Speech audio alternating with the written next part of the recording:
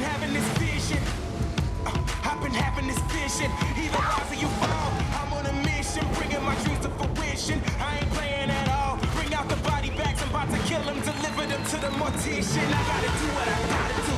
That's for my fish, back in my face. I gotta do what I gotta do. I pray to God, he never came. I'ma do me, I'ma do me. That's in my blood, I'll never change. That's in my blood, I'll never change. That's in my blood, I'll never change.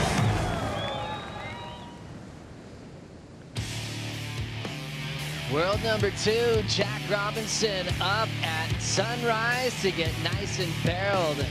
Number 2 in the world out of the event, but couldn't help himself as we continued on watching Brisa Hennessy pack up beautiful warm-up tube. Shut her down on the exit, but Tati was on the one behind her. Wide open pits this morning as Tati will prepare for Caroline Marks in the quarterfinals, and Yago Dora has a heat with Kelly Slater in the quarters, and Vahine Fierro, the local hero, will have world number 1 Carissa Moore in the quarterfinals. Hennessy talking to Pops. Mike saying you've got a big day ahead of you. Whoever wins her quarterfinal, Brisa or Lakey, will move on into the WSL Final 5. A lot to discuss on the final day of the regular season for the World Surf League Championship Tour. You're watching the Outerknown Tahiti Pro. Joe Turpel and Laura Enever, who spent 7 seasons on the championship tour. Fun seeing the warm-up session, knowing that there's plenty of swell left over from yesterday's action. I mean, we're still just recovering from yesterday, and these surfers had to get up about 12 hours later, maybe even less. Probably now up at like 3 a.m. some of them, and get back out there, and there's still some waves left over. As we saw then, the free surf has been jam-packed with some amazing rides, and finals day, baby, it's going to be amazing. It feels like the last day of the regular season. Happy finals day, Dimity. I hope Renato Hickel's wearing his finals day shirt today. Oh, he is. Look, he's all collared up and looking beautiful. Renato, what's the call for today? I got my collar shirt out today, so it is on. Finals day. We're going to start with men's quarterfinal, followed by the women's quarterfinal and the women's semifinals, then men's semifinals, women's final, men's final.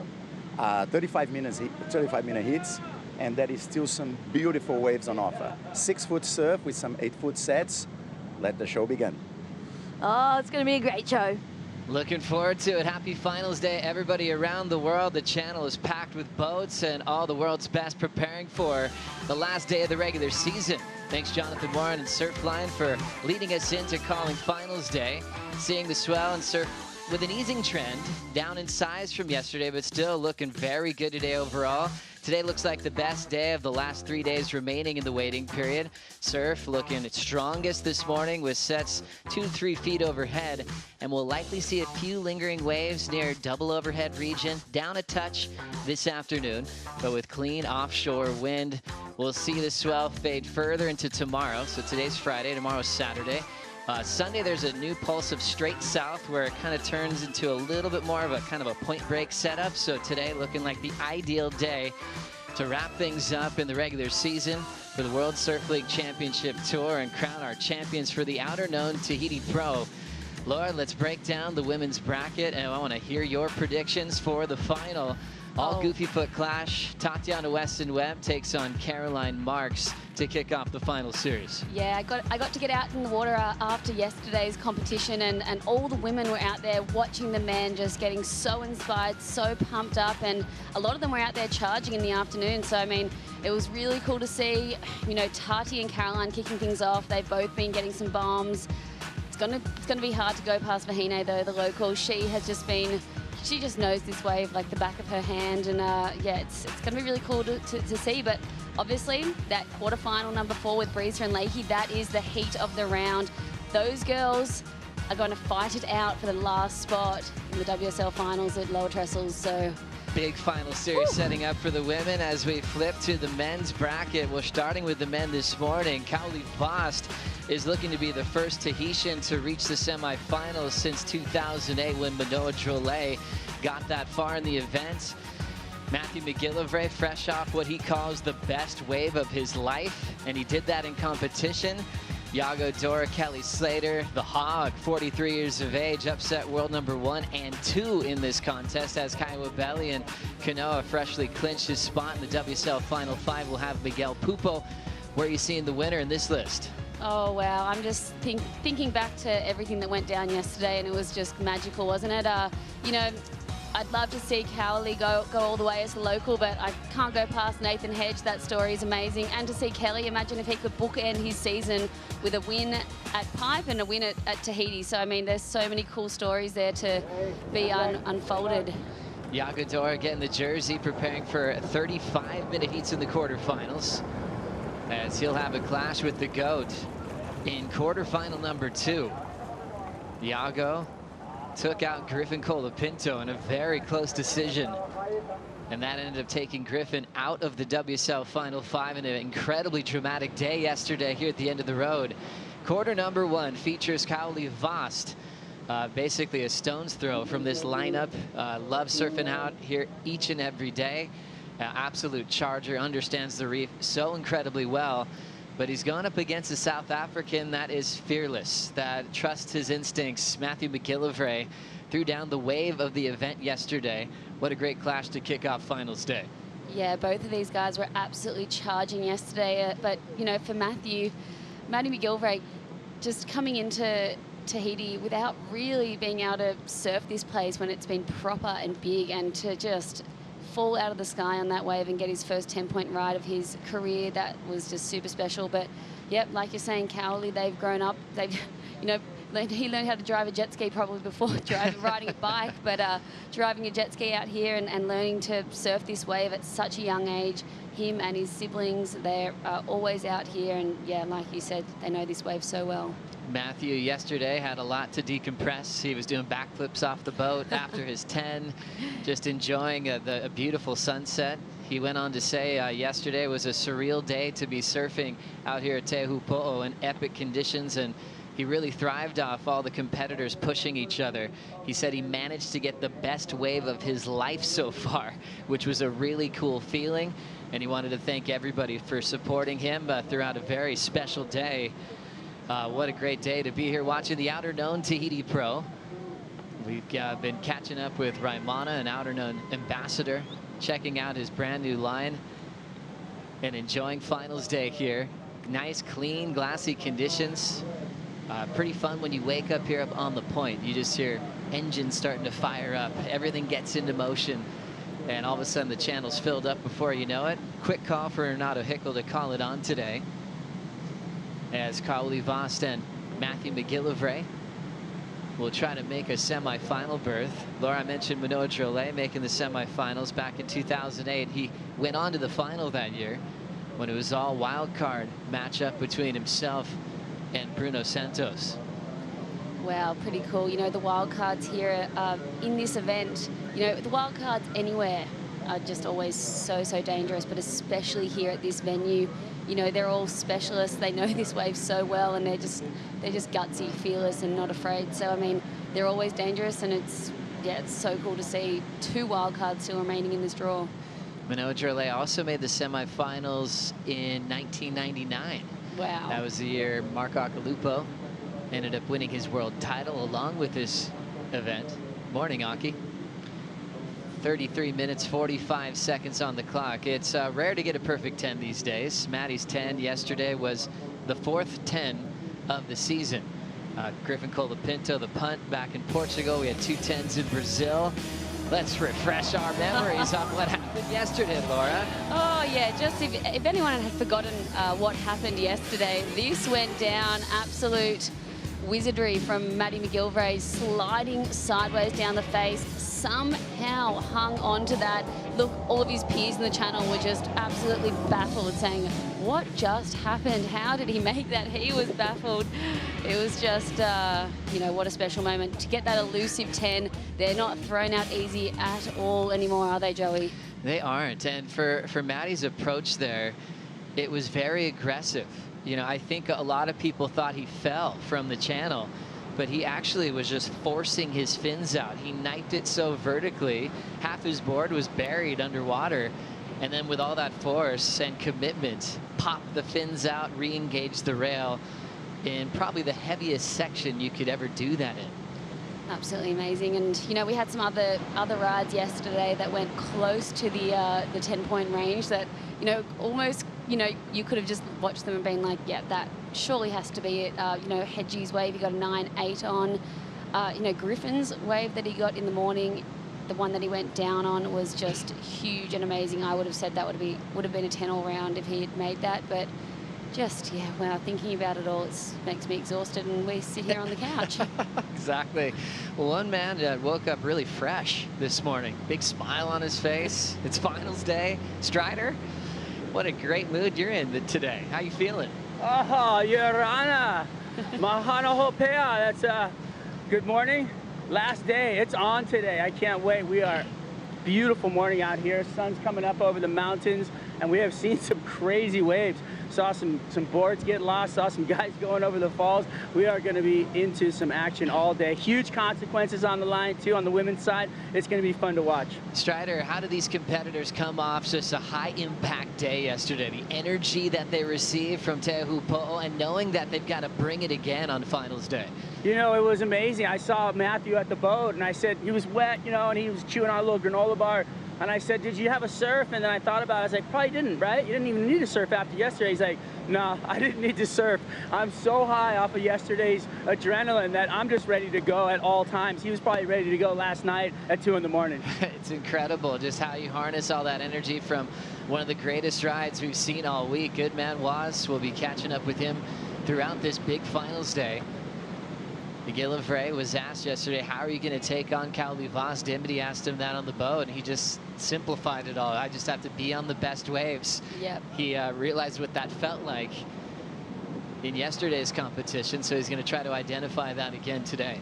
Yeah, I guess the only difference and I guess what could be tricky today is it's not as big. There has been that odd bomb come through this morning, but I guess the competitors don't want to get too stuck in on waiting for that wave. They still have to compete and put some scores on the board, but you know, right now it's been 35 minutes just these guys jockeying for position and just waiting for that first set of the morning to roll on through.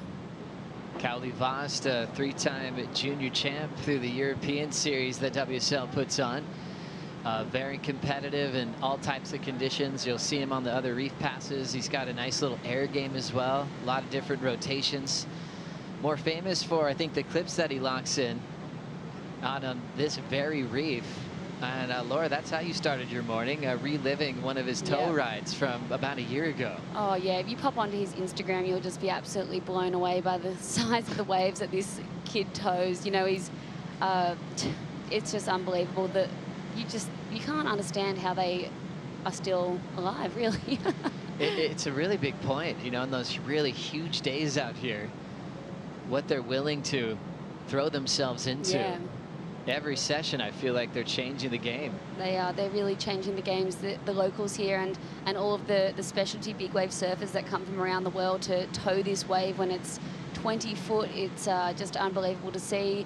You know, we saw a code red swell come through, I think, a month ago, and it was actually, you know, that was the biggest swell that they've had here in over 15 years, and actually did some damage to the village and the area around here. So it was pretty heavy. It was a full moon, and there was a lot of water washing up around here on the land there, and taking down trees and houses. But yeah, these guys, it's crazy to think that they surf it. Billy Kemper, he's one that's always here surfing those waves.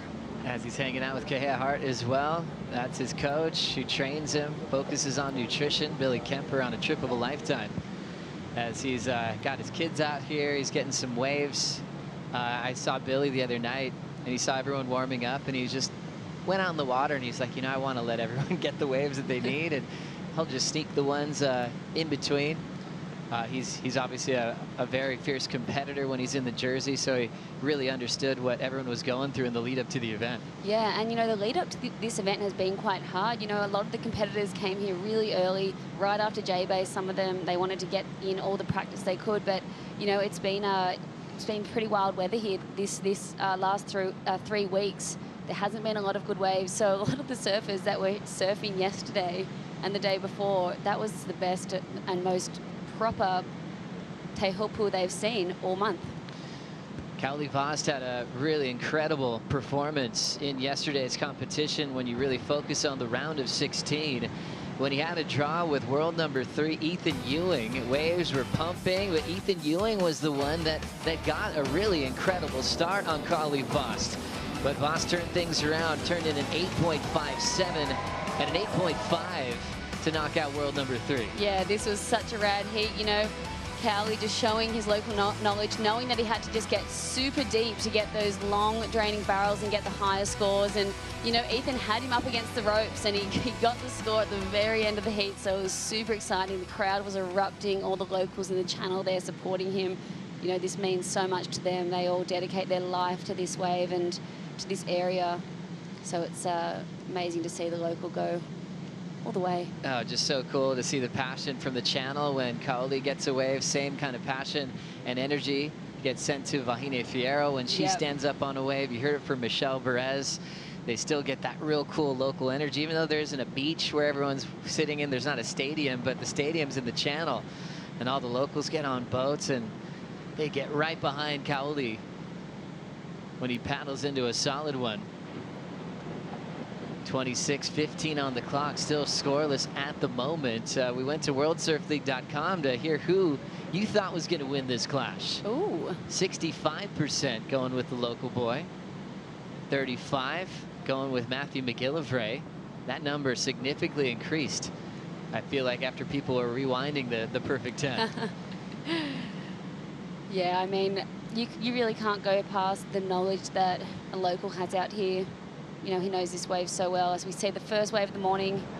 Hanging onto the rail is the South African, pulling up a little bit high, and a challenging wave to ride. But now the priority rotation is underway. Probably just wanted to get his feet wet and see if he could sneak a score under the locals' watch. And I mean, we talk about it, you know, Maddie has talked about it, just getting to know this wave while he's been on this trip. And I mean, yesterday it did seem like, you know, if you had your lineup, that crack in the reef, you know, what we might see today with the smaller swell is the wave starting to go in between the ledges. So that might make things trickier, as we see Maddie taking off on a smaller one here, but just not really doing it, just shutting down there. But yeah, we might see the two ledges come alive, and that's where I really think that Kaoli is going to have such an advantage of knowing exactly where these waves are going to break today. You can see how strong this kid is. He's so strong. Just rips that rail into position right there. He already knew it was going to shut down. So he's going, how am I going to get out of here? Drifted up high and then pointed towards the tower. Hey, I'd be happy with that barrel. A little morning warm-up after the adrenaline rush that he had yesterday. Yeah. Getting the wave of his life. And really cool to see the South African representing on the tour, giving Jordy Smith some backup. Think about South African 10s. So the last time Jordy got a 10 was when he had the perfect heat at Jeffreys Bay a few years back now. And McGillivray learning a lot in the last couple of seasons. kind of had a cool little sparring partner, a man to hang out with behind the scenes. Last year's Rookie of the Year, Morgan Siblick. And then Morgan went down at the midseason cut. And you'd see kind of Matthew kind of adapt to hang out with different people. Back at G-Land, he actually just kind of did his own thing. He had headphones in quite a bit. He was staying really focused. Show up in Tahiti, he's hanging out with the Brazilian Storm. He's really admirable how he's using his time in between heats.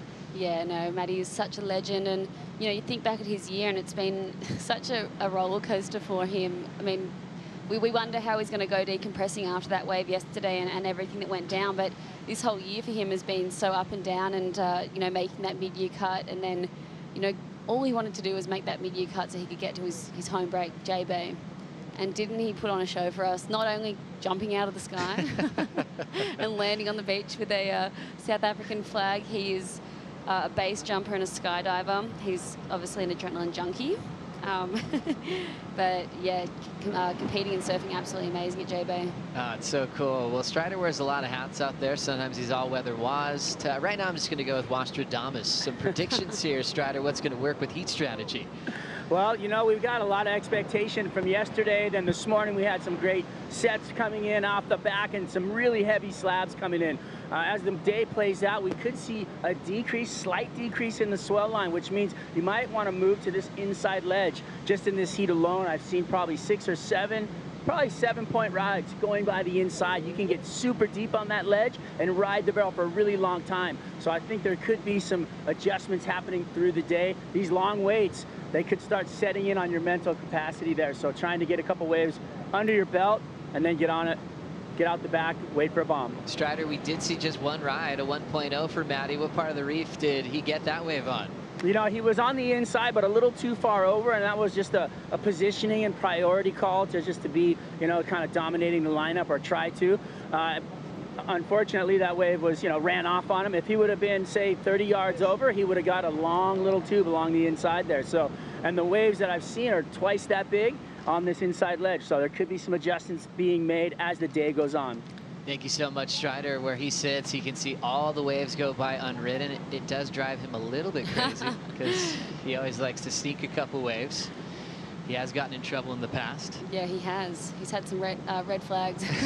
But he's been good today in the channel, watching the action so far. Matthew McGillivray 1.0. Cowley Vost holding down priority.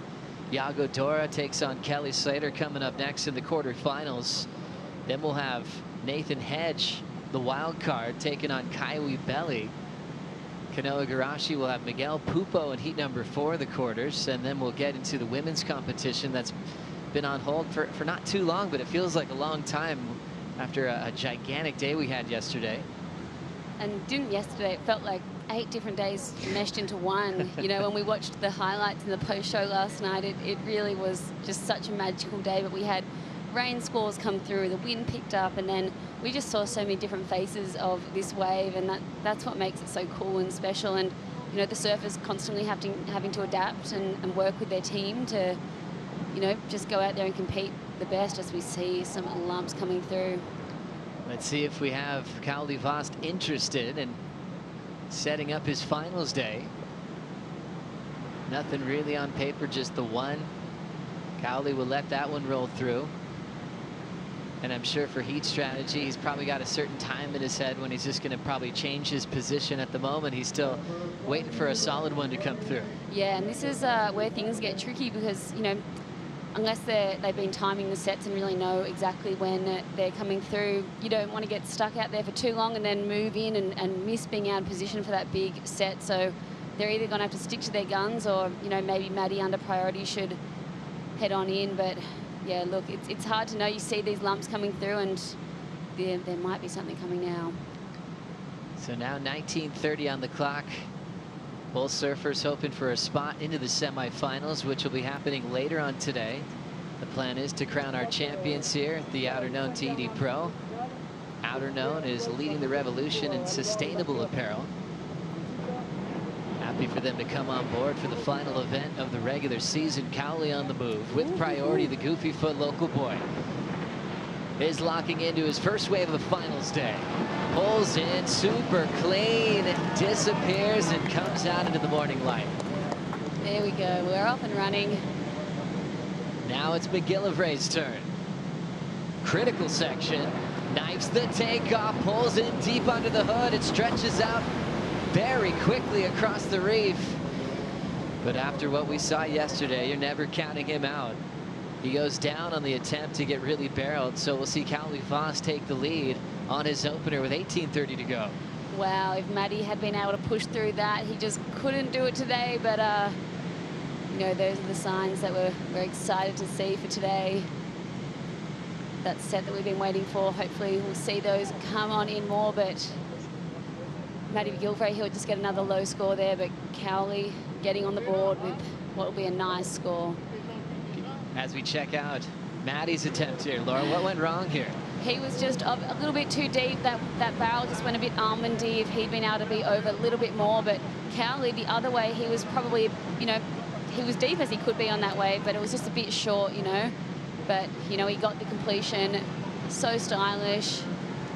Nothing too deep for his, you know, ability and what we've seen from him, but just a really nice wave to kick things off. Not super open, but, you know, just beautiful barrel riding.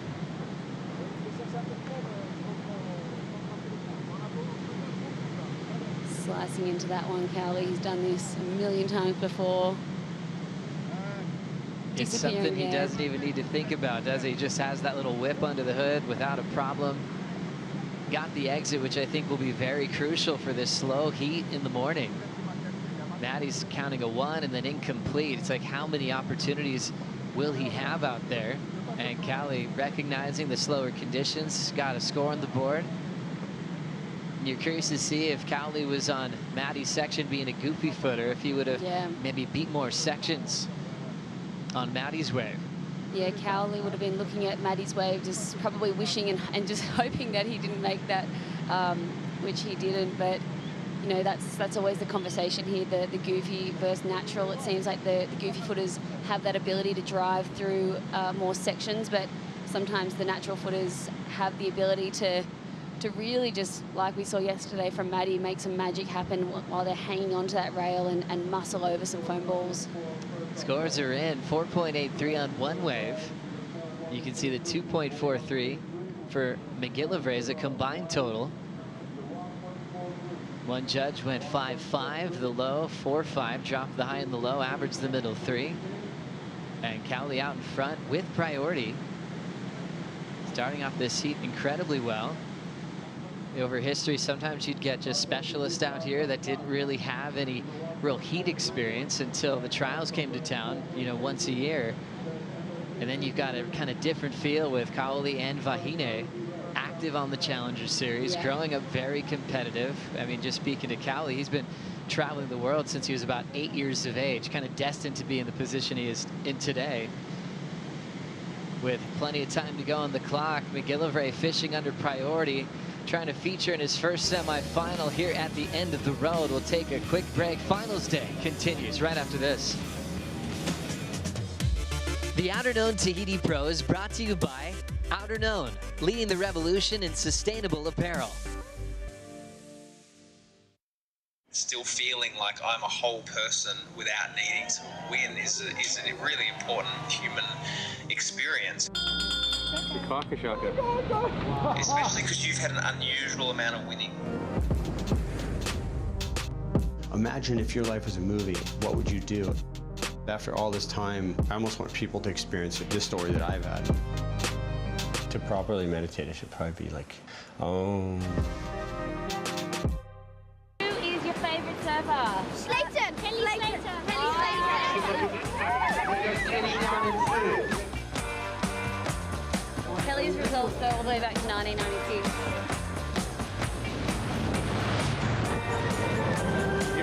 So tap. Yeah, the flag came out. It's the one with the flag. Simba! I don't want to get too much further.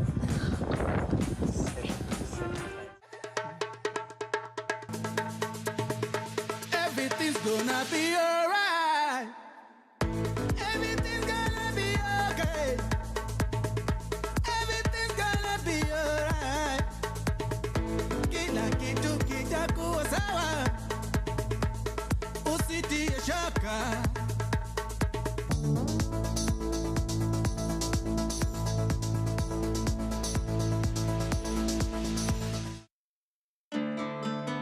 Coral is such a huge part of our life as surfers.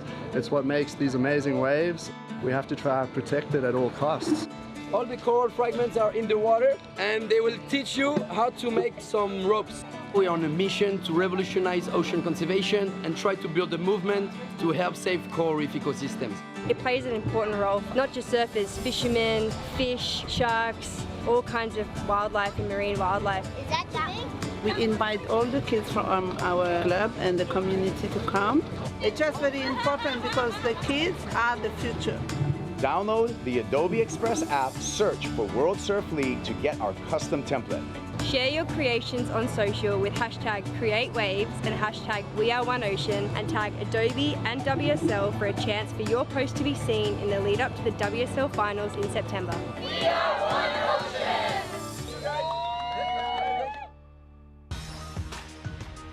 Welcome back to Finals Day. The South African in position, touches the rail for a moment. Now he's trying to slam on the brakes. He does that well and gets the completion out of the pit. Great execution. I feel like he could stop on demand. Doesn't matter how powerful the section is. He'll just jam his body into the face and get the vision. McGillivray trying to catch up to the trials champ, for the local hero, Cowley Vost, who had a 4.83 on one wave. What'd you see here, Laura? Yeah, like you were saying, the ability that the natural footers have to stick their butt in the face there, to slow down. He read that so well, going high, just quite almondy at the end there, but he just snuck through that nice barrel to get a, nothing too crazy, 2.83, but just nice to get on the board for Maddie. 2.83 is his best so far, and now chasing a 2.01 with 11.50 to go. Vost has the ability just to sit and wait, and he has a 4.83. That's going to feel good. He can hear the tower announcer updating scores, so he knows when he wants to release priority and make a move. He knows what Matthew McGillivray needs for the win. All that knowledge getting passed to him is helping him make strategy for the back end of this heat. Believe it or not, back in the day, surfers just had to surf their heat, kind of guess what their scores might be, and come in, and there'd be a tally. And they'd say you won or you lost.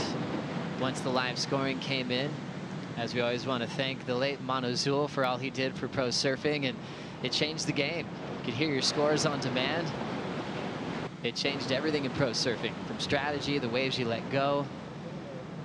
McGillivray up and out, staying active under priority, down to 11 minutes to go. Yeah, I think that's smart that Maddie's just staying nice and, just getting a lot of reps up, because as we saw yesterday, there were the big waves that obviously got the big scores, but some of the smaller waves that were longer and peeling and draining were still getting up into the excellent range. So, I mean, the judges just want to see long barrels. The size doesn't really matter. Obviously, a long barrel on a big wave was going excellent, like we saw Maddie do yesterday, but yeah, we saw a lot of 8-point rides on mid-sized waves. Laura, on a size like we have today for Finals Day, how do you think turns are going to get involved with the scoring? I don't think turns will be involved. The judges still want to see barrels, and like Strider said, these guys are sitting out on the outside ledge on a swell like today that's between 6 and 8 foot. The 8-footers come further out. There's a crack in the reef and a buoy that everyone lines up with. And then there's the inside ledge that has the 6-footers on it. So that's going to be the difficulty of today, and getting stuck in between those two ledges on the dropping swell. Looks like a wave coming now. Cowley Vost looks interested. Just a quiet paddle now committing. The goofy footer just pulls right into the tube, stalling beautifully to max out the barrel time. 2 waves for Cowley. 2 great completions. His second scoring ride is going to force the requirement a bit higher on Matthew McGillivray. And I love his commitment to get back into position, motoring, kicking, so he doesn't miss a thing. That was nice from Cowley. I think that'll go higher than his first score. It was a bit deeper, got more barrel time there, and it seemed a bit chunkier. So yeah, excited to see that replay, but he's pumped to get back out there, taking off nice and deep. Had his first section just weaving through there. You know, nothing too crazy, no foam ball action, but just well ridden. So I think, you know, maybe another mid score here. But yeah, he's going to be putting the pressure on Maddie with 8 minutes to go. McGillivray holding down priority. Had a very significant run in West Oz at Margaret River, the last stop of the mid-season cut that was filled with drama. And he accomplished a lot on that day, and it just proved in the last couple of years when he's got a big open face wall with a lot of power, he's going to be one of the favorites in a lot of matchups. You know, as rookies, second-year touring professionals, there's a lot that you have to learn. Remember, he was fishing to find the right boards for all the new venues he was traveling to, trying to figuring out a lot on demand. Now there's so much experience that he's learning on the fly as he's holding priority, but now needs an 8.33 because Cali Voss just dropped a 6.33 on his last wave. Strider, what's the game plan now for the local boy?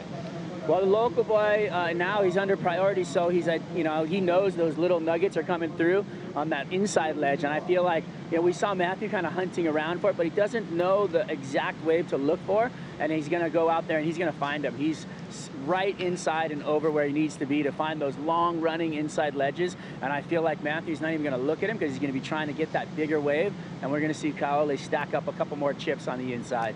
Hey Strider, how much space is in between the inside and the outside ledge? You know, it's probably about 40 yards. There is a significant amount of space there.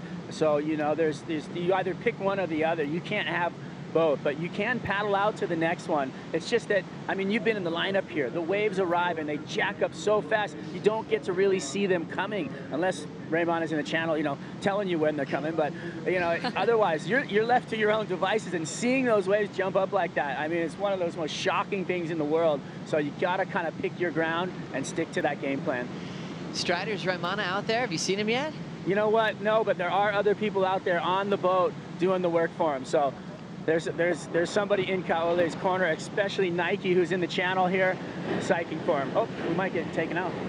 All right, Strider moving on. Raimana, one of Strider's best friends, and such a key figure when it comes to pro surfing, especially here in Tahiti.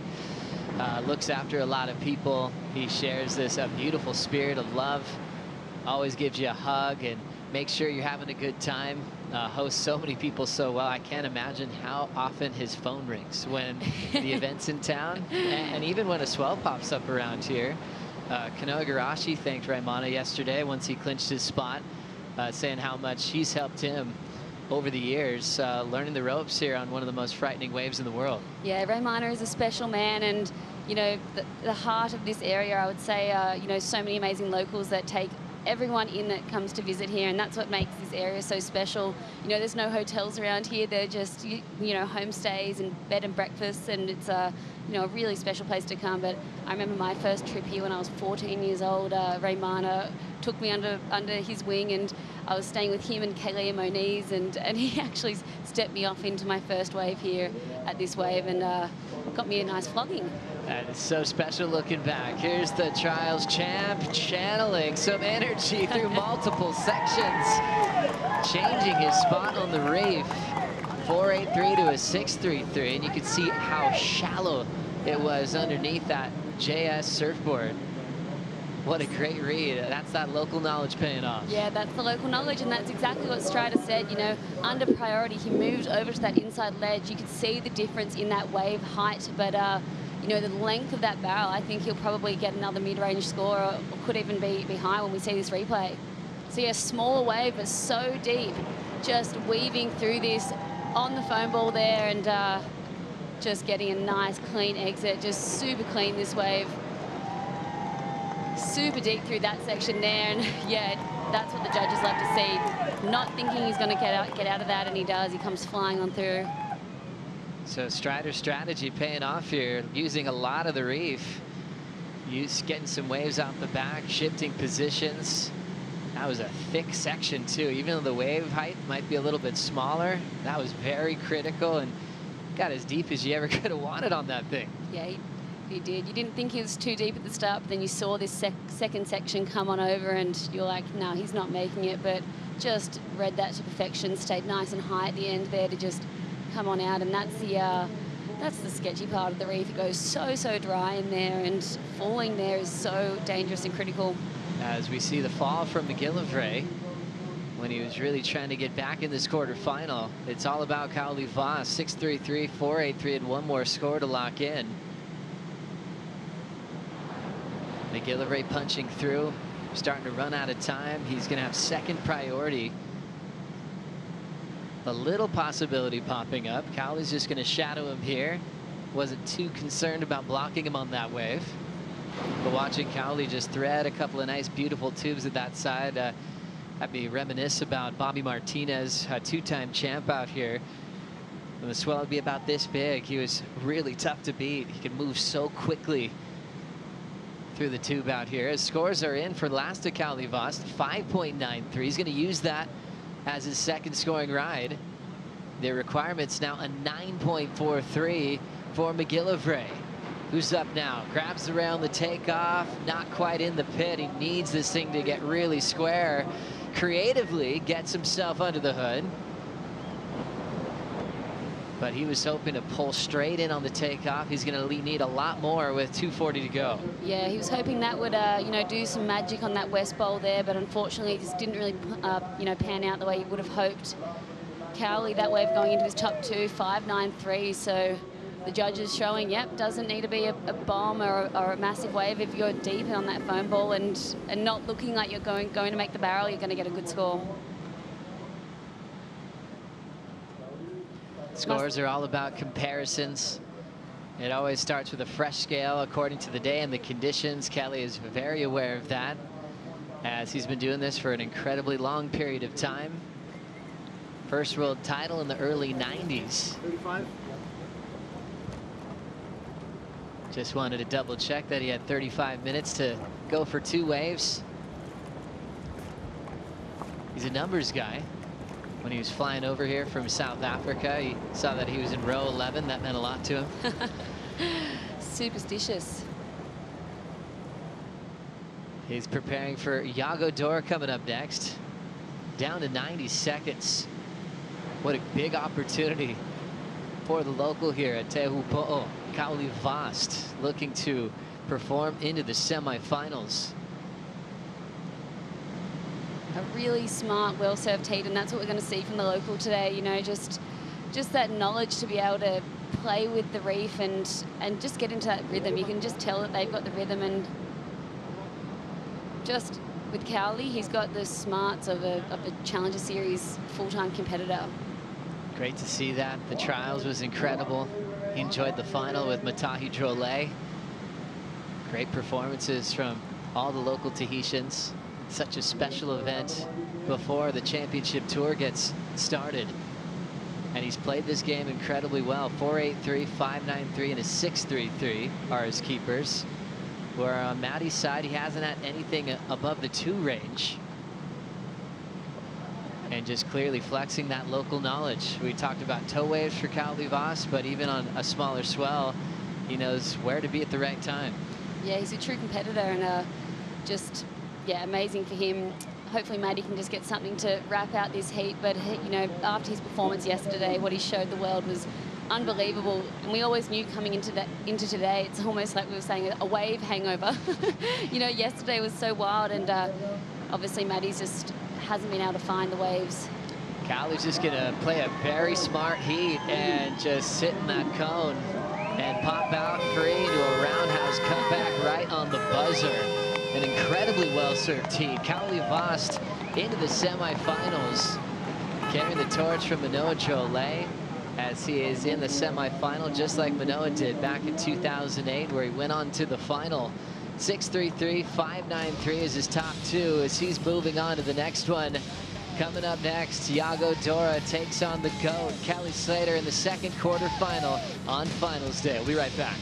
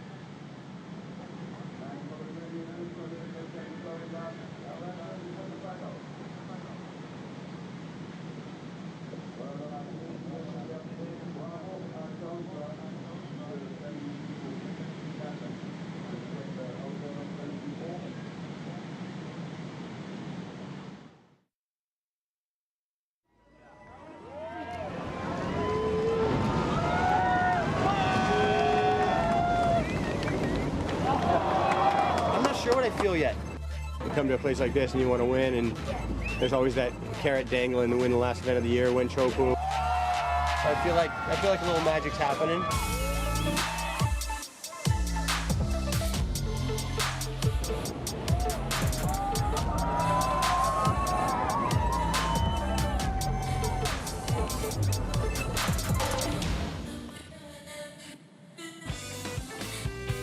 There are so many incredible memories with Kelly Slater competing here at Teahupo'o for a very long time, going back to his 2000 win with Shane Dorian, and more recently his 5th win over John Florence in 2016.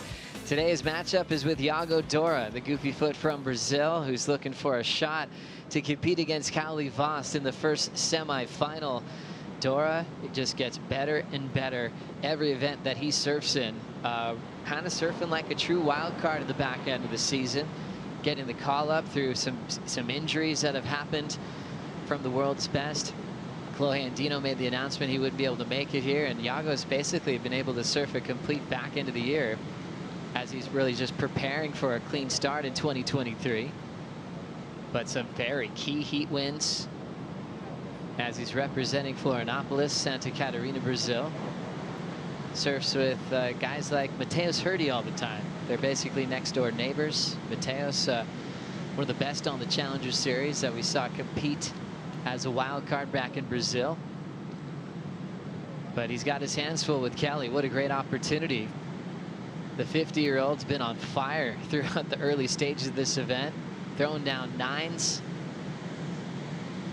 11-time world champ, got that 11th title back in 2011. Let's catch up with the trials champ onto the semifinals. Kaoli Vost is with Dimity. Kaoli, what a way to start the morning. Through to the semifinals. You just came up against Matt McGilvray, who yesterday had the best heat of the whole day, scoring a perfect 10. But you played it so smart. Local knowledge coming into play for you? Yeah, today it's usually very hard to find the good ones. They were like, it's between two sides, so there's the outside ledge and the inside ledge, so it was pretty hard to see it on the peak. But like right before my heat, it was pretty big, like some rest from yesterday, some big set from yesterday, and on my heat, nothing. Like I didn't find like a proper outside ledge, so I was like trying to make my own plan, like get a first good one. I got it like a 4-point. It was hard to get barrel, but yeah, I find the good ones. Like one on the outside ledge and one on the inside ledge, so I'm stoked. Well, that was a perfect plan, and moving into the semi-finals, you know, now it's finals day, it's game on. Are you just going to keep playing it smart and try and get the win? Yeah, I'm going to do my things, just stay super focused, and then, yeah, hit by hit, and just enjoying. Well, we all enjoy watching the show, so thanks, Kaoli. Well done. Thank you. Happy local boy, Kaoli Vost, playing the game incredibly well into the semifinals to take on the winner of this clash. Iago Dora versus Kelly Slater. Iago with a .23, so Kelly has priority. Talk about all the great highlights Kelly's had on this reef. But he understands it big or small. Remember the morning warm-up session? Dora got a gem before the contest got started. Yeah, he really did, and he's been out there the last couple of nights and mornings whenever he can be You know, yesterday when he came into the event, he was one of the only competitors in the round of 16 that hadn't actually been out there in the morning because, you know, him and Jack Robinson were in the first 2 heats that ran the day before. So he came in fresh yesterday and, yeah, he didn't look like he was slowing down. He's charging. And a different way to plan for your finals day. You know, Dora got a bomb, got really barreled. Kelly just got here. Yeah. Kind of in typical Kelly fashion. Right before his heat, grabs a jersey. Sometimes waxing up a board, you know, at the 5-minute mark.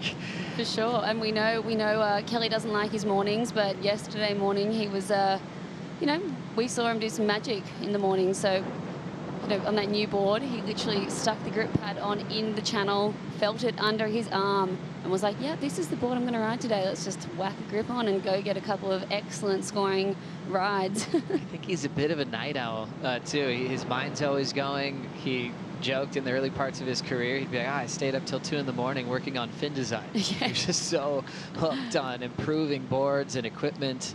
Made sense that he started his own surfboard company and gets to call up all of his favorite shapers to put all his designs in his mind to real life. And you look at the evolution of his boards that he's ridden here. He's been coming here for so many years, and you know, we saw those longer boards back in the day, and then now he looks like he's just, you know, riding, you know, shorter but foamier boards. So, you know, always evolving those designs, and so cool. Deep Stats powered by Hydro Flask. These two just in their second meeting. Their only matchup they had before was at Pipeline. Kelly had a 9.93 in that heat and got the victory over Iago Dora. So now it's time for Iago to look to even things up. And kind of cool that their second matchup is at another crazy barreling wave. This version here in Tahiti. And it's a quarterfinal matchup as Iago's been on a roll in quarters lately. You think about the early quarters he made from 2017 to 2021. He only got through one of those. That's all changed this year in 2022, where he's been effective in converting these quarters into semifinals. Yeah, he really has been. And, you know, we've seen a new Iago Dora on the, you know, the back end of this injury he's come off. You know, he hurt his ankle. He was out of the first half of the season. But, you know, he's come back, and what he's been able to do, and the passion and what we've seen from him has been amazing. And we saw that in Brazil, those huge airs he was doing as we have a paddle. Kelly repositions aggressively. It is his priority. Pulls in early. Nice round section. He gets the exit and kicks out to a huge response from the people on the channel. And we got Iago Dora. He's got some speed, a lot of great work from the goofy foot. Extra deep on this section. Dora got just a little tangled up going over the foam ball. But that would have been a beautiful answer to Kelly. Incredibly deep on that effort. You can see the helmet pop up for Iago. There's not a whole lot of space to push under this whitewater. He'll just do the best he can not to hit the reef. See how aggressive he just popped up again. That just shows the power of this wave. And now he starts aiming for the channel, Laura. Yeah, that was a fun exchange. You know, Iago had us on the tip of our chairs there. We thought, you know, he could do that, you know, just, I guess, picking up where he left off yesterday. That's what got him through. We said Kelly again. Kelly Slater again, already back in position and flying out of the tube one more time. This is the crazy part about this wave, where you can get into a heat in just a matter of moments. Kelly's done this so many times where he can even break a combo in 90 seconds, just understanding where to be at the reef at the right time. 2 scores to lock in for Kelly quickly. And Iago Dora just trying to get a completion here in the early stages of this second quarterfinal. Yeah, just like you were saying, Dan, you know, this is one of the venues where you can really turn a heat. You know, all you need is, you know, a wave to come from the top and a wave to come on the west bowl. And in, like you're saying, 90 seconds to a minute, you can really swap a heat, turn it around like we saw Nathan Hedge yesterday, 3 minutes. Let's check out this first wave from Kelly. I love the way he read this, you know, just squeezed in there at the top of that barrel. It wasn't very big, but he just read that to perfection. He is so good at reading these waves. Iago's wave, a longer stretched out wall. He navigated that foam ball, but unfortunately that wave just didn't open up. And this was the second wave from Kelly, a west bowl wave, opened up a lot more. You can see him streaking through in that barrel. This wave going a lot rounder for him. Navigating the foam ball, so that would have felt amazing for Kelly. That'll be his best score of the heat, I would say. Look at that technique. Slowing down there, doing everything he can to just maximize the barrel time. You can see him in the barrel there. So deep, unbelievable. That's when he was navigating that foam ball, and you can see just bucking out of that, and that style, those front two hands forward to just make sure he's just going as fast as possible. What a great read, and what a great minute and a half for Kelly Slater. Back-to-back pits coming out of both of them perfectly. Strider, I mean, is he just incredibly focused this morning, or is he just having a lot of fun? You know what? I think inside he's having a lot of fun. Outside, laser beams, pure focus. And, you know, there's 9 times out of 10, I'll get a word or, you know, as close as he was, a slap in the back of the head as he goes by you after a kick out like that. But there was zero. It was just pure intent, which is something that, you know, I love to see out of Kelly, because he's always kind of, you know, in this lackadaisical mode over the last few years. And now all of a sudden you see him. He wants to win. He's not here to lose, and I love it. Oh, yeah, he's very competitive. I think he's only having fun when he's focused and smoking people. That's what he's made his career out of. 11 world titles, 56 championship tour wins, picking up an emotional victory at the start of the season at Pipeline in a final over Seth Moniz, where he held the yellow jersey in the Sunset Beach. Just a remarkable performance in sporting history. And now showing that he's still on the top of his game at the final stop of the regular season. Looking for his 6th title out here at the end of the road. 6.67 on his last as he holds priority. And this stat would be a little bit daunting if Iago found out about it before this matchup. This is his 12th quarterfinal appearance in Tahiti. In the 11 previous, he's only lost 1. 91% winning percentage once he gets into this stage of the contest here at Teahupo'o. Wow, those stats, Kelly's stats are just bonkers. Bonkers. He's had 71, well, probably more after yesterday. Excellent scoring waves out here. So he is just a very barreled human. Yeah, wow. Is there a wave in your mind that stands out at Kelly, or is it too hard to pick one over the years? Is there a significant win that you watched over the years, Laura, that pops out that meant a lot to you? I mean, he's had those 2 perfect heats out here that were just absolutely incredible. And that wave that I think is sizzled in my memory is the airdrop out of the lip into, you know, the layback and getting tubed. That 10 was just incredible. And I think he turned that heat against Bruce, didn't he? He sure did. Bruce Irons had him comboed. And I think before, in the lead up to that heat, Kelly was kind of feeling a little out of rhythm, and Bruce was just on fire, had him comboed, and then Kelly just fell out of the sky and did just this remarkable recovery inside the barrel to get spit out, then ended up beating Bruce, going on to win the event. Look, Ma, no hands.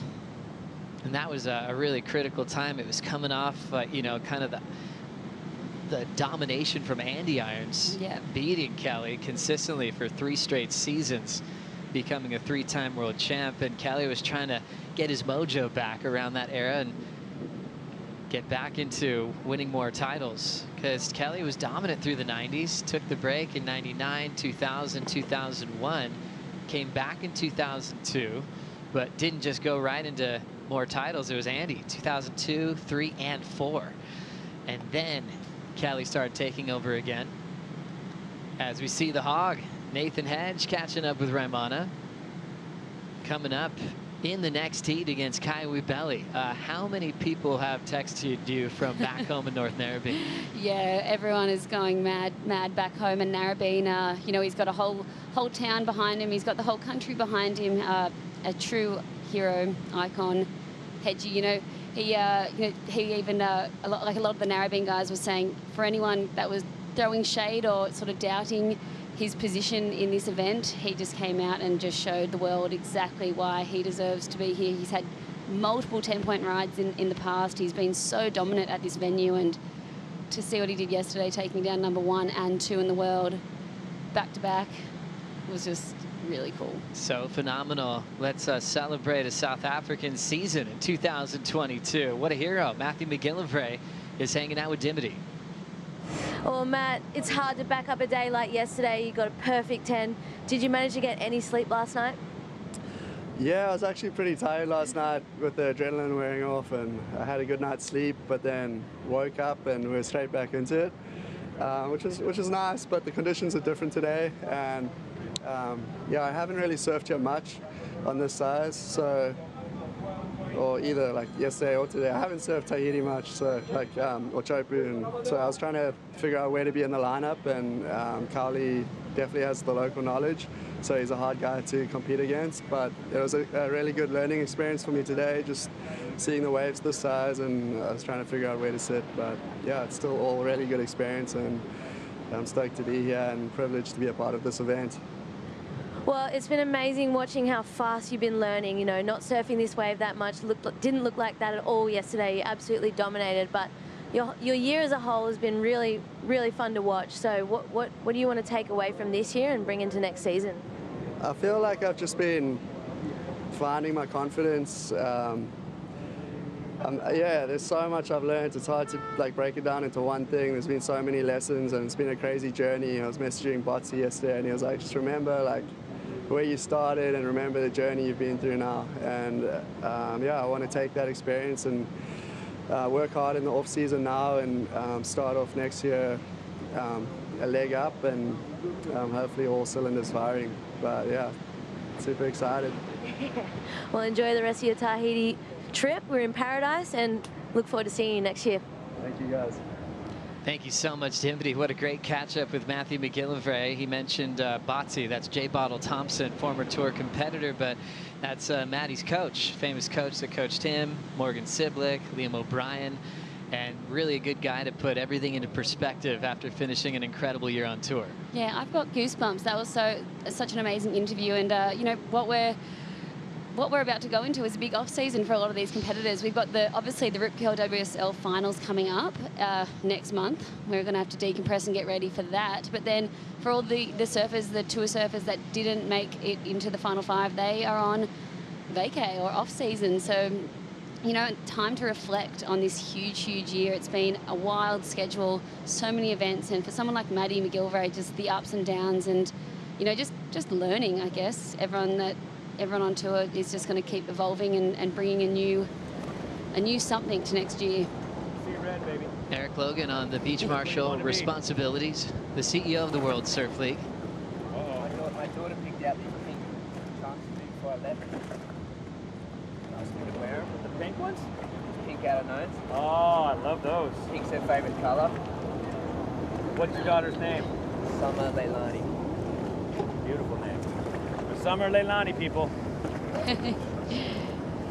The Hog, such a proud father, and had his baby girl pick out the trunks for him for finals day. As we go into live action, Kelly's first fall of the morning. Kelly had a 5.33 as his low score. He probably saw something in that wave where he saw improvement on. Only reason Kelly would have made a move on that wave, see an improvement to make sure that he move on to the semifinal. Yeah, a bit of a mistake there for Kelly, but you know, he obviously saw something like you're saying, maybe thinking that would have opened up more and gone into that west bowl to give him a nice long ride.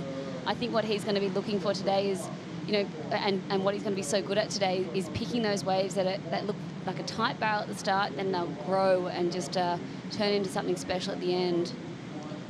Kelly Slater with a 6.67 and a 5.33 has Yago Dora comboed, needing to break down a 12-point total as we head into the back half of the quarterfinal matchup. Back for more on finals day right after this.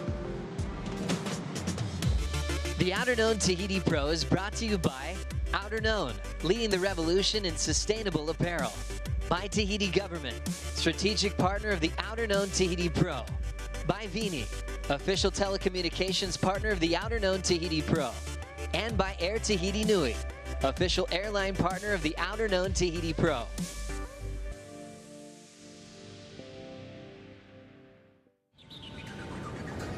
Yes, that time again. Leveling up, doing my thing. Yes, that time again. Defending the title, king of the ring. It's that time again. Don't want to win, I'm cutting you off, cause it's that time again. Yeah, it's that time again. Yeah, it's that time again.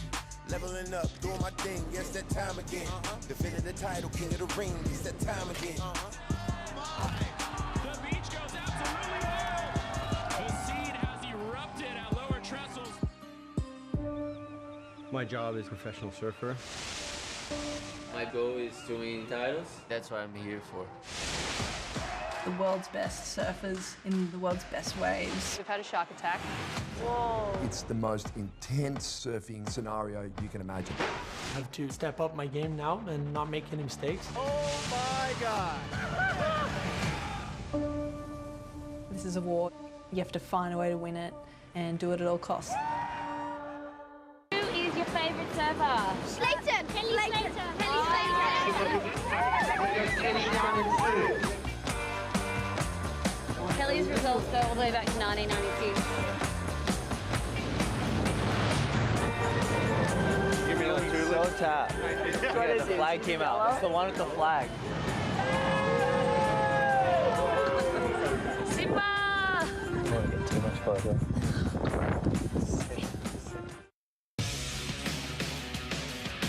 Time for an Outerknown flashback. Let's go to 2016 here as we watch Kelly Slater pick up what was his 55th win of his career at the time. And he always had dreams of getting matchups with John Florence. He wanted them to happen at Pipe, got that in a final, wanted it to happen here in Tahiti. He's had that multiple times, the semifinal in 2014, and then the final on finals day in 2016 to take out the title once again. His 5th victory here at the Tahiti Pro.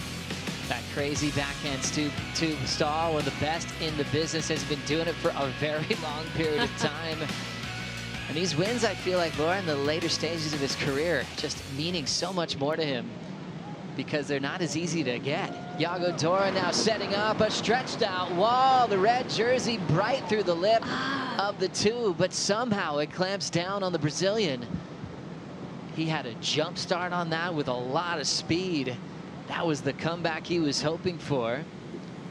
Kaio applauding that performance and just settling down a bit, as he was pretty thrilled when he heard that he was matched up with Nathan Hedge yesterday afternoon. He was. Those guys have been friends for a long time. Kaio saying that his first time going to a QS in Portugal, Hedgie, he didn't have anywhere to stay, and Hedgie was like, come stay with me.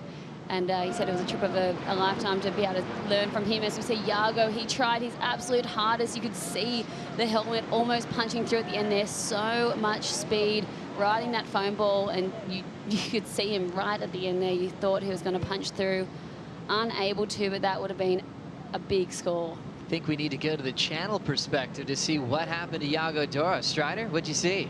Well, just looking at the waves and what's playing out right now, you're kind of in between sizes, right? We've got that outside ledge being missed just a little bit too big to make it through to the inside ledge, so it's kind of got that runoff into a flappy part of the end of the wave, which right at the end of the wave is where he got caught and stuck on the foam ball, and when it squeezes down like that, it's so hard to push through. And unfortunately, he just got swept out from underneath him. So this got a picking. The right wave is so key today, and there's not a lot of them out the outside ledge. So I'd say moving to that inside ledge like Kaole did, but that backup score, that's the way to go. Good man was. Great read from the channel. Dora 133 on the effort. Still comboed. 12-point total, and being comboed means you need 2 new waves because Kelly's got a 6.67 and a 5.33. When you see here a 12-point combo, that's not too scary, especially here at this venue where things can turn around in a very short period of time.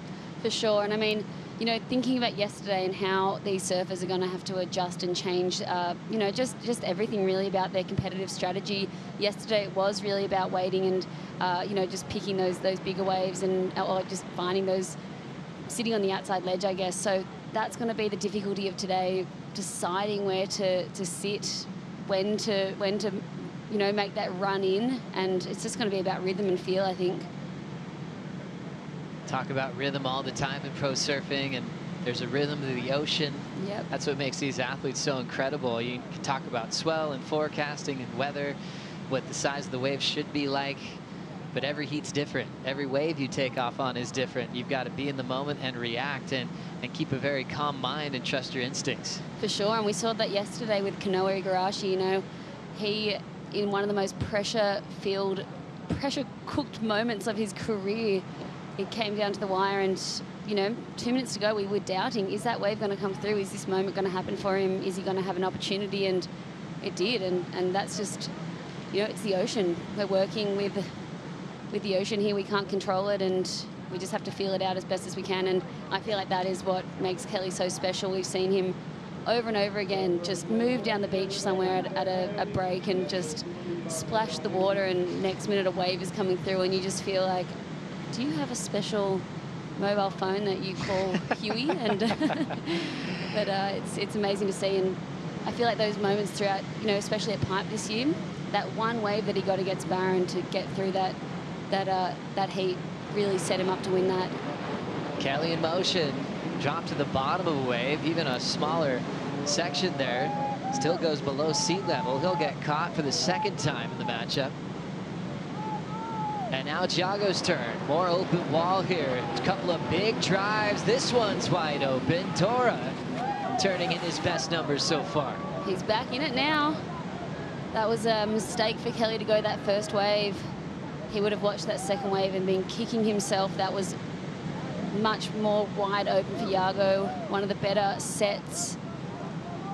Kelly's wave, unfortunately, just pinching and shutting down there and not giving him any opportunity. And I think for Dora, he doesn't want to repeat himself on these waves where he's been getting clamped on multiple decisions. He had a great read, kept his speed up to come out the other end. Let's take another look here.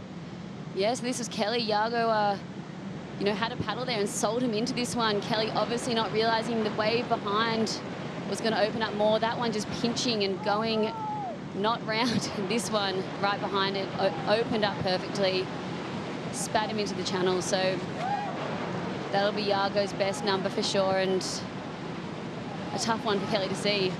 First wave of the Kelly had the front row seats. What'd you see, Laura? Yeah, no, amazing read on this. You know, Yago's super deep.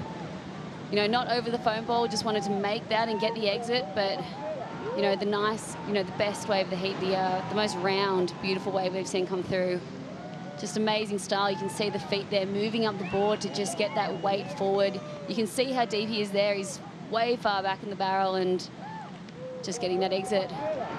Another one setting up for Yago Dora. Nice slip into a big cave. And Dora will celebrate. We talk about a quick turnaround that you can get here at Teahupo'o. And we're seeing that live from the Brazilian Goofy Foot. That one had a lot more size than his wave before. He's got a couple of important scores locking in. What did we just see there? That wave from Kelly that he went, that first wave of the set, he just handed all the rhythm back to Yago Dora. And just like we've been talking about, a minute and a half, 90 seconds, that's how quick it is for a heat to change out here. And, you know, Kelly will be knowing that. He'll be kicking himself. He'll just say, why did I go that first wave of the set? But Yago capitalizing on that mistake and will potentially find himself in the lead. Yago's doing such a great job in the back end of the season. He's been the danger man for a lot of people that are expected to win high up on the rankings. Now he's got Kelly, and the rhythm is certainly turned around. Back-to-back makes for Yago Dora as we take another look. Yeah, this wave, it just had that more of that West Bowl feel. It opened up, it was super nice and round. Bigger set as well. It was on that outside ledge, and Yago just stalling at the start there, and all he had to do was ride that wave and make it. It was the biggest wave of the heat, and just absolutely beautiful. Slowing down the takeoff, Laura. Just, you know, picturesque style there by Yago, standing tall there and getting the pump. You know, he probably will look back at that and think, could I have slowed down a little bit more? But look how far back he is there. It was wide open. You know, this wave wasn't going to pinch at all, and he just had to ride it. That's exactly what he wanted to do against Kelly. Not afraid to show you how he's feeling. A nice round pit for Yago Dora to get himself back into this heat. His wave previous, a 6.27. Waiting for another one to factor in. Strider, we can only imagine how frustrated Kelly might be seeing this heat just completely turned around with rhythm. Unspeakable words flying out of Kelly's mouth. It was the emotions, the realization of, you know, not only falling on the wave, giving up, you know, to come up to see that next wave of Yago's, but then to realize that, you know, Yago would be back out there to get priority again. So you know, knowing in his head what had happened, the shifting of momentum and everything else. There is time left in the heat, but we don't get a lot of those sets like that. And like Pete said yesterday, they come in sets of sets. So when they come, you know, 2 or 3 in a row, and then they cut out again. Hopefully for Kelly, there's another one of those sets, because that was a brutal mistake by Kelly, and it's uncharacteristic, but it happens. And right now, Iago's sitting in the driver's seat. Kelly out the back with priority, though. Good man was 6.27, then to a 7.83 for Iago Dora. Kelly with priority needs a 7.44 with 4:50 on the clock. And Laura, you identified the moment, took that wave early. Maybe it was that sell from Iago Dora, which would be so impressive with all the experience Kelly has over Dora, you know, picking the right waves out here. And that put Iago in the rhythm of the ocean. Back-to-back keepers. The 7.83 is the best of the heat so far.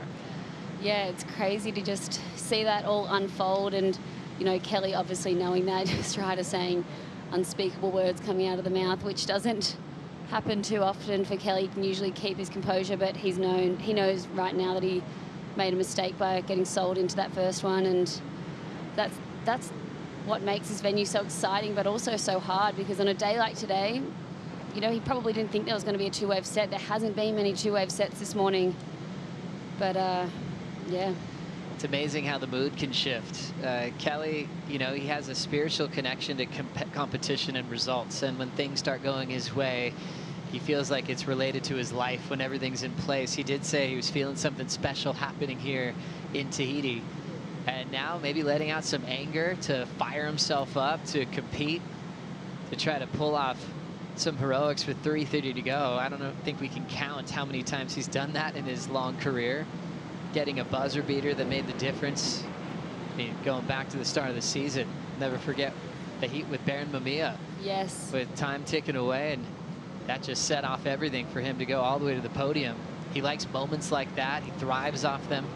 Still has priority, 3:10 to go. He really does thrive off those moments, almost waves, you know. It was like as soon as he got that wave against Baron and made that heat in the dying seconds, everyone had, you know, counted him out. Baron had you know, just an amazing heat, and you knew that Kelly was going to go all the way and win that. I think from that moment, I feel like he knew that he'd been, you know, handed something special. As we see another big, nice wave come through. It's Kelly's turn. He's looking for a 7.44. Head down, eye on the prize, staying nice and round. He comes out, lays down a backhand carve, punches out the rebound, and can see the fire in his veins. Looking for that answer back. 2:30 on the clock. His best score, a 6.67 on the board. And we'll see if that's going to come close to the requirement to get a lead change. Oh, wow, yes. 2:15 on the clock. How's he looking, Strider? Looking good. He's psyching out. He's paddling through. He wants more. He's definitely questioning the score. Did I get it? Did I feel it? You know, it's all upstairs right now with the judges, and he's going to just paddle back out and get into position, try and find another way. But, you know, there's the call of whether or not you get a score right now. Was he deep enough? Is he on the wall, you know, critically enough? Was he in a position behind the lip long enough? Though those are all the things, that the elements of the judging criteria that is playing in for their decision. Thank you, Waz. Laura, how'd you like this wave? Yeah, amazing to see the water angle of that one. I feel like Kelly probably would have hoped to have, you know, had a bit more time on that foam ball to really say to the judges, that's the score. It's going to be a hard one. I feel like it could be right there, but because there was no, you know, big moment over the foam ball, it might just go under. But, you know, it was a really well-served wave. Technique, everything was just beautiful. Scores locking in for Kelly. Needs a 7.44. Look at the judges' reaction. One more to lock in. 8.10 and the lead. Wow. Iago now has a minute to find a 6.95. Really impressive for Kelly, showing the frustration, losing the rhythm of the heat, and right back in it with an 8.10. You know, you had that moment where you felt like, you know, it had been ripped away from him, but, you know, he's just the magic man. So he has such an amazing connection with this wave, and you saw that wave come through, and that was just a one-wave set.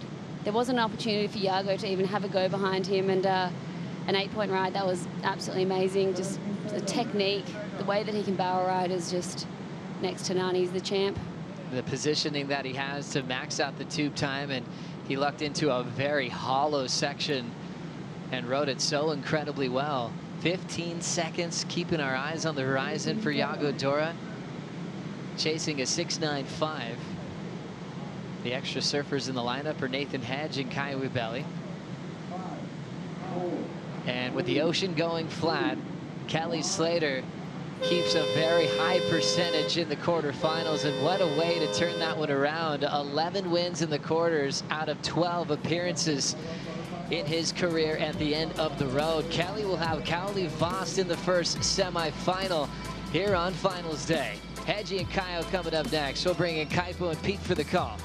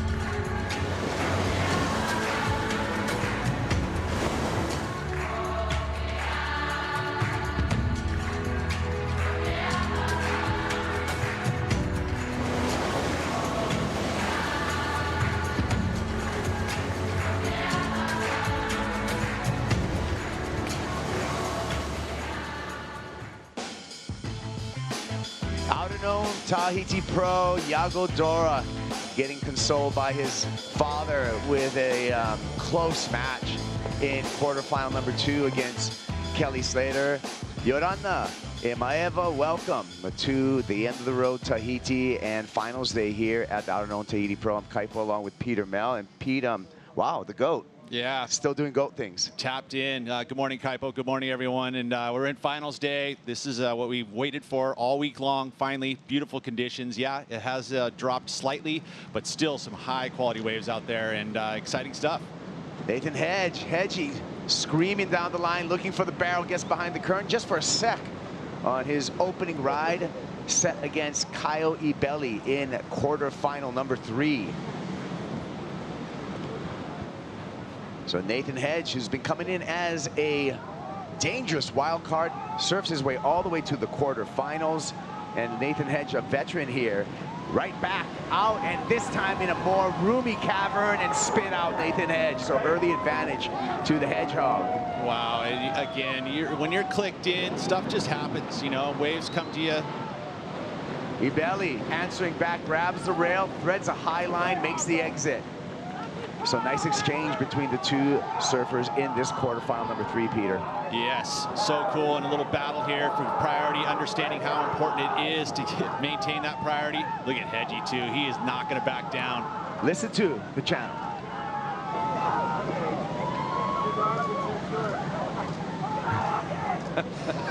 That's so good. It's I mean, this stuff is just, it's important, and see who gets it. I mean, again, when they're kind of tying out there, they usually will give it to the surfer that,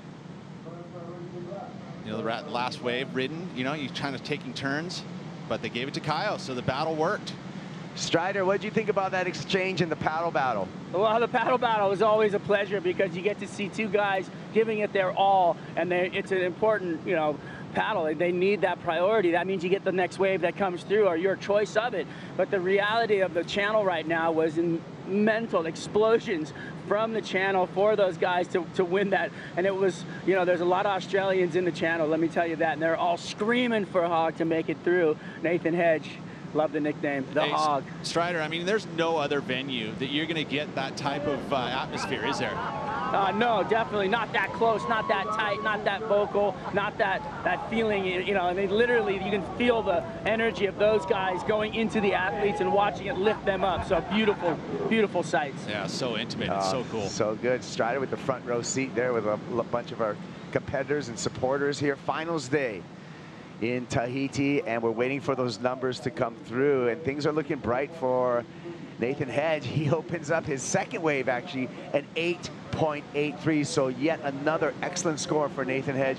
Kyle Wibeli opening up with a 4.83, so advantage to the veteran, Nathan Hedge. He must love that start. I mean, again, going excellent, high excellent with the 8.83. Again, intensity of that wave, the way he set it up, the speed he carried through it. He came out right with the spit. I mean, look at the numbers. 9s across there, a couple 8.5s. What a start for Nathan Hedge, and the dream continues for the kiddo. What an amazing story for Nathan Hedge. It's been 24 years since he first competed out here at this venue at Teahupo'o. It's been 18 years since his last final here. Take another look at this 8.83 and the disappearing act. Again, he lined that one up so well. Bigger wave, over the foam ball, and spit out. That feels so good, especially when it happens as quickly as it did. Here's the 4.83 of Kyle Wibeli. Big gap between this wave, 5 points. And that's a huge advantage for Nathan Hedge.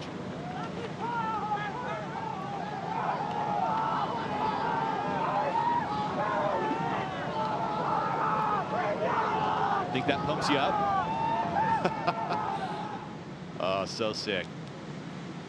So now comes the focus time, but back to Nathan Hedge. I mean, an incredible story. Made the finals here in 2004, and his road to the finals was a tough road. He overcame Andy Irons in the quarterfinals, then had to deal with Damien Hobgood, won that in the semifinals, and then in the final he was with Damien's brother CJ Hobgood, and on his first wave, he dislocated his shoulder and had to settle for a runner-up finish, Nathan Hedge. But did a great job, got shoulder surgery, came back in 2005 and placed a semi-final finish. So what a warrior in the way of Nathan Hedge, and someone who's come back from adversity a number of times and knows this wave intimately, and he's showing it.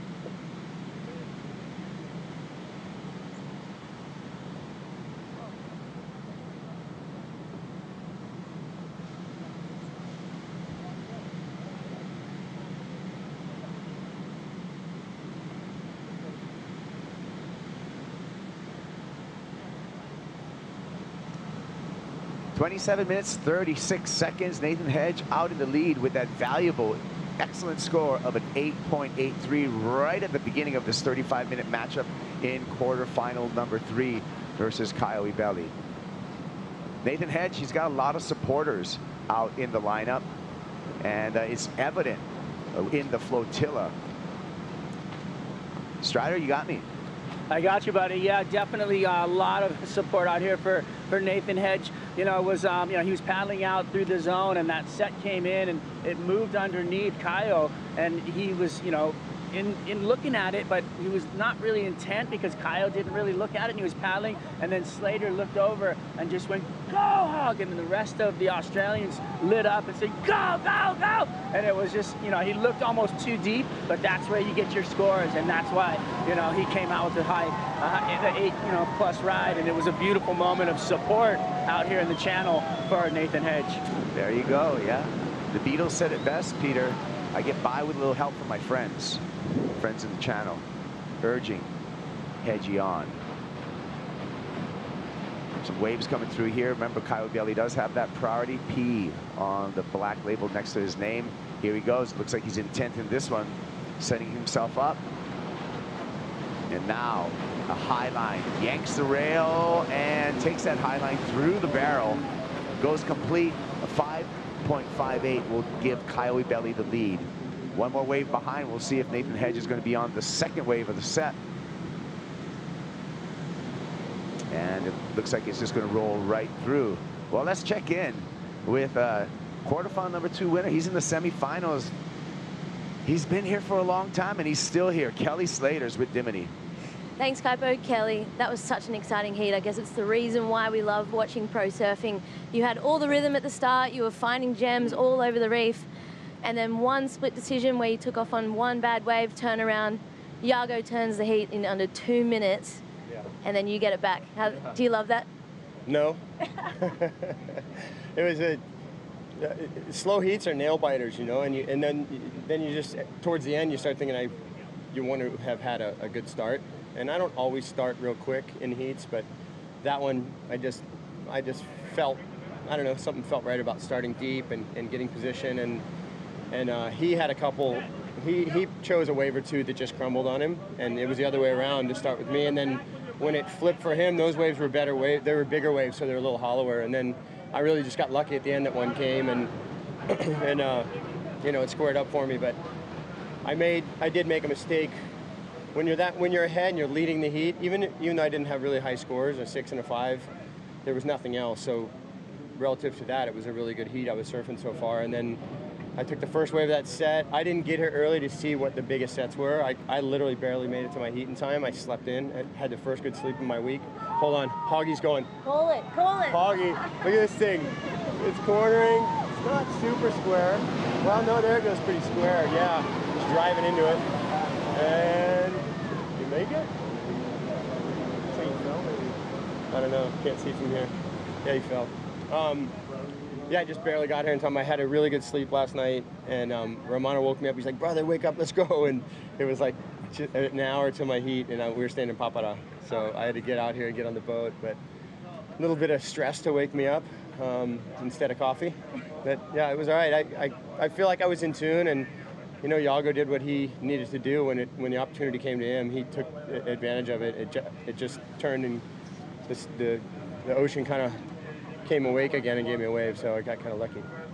Well, you've got a really exciting matchup next. You got local boy Cowley. Yeah, How are you feeling about him, taking on him, and you know, what do you got to do to take him down? No, it's fitting. I love surfing against local guys at their spots, and Cowley, I sponsored him for a long time for Surf Wars, and we're good friends. We've been friends for a long time, and last time we were here in 2019, the day after the contest turned on like 8 foot, 10 foot in the morning, and he called me. He's like, let's go, no one's out, and it's like a couple waves too big to paddle even. There was a couple tow waves, I guess, in the morning. And I came back, and just basically me and him and only a couple other people surfed all day. But, you know, he's the man out here, and that's the kind of heat you want to have, is try to beat the guy who's the guy out here. And everyone saw, if you haven't seen, go find Cowley's Instagram and find the biggest wave ever ridden at Teahupo'o. It was just stupid, just crazy. I mean, like a life and death wave. And I don't know, he's a great surfer in small waves too. He's not just like a big wave or a barrel guy. He's a really good surfer on the face of the wave, good with airs, good with carves. So he's a really complete surfer, and yeah, it's gonna be fun. I'm calling that one the matchup of the event so far, so good luck. All right, thank you. Okay, guys. All right, well, that's going to be actually a big opportunity for the young Tahitian, just 20 years old. He's going to have a chance to beat the greatest surfer of all time. And that's going to be in semi-final number 1. Getting you caught up with this, quarterfinal number 3, Kyle Ibeli clocked in with a 6.17 on his second wave. So Ibeli taking the lead off of Nathan Hedge. Nathan Hedge fighting back, Peter, but he needed to come out of this. Yeah, he did. And this one was nice, though, because it opened up and he was pumping through it. But you see the foam ball right there. It just takes the board directly out from under his feet. Didn't quite have enough speed to glide over the top of it. I mean, he was doing all he could to keep the speed up. But again, the potholes there are tough. That's what one of the things about Teahupo'o. I mean, yeah, if you have the ability to glide over it, you almost have to unweight and just slide over the top and hope that you kind of just keep that speed and trim over the top of it. In that case, didn't happen for him. Yeah, a lot of the times, Pete, you can speak to this, the barrel gets filled up with that foam ball depending upon, you know, how much energy there is in that wave and probably the angle hitting the reef as well. And that's why, I mean, if you're riding on the top of the foam ball or riding with it and wrestling with it and you actually end up making it, that's why those big numbers can come. You know, it's exactly what the judges want to see. They know how difficult it is. That's that technical barrel riding, just being able to unweight, or even just when you're on your backhand to be able to glide through it, point the nose the right direction, whatever it takes to get through it. The best of the best, no. Hedges is one of those guys, and he did everything he could there. And what are some of the ways, you know, to keep the rail engaged or the fin engaged, because that foam ball is disrupted water, disrupted aerated water. Yeah, I mean, you think about what Slater likes to do. He'll go to a quad. I think that's something that kind of helps kind of glide over the top of it. You know, the middle fin is something that gets grabbed, and it definitely will whip the tail back and around as like a 3-fin. You know, you almost want to unweight and let that kind of glide over the top. If you put any pressure there, you know, it's turbulent water, so it'll grab that back fin and turn the board, whereas the quad will sometimes just glide right on over it. So that's part of it, maybe equipment choice, size of board, thickness of board, width of board. You know, you have to have this kind of magic, you know, formula of thickness and width in order to still knife it, but then also have the ability to glide over the top of it, and it's a personal preference. Yeah, I mean, design-wise, I've heard, you know, from a fin aspects, the quad is that you always have two fins, at least two fins in the wall, as opposed to a thruster. Sometimes you can lose the back fin, lose the outside fin, and only have one fin to really have that traction and grip on the wall. Yeah, and then just going over foam, I think that when you have that middle fin, it affects it more because it's in the middle of the board. It'll whip it back and forth, whereas the glide can happen with the water moving through the middle of the board, and it won't affect as much, especially if you've got it tracking at a good speed. All of the nuances that have to happen in the barrel for technical barrel riding. Kawi Belly pulls in, travels, and again, a victim of that foam ball inside of the barrel. Kawi Belly will hang on to the lead right now, but Nathan Hedge getting priority, and Nathan was one with the lip on the takeoff there, Peter. Yeah, trying to get underneath it, but just a tinge late, a little millisecond late, which stuck him in the lip. That's the lift, and he's tombstoning. Yeah, there he is, finally coming up. But we've had a pretty, it's been a great matchup. I mean, every one of these quarterfinals has a goofy footer against a regular footer, and first two heats, we've had a split.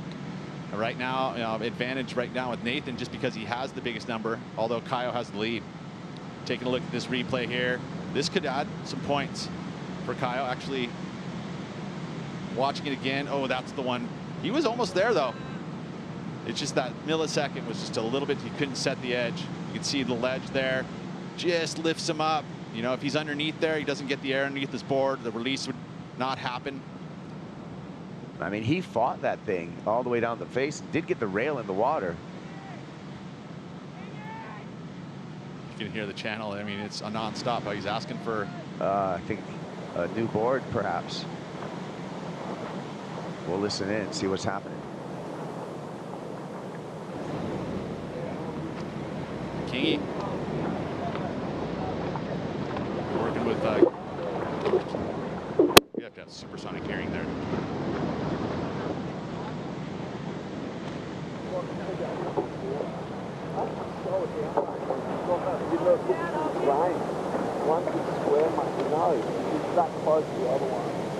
All right, well, trying to pick up on the conversation between Andy King and Nathan Hedge. Maybe we can catch up with Strider and see if he was able to listen in on that. But something was up with the equipment, and there was a change. So wondering if he went to a smaller board or a longer board. It appears to me that he may have gone to a shorter equipment, but we'll await confirmation on exactly what happened with that equipment exchange. Well, we're definitely seeing, you know, less consistency with the bigger waves. We were here early checking out the conditions, and there was still some bigger ones to be had, but there is less and less as we see the decline in swell throughout the afternoon. Slow decline, which is, we hope that stays the case. I mean, definitely energy level is down, and that's why we're talking about the outer ledge and the inner ledge.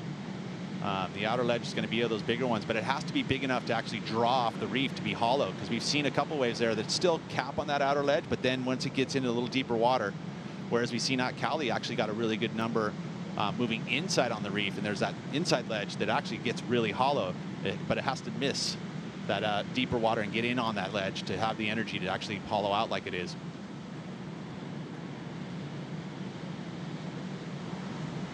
"16 minutes and 10 seconds on the countdown. Nathan Hedge is going to continue to search for just a small number.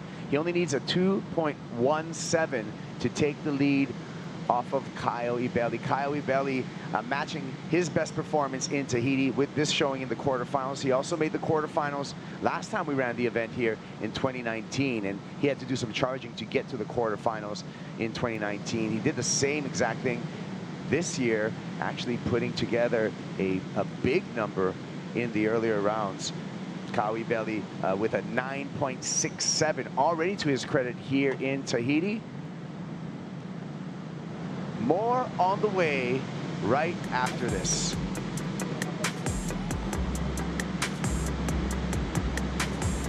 Still feeling like I'm a whole person without needing to win is a really important human experience. Especially because you've had an unusual amount of winning. Imagine if your life was a movie, what would you do? After all this time, I almost want people to experience this story that I've had. To properly meditate, it should probably be like, oh. Yes, that time again. Leveling up, doing my thing. Yes, that time again. Defending the title, king of the ring. It's that time again. Don't wanna win, I'm cutting you off, cause it's that time again. Yeah, it's that time again. Yeah, it's that time again. Leveling up, doing my thing. Yes, that time again. Defending the title, king of the ring. It's that time again. The beach goes out to Julio. The scene has erupted at lower trestles. My job is professional surfer. My goal is to win titles. That's what I'm here for. The world's best surfers in the world's best waves. We've had a shark attack. Whoa. It's the most intense surfing scenario you can imagine. I have to step up my game now and not make any mistakes. Oh my God.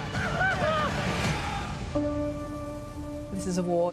You have to find a way to win it and do it at all costs.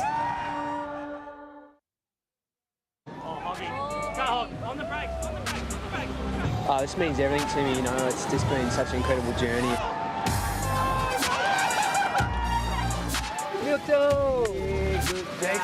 I was in the final here 18 years ago, so a lot of water under the bridge since then and a lot of hard work to get back to where I am. Thank you to Outerknown for the opportunity and for my family and people who believe in me and WSL for the opportunity. I'm really grateful.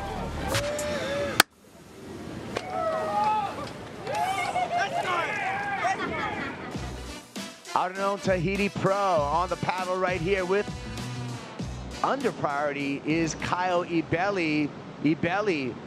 And actually during that paddle that we're coming back to, Ibeli did have priority, and that was a priority error, unable to increase upon his scoreline. He's still on the lead over Nathan Hedge in this quarterfinal number 3.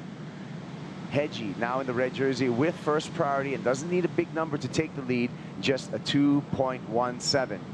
As we look at both of these surfers, they've both put in high excellent scores in competition this year at the end of the road. Kyle Ibeli, his highest single wave score, a 9.67. Nathan Hedge has already earned a 9.43 in a previous heat. So both surfers in form and able to earn big numbers, Peter. Well, we've seen a couple of priorities errors, and I think that means that the waves are a little deceptive. I mean, Kelly Slater pulling the trigger a little early on one. We just saw Kyle Ibeli pull the trigger a little bit early, thinking that those waves were going to have quality and scoring potential, but unfortunately not happening for him. Kanoe Igarashi preparing himself for quarterfinal number 4, where he's going to face Miguel Pupo. Igarashi got some good news yesterday, and he clinched his spot in the final 5. So we're going to see Kanoe Igarashi at the Rip Curl WSL Finals. Nathan Hedge pulling up, pulling in. Not super deep on that section. Wants a little bit more, goes high, but he will earn himself the lead with that last ride. 2.17 needed. Didn't have a lot of barrel time. I mean, he did get the quick cover up out on the outside section. I think it is probably enough to take the lead. But it's not going to be a huge lead. As you see again, watching him drop in here, sets it up, trying to stall. You know, barely in the cup there, and then trying to force this one as well. It looked like it had maybe the potential, but that's the forehand, being able to try and slow down. A little more difficult on that forehand, you know, especially on the drop. Because this wave does have so much power, it's really hard to just plug that arm in there and slow yourself down. Heartbreak score for Nathan Hedge, not enough, a 1.93. He remains trailing Kyle Ebeli. So, you know, it shows you really need to get in the barrel and at least partly disappear to get any kind of score. So we could see Nathan Hedge the whole time there. And so the judges, you know, with emphasis on barrel riding, deemed that under a 2-point ride. And then you think about maneuvers there really was nothing, right? He was trying to set up the barrel, understanding that that's what the judges want to see. But, you know, maybe sitting back and going into a big move might have been enough to get the actual turn. But that wave did have potential for a barrel, and unfortunately just wasn't able to slow down enough. Yeah, we did see Nathan Hedge with an equipment change, so maybe he's just adjusting to that new board. But it's a tricky lineup right now, Peter, you know, in the 6 to 8 foot range, where we're talking about multiple ledges out there on the reef and positioning and finding those key ones. Can you give us some insight on that? Yes, we can, Kaipo. You take a look here at this drone shot, but this is the top angle here, and this is where that outside ledge, and then see, you can do this little dark line, it kind of turns the corner. This is this inside ledge, and it does the same thing, but it actually meets. So this little area is kind of a dead zone. And that, unfortunately, is where that wave will actually clamp. We've talked to Strider about it, and that little deeper spot in that zone, unfortunately, you got to be able to get those waves that are bigger and have a bit more energy, so it actually pulls through that with a big hollow section. All right, yeah, so a little bit of separation in the reef and really being on your mark. We talked about triangulation and landmarks, both for where you're sitting on the reef, but also how far you're sitting on the reef. So all these things have to be taken note on the fly for these surfers. Yeah, and especially today when you have the in-between size, right? It's more of an issue of being outside when the sets are bigger, and then being able to get yourself to that inside ledge. And again, they're talking about 30, 40 feet, 30, 40 yards, whatever it is. It's a pretty big gap, and it's hard to be able to cover both zones. Do you think it's easier to sit inside and paddle out, or to sit outside and paddle in? I think it's up to preference. Yeah, it's preference, really. It's an interesting you know, thing to think about, because certain surfers do work from the inside out, and certain surfers work from the outside in. And you know, at this place, it's almost happens so quick that, you know, I can't even answer that question, right, how it will work best. You just kind of have to go with the gut. Well, we got some questions for Yago Dora. He had an advantage over Kelly Slater for most of the time in quarterfinal number 2, but it was Slater in the end who's advancing to the semifinals. But I want to hear what Yago has to say. Dimity caught up with Yago earlier. Yago, that was such an exciting heat. It changed literally in under 2 minutes. Kelly made a mistake and you capitalized, getting 2 incredible barrels back to back. And it was just, you know, Kelly style. He got the last wave in the end to turn it back. Yeah, I'm happy about my performance. Not happy about the result, of course, but I felt like everything was going my way in that turn of the heat, and then that last wave ended up coming to him, and it's Kelly, you know, you need to get a clear victory against him, so because he's so good, and anytime he can switch a hit his way. So I was just hoping one more wave would come on that side, but it was only a one-wave set, so that's what she wrote. Yeah, I'm happy with the way I'm surfing, and happy to have had the opportunity to surf these last few events, and I can't wait for next year. Well, can't wait to see you. You've put on an amazing show this event, so thanks so much and good luck for next season. Thank you. Appreciate it. And, you know, Yago just coming after the mid-season. He was out with an injury for the first part of the year, but since coming back, Yago Dora, he's got to be proud of the end of the year for him. Semifinals in both Rio as well as J-Bay, quarterfinals here in Tahiti.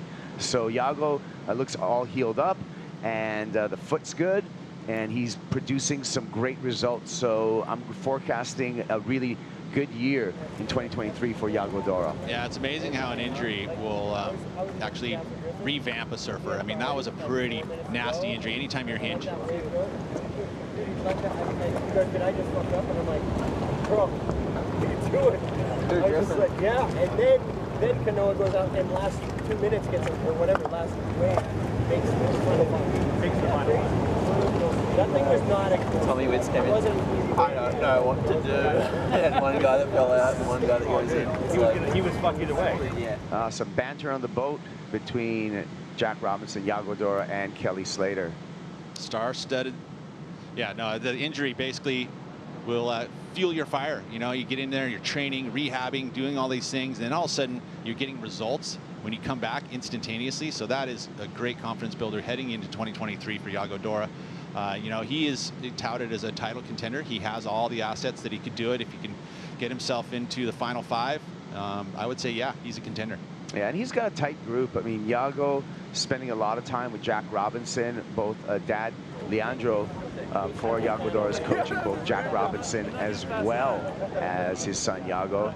Kanoa Garashi getting the Rashi on. Wow, what and getting ready for his challenge against Miguel Pupo.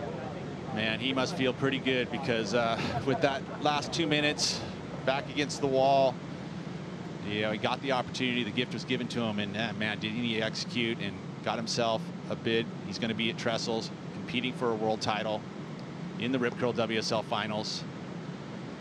He worked very hard this year to get there. Consistent year, didn't get any event wins, but ultimately, doesn't matter. You're in the final five. Yep, coming up against Miguel Pupo, who's enjoying his best year on the championship tour. He's been on the championship tour for 10 years. This year, when we look at the live rankings for Miguel Pupo, 8th place right now and still going, and still some upside potential for Miguel Pupo. So having a great 2022, and let's see if Miggy can continue with that momentum through quarterfinal number 4. And what that does for him going into 2023 is he's going to have a good seat, right? So he's going to be at the top. He's going to be able to, you know, surf against lower ranked surfers going in the first beginning part of the year. And we know how important the beginning part of the year is, right? It's the five events before you have to get to that mid-season cut. And so you've got to stay in that top. So that extra seating is going to help. And especially, you know, when we start off the year at Pipeline, Miguel Pupo is going to have some good feelings returning to the Bonsai because he had a semifinal finish this year.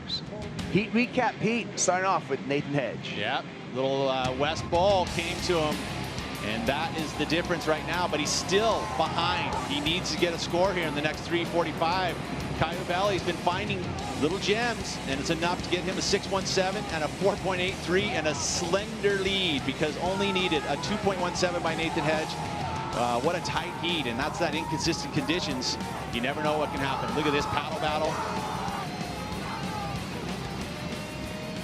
And that set up this wave here. And the lead, like I said, with Caio. And right now has priority in the last 3 minutes. So he's got to cover right here, or he's got to find the best wave of a two-wave set. So he's got to make the right choice. Caio Belli playing the game well at this moment because the clock's down to 3 minutes, and he does have heat control despite not having the single highest wave score. And this is putting Nathan Hedge in a pressure situation. You can see the scores on the board, all the scores, the unabridged version in your top left-hand corner.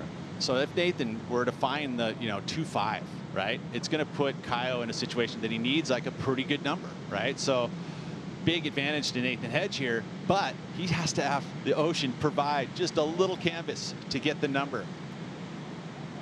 Nervous times here for Nathan Hedge, I would say. Yeah. Hedgie, we saw that when he jumped off into this heat, he had his favorite Outerknown Apex trunks on, and maybe that's going to be a good luck charm for him in this final 2 minutes and 10 seconds. He's definitely wanting a wave mag at this point. He's hoping for 2 waves as well. Again, Caio can cover him. He has priority also in that situation. Oh, here we go. This is a decision-making time. And Ibelli not interested at all. Here we go. Hedgie pumping down the line. Needs to make some forward speed and unable to exit that one. It's not going to do it. And this is an example. I mean, Nathan Hedge has an excellent score in his score line, that 8.83, but Like Rob Bay said, it takes two, Peter. It does. And at this point, this wave was almost there. See what happens. I mean, he's pumping, pumping, pumping over the foam ball. There it is. And then more foam fills it up, stops him dead in his tracks, and it's a 1-point ride. Well, the fortunate thing is going to be a quick paddle back out for Nathan Hedge, but he's going to have to scan and get. Now, we talked about the ledges, maybe play that inside ledge and get away again under Kyo'e Belly's priority. He's going to make quick work of it. And Kyo's going to cover him right now. He's going to make sure that Nathan can't get anything, and this is exactly what he needs to do. This is, you know, a situation where Kyo, definite advantage having priority. Yeah, he's looking where Nathan is. Obviously, Nathan's going to try and stay away from Kyo. Down to 40 seconds. Let's see how this final 30 seconds plays out in this heat. Kyo'e Belly paddling up the reef, and Nathan Hedge looking to break the priority of Kyo'e Belly. Here we go, wave coming through. This one's got to get played right now. Yeah, and Kyo's going to cover him. He's just going to go the channel and make sure he rides this wave, and he's going to call it a heat. Hedgie realizing that he let him have Kyo can. Oh my goodness! Here we go, Nathan Hedge stalling, little barrel, head dipping. Got to get some turns in here. Just need a 217. Was that a mistake by Kyo'e Belly? Unbelievable. Was that a mistake? Well, yeah, because all he needed to do was catch it, and the heat's over. It doesn't matter. He doesn't even have to. All he needed to do was catch that wave. There was not enough time for another wave. The lucky Apex trunks. Let's see if came through. We talked about that. Those Outerknown Apex it's trunks. already in. Is the luck in? And you know what? They're not that lucky because 1.47. Oh man. Yeah, he went down swinging though, Nathan Hedge. Oh, and man. well played. Well played. Was questioning it for a sec by Kyo'e Belly. He's on into semi-final number 2. Kyo'e Belly victorious. Oh, that was nuts. Really, really entertaining gamesmanship and surfing. We got more on the way when we return. Quarterfinal number 4 will be in the water.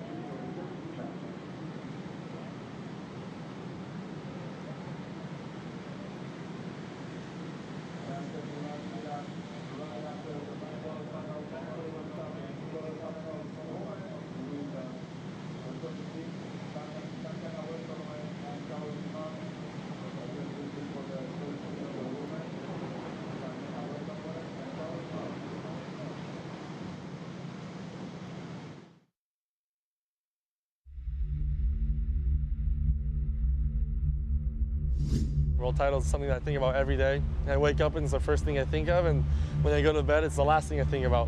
You know, my whole thing is like having that like samurai mentality of like, I don't care what the people think of me. And as long as I know I'm doing the work and I put my results out there, that should like speak in itself. And if it's enough, it'll get me to a world title. And if it's not, if I'm not winning a world title, then I have to work harder.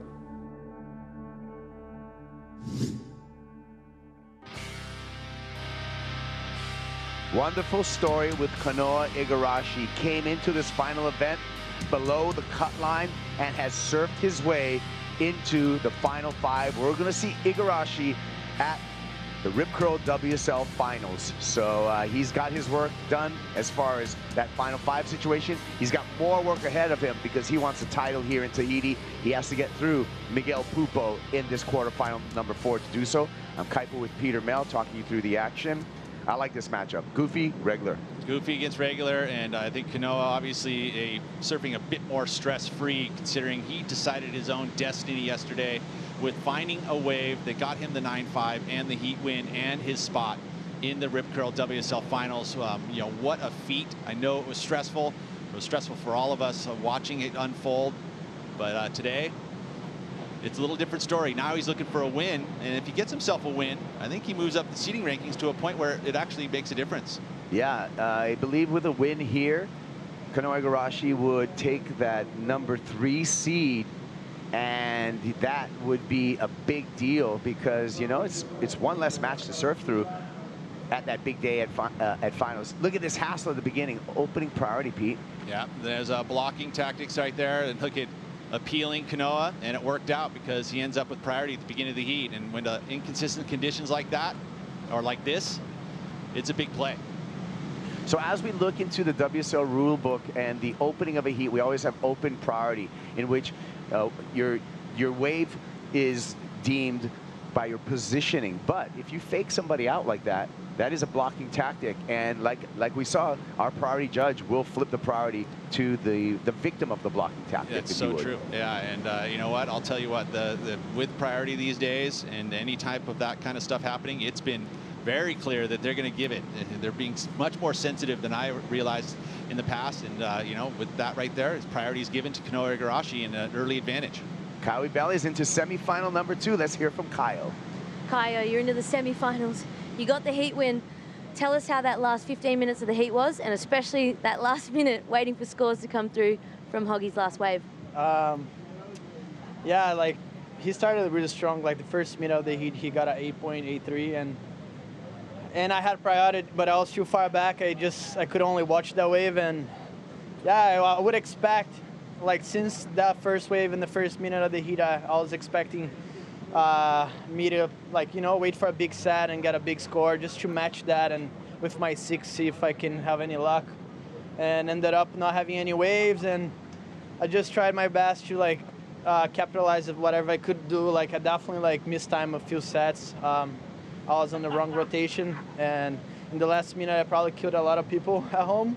Like a lot of people probably all swearing at me, like saying, "Oh, you always do that. Why you gave that wave?" But like he got a really big set and got a 1 point something. So I knew like that small one didn't look like I was going to barrel. I was more scared of the second one being a proper wave. So I'm really happy it went my way. Really happy to be in the semifinals. I'm like 1 heat away now, and yeah, last contest of the event. I'm so glad to be here in Tahiti. I want to thank the Vast family. Like I've been staying with them. Kali has been my mentor here like since a long time, and it's just been a great experience to close the year on a good note, and yeah, make some money, get some barrels, and enjoy vacations. Well, you've definitely earned your spot. Looking forward to watching you in the semifinals. Kyle Belly, hey, Kaoli plays his cards right in semifinal number 1.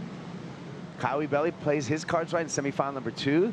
The two friends and the host and the guests could be making house in the final. That's pretty cool. That is, I mean, the Vast family, obviously, I've had some experience with meeting the kids. Very, very humble, very friendly, and I can imagine that household is very easy to stay at. So it's been good to see. I love that he has a youngster. This happened during the interview. Yes.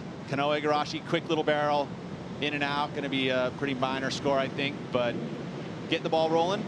But yeah, just mentioning again, just he's using the youngster as a way to motivate himself, and I love that. Kanoa going to maneuvers at the end of this wave, but I feel like that was probably a bit of an error considering he had. Let's look at the brackets, Peter, and like you said, Kaoli Vas in that semifinal number 1 with a chance to make it into the final where potentially he can meet Kaoli Belly, who he's hosting here in Tahiti. And I really do like this matchup. You know, Kaoli, the forehand, surfing a very paced and measured heat in the beginning of the day. And then Kelly, you know, having stuff happen for him, feeling the magic. So this is a great matchup in semi 1. Waiting to fill up semi number 2. Kaio, you know what? A little bit of faith there because that worked out well for him. You know, he was able to get through that one, and it's always the clock that comes into play here on inconsistent conditions. Well, game well played in that quarterfinal number 3 by Kaio Ibeli, in that he recognized, and we thought it was a mistake, but he recognized in his head, kind of doing the math, going, you know what? He got a less than a 2-point ride in a previous wave that was bigger. That was a closeout, so he thought there's no chance of Nathan Hedge getting that number, and he played it right. So, you know what, Pete? Sometimes to win the game, you got to play the game, right? So true. You can see there a little bit of white caps on the outside, but no factor here really, in my opinion, because of the direction of it. That's that easterly wind blowing outside. You can see it's going from the left of your screen to the right. And with the bend in the reef here, going to be offshore. And I like the look of that because we probably won't have those little moments that we saw yesterday where we had those I don't even know, they're called squalls. Thank you. Squalls come in and that changes the wind. But today it doesn't feel like that's going to happen with this nice, solid easterly wind. Yeah, so grateful for the favorable Makani, the favorable wind that we're experiencing here at Teahupo'o channel, Have, creating this wave, deep water channel. And we've had a show after a number of lay days yesterday. I'm still coming off the buzz of the epic day that we had yesterday to set up this finals day. Let's take a look at our final 5, because we set our final 5 up yesterday in competition.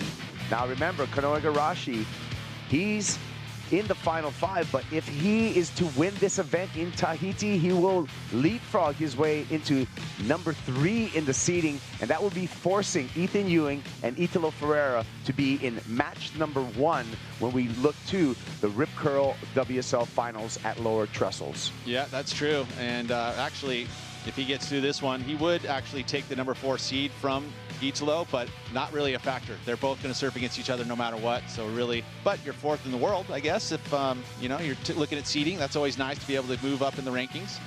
But ultimately, yeah, he wants to go for the win and get that 3rd seed. Here we go. Pupo under the hood, driving through spit, and he comes out. Disappearing act, points up to the sky for Miguel Pupo. That's going to be the first really legitimate number in this matchup in quarterfinal number 4, Pete. One of the techniques that Miguel uses is that his footwork, he puts his foot up in the board, he puts it over the biggest and widest point, which allows him obviously to steer the board, especially where he puts his back foot. And this was very helpful in this one because he saw how small it got at the end. We've seen people stay too low on the bottom of the barrel and they get eaten up by the foam ball, and not in that case. We'll watch again here as this is very hollow in the beginning stages. Again, slows himself down, pumps once, pumps twice, and then it fills up with water and he takes the high line. And he's able to do that by using his foot. Watch where his foot is. It's already planted on the rail. The back foot is sitting on the stringer. Look at it. And that's his technique. He moves it forward and he's able to steer the board from that wider point. Usually you have to put your foot back. Take a look at where it is. Right there on the rail, up above the grip, and he's the one who uses this style. And he's pumping and he's using that to steer the board from the middle of the board, which is harder to do. If you have your back foot, that's where you're going to get more sensitivity. But again, stability is a key to get himself through those foamier sections and still steer the board. Advantage with that forehand to be able to do that. Interesting note on equipment in this quarterfinal number 4, in that both Kanoa Igarashi as well as Miguel Pupo, under the same label of boards, Sharp Eye surfboards, both riding Marcio Zuvi shapes out there, Peter. Yeah, no, and it's again, we've seen a lot of the surfers do very well on these boards. Miguel's been moving around on equipment, but ultimately he's been having the best of luck riding these Sharp Eyes. Let's take a look here at the footwork of Miguel Pupo. We're going to look at this one here, this last wave. He watches, he goes here, and see he moves everything forward. And we'll stop it right there. Look at where his back foot is. I mean, it's right on the rail, and actually, you can see that it's literally the toes hanging off the edge. Look at that. I mean, it's incredible. He's one of the only guys that really pushes this envelope, roll through here, and he's able to steer. You can see he's going to pump once, but he's steering. The foot never moves from that mid port of the board. And this is where, you can stop it here. Look at all the forward momentum. This is the widest point of the surfboard. That's going to allow him to ride over foam balls. It's going to be able to give him stability as we roll through it again. he's going to be able to steer it as well. And that's so important in those situations where the barrel fills up with foam. Look at, he's just steering, he's seeing it, and it's going to get nice and tight and small at the end.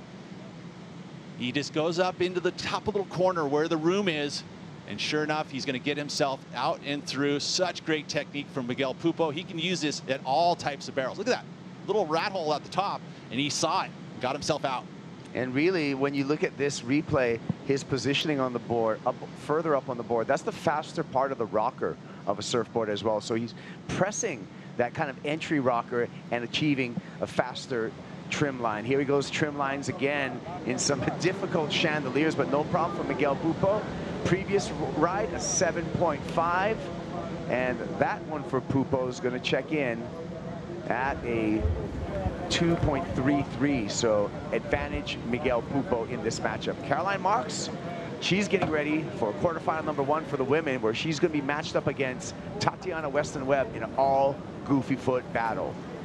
All the women were out last night for warm-up. They were out there this morning. Caroline took a couple on the head, one big, massive one. She actually ended up breaking her board. So this morning's action, she got a little treat. Got to learn something here about Teahupo'o. And look, it's still all smiles. So again, Kenny, you caught up 21 minutes and 25 seconds. It's just a small score for Kanoe Igarashi, 2.67. Miguel Pupo did a great job of threading through a barrel for a 7.5, backed it up with a 2.33. And it looks like the momentum is with Miguel Pupo. But again, yesterday we saw flurries, maybe sometimes 3-4 foot 4-wave sets, and epic pumping conditions where yesterday seemed more like a checkers game where it was just like hop and hop and hop. Today, with a declining swell, Peter, more of a chess play out here when you look at priority and wave selection. When do you go? Where do you go? And do you have priority? Yeah, and all of those decision makings can be so important. You know, we saw a couple people dodge bullets, and we've seen a couple people turn in their jersey in an equal 5th place. Here we go, Miguel Pupo under priority, looking for a barrel, and a couple of snap stall techniques, but doesn't get under the hood, so likely not to change the situation.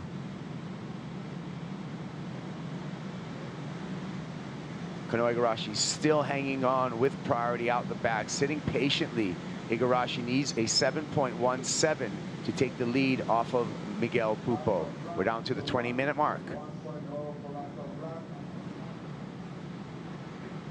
And you wonder that 7.5, you know, and you can get yourself into the very good range, which is what, 6.5 and above. It's important to get to bigger numbers, especially in these inconsistencies. So big advantage for Miguel Pupo here.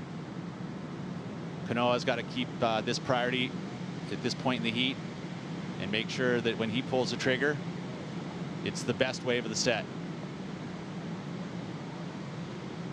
I was going to say, talking about the wind, you know, I always trying to keep a positive influence. That wind kind of usually sometimes can help with consistency. It kind of brings and allows the swells to kind of come and sets come in.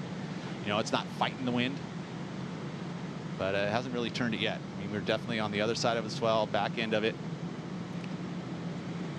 Fortunate though today, Peter, we're talking about just a little bit ago, is that the coefficient in tides right now really not a factor. We're going to say pretty steady throughout the day, tide-wise. Yeah, slack tide, really it is. I mean, it was like 8:42, I think, was dead low tide. Really isn't even dead low tide. It's like a foot, 0.9, I believe, and then it's going to rise to a 0.01 or a 0.1 or 1.0, sorry, which is literally no difference. So again, basically slack tide all day. Yeah. Well, don't call it a comeback. He's been here for years. Nathan Hedge is with Dimity Stoyle. Well, Hedgie, you've actually been one of the most entertaining surfers to watch this whole event. We were all heartbroken knowing at the end where you just needed a 2.17, something that you can get with your eyes closed. Must have been heartbreaking. Yeah, it was a shame, you know, having the highest score, the 8.83, was put me in a really strong position.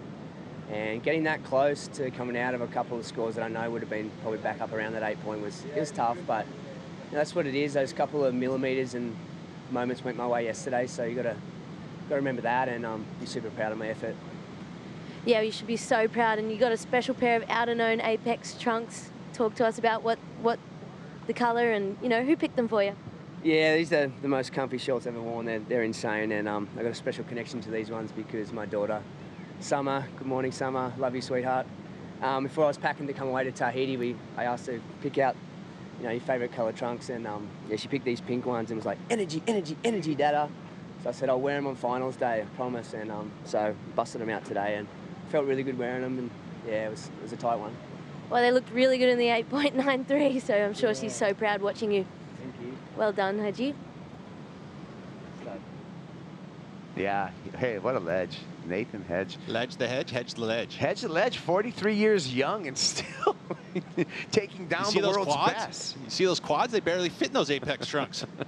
Luckily, they're a little stretchy. Yeah, you look good in yours too, Pete. Yeah, no, I love them. The things have been awesome. I was able to wear them here, and yeah, they worked hard. Kelly worked hard in developing those things, and they've done a great job. All right, well, 17 minutes, and the patient Kanoa Igarashi still remains outside with priority.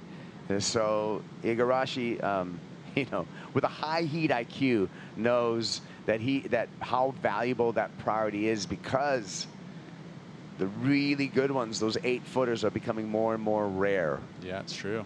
And again, it's like, how long do you wait? And, do you move to the inside? Well, I mean, he knows right now that he got barreled on that 2.67, but of course, you look at a 2.6 is not something you want to keep in your 2-wave total. So he's going to wait it out. He may end up sitting out there for a while. Yeah, well. And that's part of it. Well, you know what? While we're waiting for the next set, good time to take a break. We're going to take a break. We'll be back with the conclusion of quarterfinal number 4.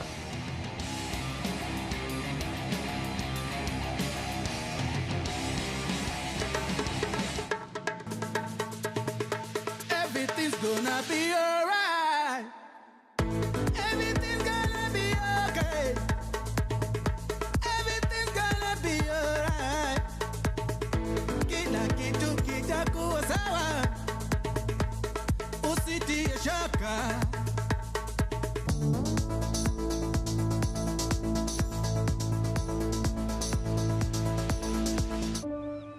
My job is professional surfer. My goal is to win titles. That's what I'm here for. The world's best surfers in the world's best waves. We've had a shark attack. Whoa. It's the most intense surfing scenario you can imagine. I have to step up my game now and not make any mistakes. Oh my God. This is a war. You have to find a way to win it and do it at all costs. Still feeling like I'm a whole person without needing to win is a really important human experience. Especially because you've had an unusual amount of winning. Imagine if your life was a movie, what would you do? After all this time, I almost want people to experience this story that I've had. To properly meditate, it should probably be like, oh. The Outerknown Tahiti Pro is brought to you by Outerknown, leading the revolution in sustainable apparel. By Oakley, official eyewear of the World Surf League. And by Hydro Flask. Every adventure starts with 2 simple words. Let's go!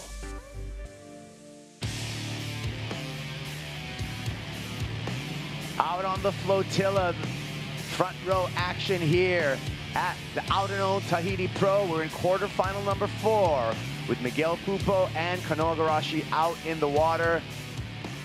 Pupo in the lead, Igarashi with priority. The clock counting down from 14 minutes. Kaipo with Peter in the booth here. And since we left, the situation remains the same, Pete. Yeah, they've been out there having a little bit of a tea party, and inconsistency playing a big role in this today's action, because you got to have that rhythm, and how do you tap into that? Lots of different ways,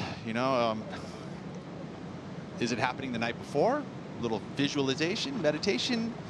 Is it going to the vortex in the yard? Whatever it takes, you got to somehow tap into and hope and pray that when they come, you're in your priority order. So many factors, especially when you're dealing with the ocean.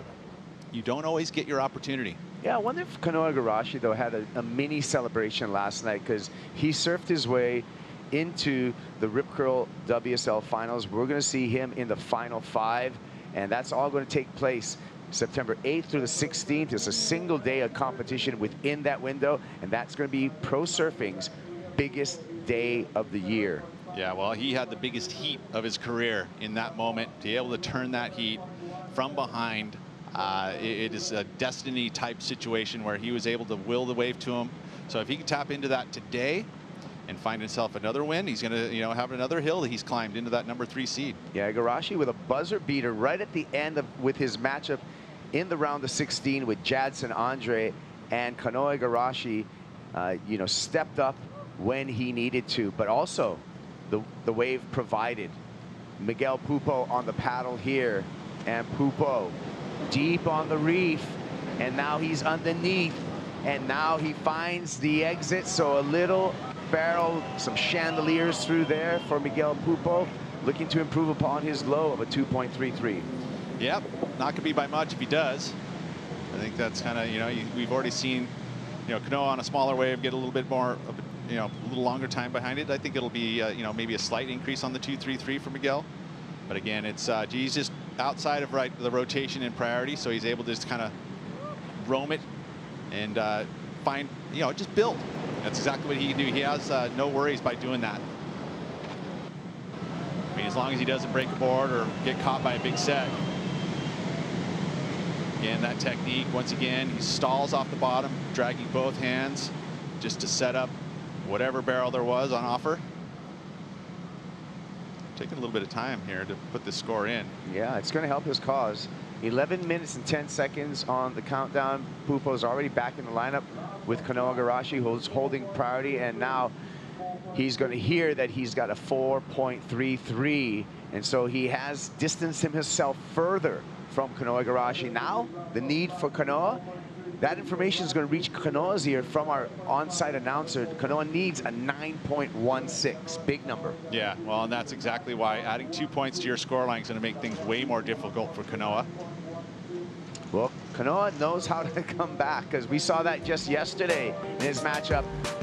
A 9.7 in the dying seconds of this heat, Peter. One wave gifted to him, and he was behind it for a long time. With that wind, there hadn't been a wave like this, and it just literally got sent to him as the gift. And you always want the opportunity, but it's a whole different story to execute. Gotta love it. That was the biggest heat of his life, and he got the win, and now has a chance for a world title. Yeah, if you break down his year, which has been, an incredible year, but coming in here number 6, look at Kanoa Igarashi's years. Runner-up in Sunset. He's just coming off of a semi-final finish in J-Bay. He's been ultra consistent all year. Just quarterfinals at Pipe, Portugal, G-Land, El Salvador. But that one wave defined his year, because that one wave was the wave that earned his spot into that final 5. I mean, again, that's the thing, though. He had that consistency. It's all about the entire year. Yeah, that one moment came to a climax, but ultimately he had to get himself into position at number 6, and he did that by going to each and every event and getting himself into the finals and finals day more than anyone. He really put in a very consistent year, and that gave him the opportunity. And now, like I said, he has a chance to fulfill that dream that he has been dreaming of for a very long time, since he was basically 6 years old. Yes, 9.16 is the requirement. And, at this point, he wants a title here. If he wins this event, he gets the title and he ups his seed. When we look to the Rip Curl WSL Finals, he'll accomplish both those things with a win here, but he's going to have to make things happen right now in the final 9 minutes. Yeah, sitting at that 4th and 5th seed, going through a big day like that, I mean, there's a possibility he's surfing 6 heats in a day, and man, that's a big, big day.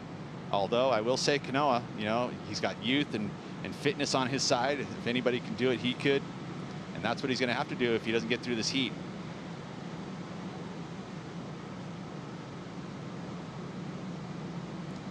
Interesting on the positioning with the surfers right now, Peter, and looks like Kanoa's, you think Kanoa's more on the mark over there, a little bit further to the West Bowl, or do you like Miguel Pupo's positioning up the reef? Yeah, I mean, I think ultimately Kanoa has his lineups. He knows where it's at when the bigger set comes. That's what he needs right in this moment. He knows he's got to match at least the 7.5 to really, up his chances. And he's happy to let Miguel Pupo take another one from up the reef. Pupo tucks high, trim line through there, and again, in and out of the barrel. So Miguel Pupo just doing some busy work under the priority of Kanoa Igarashi, and I feel that's painting Kanoa further and further into the corner. Well, it definitely has him thinking about it. But I think, you know, when you sit with priority, that's the thing about it, is that you have to wait for a set, and those aren't set waves. You know, yeah, he's able to build slightly, as you see Sammy there. Gosh, what a performance he put on out here. I mean, in the heavy waves, he came out in a big way. Both of those guys, Matthew McGillivray up there, a perfect 10, and Samuel Pupo in this competition was able to climb up the rankings, passing Callum Robson, and Sammy Pupo is this year's Rookie of the Year. So big event for both of those surfers up there in the bird's nest. Such a you know, learning experience, and can hold their heads so high. Take a look at the replay here. Smaller wave, but again, just such a perfect positioning from Miguel Pupo. He's going to build once again on this one, a little longer in the tube, but see again centering himself on the board, and he can steer it because of where his footwork is, and I really value that. I think he's so smart in the way he approaches not only this wave but all barrel wing waves. Here he goes again. Pupo dropping in, standing up this time, and again in and out, effortless for the Brazilian goofy foot. Previous wave for for Miguel Pupo, a 5-point ride. So he continues to build his score line, and now Kanoa Igarashi at minimum needs a 9.83, and we're still waiting for one more score for Miggy. Yeah, and it feels like even a little bit bigger, a little deeper. Gets to stand up and style it out. Feels like it's going to be another increase in the score line, so he's just building. And this is kind of nice when he has second priority. He's able to do this and just kind of roll the dice and see what happens. And I think he's, again, just improving ever so slightly. Get it greater than a 5.17 for Miguel Pupo, and he's going to put Kanoa Igarashi into combo land. Yeah, well, it's 6 minutes too. That's, I mean, I think still Kanoa in his mind would want to be able to turn it in 2 waves. I mean, if it comes, you know, push comes to shove, obviously he wants to get it done in 1 wave, but you know, at this point, this is what Miguel is doing. He's trying to get himself or get Kanoa into combo, which means that he has to have 2 waves, and it won't allow that one magic wave to turn it over for Kanoa. Yeah, well, he's pretty close to putting that situation into play as we're waiting for the scores for our judges. 5.5 minutes on the countdown, and the situation likely not to change because early indication is that the score line for Miguel Pupo will not increase. Yeah, a little split decision between the judges, though. Some thought it was better. We got one more. It did. It increased by 1/10 of a point. So that's 1/10 of a point more that Kanoa Igarashi needs at the moment. Now he needs a 9.93. Basically, in his mind, he needs the absolute gem to come his way. Well, it happened yesterday. It could happen again. He's got 5 minutes to do it. As a matter of fact, he could actually still do it in 2 ways. We've seen that happen just today. You know, a little flurry happens. You can get 2 quick waves. Yeah. 2 6.5s puts Kanoa Igarashi into the lead, but he'd have to do that in fast fashion. Yeah, and again, I guess if you're going to sit here and have that self-talk, that's what you're thinking. You know, with the 4.5 minutes on the clock, you're just going, okay, give it to me, bring it on. I need a 6.5. That's really exactly what you can say to yourself. That's nothing. I can do that. Little action here, Kipes. Yeah, interesting that Kanoa's trailing Miguel Pupo up the reef at this point.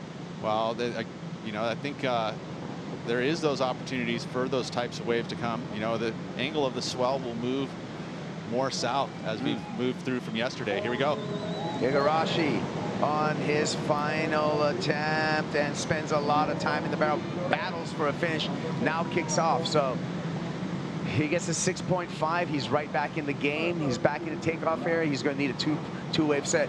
Pupo right behind him, however, double hand drag into the barrel, and again, exits, no problem. Why not grab the rail for a carve on the open face before exiting, comboing up the barrel and the maneuver for Miguel Pupo, looking to better his low of a 5.1. So nice exchange between the 2 surfers within the final 4 minutes. Smooth as silk, Miguel Pupo. I like that he did the maneuver at the end, just drove through it with the rail grab carve. That feels super good after he come out of a barrel. And again, trying to improve, and it felt like the advantage definitely to Miguel Pupo in the choice of wave from a Kanoa. You know, he's trying to get it done. The time pressure's there. I mean, he forced his way through it. It wasn't a very hollow wave and made sure he got the exit. And then the quick kick out, but then he had to see this. Again, great tube technique from Miguel Pupo, and then just beautiful carve and the kick out. And Miguel likes to use that double hand drag as well, but he also is using that footwork. He's able to slow himself down with the toe on the rail. Well, down to 2.5 minutes here, Kaipo. Very tough ask for Kanoa Igarashi. Yeah, we're waiting for the scores to really give us the accurate situation out in the water, but my feeling is Igarashi is still going to be way behind Miguel Pupo. 4.77 for Igarashi. Waiting for last score for Miguel Pupo. Could change the situation. Igarashi right now needing a 7.83, but that situation can change if Miguel Pupo improves upon his scoreline, which he does. So now the need, an 8.3 for Kanoa Igarashi. Igarashi with priority, a glimmer of hope. It's a 2-minute drill. That's right. And right now, whatever he has to do, wave chance, praying, just give you the opportunity. We saw it happen yesterday. Could it happen again for Kanoa? Looks like a set, Kaipo. Oh man, this one's going to come down to the wire. 1 minute, 35 seconds. Waves on the way. Igarashi with priority, needing an 8.3. So he's reeled in Miguel Pupo just a bit in these final minutes of this matchup. We'll see what Teahupo'o provides. Here we go, Igarashi, quick under the hood. Navigating through that barrel, finds the exit. Little carve there, hoping for more. That's all he's going to get, so the entire score is going to lean on that barrel, Peter. Yeah, not quite enough, but again, good job that Kanoa to get a chance. You know, the 4.77 brought him back into the heat, big time. But I just don't see that wave going up into the 8.3 range. And with 50 seconds to go, all Miguel has to do is cover, but great technique up into the very tight quarters of that barrel. Not much on the maneuver there, so yeah, not going to be enough for him.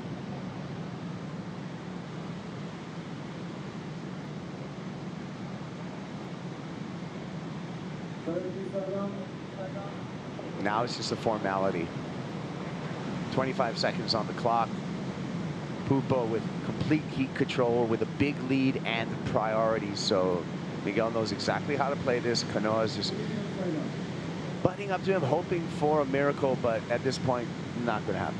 And then thinking about what we had this morning, we had goofy match against regular match, pretty much every single quarterfinal. Now looking into the semifinals, we're going to have the same thing.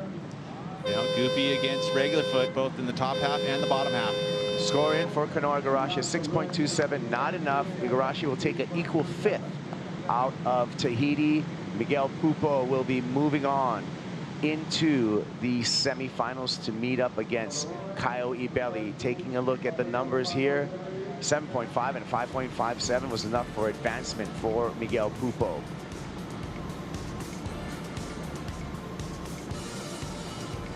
Now to the women, Kaipo. This could be good stuff. But first, let's take a look at our Rip Curl WSL Finals bracket, because they are coming into play as we look at our Final 5. Match number 1 is going to feature Italo Ferreira versus Kanoa Igarashi. So whoever wins that match number 1 will be coming up against Ethan Ewing in match number 2. Big stuff coming up. Remember, that's September 8th through the 16th, the single biggest day in pro surfing, the Rip Curl WSL Finals. See you there, Kaipo. Incredible stuff, Peter. Well, we're going to switch gears. When we return, women's quarterfinal is going to be in the water and a special guest.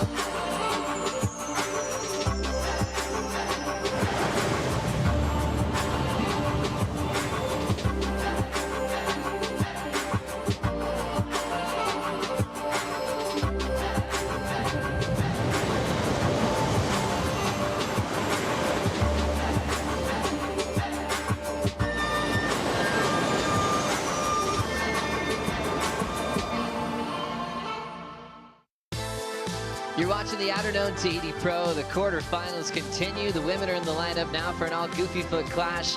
Tatiana Weston-Webb versus Caroline Marks. Thanks for joining us all around the world on finals day. Joe Turpel with the North Narrabeen Board Riders Club. We've got Laura Enever, 7 years on the CT, and fresh out of the water, the wild card, Nathan Hedge. Hog, thanks for joining us. And first off, congrats on an epic event once again at the end of the road. Yeah, what a special event to be a part of. I'm just so stoked, and lots to be really proud of. It's a crazy event, so stoked. Let's start with the competitor in you, putting up a fight against a good friend named Kaio. Kaio told us a brilliant story about meeting you for the first time, but how are you digesting that performance, especially getting that high 8 in that heat? Yeah, it definitely stung, you know.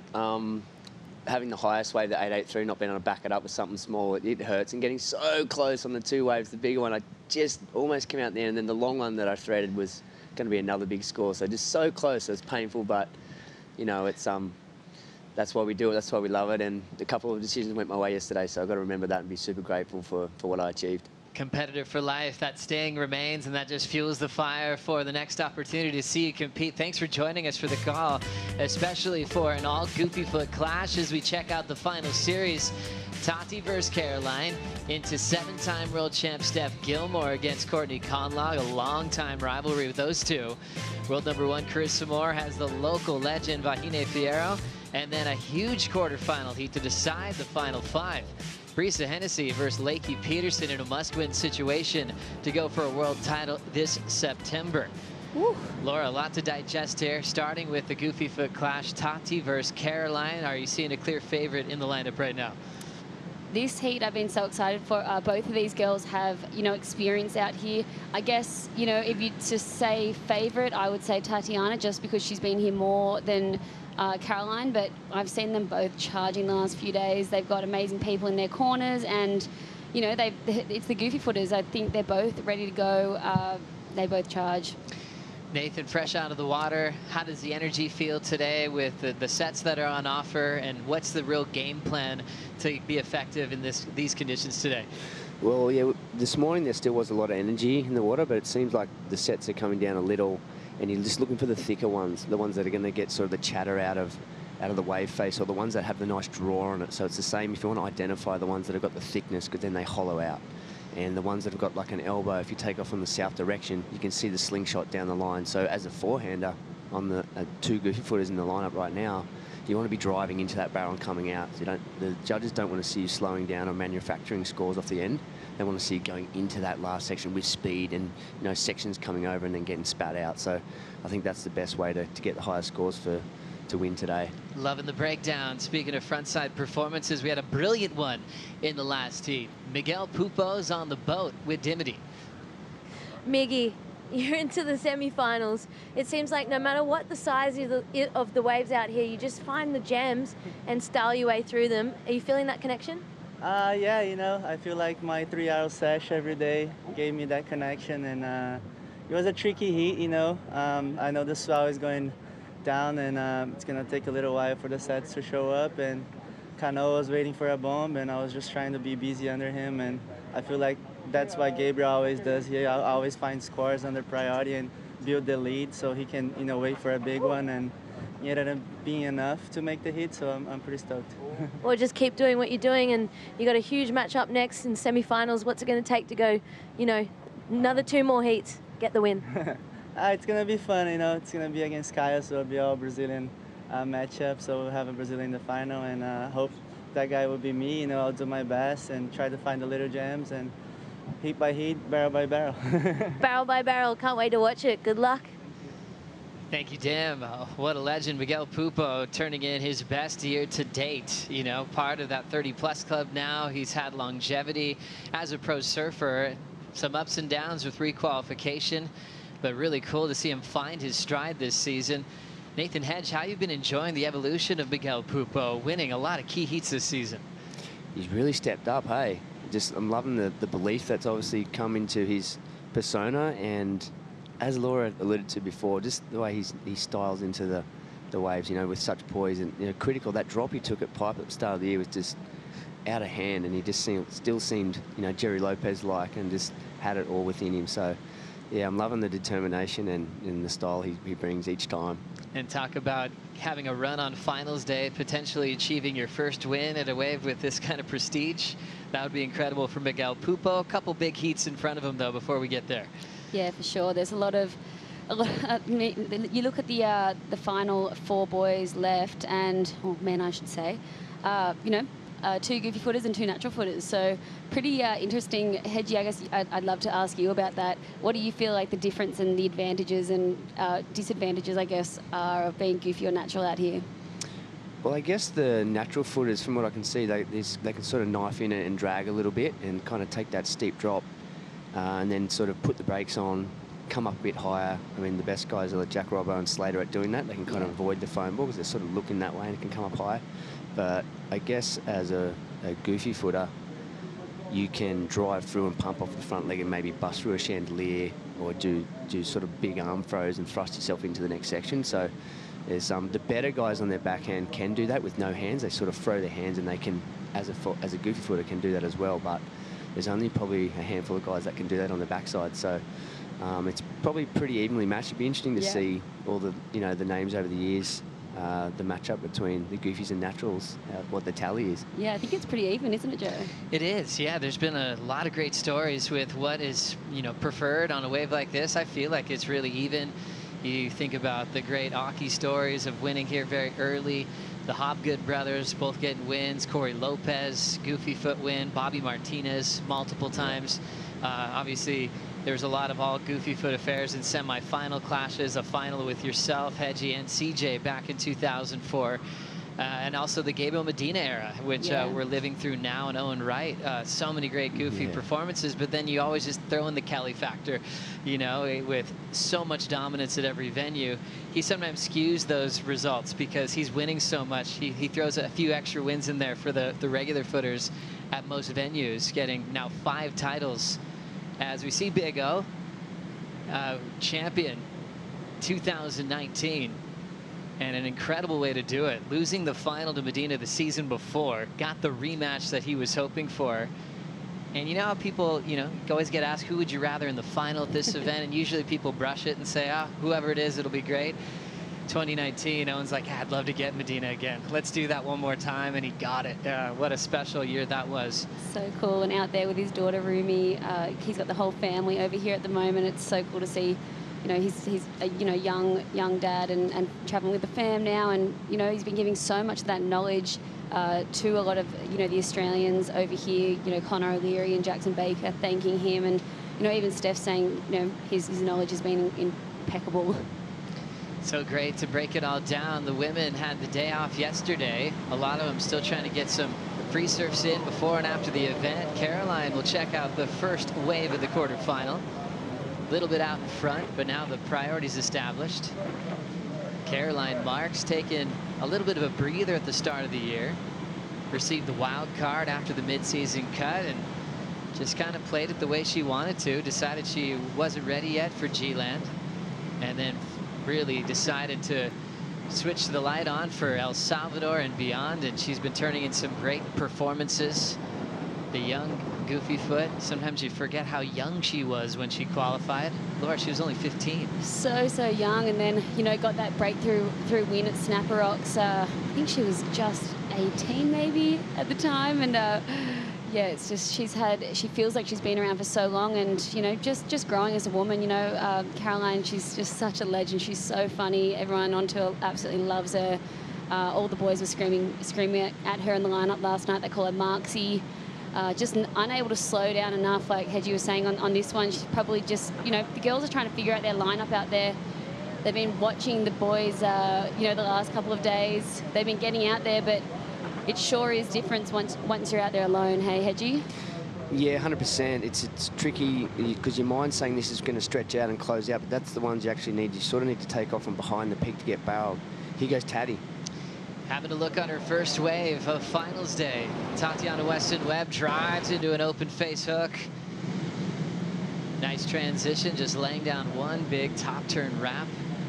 As we know, there's certain years where turns are effective in certain key heats. We even saw that yesterday in a pumping swell with that rookie clash, Jake Marshall, Callum Robson.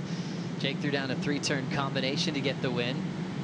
So smart not just to kick out if it's not nice and hollow. Get a score on the board quickly. You never know how the rest of the heat's going to unfold as we take another look here, Laura. Yeah, this was a sick carve. I thought she was maybe going to try, pulling at the very start, just nice and tight, and it kind of opened up, but not really that one. There's obviously those waves out there today that are more south and have that more, tighter barrel, and like you were saying, Hedgie, you're looking for those ones with the west bend in it that open up. But sick carve there from Tatiana. She's been, her evolution has been absolutely amazing, as we see Caroline. Caroline with some speed. Big open wall. Got a little shade there, but still just racing really quickly out in front. But nice to see some wave height there. Caroline's opener a 1.5. Probably a similar number for her second wave. Tati's turn comes in at a 3.0 in this really classic all goofy foot clash. It's good to see that one had a little more wave size. And so much speed. From your view, we'll see a breakdown of that in just a moment, but let's just dive into the rivalry quickly. Deep Stats powered by Hydro Flask. Young Caroline marks undefeated so far against Tatiana Weston Webb, and it's a quarterfinal, but this is actually the earliest they've ever met up. It was a semifinal in Portugal where Caroline got the first victory, and then, well, a final at probably one of your favorite waves in the world for both of you. Narrabeen final last year. Caroline got the win over Tati once again. So she's looking to make it 3 in a row. This thing looks like it's got some thickness to it. There's the drop, the reef that you're noticing, Hedgie. Little insider setting up as we check out the front on angle. Tatiana Weston Webb was hoping to get involved there. Had the 3 to start. And incomplete on that one. Nathan, how quickly can you tell if a wave's coming out there? Oftentimes it feels like it can take you by surprise. Yeah, it does present pretty quick with the ledge off the back. It doesn't give you much warning, so they're kind of upon you pretty quick. You can tell with the southeast one, they come up the top, you get a little more warning, but the deeper, thicker west bowl ones are on you pretty quick. You don't get much time to decide. And you sort of get your reference points and your markers, with the tower and the mountain, and then where the boats are, and you try to line up, and then you just make a decision from there, and then, you got to pull the trigger and not hesitate. Well, you always look like a master on this wave, and I think about your longevity, as a CT athlete as well, from 2001, 2006 era, full time, competing for world titles. But can you tell us about the early experience of coming into this wave? Because you guys were the pioneers. It was brand new to the surfing world. Were those early experiences, were you finding an instant connection with this place? Or do you credit it to just spending more time and really learning about this reef? A combination of the two. I came with Rip Curl early days and got to surf and experience it on a Rip Curl trip, which was special. And we stayed with Manoa Drollet. So we got in rhythm and in sync with the local vibe and got to know the island. So I think that was a great first experience. And then coming back each year, fronting up the first few years was massive. So it kind of set the bench, high right from the get-go. And the guys on the tour then were just absolutely charging and going hard. They all rode longer boards, and what it takes to win this event hasn't changed over time. It's about commitment, passion and belief, and it demands that of you here. And so, built upon experience, I guess I've been coming in for 20 years now. It's definitely helped, and it's all relationship and connection, knowing the reef and, immersing yourself in that, because it takes you to a place out there that no other wave does. So, you're sort of relying on something else, something bigger than myself to rely on, get that energy and the power in, You're a surfer as well that even at post full-time on tour, you were signing up for the trials, filled with Tahitian chargers and specialists, incredible surfers that know this place, and you were successful multiple times coming out of the trials to earn that road into the main event. Yeah, it was a crazy experience. The thing is, if you make the final in the trials, they have to invite you back the next year. So I kept getting invited back. Yes. And it was just such a privilege to spend all that time here. So many great stories with Nathan Hedge as we look at live action. Tatiana Weston Webb wisely throws in another big frontside hook. She'll slip on the inside corner.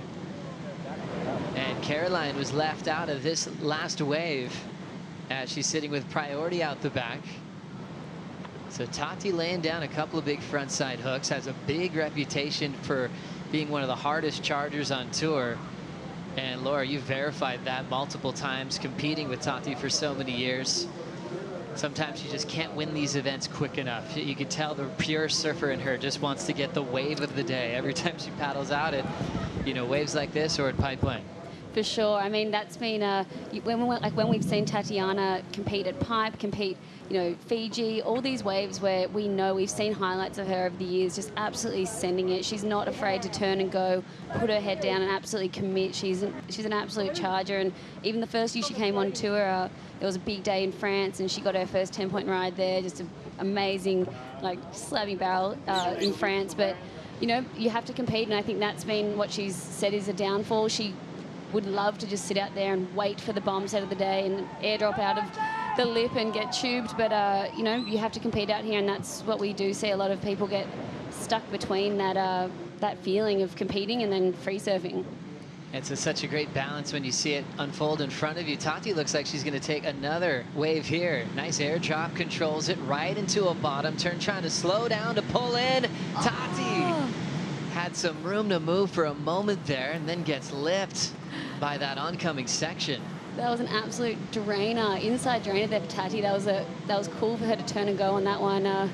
Hoggy, what did you think? Yeah, with this little southeast wind ruffle, those inside west bowl ones are really clean. They bowl themselves out really clean, and she identified that one. It would have had the full-on hook bend on it. And even though she went to the bottom, she kickstalled and come in, and then the little bonus section off the end. But they're tricky because they're gurgling in there, and it's shallow and it's intense. So, wow, what a great effort. Laura, what'd you see on the takeoff? Yeah, I love that. You know, hard takeoff. She had to drop down. She couldn't slide straight into it, so had to go straight. And then I was wondering if she was going to be able to sneak up under, and she did. She just stalled there. Everything was perfect, but unfortunately no exit there. She tried to punch through, but yeah, amazing style there by Tati, just putting on the brakes, you know, getting her line. That was really cool. She could have stuck her arm in here and just got real close to the wall. I think she might have had a better line. She could have just sort of got the toe edge in there, up a little higher rather than dropping to the bottom. It kind of would have changed the way that she came out, but what a great effort. How's the bowl on that thing? So sick. Deep. Enjoyed the bottom turn where she didn't want to outrun it, so wisely holding her speed, and then right there getting clipped. What a good read. But a great effort for Tatiana. 1.7. She still has her lead. Her lead just going to turns. Caroline with priority just needs a 3.17. And Tati, when she saw this matchup coming up, she got really excited. She's actually been staying in the same place as Caroline Marks, so they're spending a lot of time together, feeding off each other's energy. And definitely two different stories this year. For Tati, she's thinking about a world title. You know, for Caroline, she's really kind of playing a hedgy role on the women's side. You know, a wild card for the back end of the season. Not worried about a world title this year. Just getting in her groove as a serious warm-up for next season. As we'll take a quick break here on finals day. Quarter number one led by Tatiana Weston-Webb with plenty of time on the clock. Back for more in Paradise right after this. The Outerknown Tahiti Pro is brought to you by Outerknown, leading the revolution in sustainable apparel. Yes, that time again. Leveling up, doing my thing. Yes, that time again. Defending the title, king of the ring. It's that time again. Don't wanna win, I'm cutting you off, cause it's that time again.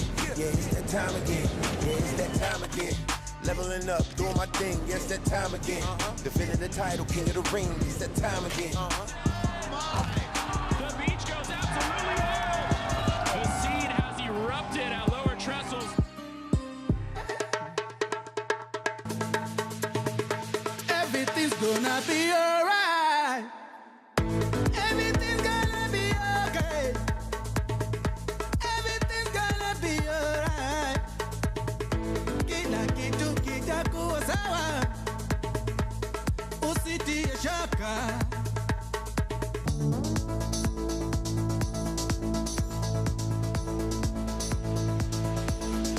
Who is your favorite surfer? Slayton. Kelly Slater. Kelly Slater.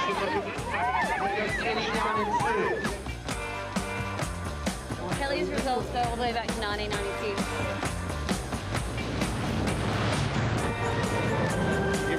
So tap. The flag came out. It's the one with the flag.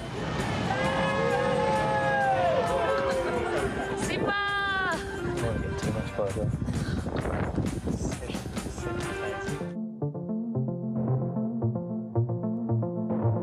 When I started surfing, I was like, this is what I want to do for the rest of my life. Like, there was no doubt about it. Just made life that much better, you know, because I found my passion, my love, and yeah, it was definitely an instant obsession for sure.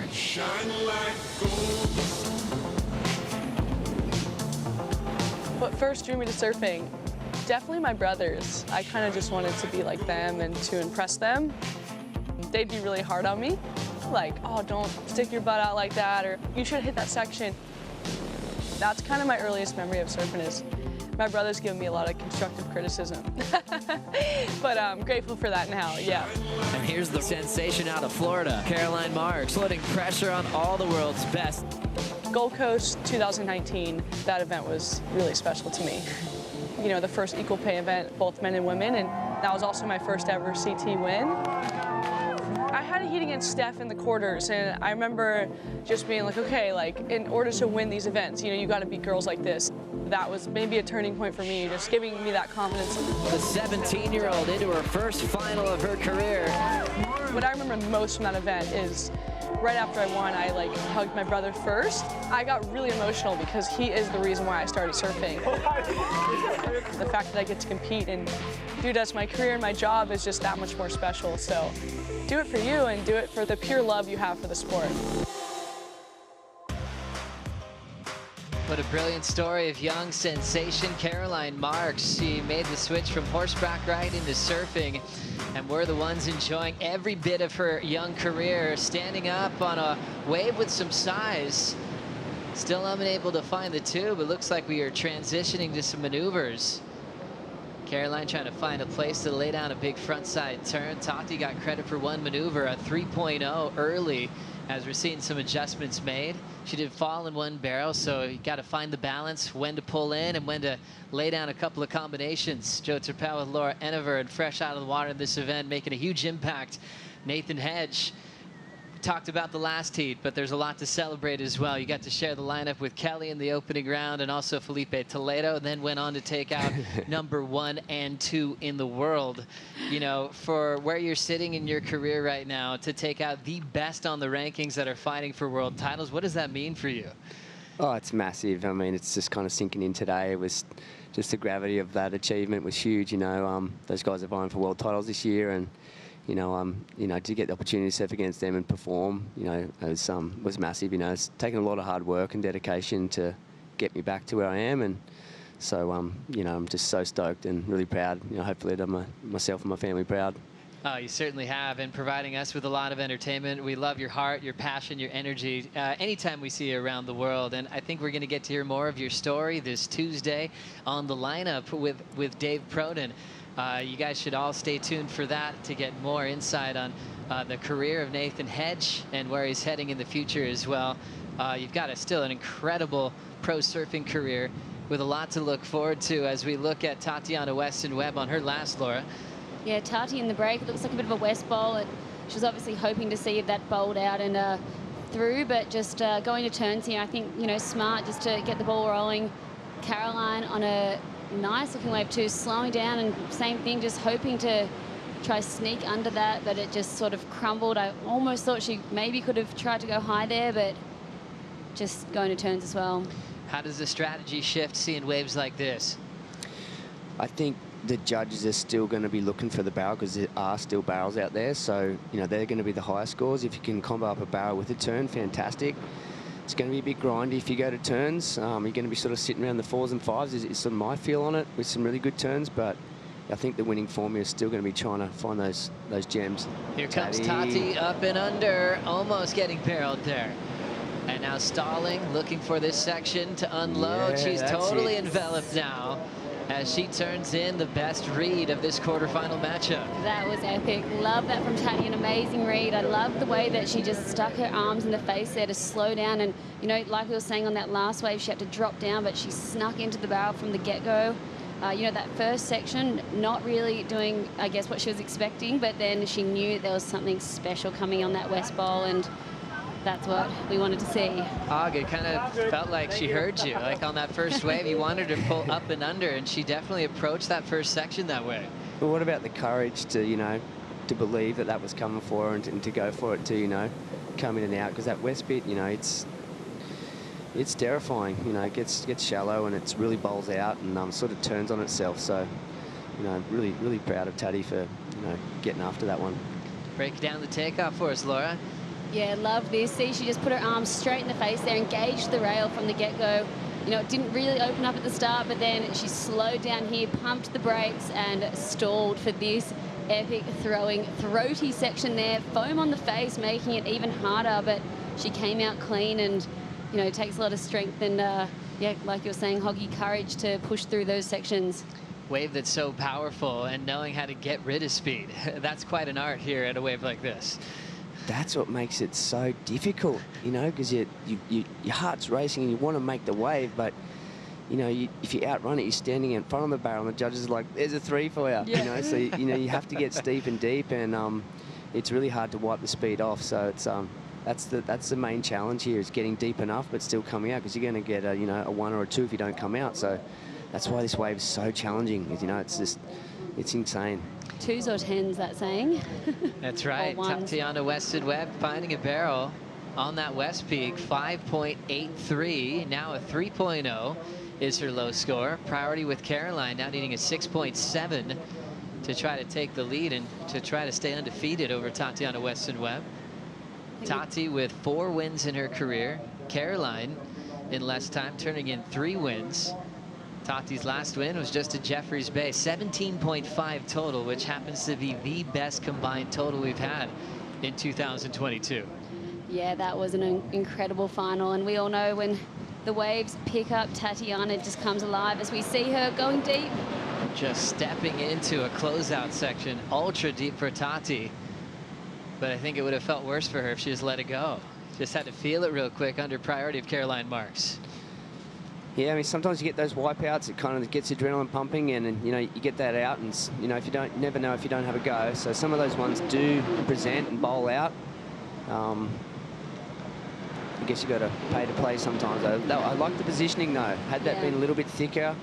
She's got the right idea, you know, like you were saying, Hedgie, you know, taking up for the goofy footers and I guess the natural footers, taking off behind the peak here, because you can get stuck, you know, going too wide and then missing the barrel. You have to be deeper than you even think, right, to come up behind it and get those high scores. Yeah, for sure. It's you need to be kind of 3 board lengths deeper than what your mind's telling you, and you know, sometimes, you know, getting one of those big ones and getting a beating can help you, because it's like the unknown. Once you shake that off, you're like, oh, that wasn't so bad. Get back out and then roll the dice again. So, you know, it's she may get back in the rhythm, and the next time one looks a little bit cleaner, she'll have the confidence to go.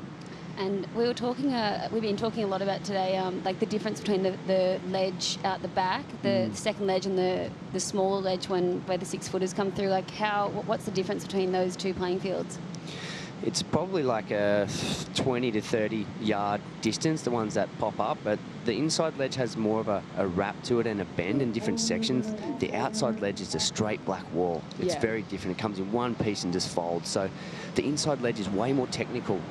You know, you have to sort of wipe speed off, then get speed, drive and pump, and come around corners and ride foam balls. It's a little more technical and intense. The inside so ledge. Exciting here in the breakdown with 3:40 on the clock. All roads leading to the Rip Curl WSL Finals that is in September in San Clemente, California, at a wave called Lower Trestles. So a wave that Hedgie loved to compete on when he was on tour full time, a former regular season event, now hosting the World Title Showdown. Tati will be there up and under as she flies out of another barrel in this quarterfinal.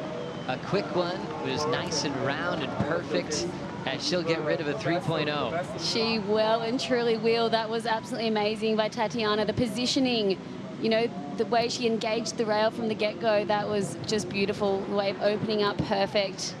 One of those nice big ledging waves, like you were saying. It had the really nice clean face on it in the draw, didn't it? Come on, Caroline, answer back. Here comes Caroline. Yes, up in there. Bottom turn, round section, outrunning it just a bit there. So Caroline catching a lot of good-looking waves with a lot of height in it, but still trying to find that curtain to fall over her head so she can get that great vision. She's had a couple strike missions here in the past. I've seen some great clips of her getting nice and barreled Back to Tati's wave, Laura. Love this, yeah. Sticking her arm in the face, just getting right under it from the get-go, and beautifully read by Tatiana. Amazing style, just an amazing drop, swooping under that lip there and screaming on through. What do you think of this approach, Nathan? Oh, I just loved how she knifed straight in here, see? No getting right to the bottom, just angled her shoulder in, straight in under the curtain, held the line, and sweetly out. And it's so much cleaner, that wave. So nice and glassy. But yeah, the commitment, getting over the front foot out there. As soon as you get up to the back, it's so hard to drive to the bottom and stay engaged in the wave face. So she just did that so well by staying over the front leg, committing to the drop, and just knifing in on that inside rail. 6.83 for Tatiana. Now has Caroline in a combination spot with 90 seconds to go. And Tati, with priority, is in a good position to shut it down and move into the semifinals. What a talented goofy foot. Born in Brazil, moved to the island of Kauai when she was about 3 months old. Her mom, a professional Brazilian bodyboarder. Her dad, Doug, born in England, started surfing in Florida. They've got surfing in their entire family, and they support Tati through every single matchup on the tour, as she'll be looking for a win here in Tahiti to see if she can go back-to-back from Jeffreys Bay. She's the only surfer on the women's side that has multiple wins this season, and if she does make the final, that's when we'd see her pass Joanne DeFay for seeding on the WSL Final 5. And take the #2 spot heading into Trestles. That's huge, and you know, I feel like Tati really could go the full length here in Tahiti. You know, that performance, she's really, every time she comes here, getting to know this reef better and better, just looking so comfortable out there. Yeah, she looks hungry. Hey, she's put herself in the position to get those right ones. She's rolled the dice on a couple, and it's clicked, hasn't it? Yeah. I think she's got the mojo coming into the rest of the afternoon. Incredible effort by Caroline. Just didn't quite get the steeper, deeper ones that allowed to get barreled. Hey, that was the difference, wasn't it? This is such a great goofy foot class. We're going to see a lot of these two in the future for many years. Tati gets this one to move into the semifinals with a solid approach. 2 great barrel rides, 12.66 combined total as finals day continues. Nathan Hedge, can't thank you enough for joining us, and can't thank you enough for always putting your heart into every heat you surf in, man. That was so entertaining, and best of luck, best of waves for the rest of the year. Can't wait to hang out more often. Yeah, stoked. Thanks for having me, and just wish all the competitors a great rest of the afternoon, and thanks for having me, and see you guys soon. Unreal. The Hog, always a legend. As we take a quick break, quarter #2 coming up next. Steph Gilmore takes on Courtney Conlog right after this.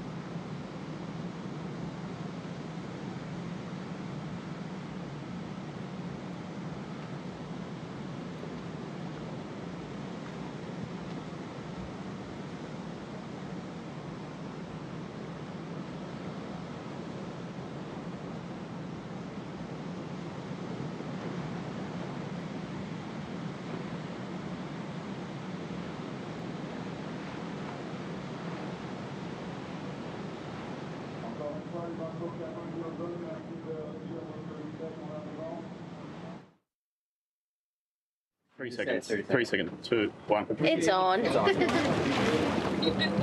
Here's Carissa. She's dragging in. Oh, she's gonna get pitted, and she's coming out. Tube time. Dragging her butt in the tube. Bahine, that ocean woke up for you. Yeah, but I needed another one. it. I didn't catch a wave for 20 minutes. Come on, jump aboard. Yeah, I was just going out there. I was looking for those sick pants, and then I was driving off the bomb and whoop-ah! Manuya.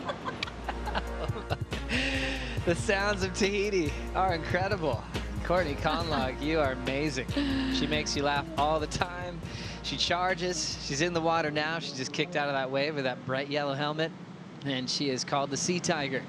Courtney taking on Stephanie Gilmore, a 7-time world champ here at Teahupo'o. And what a clash this is. Two longtime veterans who've seen a lot of each other over the years. Steph in a position for the WSL Final 5, looking for an 8th world title this year. And Courtney Conlogue just turning in another incredible season. Her whole goal at the midseason cut was to be able to surf G-Land. She got that and also extended her career all the way through the start of next year as well. A lot to say about these two. Steph versus Courtney, a favorite here at Chopes in your mind? Oh, I would have to say Courtney, just because of her hard charging antics that we've seen over the years. You know, she's not afraid to go. She's wearing that helmet today, and you know, over the last few days, I've seen her out there every afternoon. Steph's been out there too. You know, she's been here for a long time, 3 weeks. I feel like Steph could be, you know, more technical at barrel riding, and you know, she's got incredible style. But I just feel like Courtney is going to put herself in the position to be on the biggest waves that come through. So if they do what she's hoping, then, you know, she's obviously planning to stand in some big barrels. Courtney's so connected to how she's feeling as an athlete, always listening to her body. She said she sleeps so incredibly well here in Tahiti. She calms right down. She said she could easily live here. Just feeling the rhythm of her body, relax in the evenings. She's aware of her breathing at night. She's got a super fancy watch that tells her her breath work when she's sleeping. And she told us about it the other day on a lay day, and just how calm she feels, how happy she is going fishing, and waiting to really peak with her adrenaline when the ocean spikes and she can absolutely charge. Her whole goal here wasn't to complete any turns. She's going to be barrel hunting throughout finals day. Excited to see her perform. For sure. I mean, you know, she's come here a lot of times over her, you know, over her career, and like you said, she loves it. She's got so much energy. She's so active, always running around doing something. She's such a goofball, and then she gets in the water and she becomes the fiercest competitor on earth. Her eyes just sizzle through, just like laser beams. She's an amazing athlete, loves to paddle, has been entering paddle races for a while now. I think she's got one coming up after the end of the season, but just a true athlete by nature. And it's always interesting to see how people handle their downtime. I think by appearance, or what people might think with Steph Gilmore, is that she's just cruising, playing guitar, and then going surfing and winning heats. Can you give us more insight on the preparation work that people might not know about for Stephanie Gilmore? Yeah, I mean, Steph, we're seeing another side of her this year, and we always sort of touch on it. She's got, you know, her 7 world titles, but you know, this year, that win that she had in El Salvador, it was special. You know, it's been a really, you know, roller coaster year, and she comes back year after year, just motivated, evolving, always working, you know, on something. And she's quite vocal about that. She's taken on a coach this year in Tommy Witts, and you know, she really wants another world title. She certainly does. Yeah, she definitely puts in a lot more work than I think people realize. Yeah. Just happy-go-lucky by nature. I guess kind of similar to like a John, where he doesn't give you too much, you know, of outside of his game face, which is just cruisy. But for Steph, it's a big smile, but definitely incredibly dedicated to improve her craft. Let's catch up with Tati with Dimity. Thanks, Joe. So, Tati, talk to us about the anticipation for this moment. We all know the swell was coming. Yesterday, you watched the guys all day. I saw you were charging in the free surf sessions before and after. Just tell us what it's like being in a heat out there, you know, and everyone watching and learning the lineup at the same time. Yeah, it's actually quite intimidating when there's like all the boats and all the free surfers are like whistling all the time for the sets, and you just like have to make the right decision, obviously, pick the right wave that barrels. And right now it's actually really tricky. It's like that in-between size, so there's like west ones on the inside, and then there's like kind of outer ledge ones still, but it's getting smaller. And yeah, I just knew I had to play the game and build house, get scores as much as I could under priority, and that's what I tried to do, and I'm really happy it worked out. We had a bit of a strategy going into the heat, and it paid off. Yeah, super stoked. And through to the semi-finals now, you're just going to take that time in the lineup to try and, you know, find the best waves and keep progressing and set yourself up for a good final? Yeah, that's the plan, you know, like you make heats getting the best waves, and right now, like I said, it's really tricky, so I think anyone can win. Whoever gets the best wave is probably going to make the heat. So yeah, just going to stay focused, drink some water, refuel, and hopefully we'll have great waves for the semis. Hope so, and just enjoy that time with the lineup to yourselves. Good luck. Thanks. Thank you, Timothy. Thank you, Tatiana. And thank you, Courtney Conlock, for flying on that last wave. She was definitely hoping for a barrel, but she just felt the power and the speed of Teahupo'o as she just got hucked into the channel. She'll be trying to burn off some of that speed on her next effort. As we're looking at an interesting scenario, we got Tati in the first semifinal. If Steph would meet her there, they're battling for seeding in the WSL Final 5. What'd you see on this one for Courtney, Laura? Love the technique from Courtney. Amazing pig dog, you know, sliding down the face and engaging the rail. You know, if she gets a wave that opens up, you know, she was behind this section here, but unfortunately just didn't throw, you know, didn't have much wall on that wave, but would have felt amazing for her to just have that line, draw that you know, that line and get that rail in. So love the technique. Courtney 1-5. Let's see what Steph's got for us. Lands the drop, throws down a stylish top turn arc and gets out of there. So we'll see if that ends up being a keeper at the end of this heat. Clean top turn wrap on the top of that wave for Gilmore. Pulling in and getting some coverage from the pit is Courtney Conlock. Immediately adapting from getting hucked into the channel without a tube. As we see maybe the best claim of the year from Courtney. Love that. The bow and arrow will have to dissect that claim there, but I cannot wait to see this replay. That was, you know, a big throaty wide one, and you know, she must have got that paddling back out. Like Tatiana was saying, there's not many that are coming from the ledge now, the outer ledge, but there's those west bowl ones, and that first wave Courtney went, it put her in position for that epic west wave. Take us through it. Yeah, just amazing from the get-go. She did so well to sneak under that first section. It wasn't trying to let her in very easily, but she just held her line and got under that through. You can see the yellow helmet there, so deep. She loves it. There we go. One more view from the water. Yeah, amazing technique by Courtney. Impeccable barrel ride, arm in the face there. Just opening those shoulders, and just love that technique from Courtney. Once again, you see it just knifing this drop here. So much forward weight. Just sneaking under that. It almost looked like this wave didn't want to let her in at the start, but she was like, let me in here. And she knew that if she could sneak under that hood, that it was going to open up wide, because that's what these West Bowls do. And look at that yellow helmet just screaming on through there. I think that's quite a great, you know, the yellow helmet, yellow board, you know, the judges can really see how deep she is. It certainly pops behind the curtain. What a great ride for Courtney. A 7.83 from the panel as she flies way out in front now of Stephanie Gilmore. An exciting claim. Looks like she shot an arrow to the sky. That's what she was looking for all week here at Teahupo'o. Strider, best view in the channel. What did that one look like? Oh, it was amazing. Look at this thing. Look at, she wants more. Head down, grabs the rail, pushing through. Gonna get eaten alive by the foam ball there, though. You know, it's been a beautiful thing out here to watch these ladies go for it. And Courtney is really sendy. She loves it. She's always had that drive and kind of that little monster inside of her wanting more. She's out here with Tara David, who's her coach, or in her corner here from Tahiti, and he said that she's on a 6.5, so the board a lot bigger, so a definite step up gun, and you know, usually out here basically on a, I'd say like short board 5.9, so that's a lot of difference in foam and length and velocity within the board. He said that they're going to ride a bigger board so they can paddle faster and get under the lip and drive through on those bigger boards. So that's what they're out here on. Steph on a bigger board as well. She's on a 6.3, usually riding, say, a 5.11. Yeah, Strider got caught in the board breakdown. But a great bit of insight, getting some bigger boards. 6.3 was one of the bigger boards that Steph brought, and the key thing she discussed with Darren Hanley and also Jake Patterson was putting a lot more volume in those boards, an extra 1.5 liters with the same cash cow rails, that famous cash cow design that she's won a lot of events on.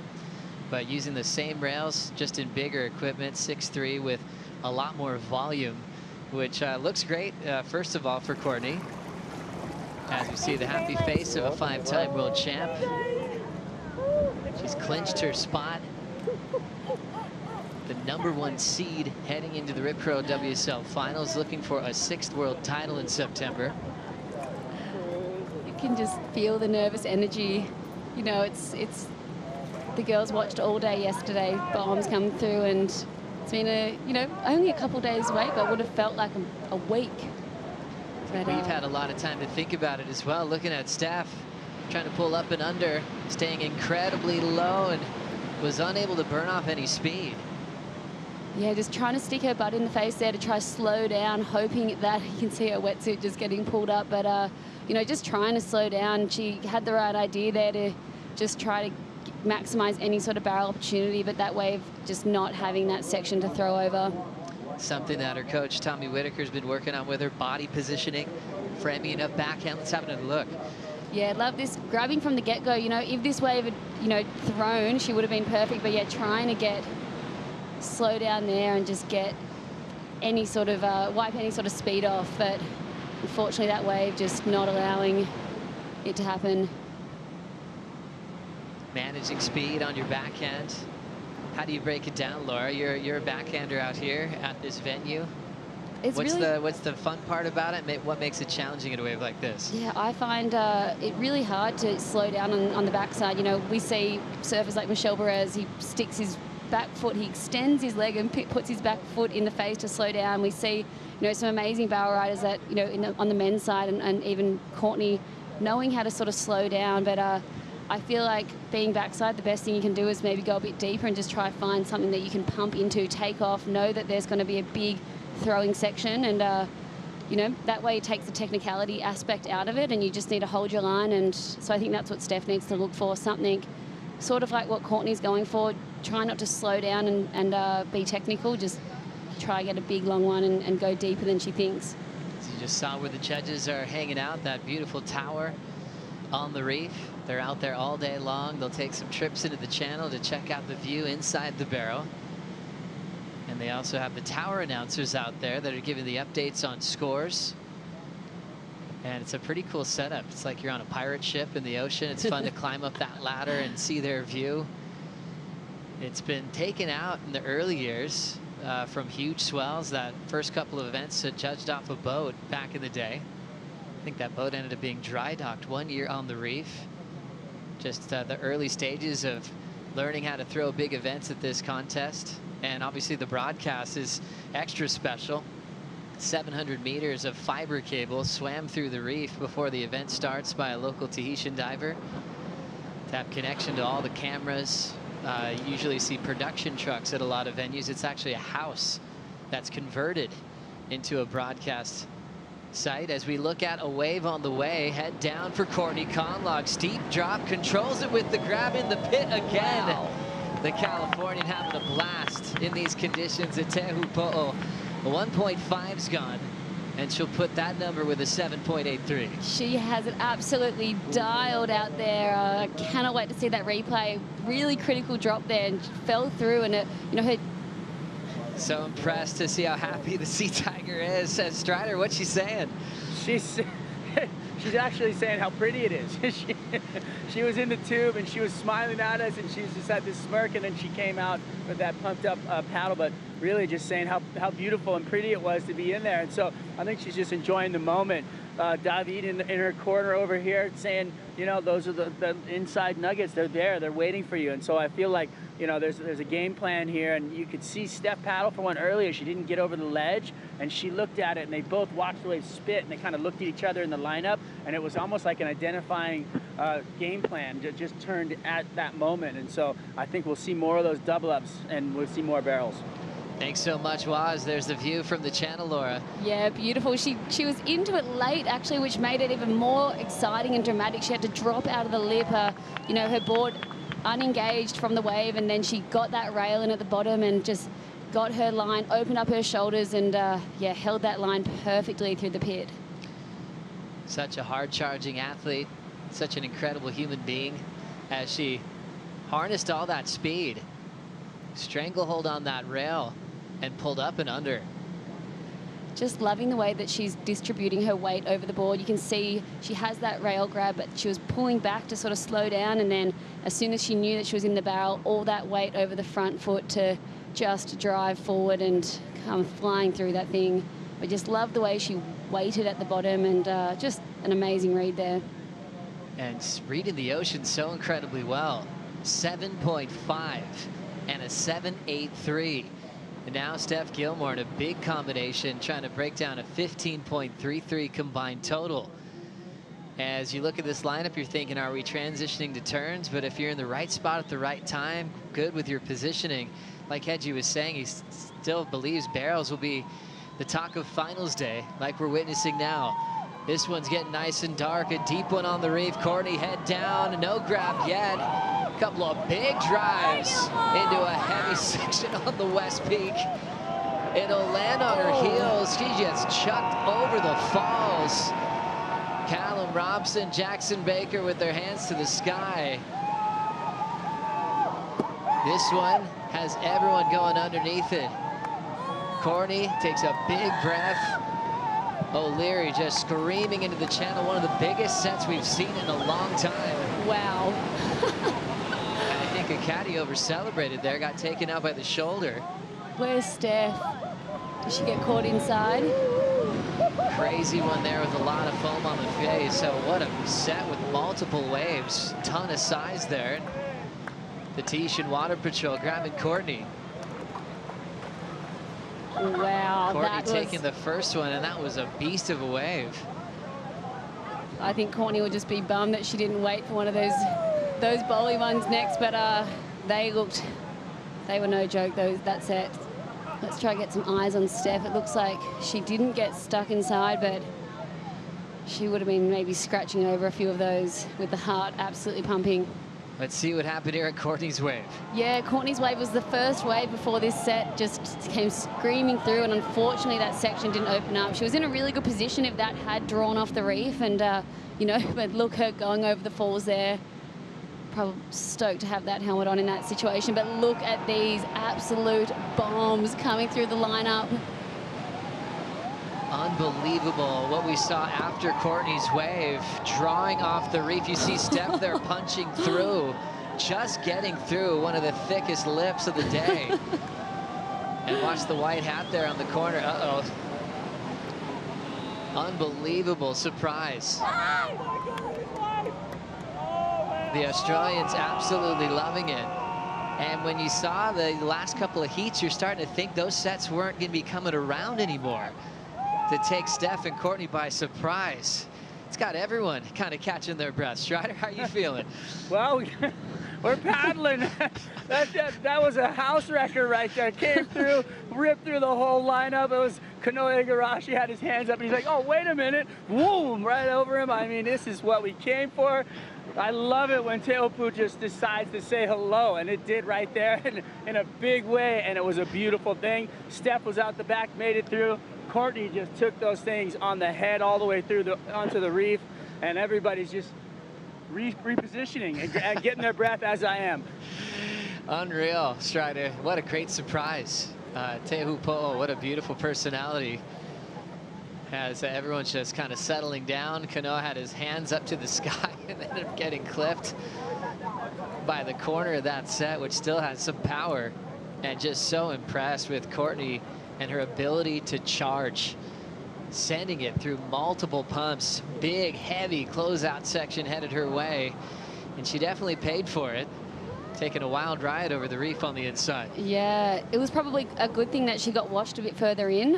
You know, hopefully she didn't hit the reef on that first wave, but she got sucked over, and that would have made it, if she didn't and she'd popped through, she could have been in a really bad position for those next sets on the head.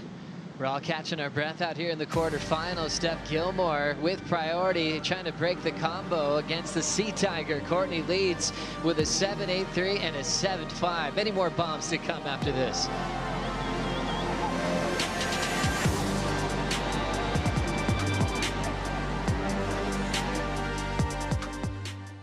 still feeling like I'm a whole person without needing to win is a really important human experience. Especially because you've had an unusual amount of winning. Imagine if your life was a movie, what would you do? After all this time, I almost want people to experience this story that I've had. To properly meditate, I should probably be like, oh. Who is your favorite surfer? Slayton. Kelly Slater. Kelly Slater. Kelly's results go all the way back to 1996.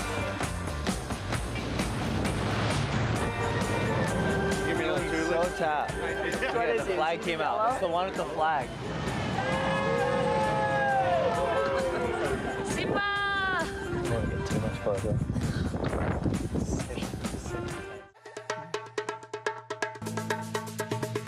Everything's gonna be alright. Everything's gonna be okay. Everything's gonna be alright. Kila kitu kitakuwa sawa. Usitie shaka.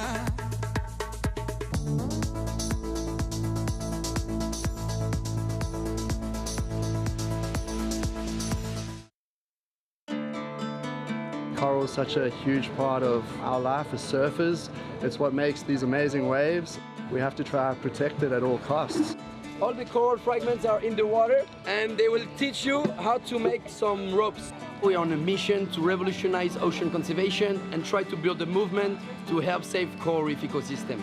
It plays an important role, not just surfers, fishermen, fish, sharks, all kinds of wildlife and marine wildlife. Is that your thing? We invite all the kids from our club and the community to come. It's just very important because the kids are the future. Download the Adobe Express app, search for World Surf League to get our custom template. Share your creations on social with hashtag CreateWaves and hashtag WeAreOneOcean and tag Adobe and WSL for a chance for your post to be seen in the lead up to the WSL Finals in September. We are one ocean. Really enjoying WSL's partnership for We Are One Ocean in partnership with Shiseido to protect our very own ocean. Right out in front, we see Steph going down. Incomplete there on her last 2 attempts as she is ready to fight back against the Sea Tiger. 10:15 on the clock in the second quarterfinal. The winner takes on Tatiana Weston Webb on the top end of the draw. Courtney Conlog putting on a show today. 7.83 and a 7.5. Taking about 7 waves so far, and you know she wants more. These two have met so many times. This is one of the classic rivalries on tour. Courtney qualified such a long time ago. Her first win of her career was on the Northern Beaches. Lane Beach, she started throwing an event. Courtney was about 19 at the time. She'll be turning 30 next week.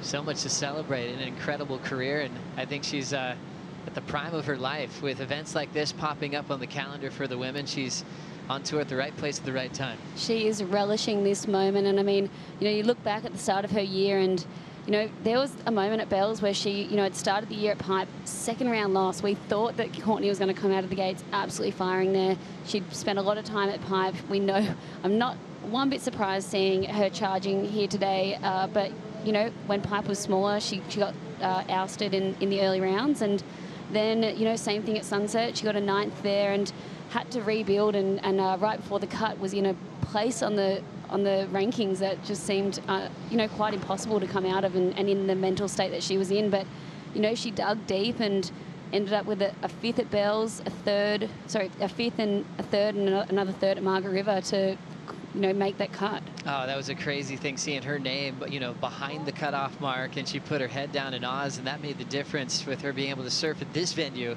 at Teahupo'o. 8:30 to go. Strider, we're still, you know, settling in again after that big set that came through. Did you have a chance to catch up with Steph Gilmore? Yeah, well, you know, she'd gone through the motions and gotten a wave and come back out through the lineup and looked over at Harry, her boyfriend, and Tommy Whitaker, who's basically out here in her corner coaching, and just said, you know, sorry I didn't go on the big one. Been laughing about it, but it was just kind of one of those moments where she was, you know, way too far inside, and she couldn't have gotten them.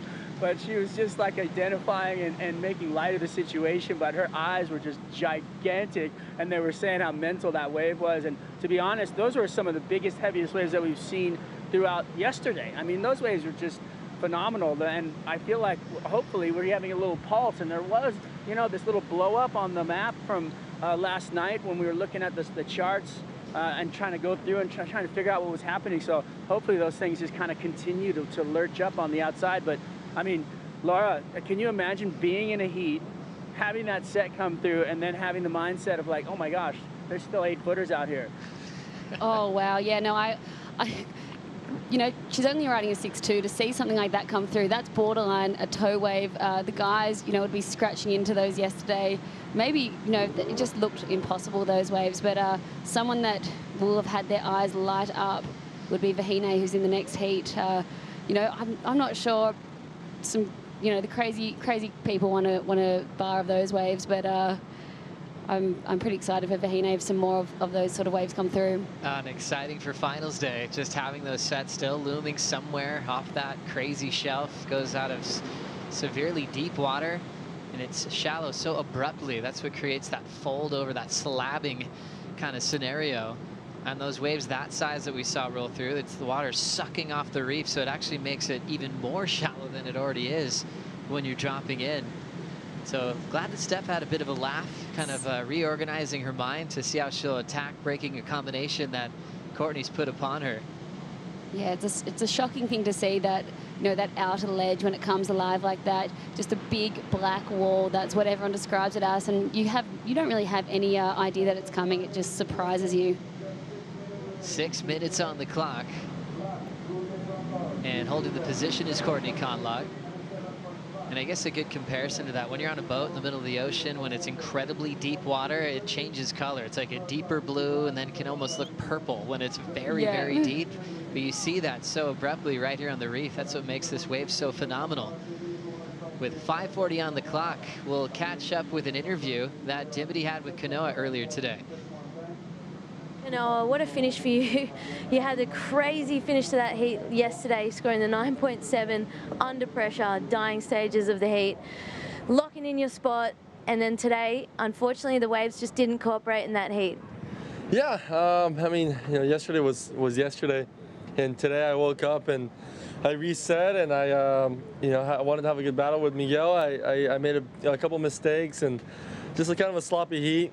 I think I used all of my my heat strength yesterday, but yeah, I mean, it was so special yesterday. It's still kind of sinking in. Just like even taking the jet ski ride out here this morning, it was just so special, and you know, I mean, after a day like yesterday, we still get to come here and surf perfect waves. It's there's nothing like it. There's nothing like it. You still got to check off your main goal, which was to make that final 5. You've got the first round matchup against Italo at Trestles. What's the plan? Yeah, it's crazy. I mean, the fact that I know who I'm going to surf against in 3 weeks, I know exactly what it's going to be. You know, we all know what lowers are going to be. I feel like that's like the closest thing to a wave pool in the world. So that's, you know, the stage is going to be there, and my opponent's going to be there. So yeah, I guess, you know, just kind of going around and just making sure I prepare for that moment. And I know Italo's going to be preparing for it. I know there's a type of surfing that I like to do out at lowers, and I want to showcase the best of me. You know I want to go all the way, so I'll be ready to surf, you know, multiple heats that day. And we all can't wait to watch that. Is there anything you'd like to say to your fans in Japan? Yeah. いつもみんなファン応援してくれてありがとうございます。今回目標ゲットしたことで、ね、もう今回のチョープはもうこれでもう一回締めて、また明日からそのローワンの練習っていうことに集中することなので、本当に今回みんなのファンの力で今回の結果をできたことなので、本当にありがたい気持ちがすごいあるので、やっぱりこれからがスタートということで、本当に侍はやっぱり目標をゲットしたらまた次の目標を作るっていうメンタリティなので、これからが勝負って感じで頑張ります。よろしくお願いします。Thank you so much, Kanoa. That was great. I just love the excitement, the energy coming out of him. He's got a huge day in front of him in September. And I love that we can talk about that first match for a very long time. Kanoa Igarashi versus Italo Ferreira to kick off the Rip Curl WSL Finals. Steph will be there as well. Hope the whales join us as they're saying hi and welcome. They might have participated in that big set that came through. Hello. Courtney had her goggles on the other day and she swam out and got to see the whales underwater. You could hear them so well in the channel. Such a special piece of paradise. Courtney with priority 7-8-3 and a 7-5. Now as we get to think about their long history, this is the 17th time these two have met at the championship tour level. I guess just focusing on quarterfinal heats. Steph leads that 6-2. Remember, Courtney won a crucial one in the quarters in Honolulu Bay. Steph was trying to clinch a 7th world title. Courtney got her in pumping conditions, and Steph was so frustrated with that loss. She said, if I lose in a quarters here, I don't even deserve the world title. She just was still trying to shake off how uncomfortable it felt to lose at one of her favorite venues on tour. That day ended up falling her way, and she clinched the 7th to tie up Lane Beachley for the all-time record. I know Lane will be watching that effort closely this September to see if Steph will officially break that tie. Yeah, it'll be an exciting one, and looks like we have a set coming in, and Courtney's paddling. 90 seconds on the clock. Courtney Conlogue goes straight down to the bottom. She'll just slam a little mid-face snap to burn off some speed. Didn't find a barrel to pull into, but we hear more hoots and hollers from the channel. Minute 15 to go. Courtney paddling into the channel here. Steph can't turn this heat on one wave. She needs two. She's starting to run out of time, but I think everyone wants her to pull into this one. Grabs around the takeoff, a little bit out in front. Throws in the down carve and gets into the safety of the channel. So stylish. This is it's going to be a tough one for Steph, you know, not really able to find anything, but you know, she's been vocal about how important this, you know, this event is for, you know, she hasn't really spent much time here over the years. This hasn't been on the you know, the schedule, so she's sort of just gone to the waves that she loves to surf. But you know, I love that she's charging, and she's going to obviously come back and do more work here and come back for more swells, you know, and just keep evolving. And she made the effort to get here early, didn't she? And there's just a lot of rain, a lot of weather, Yeah. not a lot of days that we're looking at like today to really practice on. Yeah, she really did. She put in that effort. She wanted to come here and really have, you know, connect with this wave, but it just didn't really work out the way she planned. You know, and for a lot of the competitors that came early, there just wasn't much on offer at all.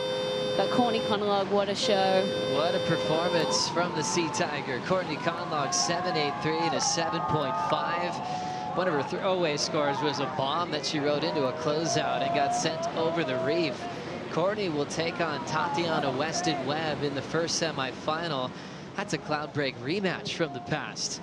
Exciting times in finals day. World number 1 coming up next. Carissa Moore has the local wild card. Vahine Fierro will bring in Kaipo and Pete for the call.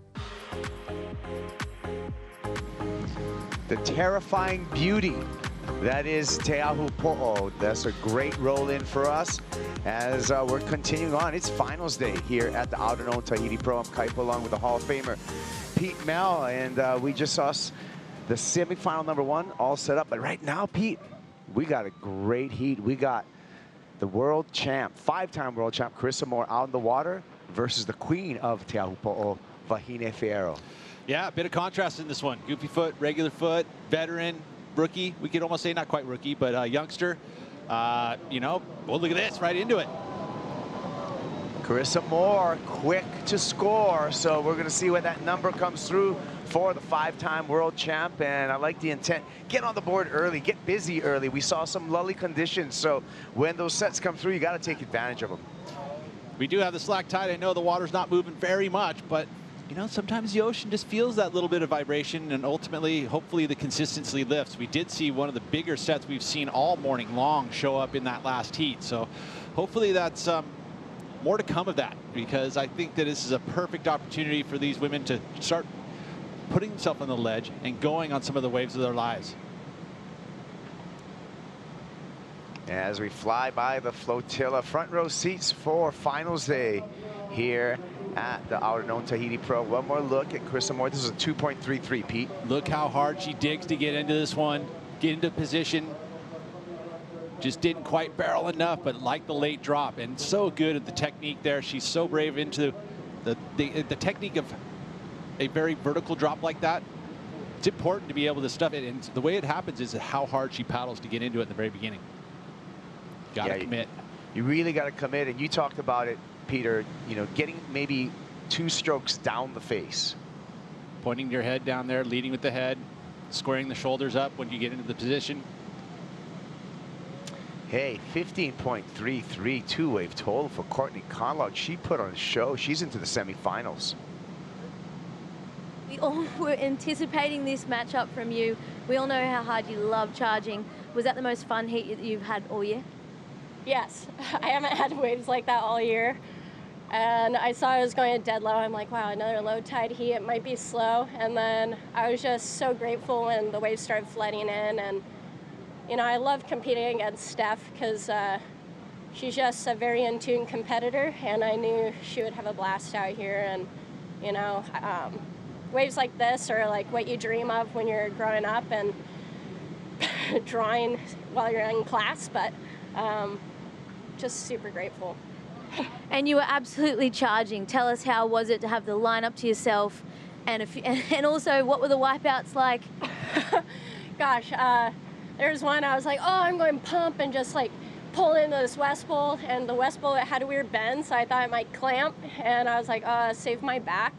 I might have a few heats today, and ended up getting dagnated. It had me airborne at one moment, and I was like, okay, and then slammed me right on the reef, and then I was just hanging on the reef on the next one, because that one was even bigger, and I was just going, I should have waited. But so grateful. These waves are amazing. I'm happy the wind died down a little bit for that heat, and yeah, looking forward to the rest of the day. Well, watching you excited for these big, heavy conditions makes us excited, so good luck in the next one. Thanks, Tim.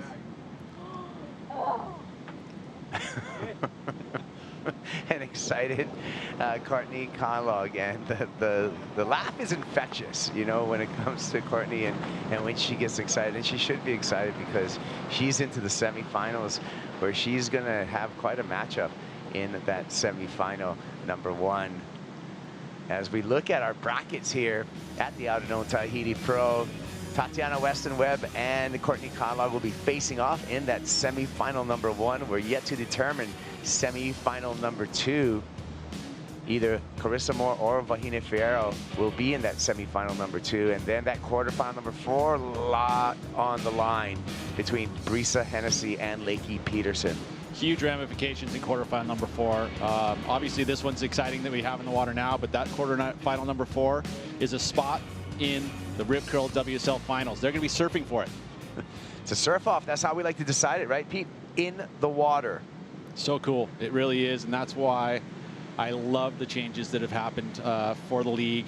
You know, you start to set up all of the the reasons, the competition reasons, you know, the mid-season cut, the 3 crescendos, as you like to say. Then this moment here, deciding the WSL Final 5, and then the Rip Curl WSL Finals, deciding the world champions in one day. Yep, the biggest day in pro surfing. That's happening at Lower Trestles. The Rip Curl WSL Finals, the waiting period for the one-day event, September 8th through the 16th. Be aware, you can catch all the updates on WorldSurfLeague.com leading up to when we're going to crown the 2022 men's and women's champions there on the cobblestones at Lower Trestles. Wave coming through here, and both of our competitors caught a little out of position for that wide west peak. Wave number 2 starts to show itself, but not a lot of energy in the second wave of that set. Well, all of the competitors have mentioned the challenge of trying to sit on the outer ledge or coming into the inner ledge. Obviously, the bigger waves are going to score much higher, so you want to keep yourself out there in the position. I mean, that big set that came in where Steph was on the outside, she was not even close to it. It was just literally that much bigger. It moved all the way outside. Very challenging for her to even get in position.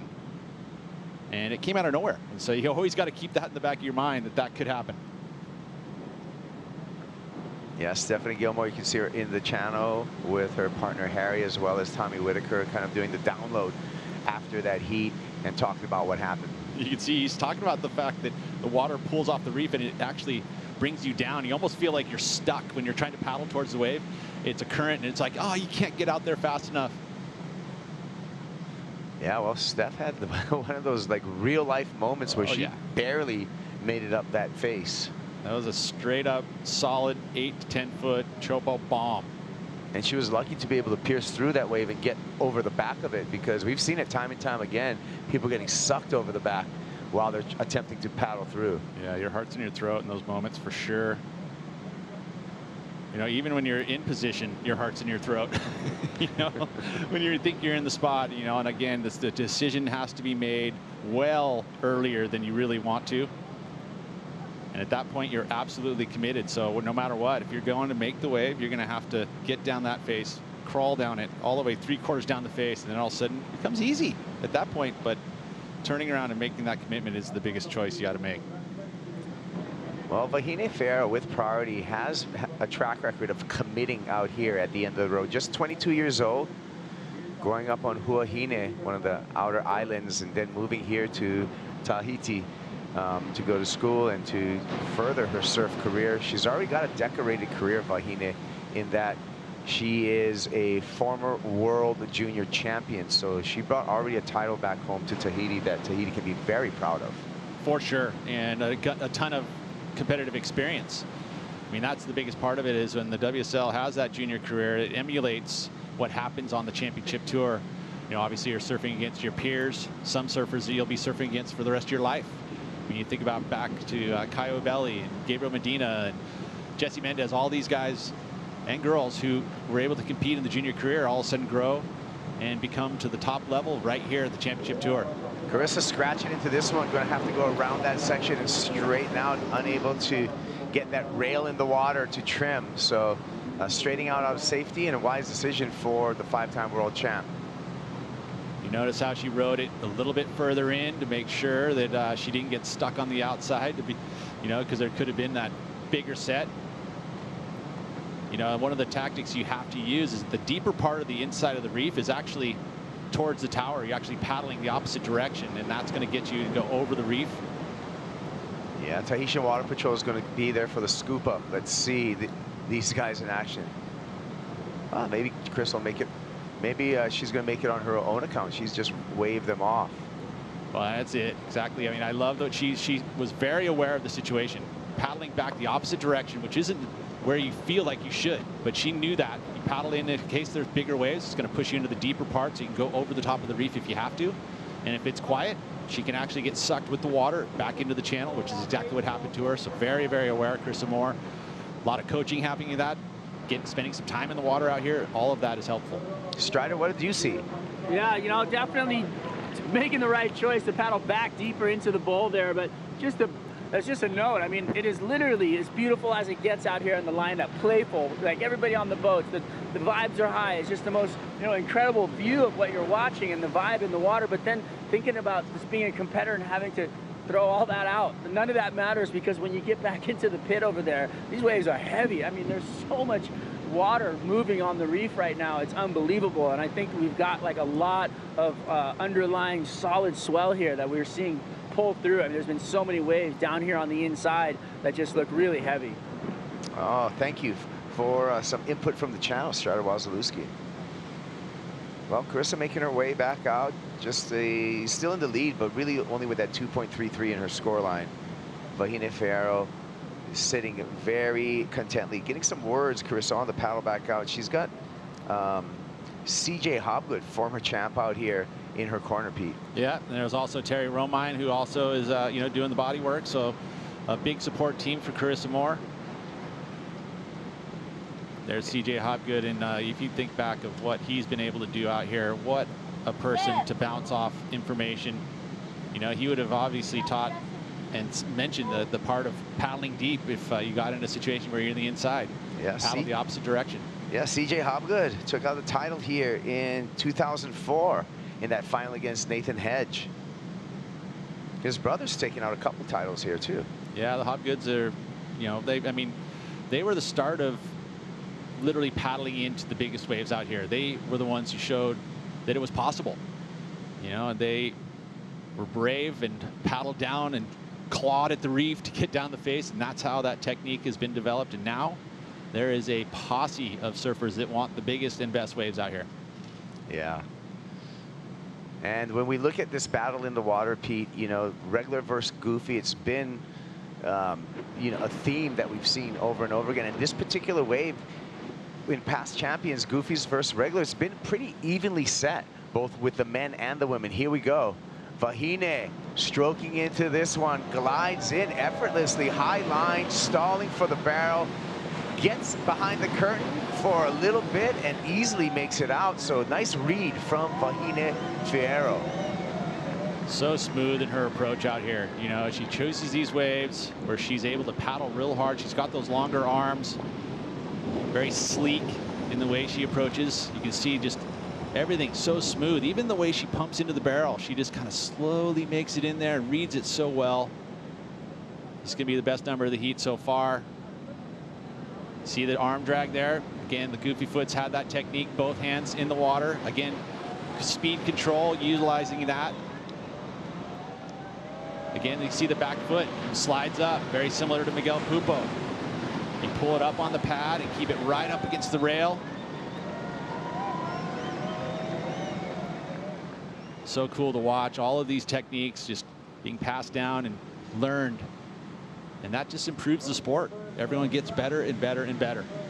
3.5 for last of Vahine as she paddles back out. Of course, Vahine, Tahitian for woman, the literal translation. And she is making women's surfing proud because she continues to raise the bar at this miracle of the surf world, one of the gnarliest waves in the entire world. And I love that the women are back here after 16 years. That's just going to help improve all of these women, giving them a drive to be better and better at this reef. And it elevates it. It elevates women's surfing. It elevates the performances. You're going to see these youngsters. I mean, we saw them on the reef passes already here, 10, 11 years old. Yeah, Vahine in the warm-up this morning. Pretty sick wave. Let's take a look at this one, Peter. Look at the wave choice once again. Impeccable. It really is. She saw that it had the West Bowl corner on it. That would have felt really good this morning. Looked like she was hydrofoiling through the channel with the bounce after that, getting so much speed out of that barrel. So advantage to the Tahitian right now, 3.5 in the scoreline for Vahine Fierro, 2.33 for the 5-time world champ Carissa Moore. Moore sitting with priority as we fly over and check out, you know, the beautiful ocean. Like Strider said, it's a gorgeous day out Yeah, I mean, we saw that looked like that easterly trades were going to kick up, and it's just so wild how quickly the weather changes around here. Now look at now you can see the water just translucent. You can see that inside reef and how it gets shallower and shallower as we head into the inside and eventually, you know, dry reef and then the lagoon. And again, looking at this, I mean, in contrast to say Pipeline, you're going to see potholes at Pipeline and fingers, and this is a nice kind of flat reef. I mean, there is ruts in it, don't get me wrong, it's not perfectly flat, but overall, like, the wave action is a flatter reef, so that's why it's so perfect. You don't have boils in the faces, you don't have any of those ruts that come up, and you know, the bottom contour, the bathymetry affects the wave here, and that's part of the reason why this place is so amazing, is that it's literally flat and perfect. Well, I hope you're enjoying finals day. E hoi mai matou. It means that we're going to be right back after this. Stick around.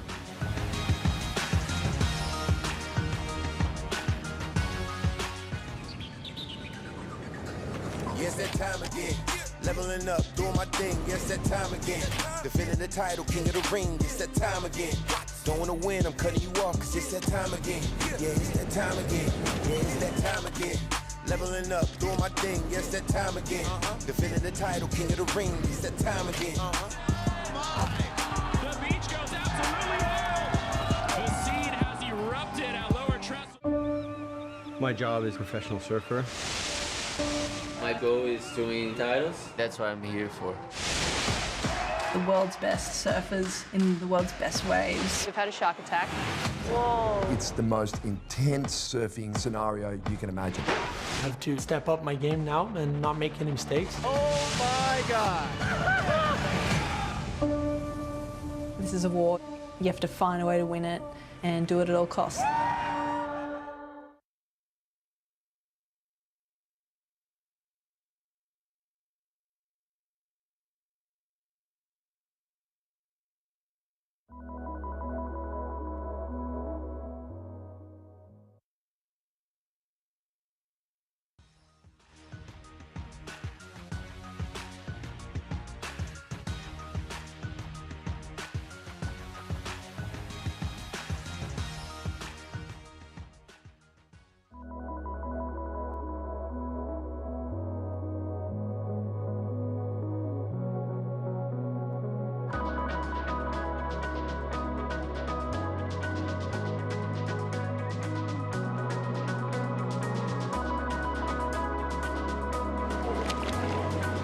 Yeah, it was super important for me to be part of Rising Tide today.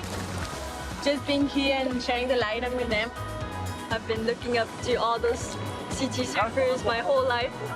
Some of them, it was their first time, and surrounded by the best in the world, I think nothing can get better than that. All of them is like my favorite, so you can really choose. I have never seen that many women in the water since I've been surfing here, and it was so amazing.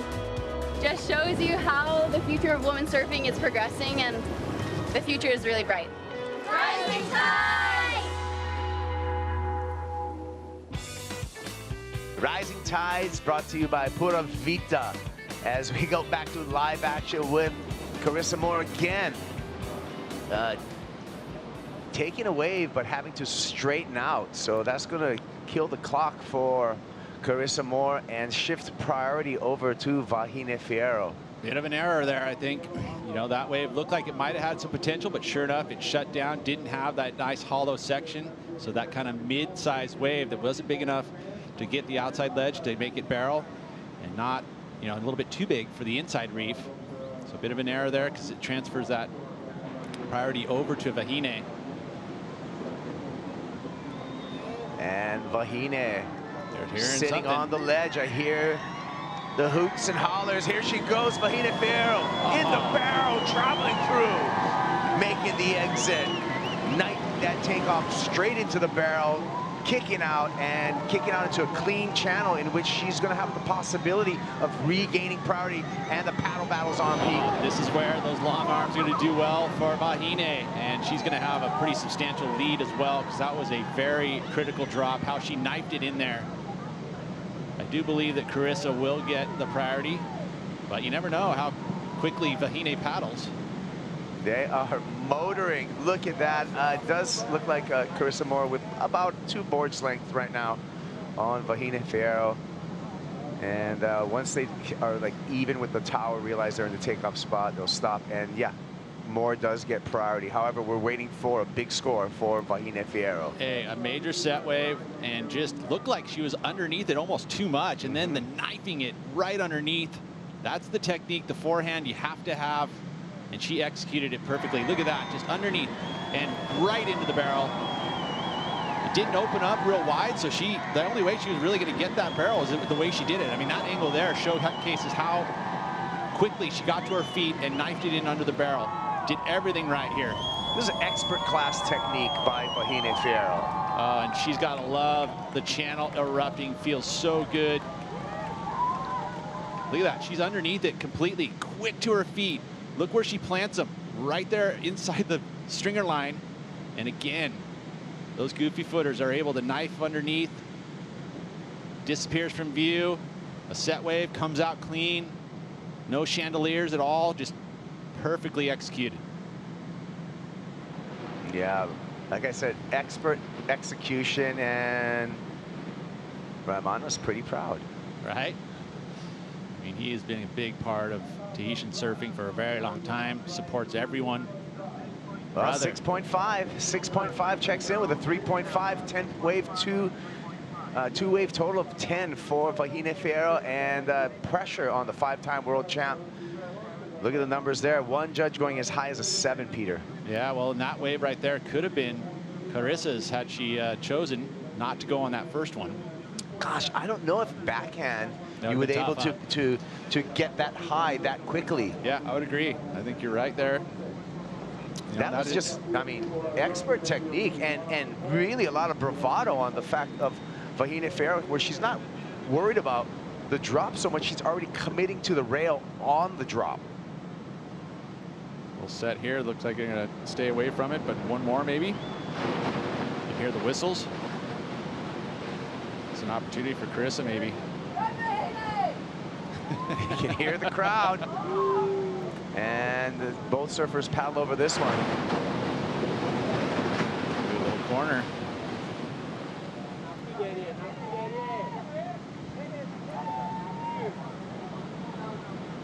Is there another one? Nope. I mean, there's waves. It's just the positioning right now. So we can hear the ambient sound of the channel and the hollers and whistles from the gallery there. Ooh, look at this. You can see it now, Kaipo. Is this a wave? Are they in position for this? Here goes Carissa Moore. Moore drops down to the bottom, long bottom turn, kicks off some speed, can't get under the hook there. She's going to kick out into the channel. Passes that priority to Vahine.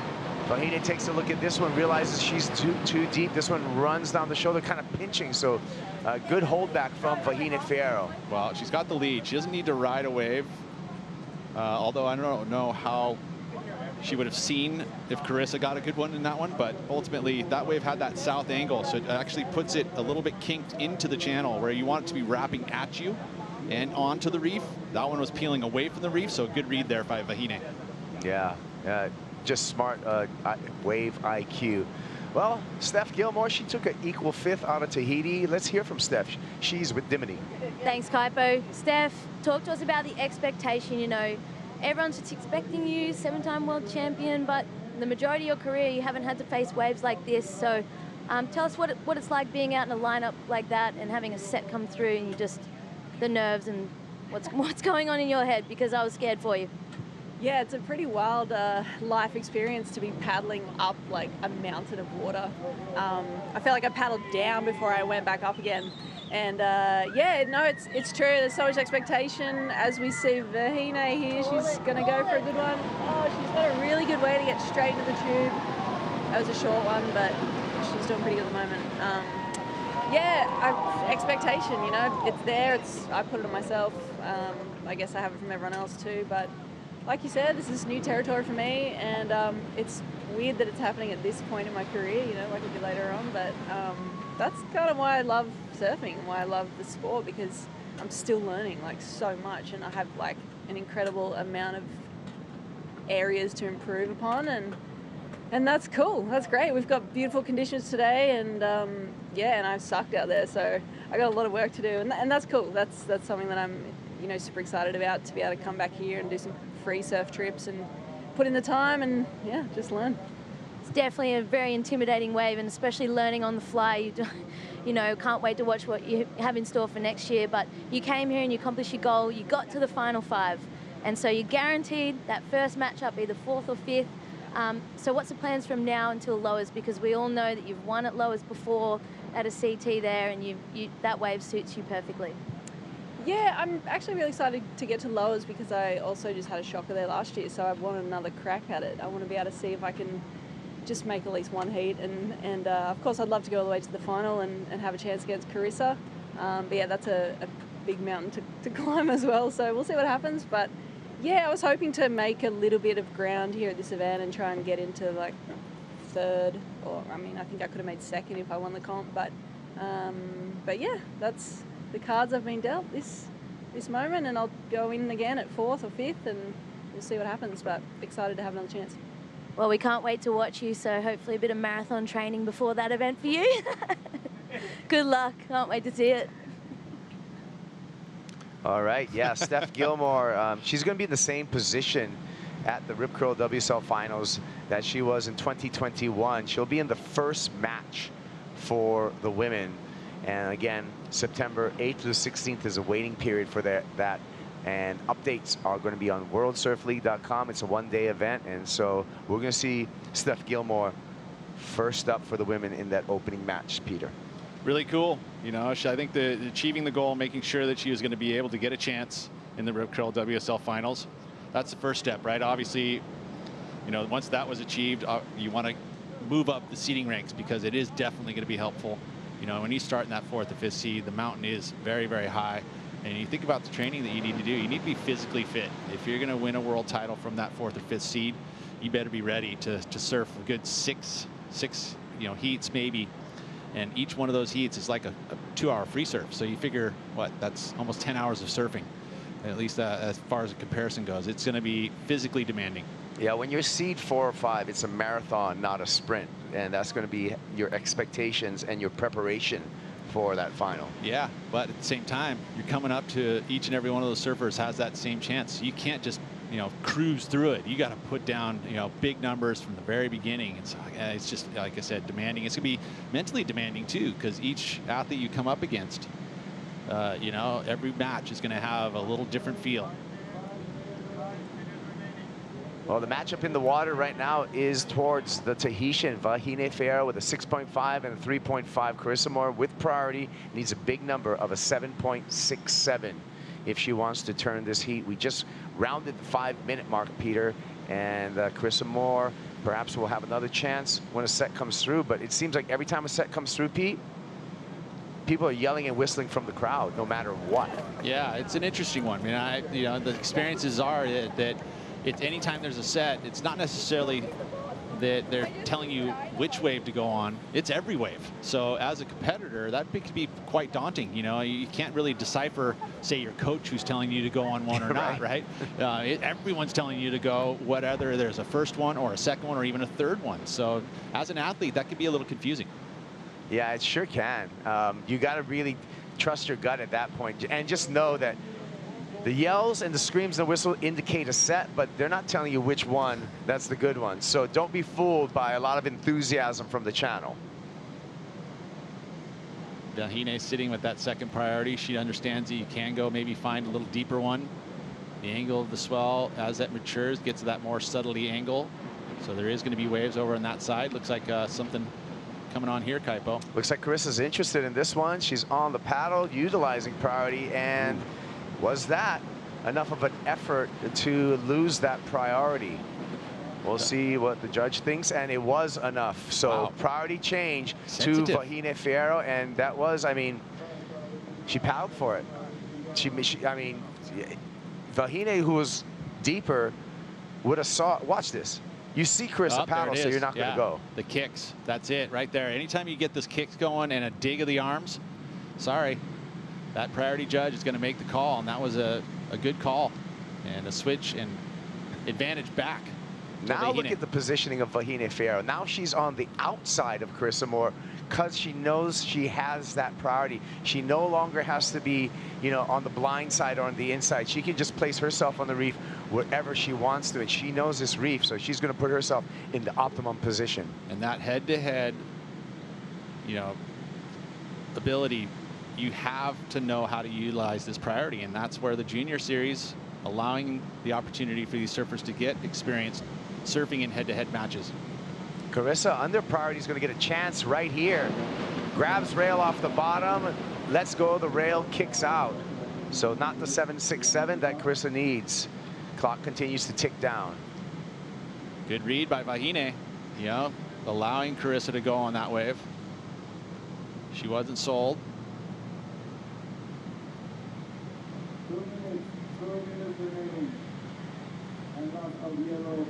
And now you can hear our announcer Cedric from the tower saying 2 minutes remaining. So 2 minutes on the countdown, and Vahine Fierro with heat control, a big lead and priority.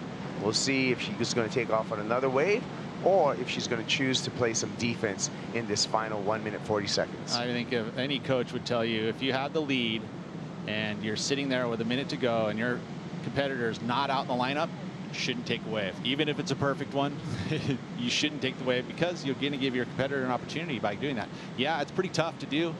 And sometimes we see competitors that'll take that wave and get a better score, but ultimately, in those situations, generally you just want to chill. You know, even as perfect as the wave is, there's no reason for you to take it because you have the lead. Yeah, at this point you want to play the odds, right? And the odds are that there's only so many waves that are going to come through in this final minute, and you don't want to give this up with those odds, especially if you have a big lead like Vahine Fierro.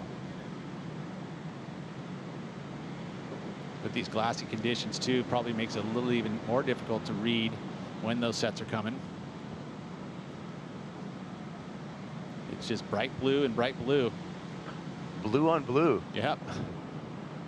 Gray on gray is a little worse, but blue on blue too. Yeah, I mean, you can kind of see a little distinction in the swells, but again, it happens so quickly out here. It comes out of that deep water. Well, one thing for Carissa Moore that we know is she's going to be the #1 seed when we get to the Rip Curl WSL Finals. So, you know, taking away from this quarterfinal loss, she can now concentrate on a 6th world title, and that's going to happen there at Trestle. So, not to say, you know, it's a relief for Carissa Moore, but she's instantaneously going to be able to shift focus to what really matters in the frame of the entire year, and that's a 6th world title. We'll say the wild card story continues. Once again, Kauli Vas is in the semis, and now Vahine Fierro. So this spot right here, the wild cards have been doing damage for many years, and that continues even into this event. That's right. Maitairoa, well done for Vahine Fierro. She's in the semifinals. When we come back, we're going to have a heated, weighted quarterfinal number 4. Stick around.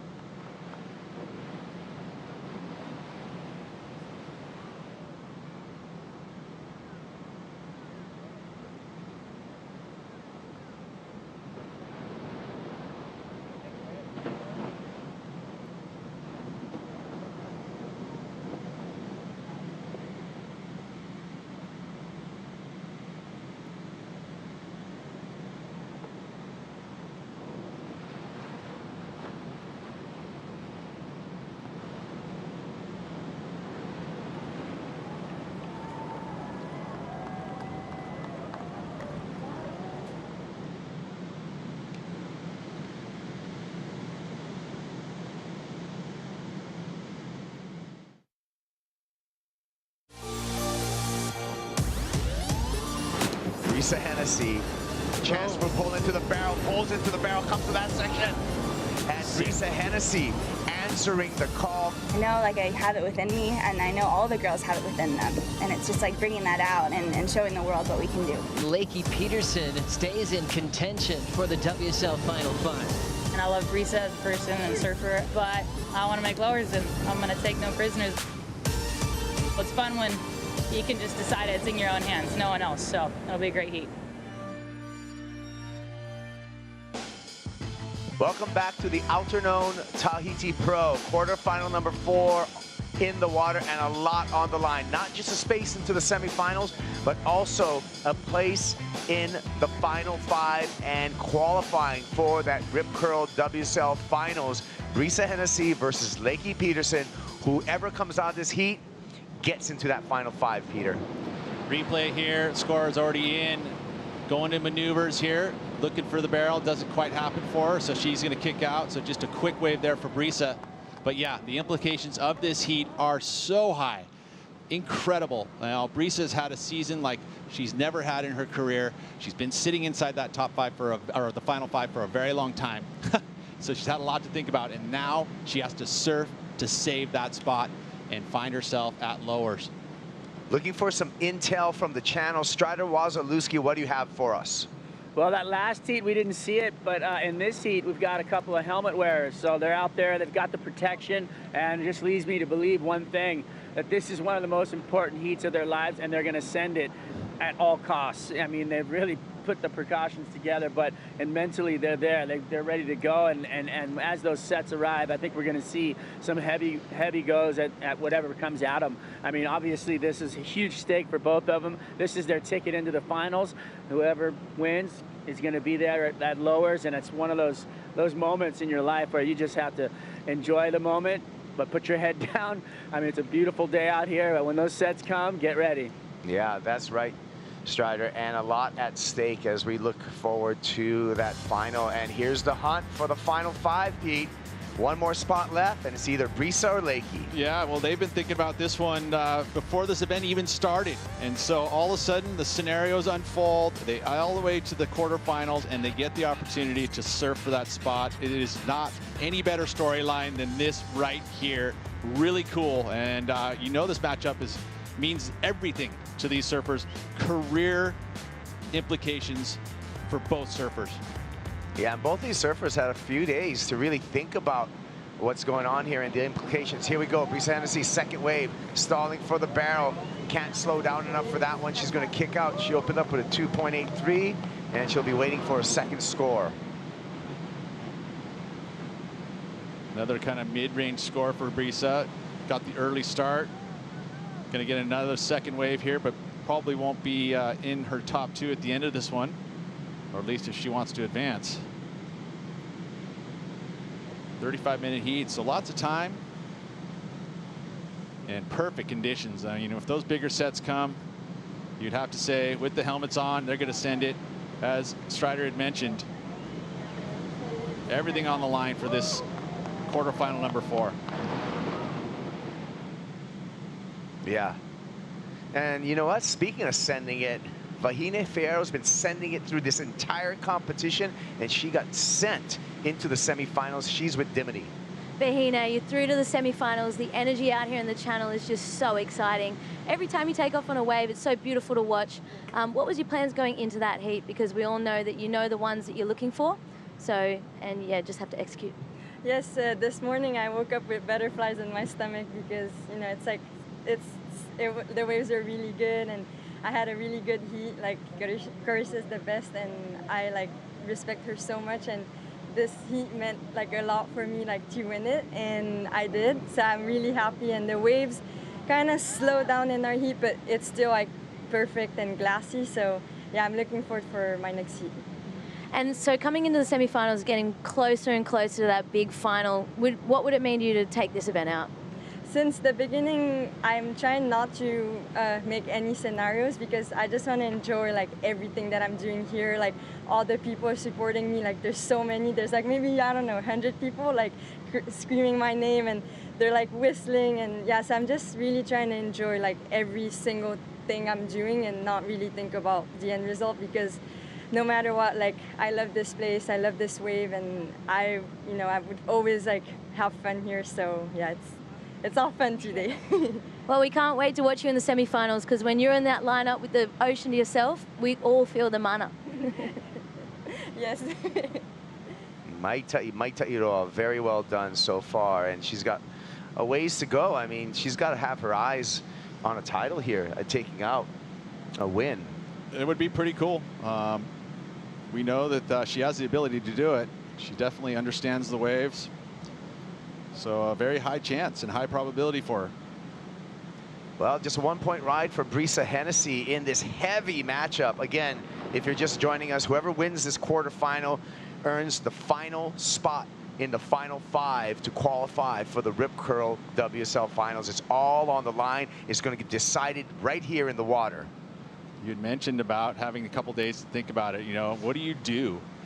You know, what is your mind, you know, running through the scenarios? You know, are the waves going to be there? What are the waves going to be? I mean, it just seems like, you know, how do you shut it off? But it would be fairly impossible to do it. First surfer that parks it in a barrel is going to make their way into the final 5. That's what I'm predicting. Strider talked about both surfers with helmets on, and just going for it gladiator style. Here we go. Lakey Peterson back behind it, skips that first section and kicks out into the channel utilizing her priority. Yeah, and didn't get the barrel, so hitting the ball over the net back into Brisa's court here. Going to be a similar score to what Brisa already has. But as you had mentioned, she was about ready to park it. It looks like it might have been there, and then you could see the chandelier coming, so she decides to stay away from it. Could she have gotten through that? We don't know. She went around it and kicks out. Going to just be a 0.67 for her efforts. Yeah, so these two have had a couple days to really digest the gravity of this heat. So, you know, for some athletes, that may be an advantage to really plan out. For some athletes, that might be a disadvantage when you're talking about like sports psychology, because you can really dwell on it and just, you know, be carrying that load for a couple of days is a lot on the mind. And I would say that there's, you know, both these surfers have never experienced it, right? I think that, you know, you look at their careers and the way it's set up right now, that this is the scenarios that you want to see the league unfold, so that you can see two surfers surf for their spot. And, you know, it's not like they've had this experience before. Yeah, well, these surfers have only met up one other time in competition. And it is, as we dig into the deep stats powered by Hydro Flask, it is Lakey Peterson with that history of victory. 1 versus 0 for Peterson versus Hennessy. That happened in the elimination round in the 2022 Oi Rio Pro. So just this year in the elimination round, Lakey Peterson defeating Brisa Hennessy. Well, and that was like, you know, Brisa, again, started out the season red hot, you know, and then the back half of the season, it hasn't been so good for her. So she's had to battle to keep that spot in the final 5.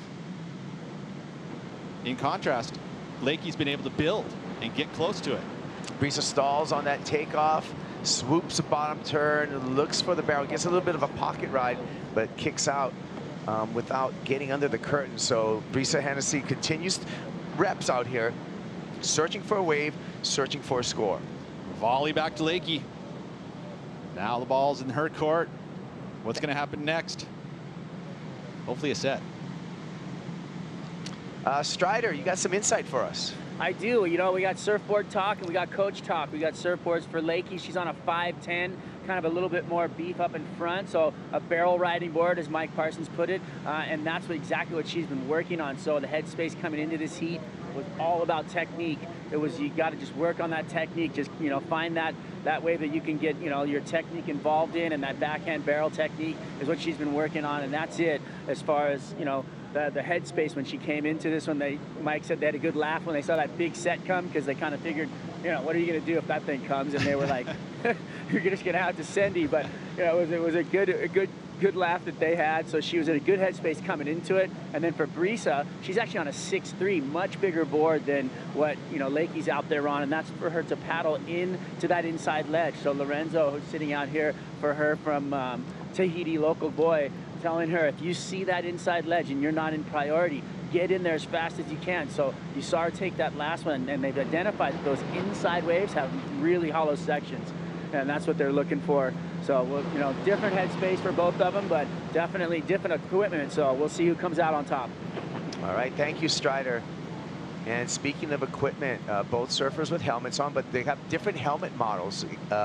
Brisa Hennessy with the Gaff helmet, and Lakey Peterson with the Simba helmet on. So 2 different helmet makes out there as well. Pretty cool. You know, there isn't a lot of surf helmets out there, but these are the 2 that have been putting the most effort into it. Britt Merrick just gave us information that they're Lakey Peterson riding the Happy Traveler. So again, that's a board that you can just, you know, it's a bit better of a step up. I also have Bahine on the same model. There's the Simba helmet. There's a Simba helmet. And it's pretty unique, that Simba helmet, and has kind of like the cheek guard on it as well. Yeah, no, I mean, why not? It looks like, you know, the Spartan. Similar to the old school helmets, you know, contoured to your head. Yeah. Terry Sims over there, the originator of that Simba helmet, and that's a new product to market. More and more helmets are coming into play, especially with the new generation. I've been noticing over in the islands, you know, with a lot of the youngsters surfing heavy waves, you know. Smart. It is. There's no reason why you shouldn't wear them. All right, Peterson with priority. Repositioning, maybe a couple of lines moving through here. Ooh, looks like a good one here, Kaipo. Can she put herself into position? Here she goes. Grabbing rail straight off the takeoff, going around that section and straightening out. So the grudge match between the 2 surfers for that final 5 position continues. Brisa right behind her, grabbing rail and just unable to find room in the barrel there. So back and forth, it stays pretty neutral between the 2 surfers at this point. It is so gnarly. That's just, you know, the chicken skin that comes from it. You know, you think you're going to see, oh, baby. Nope, not able to get into that one. Very tight squeeze to be able to try and find that barrel and the takeoff. Again, Brisa, same thing. Just couldn't get up underneath it. Looks to get priority. Again, a battle back out there, and with 20 minutes left, going to be important a priority. Looks like Brisa is on the outside, and she'll get that. Look at their snips. Always good to be able to have a chat. Been working with Lakey for a while now, and always good words of wisdom. Let's hear from the 5-time world champ with Dimity Stoyle.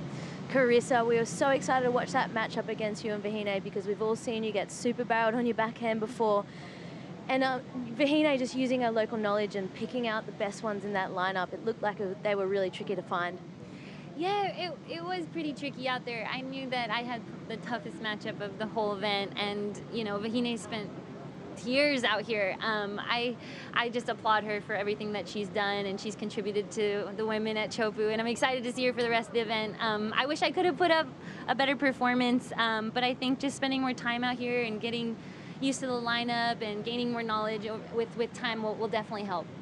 Exactly, and this is the first event, so you've done the job anyway. You've locked in the official #1 spot moving into lowers. So what's the plan now? You're in the top seed going into the finals. What's next? You know, our flight's out tomorrow.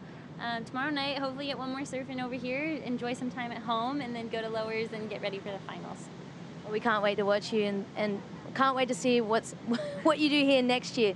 A bit more experience, so well done.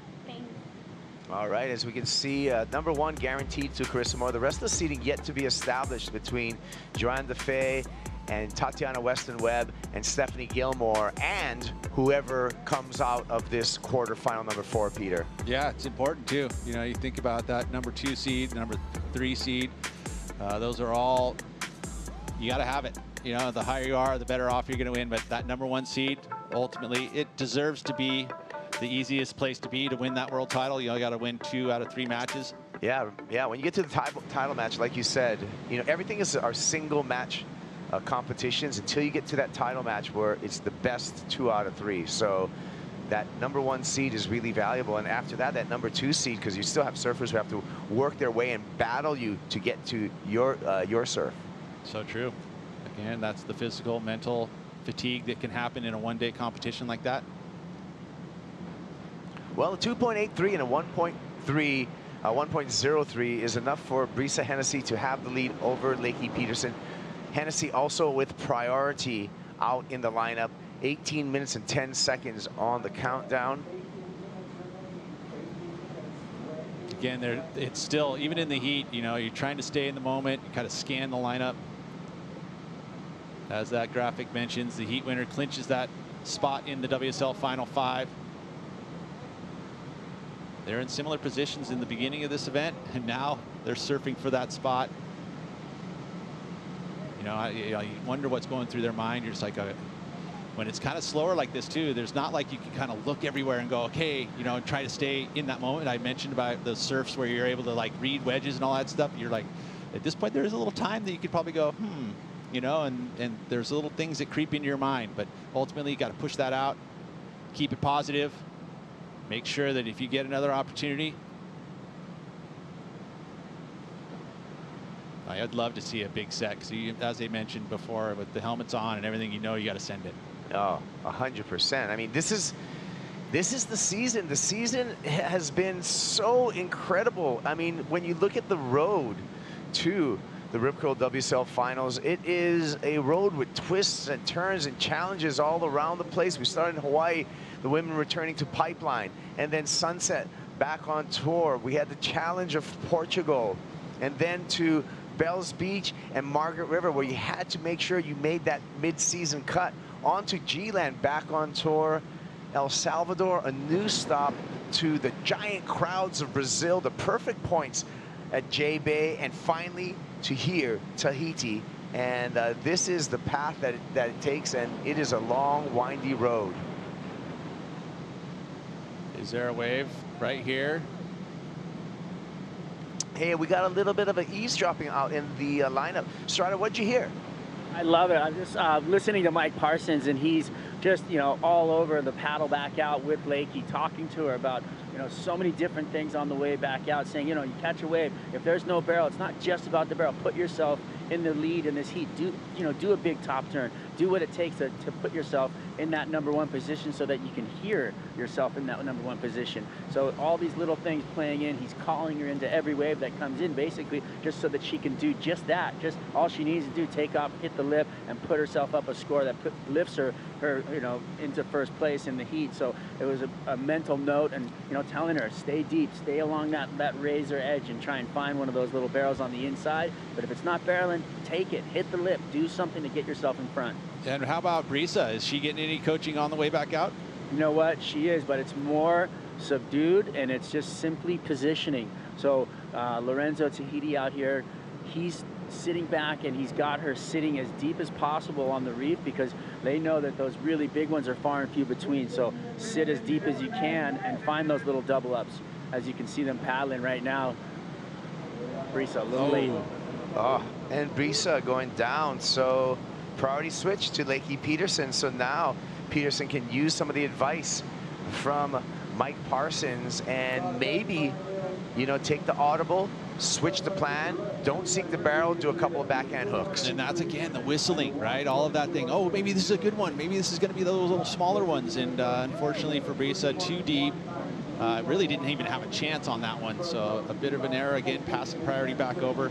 You know, Brisa started off the season by winning her first ever championship tour event at the Hurley Pro Sunset Beach. And that got her into that Final 5 from the very beginning, early stages of the year. Had a 9th over at Portugal, but then came back with another semi at the Rip Curl Pro Bells Beach.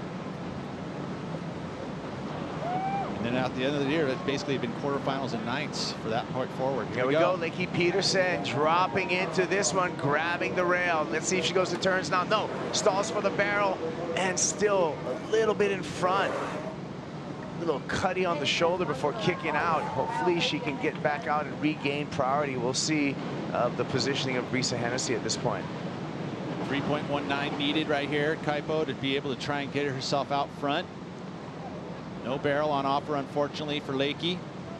Let's see if Snipska gets back there. Let's take a look at this wave. Drops in, gets in that Marvin stance. Keep calling it the Marvin. But again, outruns it, doesn't quite get into the barrel, so no real points on offer there. But the turn, again, listening to Mike, going for the maneuvers. Watch again, quick to your feet, keeping the hand on the rail, letting go of that left hand, putting it up against the wall.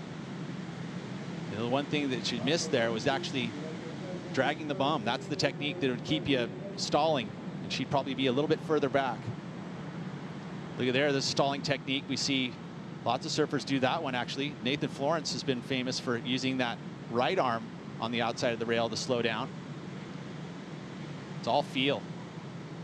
And then the carve here.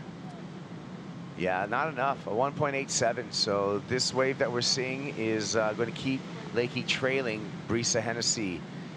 Can Lakey come back? She needs a 2-point ride. We're going to find out if Lakey can make that comeback. We'll know that right after this break.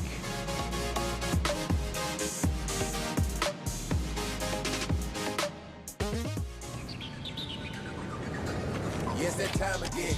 Leveling up, doing my thing. Yes, that time again. Defending the title, king of the ring. It's that time again. Don't wanna win, I'm cutting you off, cause it's that time again. Yeah, it's that time again. Yeah, it's that time again. Leveling up, doing my thing. Yes, that time again. Defending the title, king of the ring. It's that time again. The beach goes absolutely wild. The scene has erupted at lower trestles. Everything's gonna be alright. Everything's gonna be okay. Everything's gonna be alright. Kila kitu kitakuwa sawa. Usitie shaka.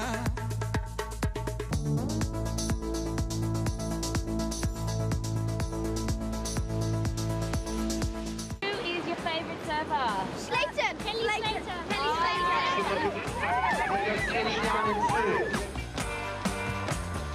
Kelly's results go all the way back to 1996.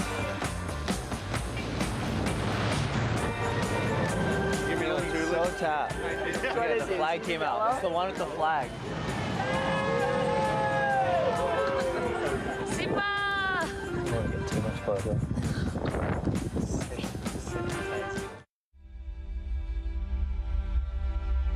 You know, the goal of winning a world title is absolutely at the top. I just want to win for myself and my family and my husband. Like, he's put so much effort into me, and I don't know, I just want to win for the people who have sacrificed so much for me. And I also want to win to prove people wrong that doubt me and don't think I can do it. There's nothing more fun than that.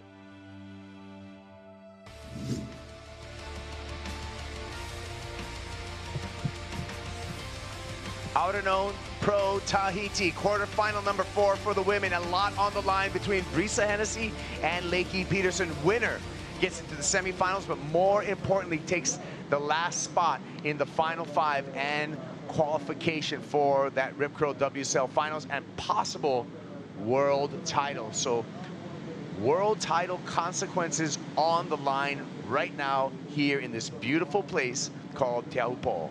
10 minutes to go, Kaipo, and really no scores. Real quick here in the break, just a quick one, 0.13. Again, that might have been an opportunity there. She'd been able to get underneath it. So it just keeps going back over there, back and forth, giving priority to each other, giving chances to each other, and no one able to capitalize yet. Talk Yeah, about I mean, nerves. With a 2-wave total, Brisa Hennessy of a 3.86, Lakey can take that off of her just with a 2-point ride. But even more importantly, if any of these surfers just break into the 6-point range, it's going to be a huge advantage. We're down to only 9 minutes and 15 seconds on the countdown, so still adequate time on the clock for a meaningful score. There we go, maybe another opportunity. Nope. Leaving it away. Is there another one? They're pretty deep. You can see by the way the wave looks, they're pushed way up there. Well, Pete, you talked about, you know, as the swell matures, it going towards more of a southerly angle, and that would move the wave a little bit further to the left side of your screen, correct? It's true, it sure does. You know, but ultimately when those bigger sets, and that just makes it even more challenging to be able to push yourself there, and all of a sudden a big set means you have to go out and over in order to find that. We did, what, half hour ago, we saw that massive set come. So we know that there is a few still out there, but you are only allocated 35 minutes. Brisa Hennessy drops in, pulls in the barrel, travels through spin, and she comes out. That could be the game changer for Brisa Hennessy. That was epic. Smaller wave, but super deep. The wave just hooks its guts out, and she comes out after the spit. That's exactly, Brisa will be elated at the moment. So, listen to channel. Yeah, we're here. It was insane. It was the exact wave that Lorenzo was telling her to find. He's going off in the background. He's so excited for her because that wave was right on the ledge. It lipped out, and she just dropped in, got really low, grabbed the rail, and just threaded it. As it spit, she came out right after. I mean, one of those beautiful moments for Brisa, and elated as she came through that. That was a beautiful work for Brisa, and finding that wave that you need to have on that inside ledge. So we were talking about positioning. It's everything right now. Watch at the bottom of this one as she just compresses onto the board, puts that back knee onto the board, and that was everything. Completely behind it. Yeah, it's a small wave, but look at this thing hoof its guts out, and she comes out after the spit. Yeah, it was a small wave, but that was a very deep, very technical barrel ride, and she is going to take a massive lead. Like we said, the reward's going to be for the barrel, a 7.17, and mom and dad, Hennessy, loving it. Mike and Katie loving it in the channel as they saw their daughter just an extremely technical tube ride. Just that bottom turn, like you said, we pointed out in the slow motion, the compression that she had to achieve to get underneath the hook, incredible. And it's all feel, right? I mean, in those moments, it's all feel. You just do what you have to do to compress, to get underneath it. She did everything there. So cool to see, and what an impressive ride. That was not an easy barrel. It was not easy. Everything happened because she was able to compress like that, and that got her the depth and the ability of being so low in that little tight barrel that she came flying out after the spit. Oh, Dad and Mom would have been loving looking into it. Well, now, here we go one more time. Let's check it out. Again, compression underneath, super small, compressed on the foam ball, and spit out, and she loves it. Could that be the spit that gets her into the final five? She's got 6 minutes to figure it out. There's still some time. Look at this, having to pull up and get under there. Hey, the back knee was everything. Slamming that thing to the deck and the bigger board. Stability in that barrel. She's riding a little bit bigger board. That gave her the ability to just hold on tight. Oh, so cool. That was fun to watch. That's the moment you need right here and now. Yeah, we were waiting for that moment, and Brisa Hennessy executed. Now, Lakey Peterson knows she has to put it on the line. Lakey, if she wants to do it with one wave, needs an 8.13. She's got priority, and now this is going to almost force Lakey in a way to really go for it. Look at this line coming through, Pete. She can let it. I mean, even Brisa in this moment could make things even more challenging by just getting like a 4 or 4 or 5 here, sitting outside of priority, because she's carrying such a low backup, the 2.83. Hey, I mean, a 3 right now will put, a 3.35 will put Lakey Peterson into a combination situation. Wow, the nerves must be just so, I mean, that was a shot right there. That's right. To Lakey, and man, she's hearing from the commentary up top exactly what she needs, the 813 with 4.5 minutes to go. It feels like it needs to be just one wave. Again, heat winner clinches a spot in the WSL Final 5. That is what's on the line, in addition to a spot in the semifinals. So big heat in play, and Brisa Hennessy is coming through so far in a clutch position. Oh, here we go. You can see both surfers paddling. Time for Lakey Peterson to answer back, paddling out towards this wave, rearing up on the reef. First one's going to go through, and that first one was just the closeout, long wall. 4 minutes remaining. Wow, the tension. You can feel it. It's palpable. Now they're going to move back in again on that reef. That's, again, you got to do that cat and mouse, in and out, in and out. Yeah, the positioning, again, you talked about the 2 ledges, Pete, and Lakey Peterson now moving to the inner ledge. And I think at this point, yeah, it's probably the smart move. You can see the line better as you move in a little bit. And once you hear a set coming, you know, the hoots and hollers will get you there. So if you paddle hard, you can make it out there. But it's much easier to see when you look out at the wave to be able to read where you need to move on the reef. I like the play by Brisa right now, just staying real close to Lakey Peterson, keeping her honest too in her decision with priority. She's got that experience now. She's been on that championship tour, understands it, had to go back, had to have that taste of going back to the Challenger Series, had an incredible season on the Challenger Series to get herself back on tour. So yeah, a lot of experience learning, you know, going the ups and downs. And here a moment to be able to vie for her first world title if she can hold on for 2 minutes and 40 seconds. In her mind, she'd love it. Just go quiet. And it does appear to be pretty quiet, but we've seen those sneaker sets before. Those sets way more out of the west element where they'll just rear up out of the channel. So Lakey Peterson has to stay focused right now, a lot on the line, and a big number required because with the clock down to 2 minutes and 10 seconds, she's going to have to do it in one wave, and she's going to need an excellent wave. We've seen it happen. It is possible. You don't want to give up until that last hooter sounds. She does have priority, which is a bonus. Strider, the tension in the lineup, do you feel it? You know what? Yes, I can feel it. It's right over my shoulder, and it's sitting there behind me, and I can just feel it coming out of Mike Parsons. And it's one of those moments where you don't even have to look back to know it's there, but I can feel it. And Mike just, you know, they're just praying for that chance, that shot, get that one wave. I mean, you know, they're going to come. There's going to be a chance, and I've already seen one little one that could have possibly gotten them there. So I see some lumps outside right now. Let's see if we can cut through this thing and actually have a little, you know, spar in the end of this. You can hear a water drop out there right now. It's very quiet. You can literally, I mean, every little wave breaking is as loud as you could possibly think. It's amazing. I love it. Well, and that's what, again, this format, the way it's set up, it's made these moments possible. I love what's happened in the changes, and it's pushing these surfers, and, you know, in these pressure-filled situations. That's what sport is. It's being able to execute in those moments that everything's on the line.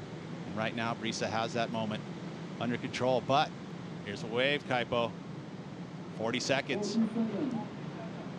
Here we go. This is going to be it for Lakey Peterson. This is her season on this wave.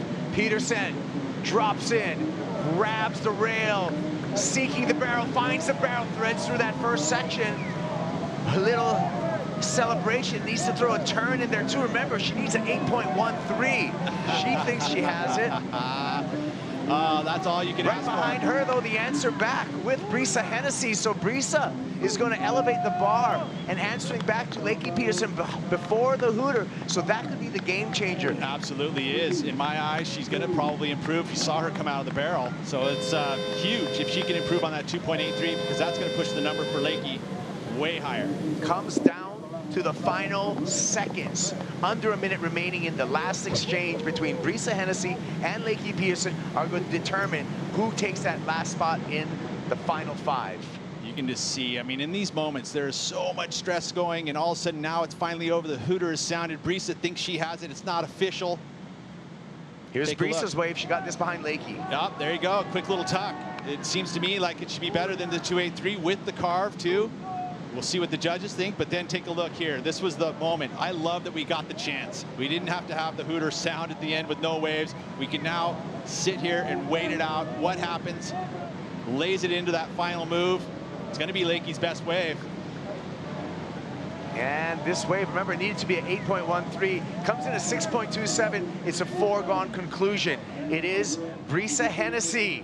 And she's feeling it right now in the channel. She's earned her way and clinched her spot in the final five. We will see her at lower trestles at the Rip Curl WSL Finals. Let's sink it in. Oh, the relief. It has to be so incredible. Congratulations, Brisa. That was, I know, one of the toughest heats of your life. Lakey, congratulations for making it happen. That was fun. Incredible. We'll be back with more from Tahiti right after this.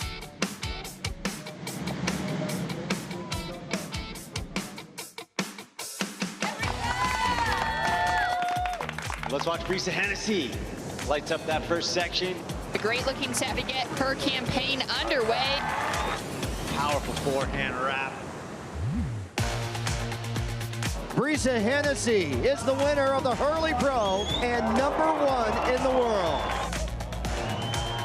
Your champ, Brisa Hennessy. Never would have thought that I would be wearing yellow. It's definitely a pinch myself moment still, for sure. Here we go, Brisa Hennessy straight up through the lip.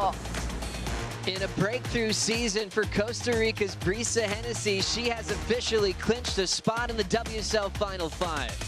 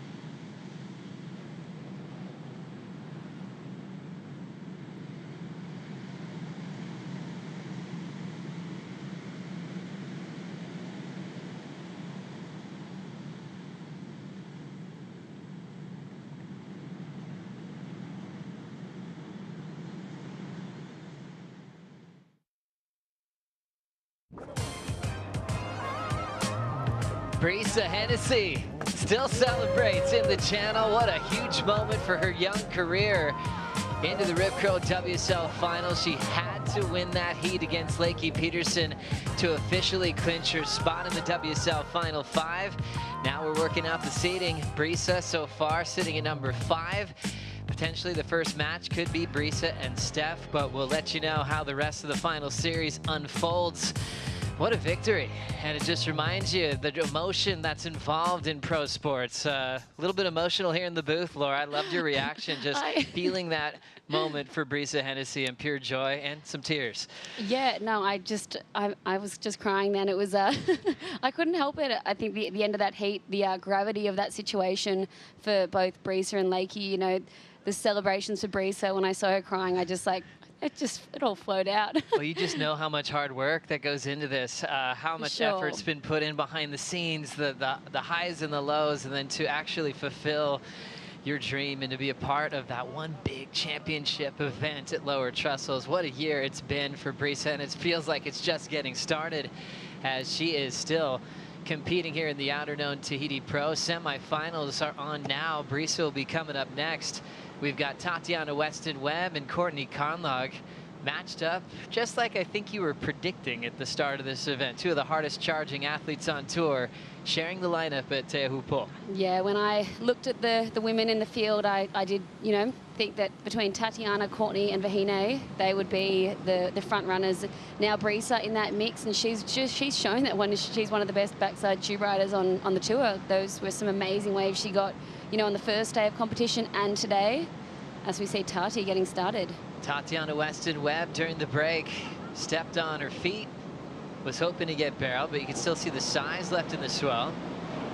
Clean open face that kind of stretched out quickly in front of her, so 0.5 priority rotation starting. And now it'll be Courtney's turn with over 30 minutes to go. Goofy versus regular in this heat. Courtney getting past Stephanie Gilmore in the quarterfinals to get into her third semifinal appearance this season. Let's now hear the joy from Brisa Hennessy on the boat with Dimity Stoyle. Brisa, what a huge moment. You've been waiting days for this. You knew the showdown was coming up against Lakey. What did it feel like when you came out of that barrel? Man, I think so many people have helped me just try to find that awareness in a barrel. I think that's one thing that I've been trying to work on so much this year. It's like, I'm stoked when I get in, but like actually tuning in and finding your adjustment in it, that's like something I'm still trying to work on. But gosh, coming up against Lakey, I knew it was going to be, one of those heats that we were going to put our whole heart into.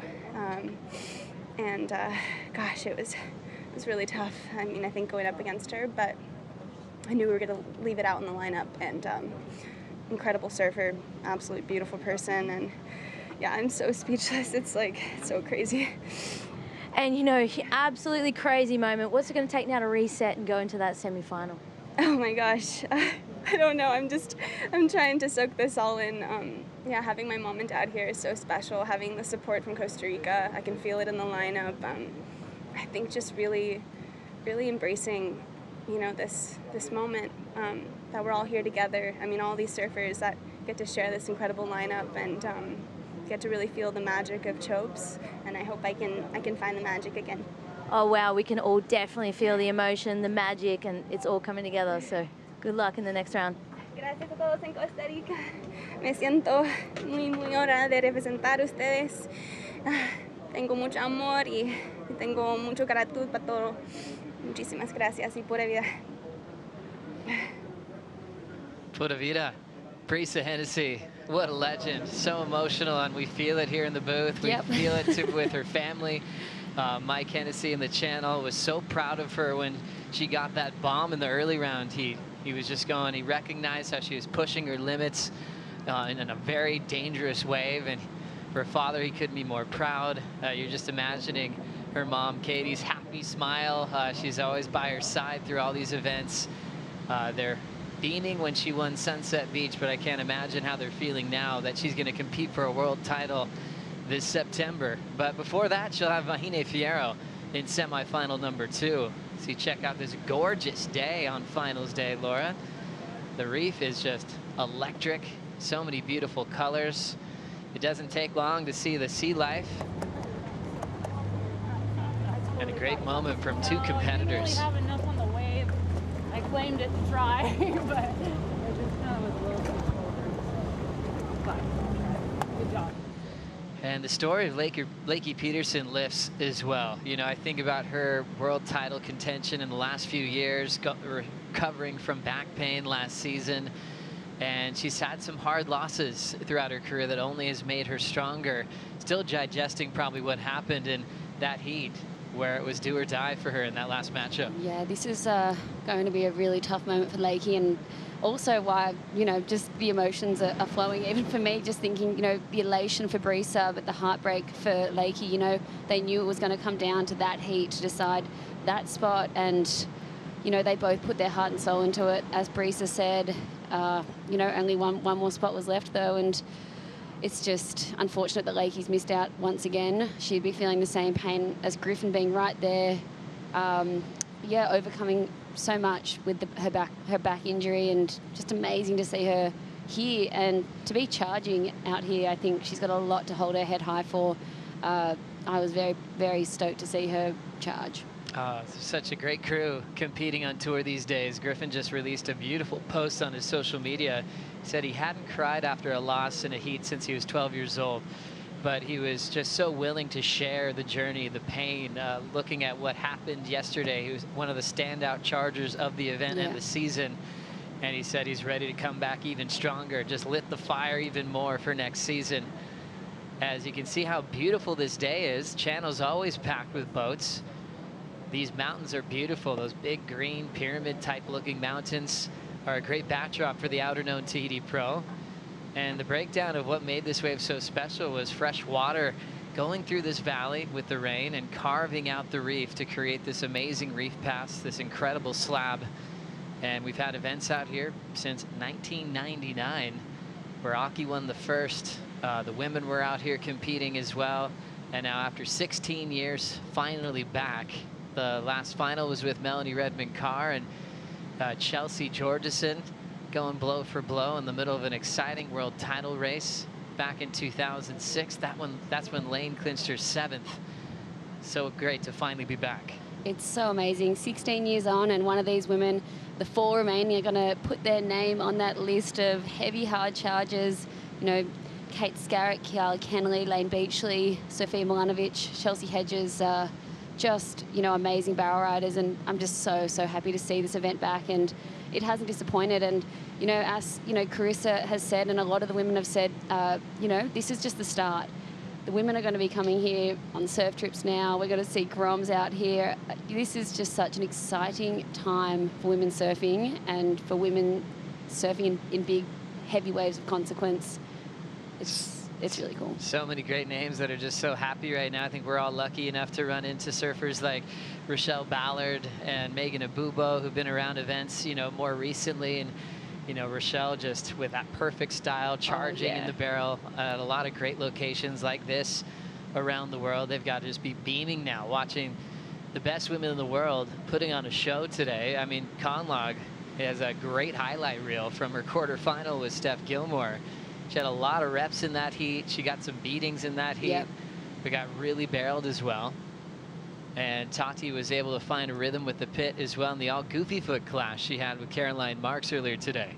Yeah, this is really evenly matched right now. And, you know, both these girls, I think they have the exact same amount of guts. They'll both go, you know, Courtney wearing that helmet. I think she loves that comfort of that. But Tati, you know, she's probably surfed here and been here more than Courtney.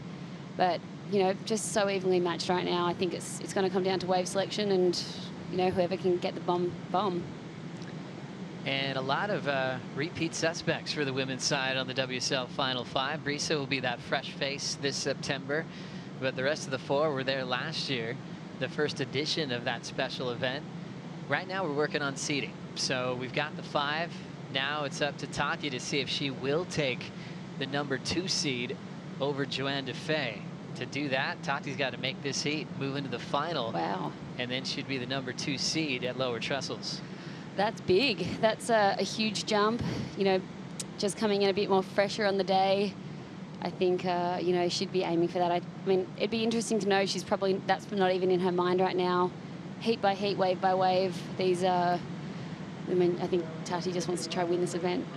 Oh, she certainly does. And a lot of people predicting earlier in the piece that it could be a head-on clash with Vahine Fierro, but Courtney and Brisa want to change that script. It's fun making predictions at surf events. You always want to look at the forecast first before you set up your fantasy teams. But Tati and Vahine came with a big reputation, especially with more experience on this reef. But I love how Courtney approaches anything new. It gives her new inspiration to win.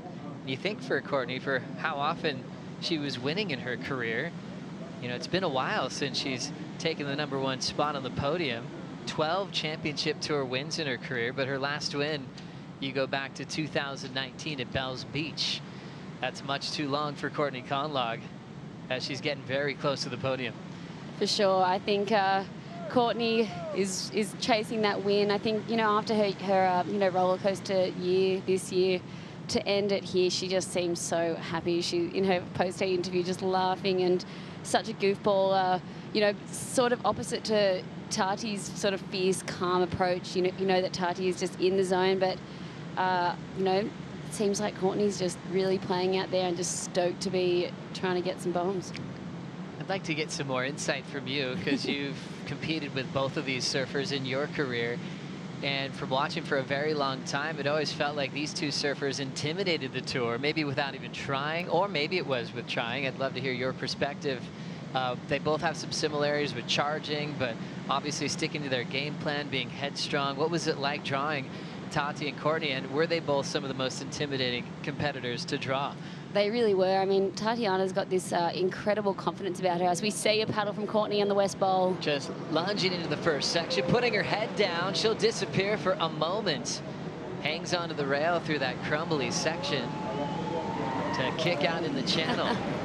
Yeah, it looks like there's a bit of a crumble on the face right now. Tati hustling into a big pit. Weston Webb behind the spit, absolutely charging on that last effort.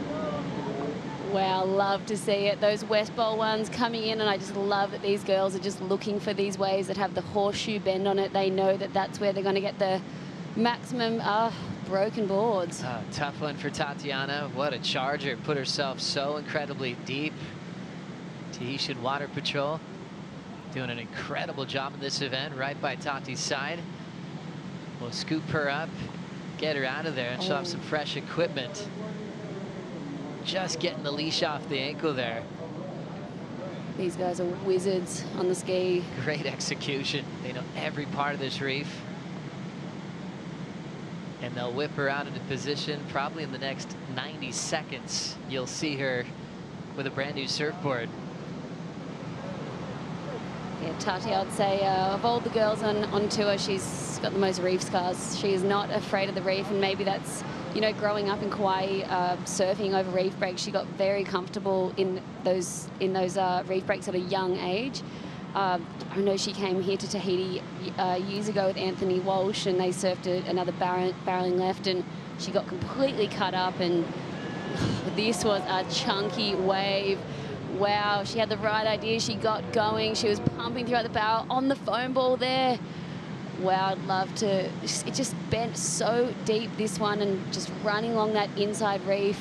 She did so well to keep going, and unfortunately that one just stretched out a bit too far, but what guts from Tatiana there. Amazing hustle at the start of this wave, Laura. Yeah, then it just drained out almost below sea level. Look how thick that lip is as she just pumps through this section. You know, we did not count her out. I thought maybe she could fly out the end of this, but that's where she was wrestling the foam ball right there. So deep, one of the deepest rides of the day. Unfortunately, just couldn't make it out. So a couple scores coming in. Courtney 4.83, Tati 2.0, as Tati's just about to get back into the lineup. Quick breakdown from the channel on Strider, that last exchange. Courtney getting the make, but Tati absolutely charging on her last wave.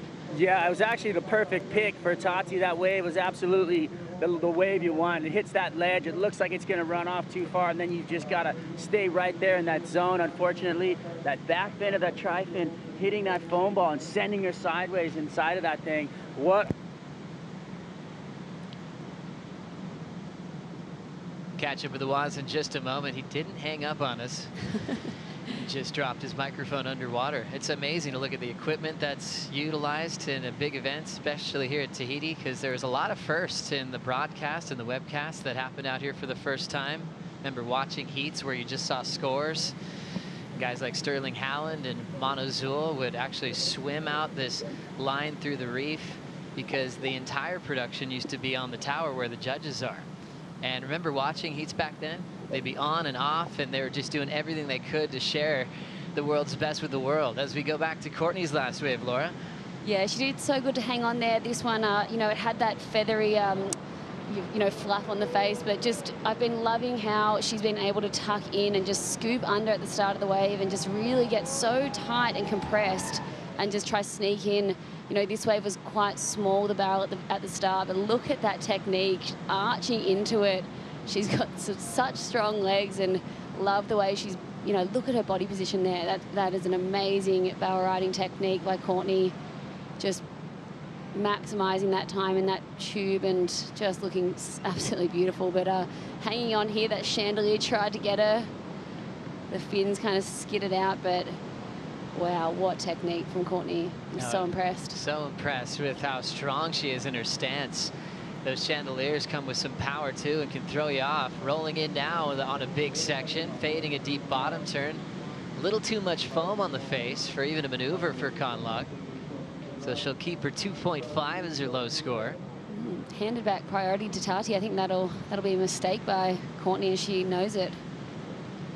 So tough when she saw something in the takeoff. As soon as she got to the bottom, she would have known that was a mistake.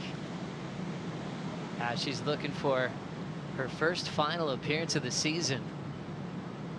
Conlog coming into stop number 10, 10th in the world, and just trying to find a rhythm to make some key heats. Hasn't been in a semifinal since before the midseason cut. As we're approaching the halfway mark, Tatiana with priority. chasing down just a 5.33, came incredibly close to get an excellent range number if she would have made that last tube. Think about it, Laura, for, you know, competition in Tahiti, how many boards would you be thinking about bringing with you and packing with you to the channel for a day of competition? Yeah, I mean, I think all of these women turning up today would have probably bought at least, I would say, four or five boards. I mean, not really knowing how big it was going to be this morning and sort of getting, you know, just adapting to how quickly that swell was going to decrease. It hasn't decreased too quickly. You know, we saw that bomb set come through in Steph and Courtney's heat, last heat. But, you know, I think you just have to be ready for anything. And it's for people just going on a normal surf trip. Sometimes they just have little steps like 5'11", 6'0", 6'1", 6'2". But these surfers, sometimes they want to stay on that same length of board. So they have multiple boards in that same dimension just in case one of them breaks. Yeah, you usually, you know, duplicate, you know, whatever you think is going to be the most prominent board you'd be riding in the contest. I'd say Tatiana is on probably not on anything bigger or smaller than what she was just on, probably the same size. But yeah, this wave can just chews boards to pieces. And so, you know, when you're making your quiver to come here, you'll work with your shaper to have heavier glass, more foam, maybe a bit of carbon through it to really make sure that the boards can stay intact as long as possible.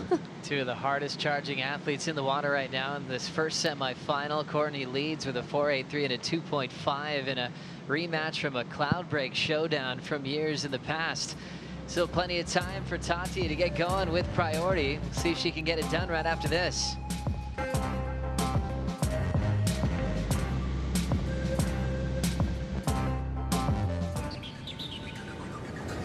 Yes, that time again. Leveling up, doing my thing. Yes, that time again. Defending the title, king of the ring. It's that time again. Don't wanna win, I'm cutting you off, cause it's that time again. Yeah, it's that time again. Yeah, it's that time again. Leveling up, doing my thing. Yes, that time again.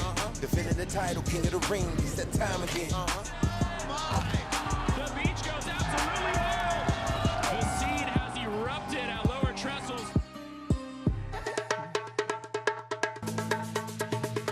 Everything's gonna be alright. Everything's gonna be okay. Everything's gonna be alright. Kila kitu kitakuwa sawa. Usitie shaka.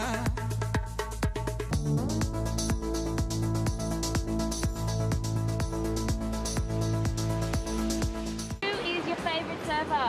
Slayton. Kelly Slater. Kelly Slater. Kelly's results go all the way back to 1996.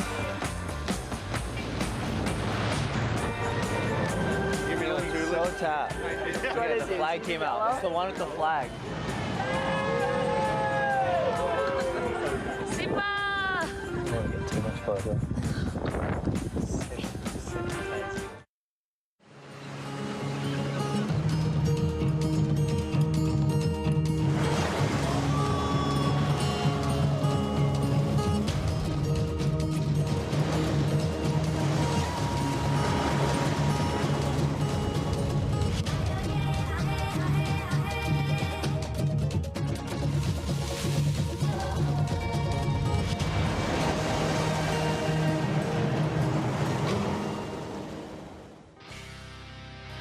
Urana, welcome back to paradise. Semifinal number 1 with 11 minutes on the clock, and the number 2 seed is on the line.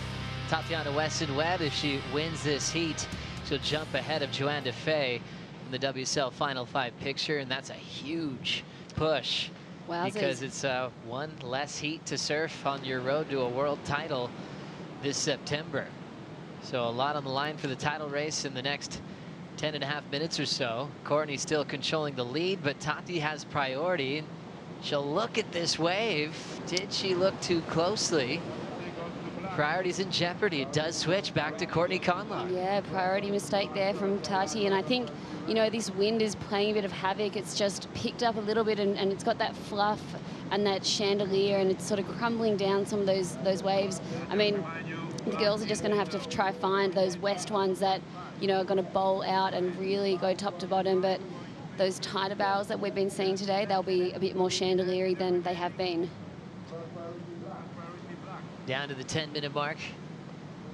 Tahiti trying to adjust her game plan after a mistake like that. Laura, how do you shake something like that off? Yeah, I mean, she's really opened the door to Courtney now to, you know, with a 4.83 already in Courtney's scoreline and not really much for Tahiti. She's just really going to have to try come in and maybe try get something that Brisa got that really drains and she can get the tube time in a smaller barrel along the reef. So now making a move under priority after the priority mistake. Tahiti will look for a section to hit. Big vertical snap with some spray off the top. Quick redirect on the open face. She ran out of water. That's why she had to eject quickly. That must have felt nice just after a priority mistake, going to a nice 2-turn combination.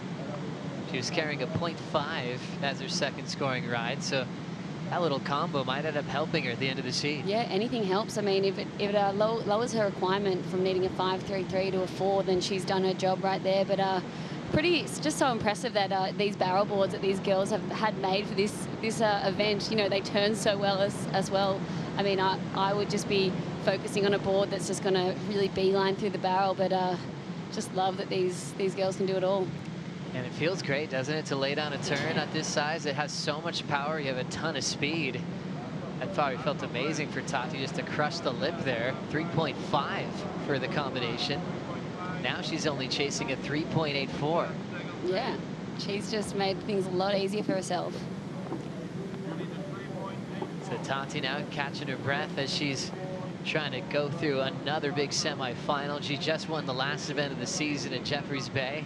She's looking for a 3rd win this year. As we check out the deep stats powered by Hydro Flask, heavily favored is Courtney Conlogue and Tatiana Weston-Webb in their history. 8-3 in Courtney's favor. In fact, she won 6 in a row when Tahiti first got on tour. Those were the years that Courtney was in the title race, sometimes wearing yellow, finishing runner-up in the world at the end of the day when we used to finish at Honolulu Bay. And Tahiti had to dig deep to get her first win off of Conlogue, because Courtney certainly had her number when she first qualified for the tour. Yeah, and that would have been such a mental battle coming up against someone that you just cannot beat for so long. And 6 heats is a lot of heats to just, you know, not be able to get over that opponent. But you know, Tati has evolved, and just the way she's grown throughout the years, and very fast. You know, she started surfing quite late. And, you know, she came on the scene quite late, I feel like. You know, we saw her in some junior events and then qualified quite young and has just been unstoppable and going from strength to strength ever since she's been on tour. Yeah, she was so fun to watch. She believed in herself, had a lot of confidence. Here's Tatiana up to turns again. Big whip in the pocket, another snap. Right on the money, throws down a little layback to slide. Incomplete on the 3rd move. Remember, she got a 3.5 going to turns on her previous wave. So we'll see if she can ditch that 2.0. 3.84 gives her the lead. Wow, so cool to see. And, you know, Tati, her strategy is it's pretty cool to see that she can, you know, make that adjustment and just wants to obviously get into the lead. Courtney's still got that number, but just going to turns right now. She's identified that wind is, you know, playing havoc and getting some nice, you know, critical turns here in the pocket, throwing buckets. So super interesting. Would have been, you know, I would say the score was right there if she'd been able to pull off that last turn, but you never know, she might get a lead change.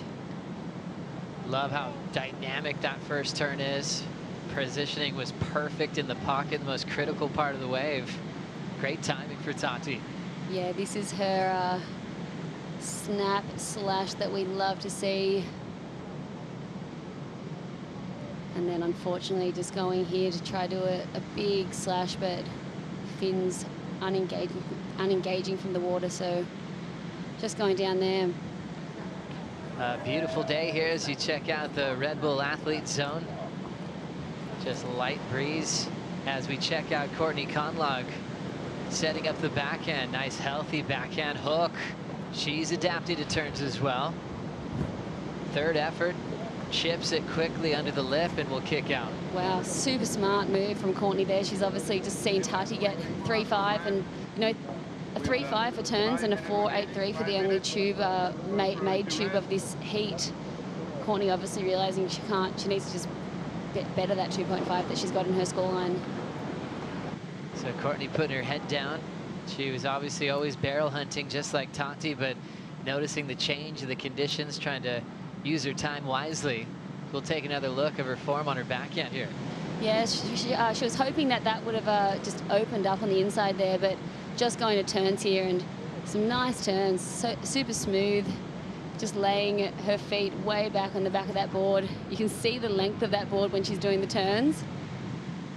And she's stopping on the way back out to get some words. And just staying incredibly focused, Courtney Conlogue. Now down to 4:25 on the clock. Numbers coming in for her combination of turns, a 2.83. She improved slightly there. Tatiana's last a 3.8. Will keep her in second. She does have priority, just needs a 3.87. So incredibly close matchup here. The number 2 seed on the line. And Tati doesn't need much to earn it. If she wins this heat, she'll be number 2 heading into lowers. Now she's got to manage the next 4 minutes, maybe choose 1 or 2 more waves. That's going to be the difference now. Wow, I'm on the edge of my seat. Not what we expected from this heavy hitter barrel charging heat, but look, here we go, Tatiana out the back. Scrapping into this one, big late drop, grabs the rail and goes down on the takeoff. Unfortunately, just couldn't get over the ledge there. She just needed to be a little further under that, and that was the wave that she needed. That one opened up and we saw it spit into the channel, and so if she could have, you know, just got under that lip and under that ledge. Well, remember how she started this heat, just packed a deep, deep wave and ended up going down on the foam ball. So she's definitely felt the reef in this heat. What happened here? Yeah, she was just too far up the face there. She just couldn't get down it. Unfortunately, just needed 1 more paddle so she wasn't stuck up at the top above that ledge, but this wave was thick. It drained out. She did everything she could to try and make that, but unfortunately going down nosediving, if she'd just been a little bit earlier into it, she could have made that drop and tried to squeeze underneath the lip there, but as you can see she's just on top, and that's not where you want to be taking off here. She did everything she could, but unfortunately just going down. You tell she was committed. She probably felt how hard that was going to be to pull off, but she didn't try to jump off her board. She hung in there to see if she could pull it out of the water somehow. So gutsy. So Tati just regathering herself down to 220 for a chance at another final this season. 4 CT wins in her career, 2 of them this year. Portugal was her first victory, and then more recently at J-Bay, where she had a 17.5 combined total in the final. It's the best combined total this season. The 3rd best combined total this season was from Tati's quarterfinal at the same event at J-Bay. So that backhand was incredibly hot at the last venue. And leading into this final event of the season, she's been picked as a favorite for a few years. Last year, the event was canceled. She's been on WorldSurfLeague.com a few times with Dave Proden, just talking about the anticipation of the event. And wow, we waited so long for this moment to see not just Tati out here, but the entire field battle in one of the heaviest waves on earth. Minute 25 left. Conlogue trying to control the outcome of this semifinal. No takers on this last wave. We've got that section kind of clamping a bit with the wind change, and looks like the adapting to turns really made a big difference in the back end of the heat. Tati still wants to try to find a late effort into the barrel. Foamy on the face. She's got to kick out. Down to 1 minute. Yeah, I think she was just trying to sell Courtney into that, but no takers there. A minute to go, you know, I'm guessing Courtney is going to come and be her best friend and really try to control the end of this heat. Really impressed with Courtney Conlogue. Hasn't been the easiest here. She's had some tough losses, even like the one you brought up early, loss at Pipeline. Looks like she's going to use her priority quickly here. Knifing the takeoff. No barrel on offer as it's shutting down. Oof. Just opened the door. That'll give Tati 30 seconds. Joanne Defay waiting to see if she'll hang on to the number 2 seed. Tati needs to win this heat to move from 3rd to 2nd. 15 seconds, little bit of a wave coming through. Only needs a 3.87. Tati's best is a 3.8 in this heat going to turns. And we are into the countdown. Tatiana Weston Webb running out of time. Joanne Defay stays in the second seat. Tati remains in the third seat for the time being. And Courtney Conlogue features in her first final of 2022. Wow. 4.83 and a 2.83. A scrappy heat with conditions changing. She did a great job to adapt on the fly. She makes it 9-3 against Tati in her career as Conlogue moves on to the final. Coming up next, the local hero Vahine Fierro takes on Brisa Hennessy in semifinal number 2. We'll be right back.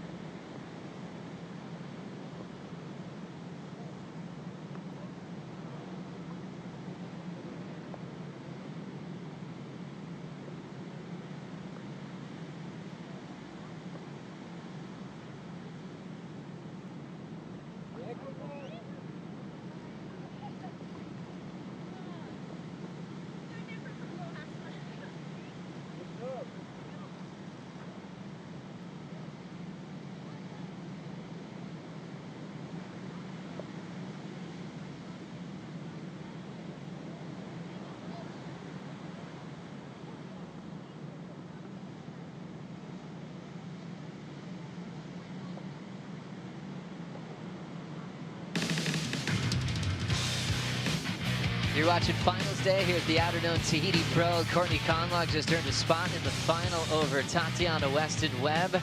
An exciting clash where Courtney found a vision on a 4.83. Tati was going for broke, almost made an excellent range number, taking off deep on the foam ball. Ended up breaking a board, went down swinging, that's for sure, as now she'll prepare for the Rip Curl WSL Finals. Coming up in semifinal number 2 is Vahine Fierro taking on Costa Rica's Brisa Hennessy as the celebration continues for Courtney. Over with many of the crew that participated in the WSL Rising Tides presented by Pura Vida before the event went down. Got to surf with young Kaylia, who was on the left there the other day. What a super grommet she is. So cool, so happy, and she comboed all of us that day. Her name on Instagram is Miss Teahupo'o. And she is the future. I've seen her since she was really young, just screaming along the waves on the inside here at the end of the river. So yeah, it's super cool to see.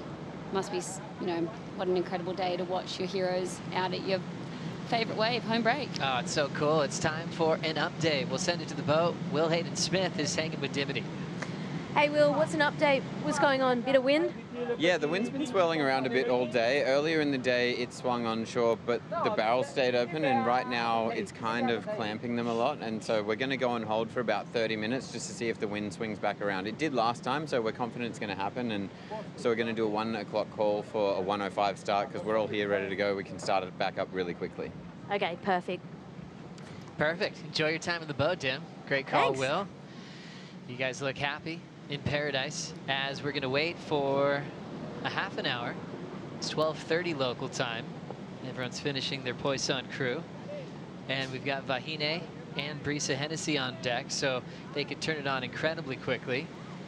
Big congrats to Tatiana Weston Webb, who's digesting that last heat. Great job all season long. Absolute hero when it comes to pushing everybody in big, powerful waves. Let's check out the final series here for the Outerknown Tahiti Pro. We've got one finalist, Courtney Conlogue, Vahine Fierro takes on Brisa Hennessy in the next matchup, Laura. Wowzers, first finalist Courtney Conalog, and yeah, this next matchup is going to be super cool, and I'm glad that we're going on hold, you know. Give the second semi-final every opportunity to have, you know, cleaner barrels. You know, the good news is there's still a few out there to be had, even if that wind does stay on. But yeah, I can't wait. Little break. Ah, it's so cool. I mean, we've kind of realized that in the last few days. Go on hold. Everyone's here. We're in a waiting period. Let's just make sure the conditions are absolutely perfect. And the wind has been swirling a little bit over the last few days of the waiting period. So hopefully it cleans up and it's back to packing barrels, because we've got some excitement as well to look forward to on the men's side of the draw. Looking at the final series bracket, Kauli Voss takes on Kelly Slater. Kaiwi Belly takes on Miguel Pupo. An all-Brazilian semifinal and a classic one. Kelly, 50 years of age, taking on the 20-year-old wild card, Kauli Voss. That is so cool. I cannot wait to watch these unfold. And yeah, fingers crossed that wind just does what we're hoping. But these are some good matchups. Cowley and Kelly, you know, Kelly's probably been coming here for so many years and seen Cowley as a little baby and watched him grow up and compete. So master and apprentice, but yeah, super cool. And Kai and Miguel representing for Brazil, they've both been absolutely charging this event. So yeah, that'll be another cracker. Some key heats to look forward to. Remember, we're going to make another call at 1 p.m. local time. That's in about 25 minutes from now. We'll take a quick break. Back for more right after this at the Outerknown Tahiti Pro.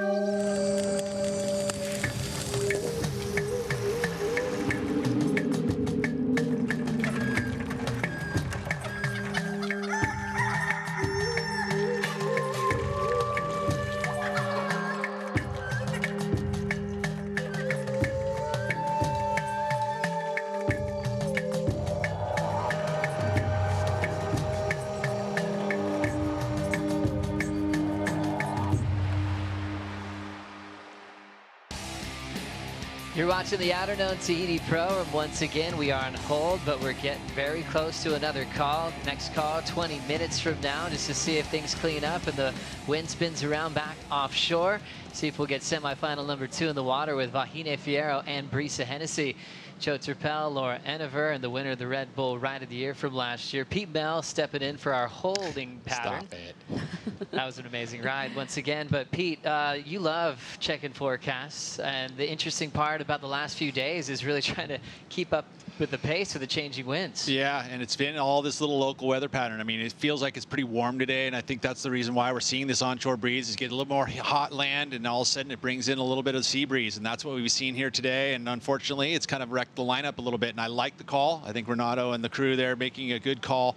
Just go on hold. We got lots of time, right? I mean, I think that, you know, ultimately today we still have a little bit of swell. We've seen a decline now from this morning, but I think just to be an added element here, let's get some offshores. Let's get some barrels. There's that inside part of the reef that we've seen. Brisa Hennessy got a nice, beautiful barrel. So hopefully the winds will turn around again. You know, it's just a matter of time. Let's hope so. The cool part about Courtney's win was she started off pulling in under the hood on her keeper and then adapted to turns to get a spot into the final. Courtney's on the boat with Dimity. Courtney, on paper, you versus Tatiana out here, it was one to watch, but unfortunately the wind came up a little bit, conditions kind of went a little lackluster, barrels kind of disappeared. You adapted well though. Yeah, what happened?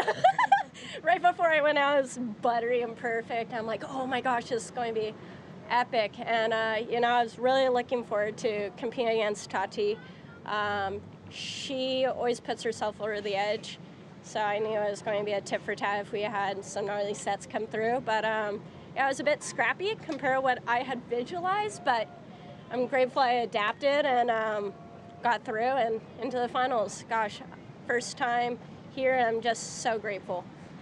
Finals, already a huge result. And you and Tatiana, we all know that you are the hot favorites when the waves are big and heavy and charging. And you were telling me earlier that yesterday, you know, that the inner Grom in you wanted to be out here sitting in the channel all day watching barrels spit. But you were thinking of the event, you rested, you stayed, you know, stayed calm, and look where it's got you now. Yeah, you know, yesterday I wanted to definitely be in the channel all day. I was frothing. I ended up watching every single heat on the live webcast, and you know, the last time I competed against Tati in some great waves was at Cloudbreak years ago in a final, and I knew it was going to be a heated heat, and just, yeah, now I got to recharge for this final. This next heat's going to be solid, so I definitely have my eyes on what happens and just keeping the flow, keep the mana going. Well, it's working so far, and we can't wait to watch you in the final. It's going to be amazing. Thanks, Tim. What a great rhythm for Courtney Conlog. And I knew that laugh was coming at the end. Yeah, that's her signature at some point. But yeah, what a great job. And there is that idea of over frothing, you know, when there's so much good surf coming through. I remember Taj Burrow used to say if he had an afternoon heat, he just wanted to watch every matchup. He was such a fan as well, but sometimes he'd be surfed out by the time his heat started because he was exhausted with just pure stoke and adrenaline spiking from watching great waves. So finding that balance in the lead up to your performance, I think Courtney really managed that well yesterday. Yeah, she did. I mean, just even us sitting on the couch watching, we were exhausted today, but can't imagine, you know, there's so many crew out in the lineup, and then the guys that surfed it and then are still surfing today, they must just just drinking a lot of water too. And relaxing, keep everything under control. But, you know, she didn't froth out. That's actually rare for Courtney. Oh, so true. And let's kind of tap into what the energy that Courtney's felt today, because there were some crazy waves coming through her heat with Steph Gilmore in the quarterfinals. She had a lot of great looks at the tube, Pete, and then maybe one of the biggest sets of the day rolled through at the halfway mark. Yeah, I would say that of all the women on the backhand today, she's had the best technique. I mean, especially off the drop. It's so critical to be able to drag that bum on the takeoff, and she's been doing it better than anyone today, and that's why she's in the final. Even in the early parts of this heat, getting those first barrels, and it was really due to the fact that she's been able to slow herself down off the takeoff, and that gets you behind the hood, it gets you the barrel, it gets you the numbers needed. She is able to adapt as well. That's what surfing does. It allows you to be able to adapt because the conditions change all the time. As we saw the conditions absolutely spike, everybody lost their marbles. Noah had his hands up just celebrating, and he got caught inside by the biggest set of the day. Steph just squeaked past it. But that's all fueling Courtney Conlog on finals day. 7.83 and a 7.5 one of the best combined totals we've seen at this event. Yeah, she's really showed that she is the one to beat here, and you know, finding those waves, the waves just turned on in that heat, and yeah, Courtney did what we knew she would, and like Pete's saying, her technique, the way that she can get so low and compressed, and the flexibility that she's showing, you know, yeah, we don't see many women have that sort of a barrel pig dog technique, so it's been really cool to see. She's so strong, she's so fit, and she's just muscling her way through those tubes. Really cool to see what Courtney was kind of born with. She's always loved to charge, hasn't she? I remember when she got called up as a wild card to Honolulu Bay. Oh, she was yeah. 14, and Eddie was running on Oahu, the one that Greg Long won. And everyone was like, do you think Courtney's going to be okay? And she's like, what are you talking about? Going out there and absolutely charged. I think some people talk about needing to learn how to tap into big energy. For Courtney, I think it's always been there. Yeah, well, and then as I was a big wave commissioner, I mean, you start looking through the draw of all this championship tour surfers to ask for invites, and Laura was one of them, of course, which she ended up taking. But I also asked Courtney, she's like, well, right now I'm focusing on the World Tour, but I do like the idea that I could do that. She does have big wave boards, so I know that she's into it. But I really think, I mean, yes, you have to be brave here, but I also believe that there's a certain level of technique that I think Courtney, like I said, has mastered it here. She's been able to get those drops in and slow things down and get that tube time, and it's going to pay dividends because here she is in the final. Big heat for Tahiti about to start. If we get back running very soon, Vahine Fierro taking on Brisa Hennessy. Remember, seeding is not complete yet. We've got our official final 5 for the women's side, but now trying to work out where people will be starting at the Rip Curl WSL Finals. We've got Brisa Hennessy doing such amazing job this morning, just preparing for Lakey Peterson. They had a long time to think about this matchup. Obviously, whoever won was going to get that 5th spot in the WSL Final 5. That was amazing. This moment for Brisa, she even said it in her interview, just being aware in the barrel, the awareness to get low, to pull up really high there, and just make sure she got under the lip there. That was so cool. The compression, you know, Lakey didn't go down without swinging. This was a really well-served wave by Lakey, showing great technique there, holding up in the barrel, getting as deep as she could, but just needed to be a little deeper on that occasion. But you know, a hard heat. You know, so much was on that heat. It's just look at that, the emotion. Well, you're just loving this new format that we're experiencing just for the 2nd season now as we check out the WSL Final 5. Brisa Hennessy, Stephanie Gilmore, Tatiana Weston-Webb, and Joanne DeFeo trying to figure out who's going to be where in this final standings. Carissa's got #1 guaranteed.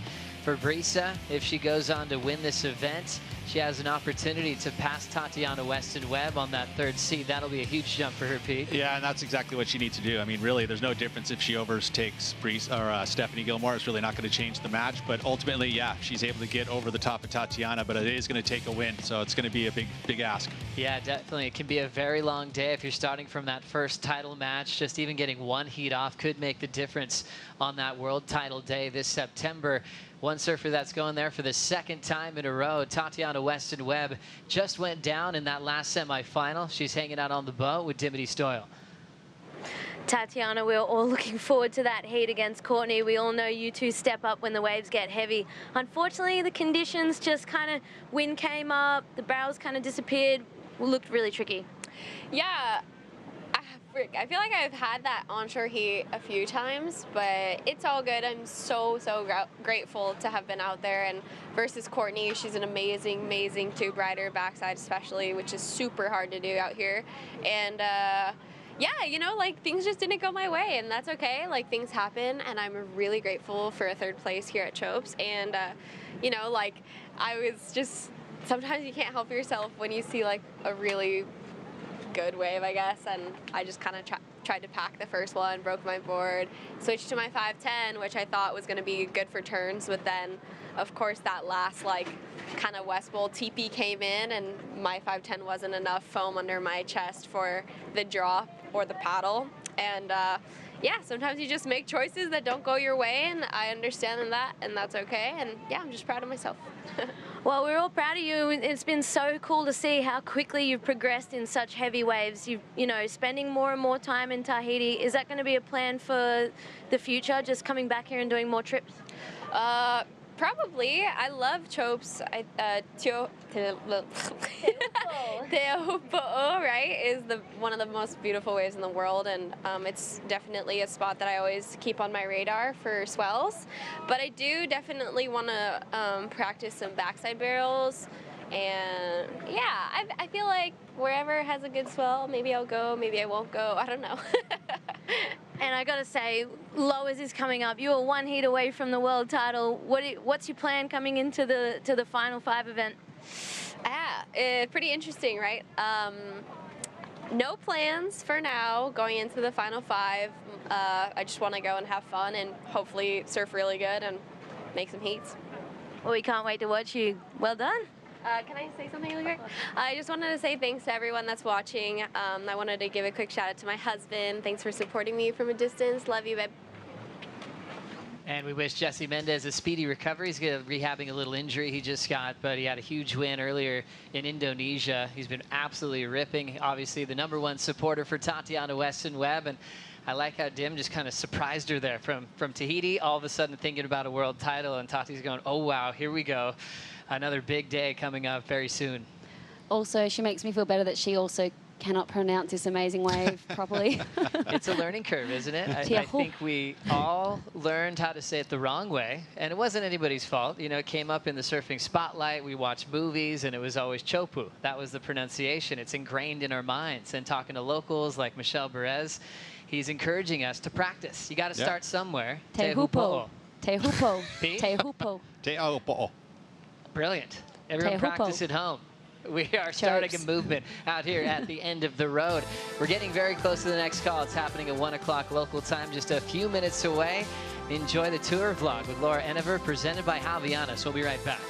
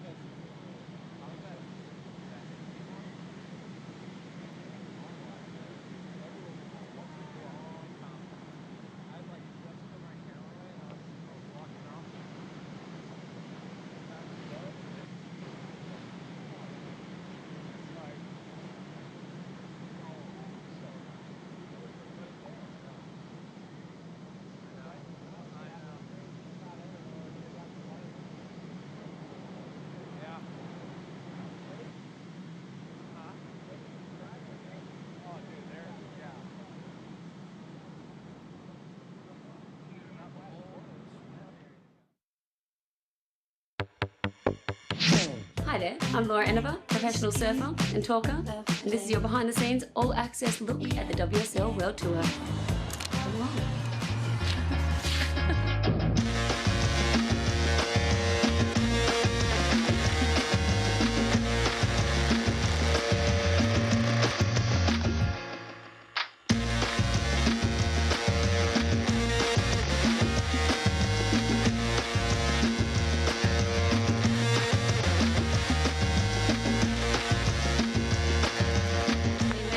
To Tahiti. End of the road, baby. It's good to be back. It's been a few years. A few days until the contest starts. But I don't actually think it's going to start until a week away. So we'll have lots of fun time for activities. Even if it's going to be small, we can go diving and checking out the reef, and there's a lot of fun waves like up and down the coast here. So we'll go find some fun waves. Hopefully, I don't know, just go explore the island more. I'm leading everyone to a waterfall that I came to 6 years ago. I think I remember the way. Might be a bit muddy. I got us lost. I led us down a dead end. We're meant to be like back there in the bush, going to like a small swimming hole. Hey guys. All right, here's the waterfall. I didn't completely stuff us up. If anyone wants to go swimming, it probably looks quite fresh.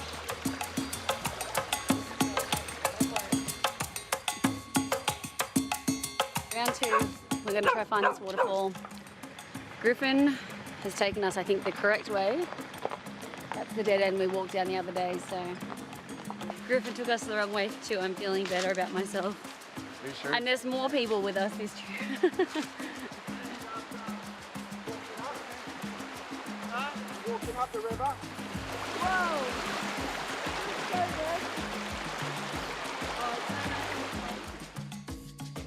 How's it going, Laura? Yeah, that's good. We're giving up. We're going in here. We found a Seth! We found a waterfall. Found it! Griff's chasing waterfall. 2 hours up this stream. Griff's chasing waterfalls.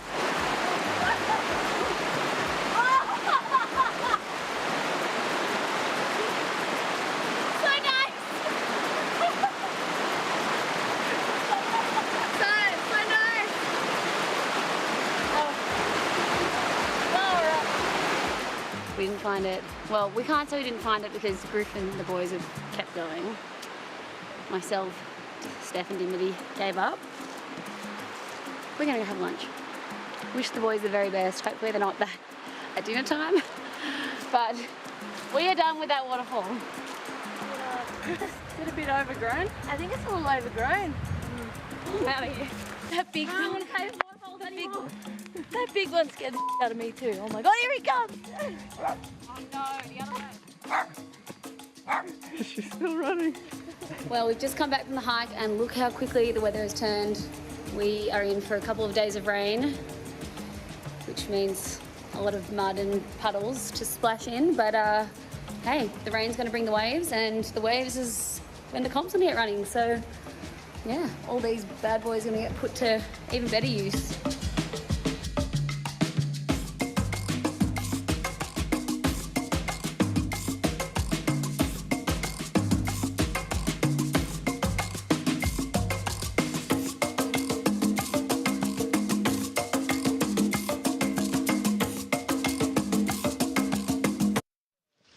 Hope you enjoyed the tour vlog with Laura Enever, presented by Javianas. Laura, I know where the waterfall is. Yeah, I'm going with you, Joey. Yeah, it's amazing. I think I know, right? It's pretty good. It's easy. Yeah, it's pretty easy. You follow the road, turn right when you see 3 coconut trees. That's it. Pass the greenhouse with the dog. Don't make eye contact with the dog. Don't run and just walk past. You'll find it. Yeah. Absolutely don't no eye contact with the dog. Easier said than done. I've got the memory of a goldfish, so I'm gonna have to follow you. It's cool how people get creative on lay days. It's a special place to have a lay day. It's you're very present, and you just focus on the beauty of the land. There's not too far you can go here on the end of the road. Jump in the ocean, try to catch a few waves, and prepare for a big day of competition. As we check out the final series once again, getting very close to another call here at 1 o'clock local time to see Vahine and Brisa get back into business here. The men's draw standing by. Remember, Kaoli Voss taking on Kelly Slater, and Kyle Ibelli dealing with Miguel Pupo. Kyle, hard-charging athlete. We'll see how he handles the swell now as it's dropping inside against the smooth, goofy footer. Kaoli Voss versus Kelly Slater is going to be a one to watch. Remember, we had a very interesting heat earlier today. Yago Dora versus Kelly Slater, the GOAT. A very close one here as we recap what happened earlier this morning, Pete. This was an epic one, you know, and it seemed like Kelly was running away with it. He started off in rhythm, way more in rhythm than Yago was, and got his first 2 waves, had the lead for a majority of the heat. But the way this wave works and the compact part of this turned it really quickly, and it was just a matter of one error by Kelly Slater, and all of a sudden these two waves came in for Iago Dora, and it was that error that gave that wave for Iago, and then he was back out and got another one. And then Kelly, all of a sudden the magic was still there for him, and a one-wave set came in. He was able to get this one and turns the heat at the very end, and that Kelly magic's still there. He was incredibly frustrated when Iago just spun the rhythm on him. It really stung, and he had one last chance. Iago said he was so disappointed that there's only one wave in that set, and that was the magic for Kelly Slater. His winning percentage in the quarterfinals is radical. He's now had 12 behind him, 11 wins into the semifinal to deal with Kaoli Voss when we get put back on. The call is coming up very soon here at 1 o'clock local time. Stand by for an update on finals day. It should be back on very soon. Back to Paradise right after this quick break here at the Outerknown Tahiti Pro.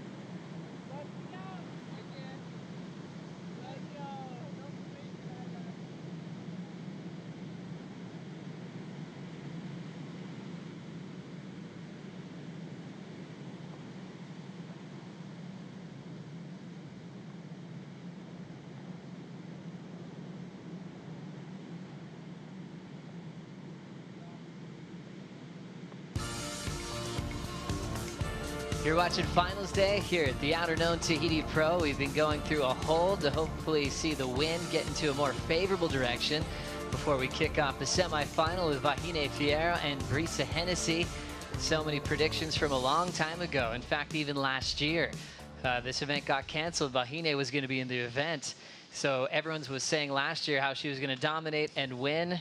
Even those calls are still living up to the expectations, as she's got basically 2 more heat wins to make everyone look like heroes with their predictions. Made a lot of sense just with her style, the time that she's committed over the years on this amazing wave called Teahupo'o.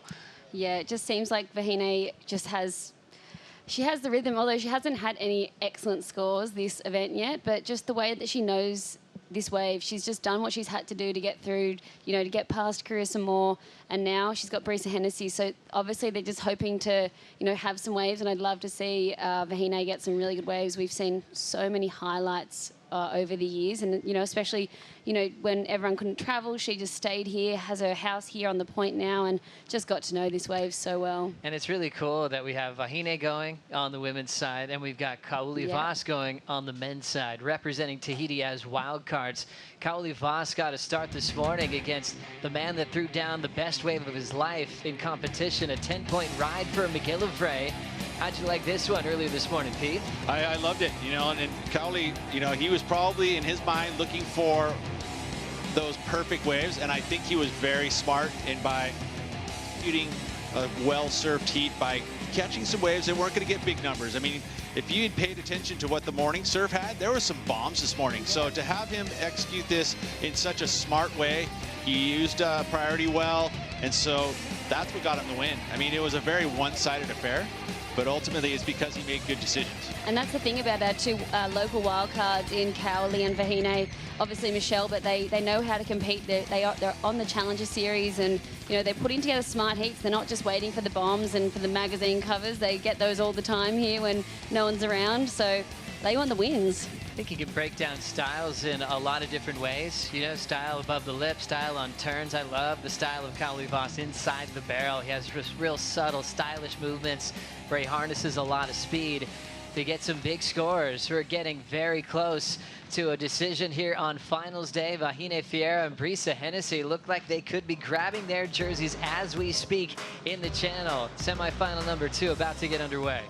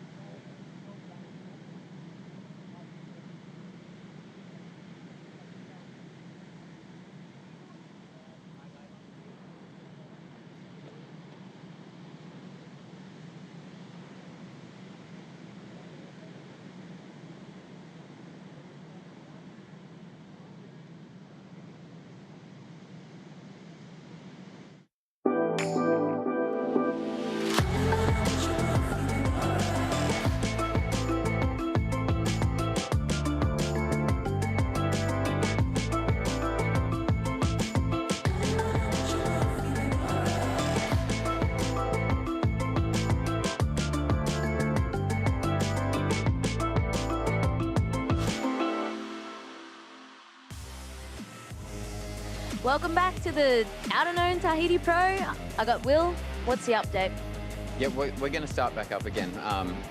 We gave it 30 minutes and waited for the wind to improve, and it did for a little bit, then it didn't, and did and didn't, and we're kind of just at the point now where we got to go. Surfline's calling for smaller surf with the same wind tomorrow, so we gave it a chance, and I think we're going to see some great moments this afternoon.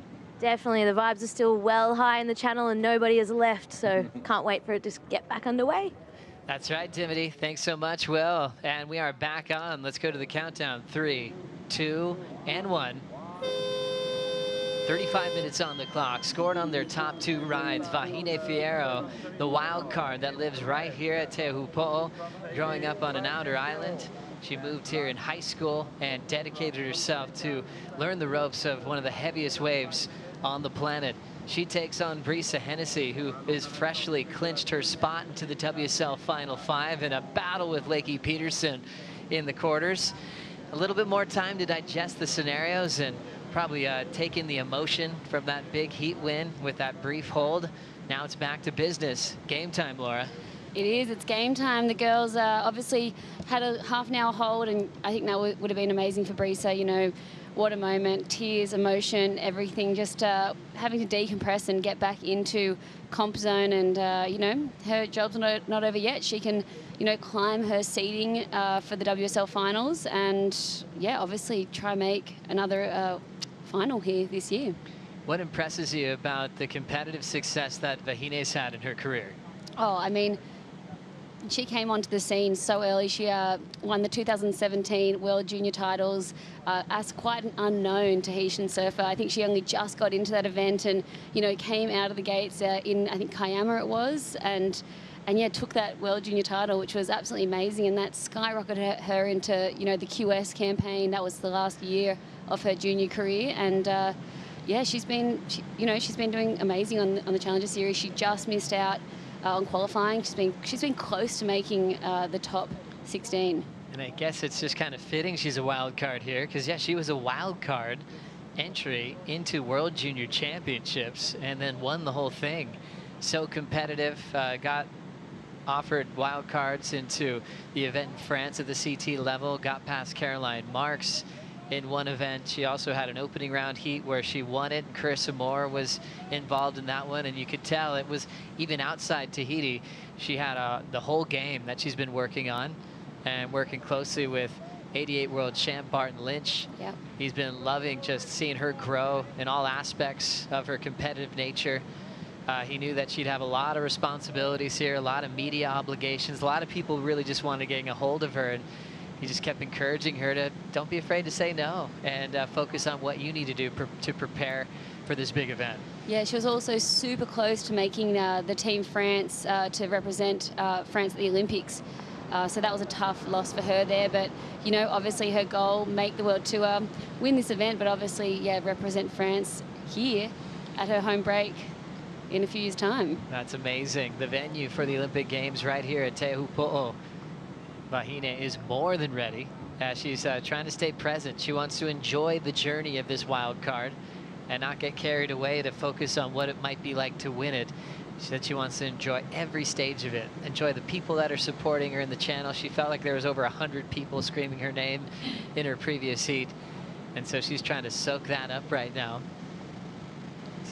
And the girls have said, you know, that the anticipation and the nerves, the nervous energy when there's so many people in the lineup whistling when there's a set coming, you know, not necessarily meaning to go, it's just there's a wave coming, and how to really identify and not let that come into your headspace and just be like, okay, everyone's whistling, but is this, you know, a way that I should be going? I feel like you thrived off energy like that, Laura, in your career. Anytime there was a big crowd on the beach or a lot of people saying, you've got this, this is your home turf, you turn in big results. Your World Junior title on your home break, winning the Australian Open just down the road. You really engaged in being a local favorite, you know, and sometimes it doesn't always go that way for other surfers. Sometimes it's too much pressure. For you, though, it brought all your success. Yeah, it really did. I loved, you know, having that support network and having all my friends and family on the beach. And, you know, I'd have my mum and my dad and my grandma and godmother and everyone down there. And, you know, win or lose, they were always very proud. But it was, yeah, I found it to be a very special time. And, you know, a lot of my wins that I had in my career always came after a big wave swell trip that somehow gave me confidence to go into small summer beach breaks and do really well. You know, and I feel like, you know, for Vahine and even Brisa here, just having that confidence in these waves of consequence, you know, it can bring a lot into your small wave surfing. I can see that, surfing a scary swell, and then you go into your home break where it's really fun and rippable. You'd have all the confidence in the world. And Vahine looks very comfortable with everyone saying you're going to win this event. She's been able to just enjoy the warm-up sessions. She got a bomb yesterday before the men took over the water. Got a really good barrel this morning to get nice and warmed up. Yeah, she did. As we're waiting for the opening exchange, we see now repositioning, Laura. What are you seeing there? Yeah, I was just going to note that Brisa also charged a bomb this morning. I think maybe the biggest one that she surfed. And also noting that Brisa isn't wearing her helmet this heat, so maybe feeling that confidence and just you know, knowing that she maybe doesn't, you know, she feels like she's got this under control and doesn't need that anymore. As we see another little wave rolling through. They're trying to find the balance of knowing when to wait for a solid set and maybe adapt to a couple of maneuvers. That's what it came down to in the first semifinal with Courtney and Tatiana. Courtney went to a nice little combination of maneuvers to go with her barrel. Just got the win over Tati. Tati was hucking herself into some big opportunities in the pit before the wind changed. They ended up finishing equal third at this event. Looks like that wind is still there a little bit, but, you know, usually over the afternoon we'll see that wind swell up and then hopefully glass off. We're all pretty used to seeing that afternoon glass off, and that's what we'll be crossing our fingers for today. One of the coolest versions of the Red Bull Athlete Zone, the floating version here in the channel at Teahupo'o. You can dive off with a mask and see all sorts of fish, even whales the other day, and even earlier this morning. You don't want to be boat sick coming here to Tahiti. No, you got to find your balance. If you Yeah. get a little, you know, seasick, you got to jump off the boat. And when you feel it coming, go for a swim. See the bright colors on the beautiful reef. Yeah, it's such a special channel. That vision before, when we had that big set come through the lineup today, it took everyone by surprise, and you could actually see all the spectators scratching towards the horizon to make sure that no one got caught, you know, in the wrong place. But, yeah, the Tahitian Water Patrol doing such a great job, keeping an eye on all the spectators, making sure everyone's tied up appropriately to all the buoys that were sent up before the event. A little bit of a party atmosphere out there on a beautiful day like today when finals day is on the line. One big party. Some people just paddling out, about 15, 20-minute paddle from the point. Just kind of hugging the reef. Next thing you know, you're watching the world's best getting spit out of tubes. Yeah, we've seen some interesting equipment being paddled out over the years. I think, you know, we've seen like blow-up mattresses and blow-up thongs, Havianas yesterday. But yeah, everyone comes out and there's some good vibes. As you can see, some waves breaking really high at the top of the reef. Showing some swell still in the water. Surfline recognizing that today was the best day left in the waiting period. With some great conditions, but a downtrend in size from what we saw yesterday. Yesterday was clearly the biggest and best day of the waiting period, where we had crazy highlights, including the perfect 10, wild card devastation, Nathan Hedge knocking out number 1 and 2 in the world, and Cowley Vost finding a beautiful rhythm on his home break. Drives himself out to the lineup, grabs his own jersey, the red jersey he'll wear against Kelly Slater in the very next heat. Waves on the way for this one. We're getting a start. Brisa Hennessy, the Costa Rican, looks like she might be winding up for a backhand snap. Driving a little bit higher off the lip on the second turn. And semi to final number 2 with its first number. Yeah, smart to get started, I think, Brisa. Obviously, even seeing in that last heat, Tati, you know, she was getting even up to a 3.8 for doing turns. So, you know, you can get something in that high 3, low 4 range for turns, and that could be just what you need as a backup at the end of the day. So Brisa with a very solid backhand attack. It felt like she really felt the lip a bit better on the second maneuver down the line. Yeah, I did love this, you know, just going to the turns there and kind of waiting for this to bowl up. Big hook in the pocket there, and super nice from Brisa. I think she's riding a 6'3", maybe? Nice size for the waves today. Tati mentioned she felt her board was a bit too small, made the decision for a smaller board in the heat with Courtney, and that might have actually cost her that heat. Yeah, she mentioned that she switched to a smaller board so she could do bigger turns, and then that last wave that came through, she felt like she didn't have the paddle power on her 510 to get down the face, and unfortunately went down on the takeoff on that wave, and that, you know, cost her the heat. So Brisa Hennessy, 3.5 on her opener here. We talked about Vahine starting as a World Junior champ. That's how she started getting her name out there globally. I feel like Brisa's defining moment was when she got a wild card opportunity at Honolulu Bay. Yes. And Sally Fitzgibbons was wearing yellow into the final stop, and Brisa had one of the biggest heat wins of her career. That's when you realize what it meant to be a wild card, to take down number 1 in the world. Her reputation was clear. She didn't hesitate when she had big names sit next to her in the water. And after that win, we were just anticipating herself qualifying. I remember she came in after that heat, joined us on the desk. Ronnie Blakey said, "Don't even bother with the junior series. We're ready to see you qualify." He was already trying to map out her career to make sure she got on tour as soon as possible, and qualified quickly, and then actually had to re-qualify this past season. Yeah, Brisa is such a special human. You meet her in real life, and you'll have a conversation with her, and she's so deep and in touch with, you know, the world and everything that, you know, she's just so lovely, and, you know, she's got that spiritual feeling to her. She's so grateful and just, yeah, a very, very special woman. And then you wonder, how can you flick that switch and become such a fierce competitor? And she just does it so well. And, you know, even seeing after her, you know, huge heat with Lakey, you could see the emotion, and just even, you know, she's obviously elated to be in the top 5, the, you know, WSL Final 5, but, you know, you could feel the heartbreak for Lakey missing out as well, and that's just the person that Brisa is. What a cool upbringing for Brisa Hennessy as well. It's kind of has that citizen of the world type feel to her, representing Costa Rica, growing up in a jungle without too much technology. All she had was surfboards. Lucky that her dad is an incredible fisherman. And so she was eating fresh fish, surfing in the jungle without too many people around, and then moved over to the island of Oahu and was able to meet up with great coaches like Kehea Hart, work on, you know, her big wave game, surfing Sunset Beach, surfing beyond her fears. Always was incredibly talented. She kind of marked Honolulu Bloomfield, multiple-time longboard champ, as maybe her first real rival. Hono's really good on a shortboard as well, and they had some battles growing up where it was like the first person as a kid that really pushed her to compete and have like a cool rivalry to grow up with.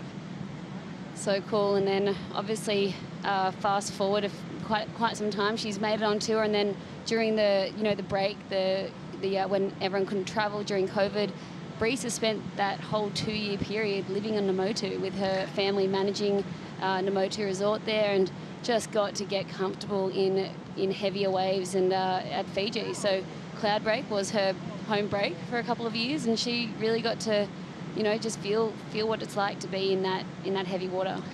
And she has a great balance with her parents. Her mom, Katie, probably the nicest person you'll ever meet in the world. Her dad, a bit of a pirate and very competitive, which is amazing. I remember he'd call everyone up to play golf. Everyone would go, wait, never again, because he talks smack, he gets in your head. He's just doing it to have fun, but it's just amazing to hear his banter going. He's so proud of his daughter, Brisa, for her commitment in this title race, for what she's accomplished this year. So much great support from her parents at every step of the way. And they are wicked chefs in the kitchen, always dropping off cookies to everyone.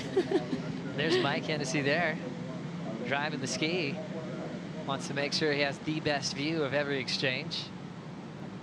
21 left on the clock, just a 3.5.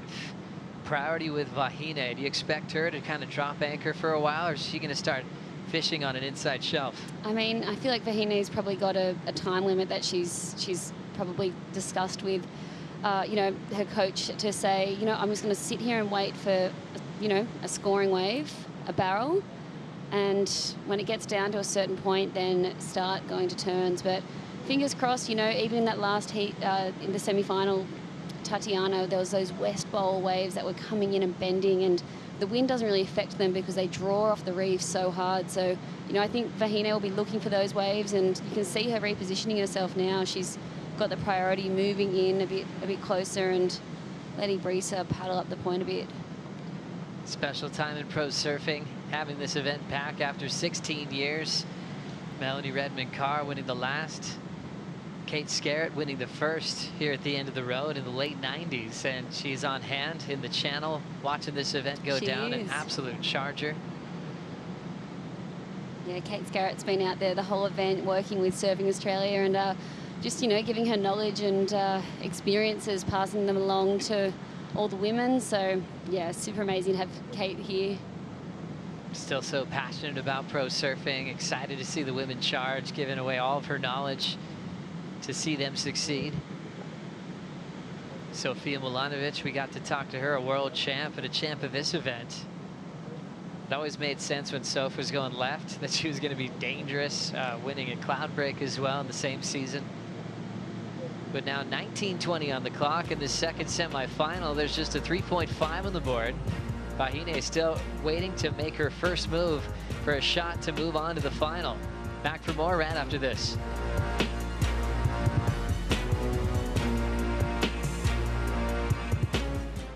still feeling like I'm a whole person without needing to win is a really important human experience. Especially because you've had an unusual amount of winning. Imagine if your life was a movie, what would you do? After all this time, I almost want people to experience this story that I've had. To properly meditate, I should probably be like, oh. Who is your favorite surfer? Slayton! Kelly Slater. Kelly Slater. Kelly's results go all the way back to 1996.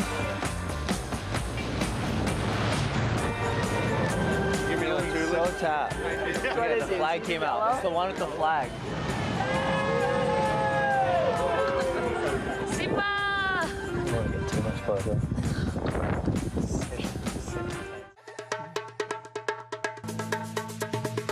Everything's gonna be alright.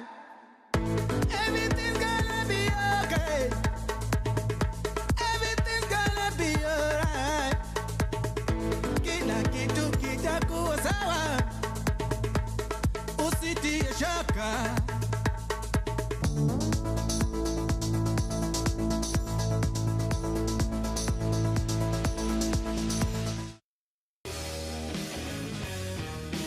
As we check out a couple of entries in the Hydro Flask Let's Go moment, you can vote now at WSL on Instagram. Carissa Moore turning in a 7.67 for that late drop.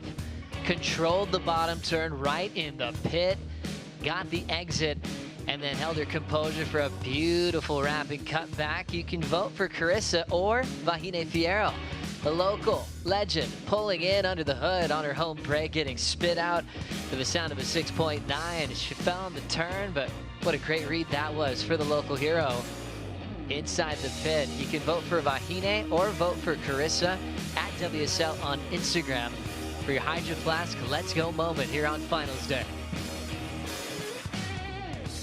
Exciting times for Vahine Fierro and her entire family. She's got some younger sisters that are coming up quickly that are in the channel right now supporting her each and every wave. She doesn't need much right now, needs a 3.51 to get the lead off Brisa Hennessy, but she's staying incredibly patient knowing that 16 minutes and 20 seconds is a lot of time.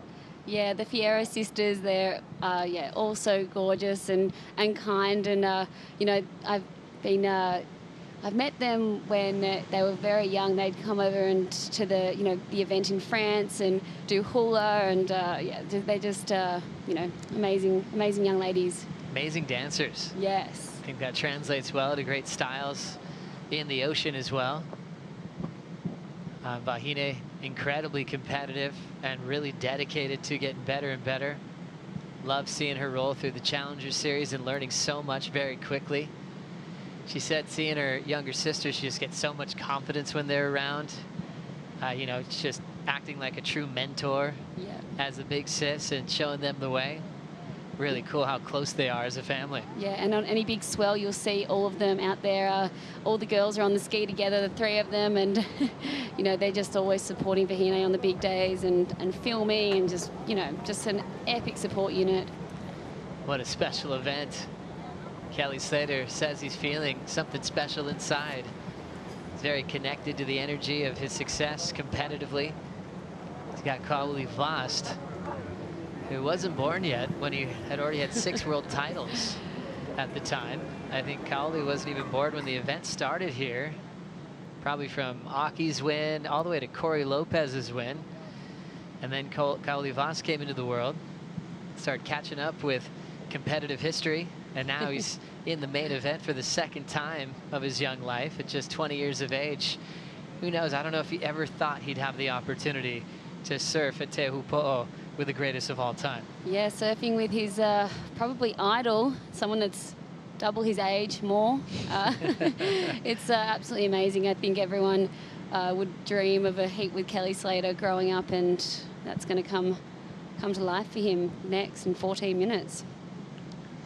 Meanwhile, Vahine still hanging on to her priority and waiting for her first wave to come through. Brisa still decompressing from the emotion from the big win she just had over Lakey Peterson. Feeling for Lakey Peterson, just one spot out of the WSL Final 5. But the way Brisa let out emotion in her post-heat interview, could tell how much was going into that heat over the last couple of days, mentally, physically, knowing it was going to be an absolute fight. And she got nice and barreled. Definitely deserved that win earlier today.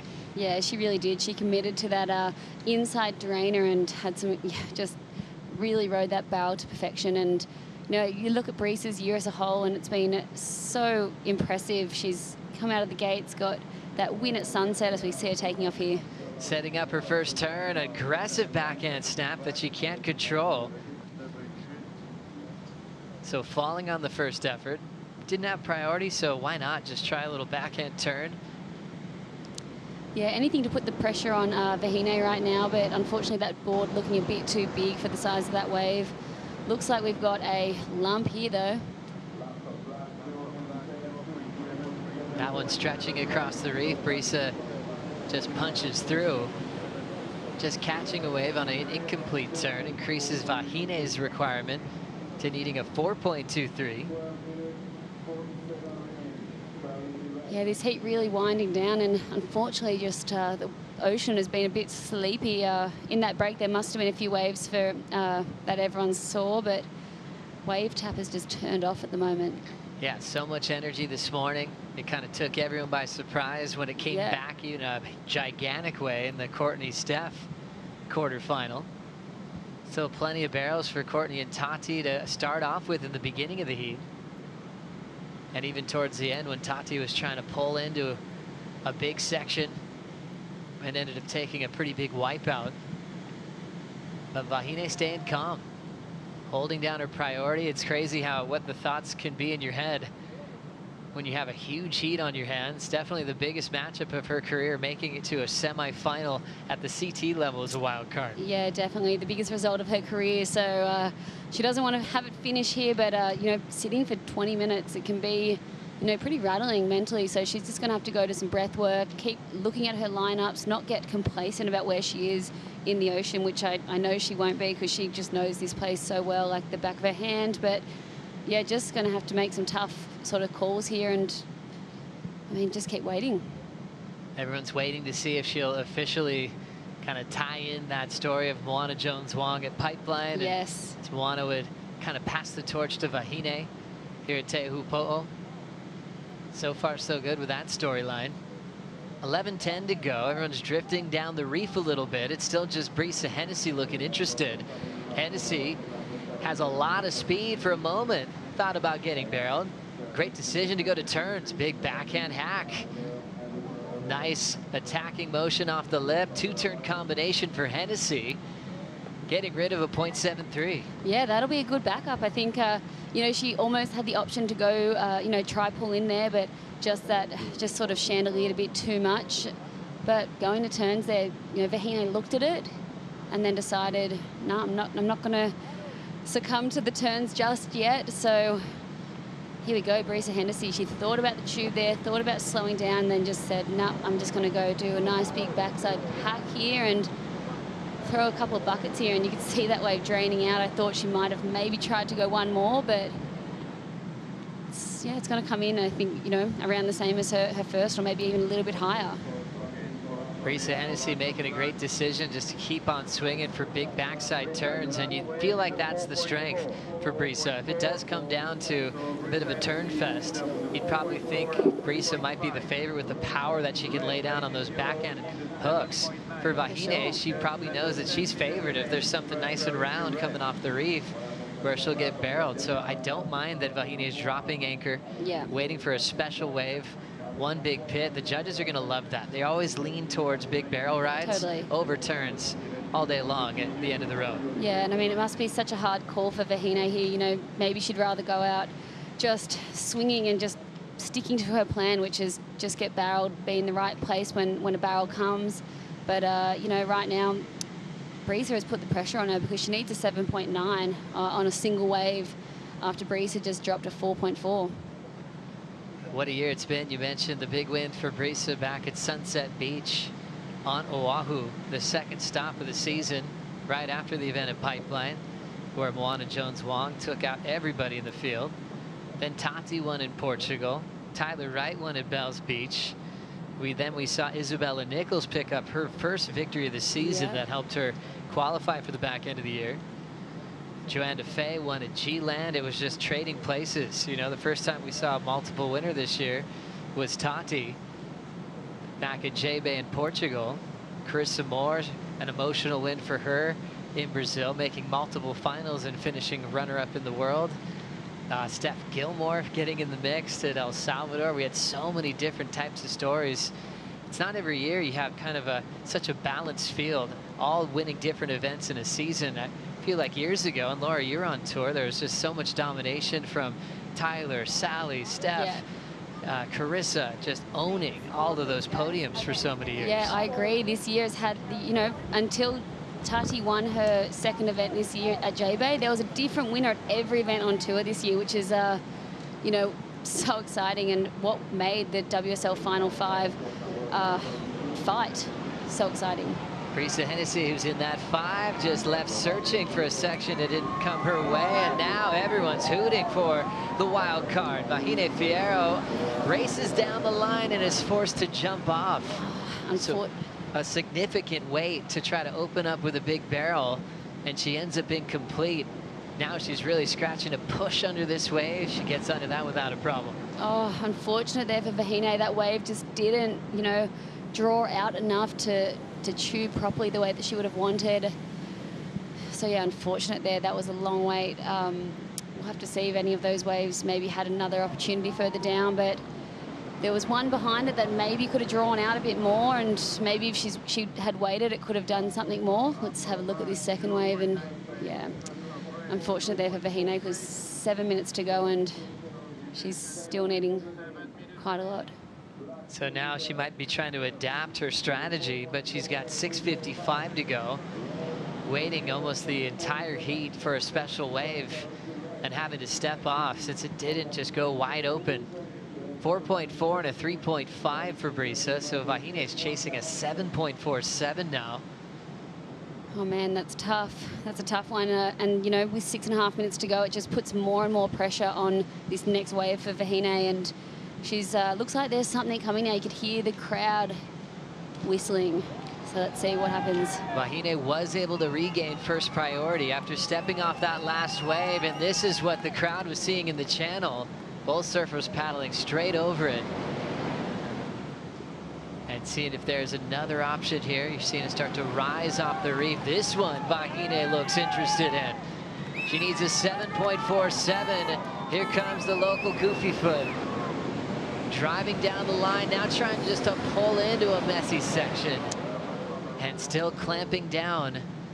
Unable to pull into the tube there because it just shut down with all that crumble right on top of her. Yeah, she gave it a shot. She thought maybe if I can pull into this section, it might open up down the line, but unfortunately that one just crumbled a bit too much for Vahine to push through. That is going to be a tough one for her to swallow, but you know, 5.5 minutes, we've seen people turn heats and get 2 waves in 90 seconds, so let's have a look at this. She was streaming down the line. She's got such style.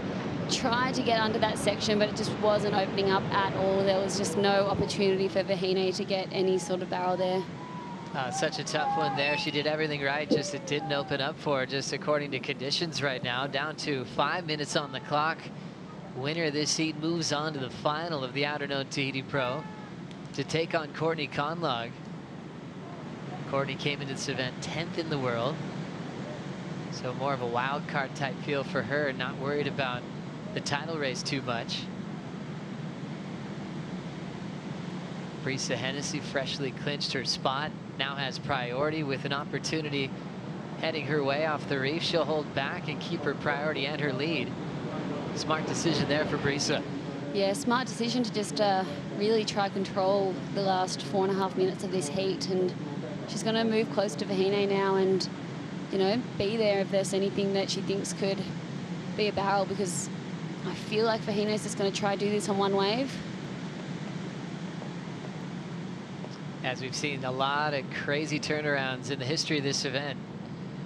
Sometimes in just the remaining 10 seconds, it just takes one big wave Nice hollow section. Vahine's trying to will that to happen right now under priority of Brisa Hennessy. She sets up her first turn. Clean little fade off the top. There's that cool finesse style of Vahine Fierro. Just a small wave there, though. She will keep that as her best score for the time being. Yeah, that wave just didn't really have the power when we think about Brisa's turns that she was doing. They were on bigger waves. So tough one for Vahine there as well. Just a 177 and just nothing critical enough on that wave. Almost had a opportunity for a chew at the start there, but just going to nice little carve and cut back, but yeah, nothing critical. So Vahine kicks out, getting a 177. Makes the requirement now a 613. So now looking for not as high of a score with 3 minutes to go. Yeah. 177 helps. I mean, she now, you know, a 6.13 feels a lot more, you know, doable than a mid-range to high 7. So, you know, that's going to give her the confidence in the last 2.5 minutes. So smart move there by Vahine. Now she's trying to use every part of the reef. Local knowledge for Vahine. Pulls into a west peak, but your board pokes into the face and loses the exit. That was such a brilliant idea to get barreled on her way back out, but she got stuck, Laura. Oh, wow, that was the wave. Vahine, she looked like she just read it absolutely perfect and looked like she just maybe went a little bit too high at the end and caught that outside rail. Look at this. This is the West Bowl that we love to see. She stalls there. She just went a little bit too high and just held that line. If she'd been able to stay a little lower, could have probably punched through that end section. So that's going to be, she knows it too. You know, she's ridden this wave so many times and unfortunately just got sucked slightly too high up the face. There's that local knowledge, though. She knew how to sit on that west peak and just hit the wall before she made it out. And judges not seeing a barrel in this heat, they would have loved that. She would have been right back in this semifinal.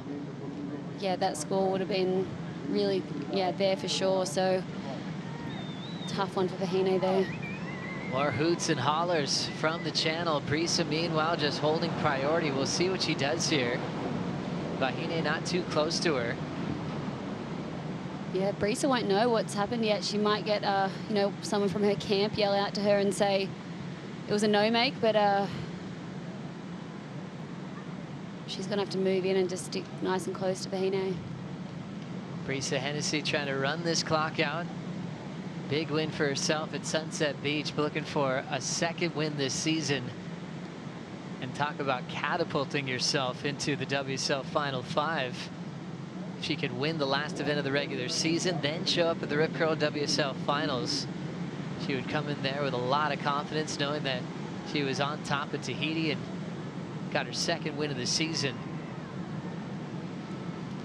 As we see 45 seconds, so a wise move for Brisa to cover Vahine now. Slater enters the lineup, taking on Kaoli Vast in about 35 seconds. Yeah, this is going to be a tough one to swallow for Vahine. The favourite coming into this event.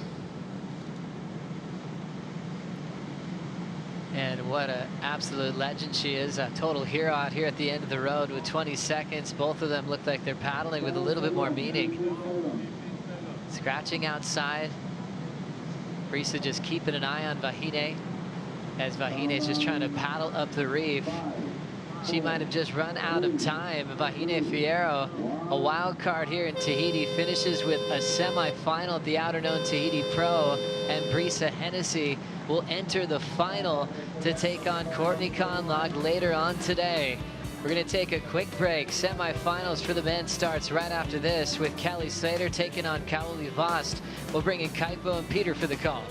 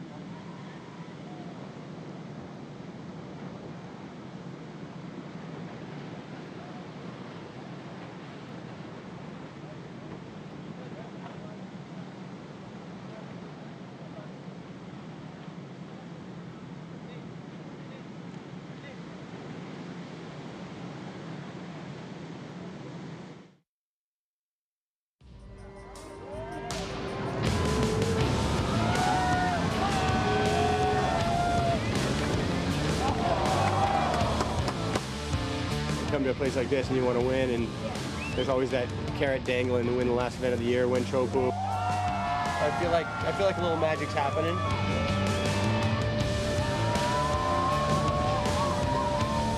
No, it's fitting. I love surfing against local guys at their spots, and Cowley, I sponsored him for a long time for Surf Wars, and we're good friends. Cowley Vost focused on the horizon with priority. A bomb of a section. You know, he's the man out here, and that's the kind of heat you want to have, is try to beat the guy who's the guy out here.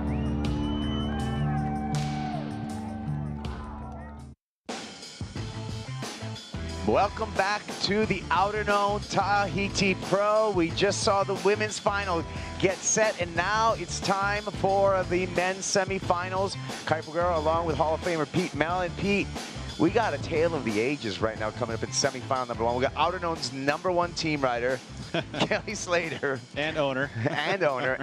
Versus the young wild card who's been making a name, Cowley Voss. And here we go, straight into it. Cowley Voss with the first wave, finding a barrel, and why not combo it up with a couple of big turns. Nice start for the Tahitian, matched up against the GOAT, Kelly Slater. Good to see some waves here to start this semifinal off. That's what we want, you know. We don't want to see them sitting around. Then we end up talking story too much, Kaipo. That was some action there, and what a turn, what a barrel. Very deep. Again, this kid reads this reef so well.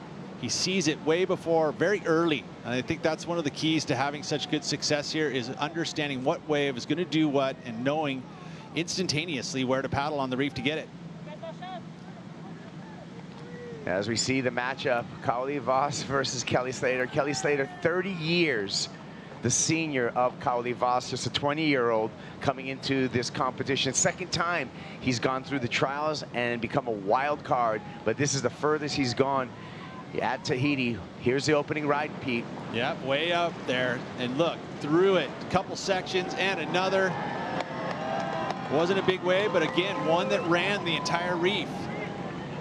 That's what happens when you have local knowledge. You're able to see things that no one else does, and that was on the inside ledge, and he got super drained. And then why not do a couple turns? That was a beautiful arc. You talk about being good out here at Tahiti, but this kid's good everywhere.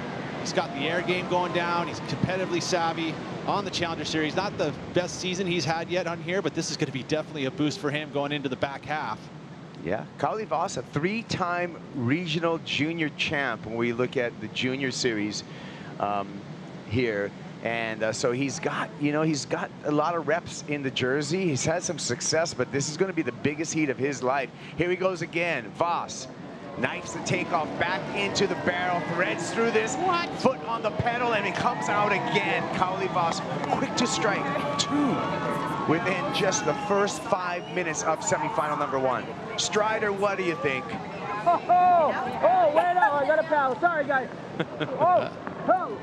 He's very close. Oh, look at this, some waves now. Finally, look at the magic. That's okay. Strider's going to reposition himself as this one goes wide. You can see all of our competitors and cameramen.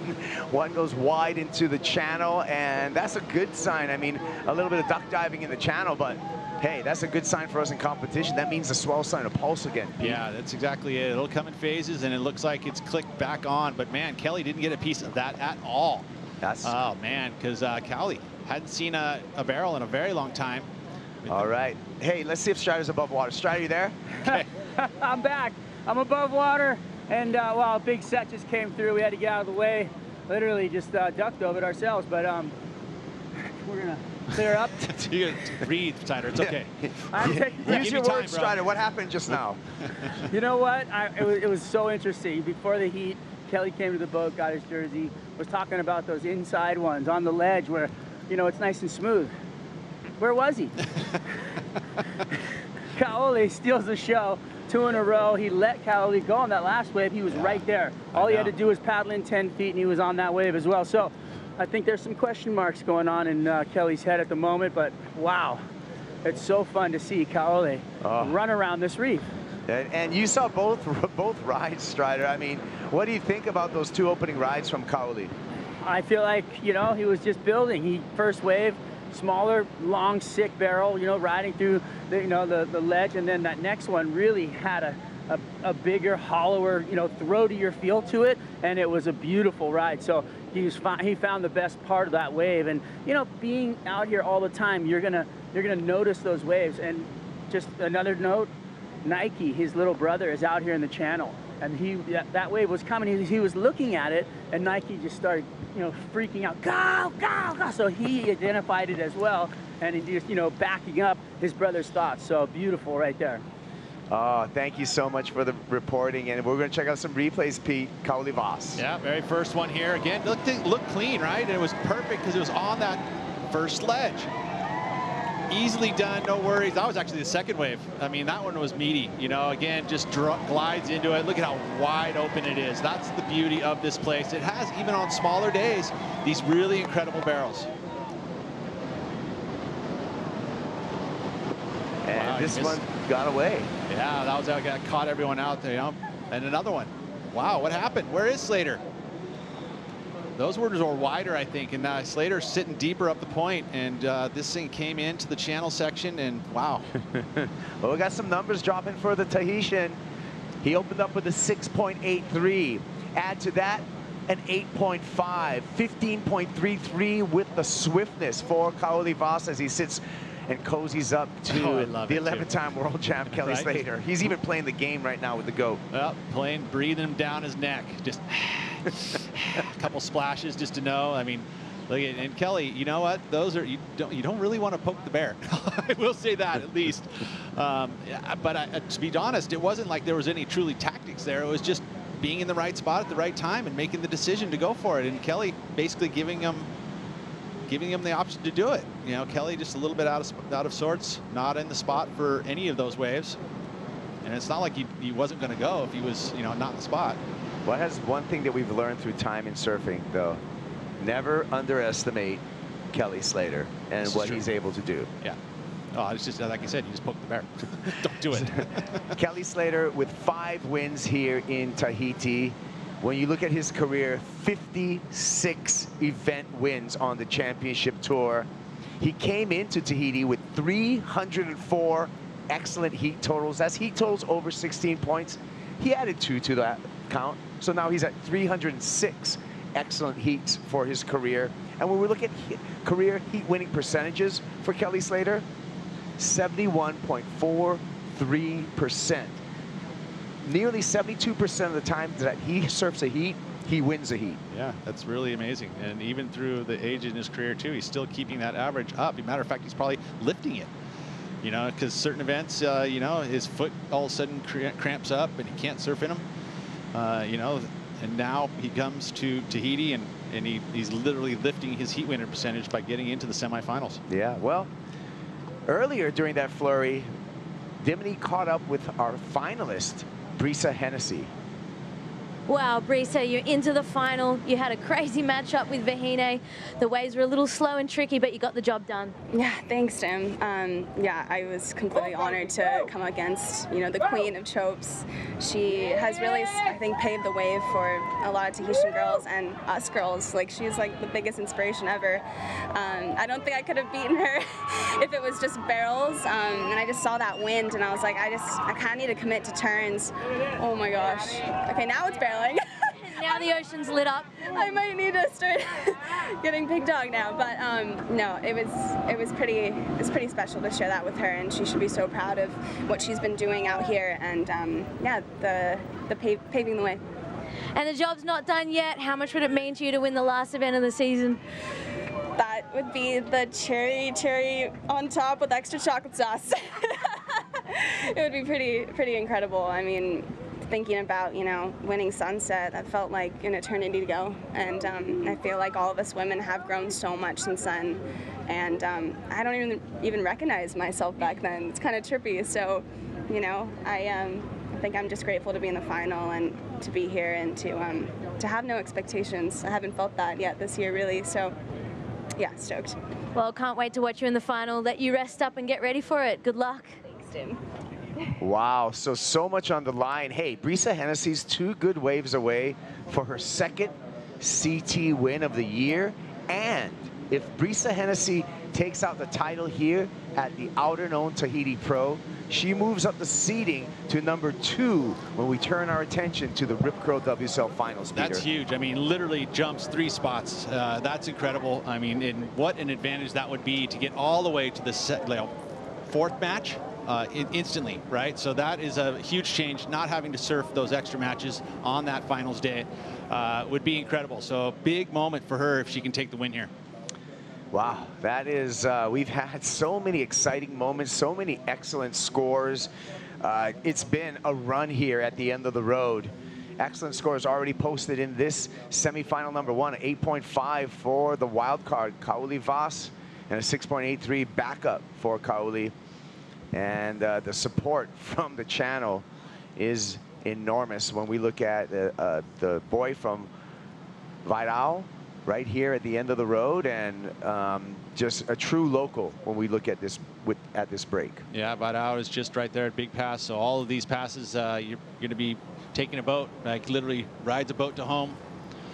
Each and every day goes for surf spots, a bunch of different passes to look at, and all of this crowd right there rooting them on. I'm sure there's a bit of Kelly Slater fans in there as well. Yeah, of course, there's Kelly Slater fans everywhere. But when we talk about passes, the pass over here at Teahupo'o, Have is the name of this pass. And then we have bad pass, known as Ke'avaino. And then we have small pass, the little pass, Ke'avaiti. And then we have the big pass, Te'avaroa. So Kauli Vasa starting off within the first 5 minutes. This is what he did. Straight in the little one here. Look at a couple different sections, gliding over the foam. No worries there. Just a good read, finding this little inside wave, and then going to turns. And I think there's a good amount of points here just by these 2 maneuvers because of the fact that we got the wind, more emphasis on maneuvers. And then this one slid underneath Kelly. Didn't get to look at it, and this is the 8.5 into the excellent number. Look at how easy he slid in, and then the quick little pumps with the forehand, able to get that little extra squirt and move through that section, no worries.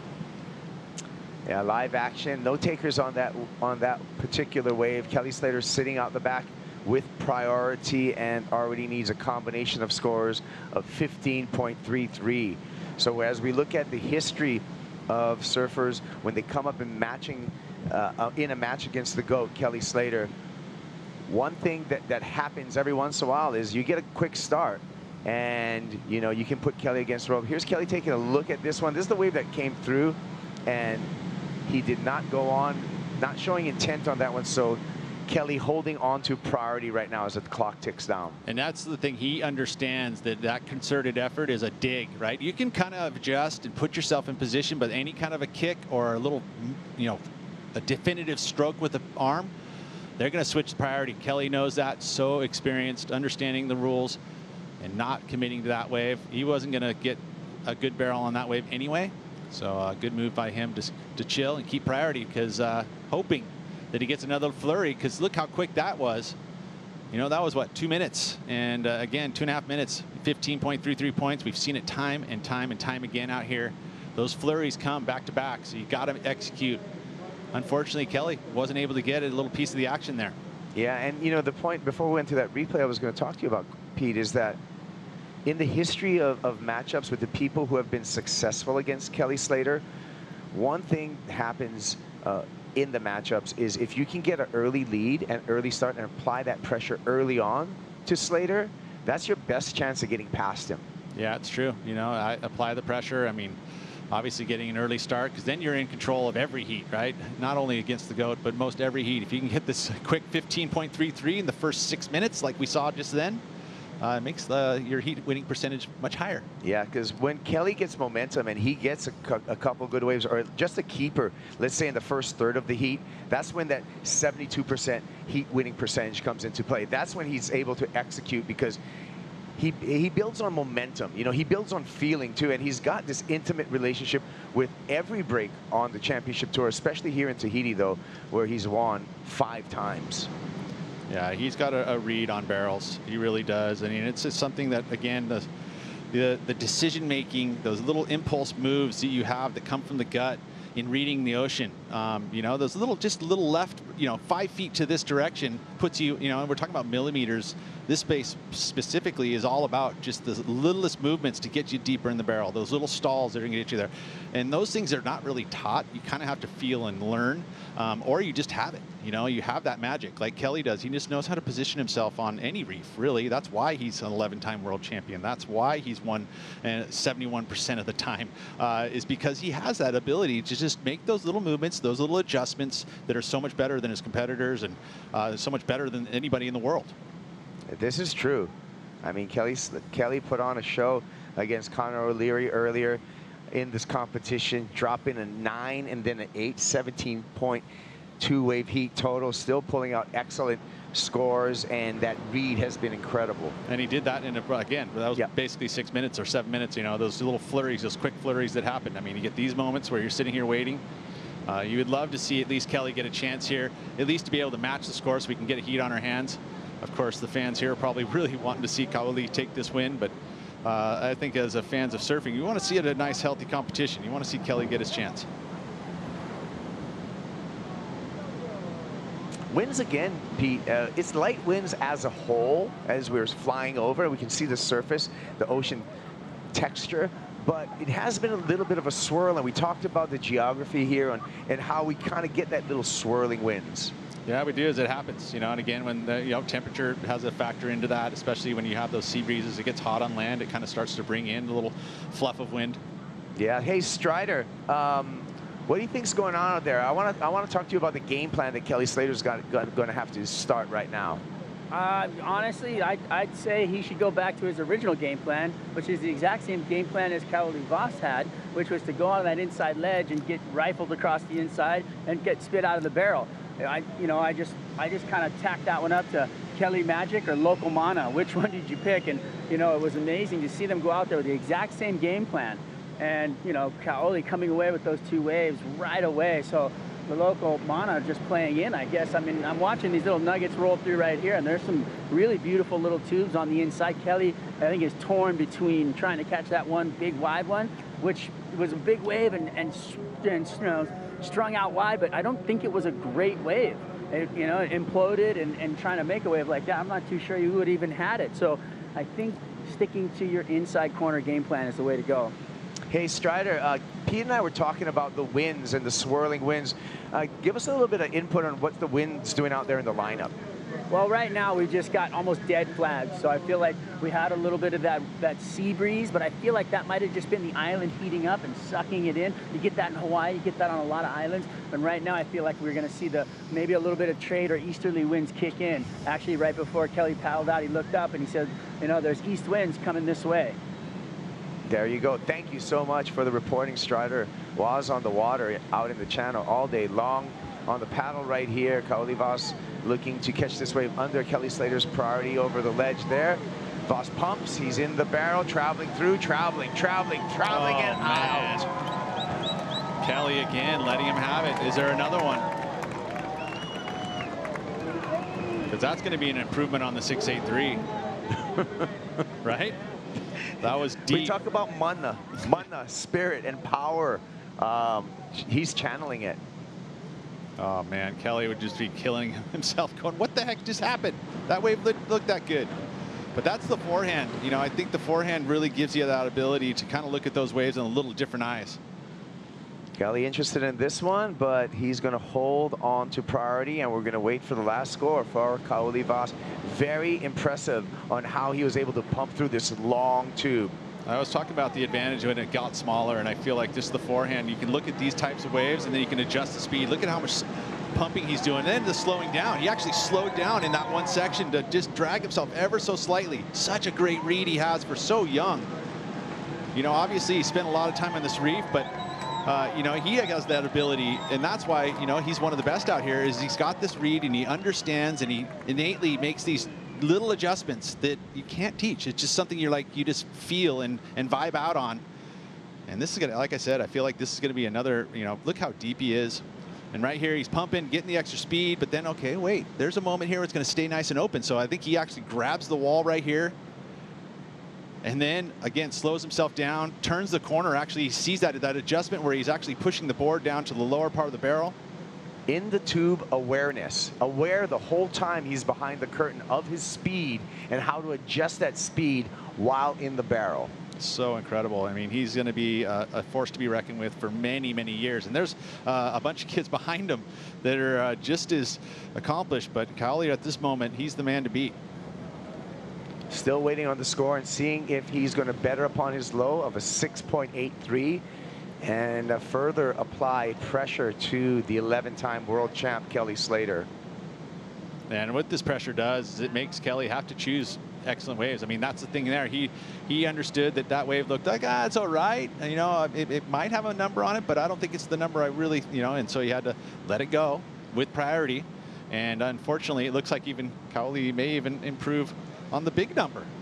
Oh, wow. So here we go. A 9 in from judge number 3, already going excellent. 8.5, another excellent number. 3 more judges to clock in. Yeah, it's pretty safe to say he's going to improve on the 6.83 and now put another 9, a 9.3. This one's going to go big, Pete. 8.83 for Kaoli Voss, and he goes way up there in a 2-wave total of 17.33. Wow, Kelly, that would have heard that, and you know, you talk about extra pressure.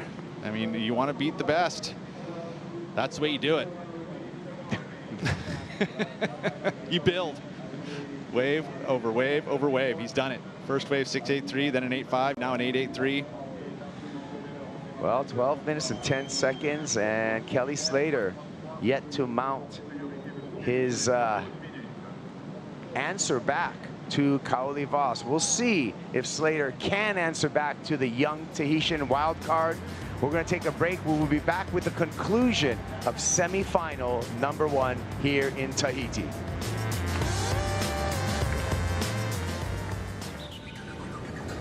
Yes, that time again. Leveling up, doing my thing, yes, that time again. Defending the title, king of the ring, it's that time again. Don't wanna win, I'm cutting you off, cause it's that time again. Yeah, it's that time again. Yeah, it's that time again. Leveling up, doing my thing, yes, that time again. Defending the title, king of the ring, it's that time again. The beach goes absolutely wild. The scene has erupted at lower trestles. My job is professional surfer. My goal is to win titles. That's what I'm here for. The world's best surfers in the world's best waves. We've had a shark attack. Whoa. It's the most intense surfing scenario you can imagine. I have to step up my game now and not make any mistakes. Oh my God. This is a war. You have to find a way to win it and do it at all costs. Who is your favorite surfer? Slater. Kelly Slater. Kelly's results go all the way back to 1996.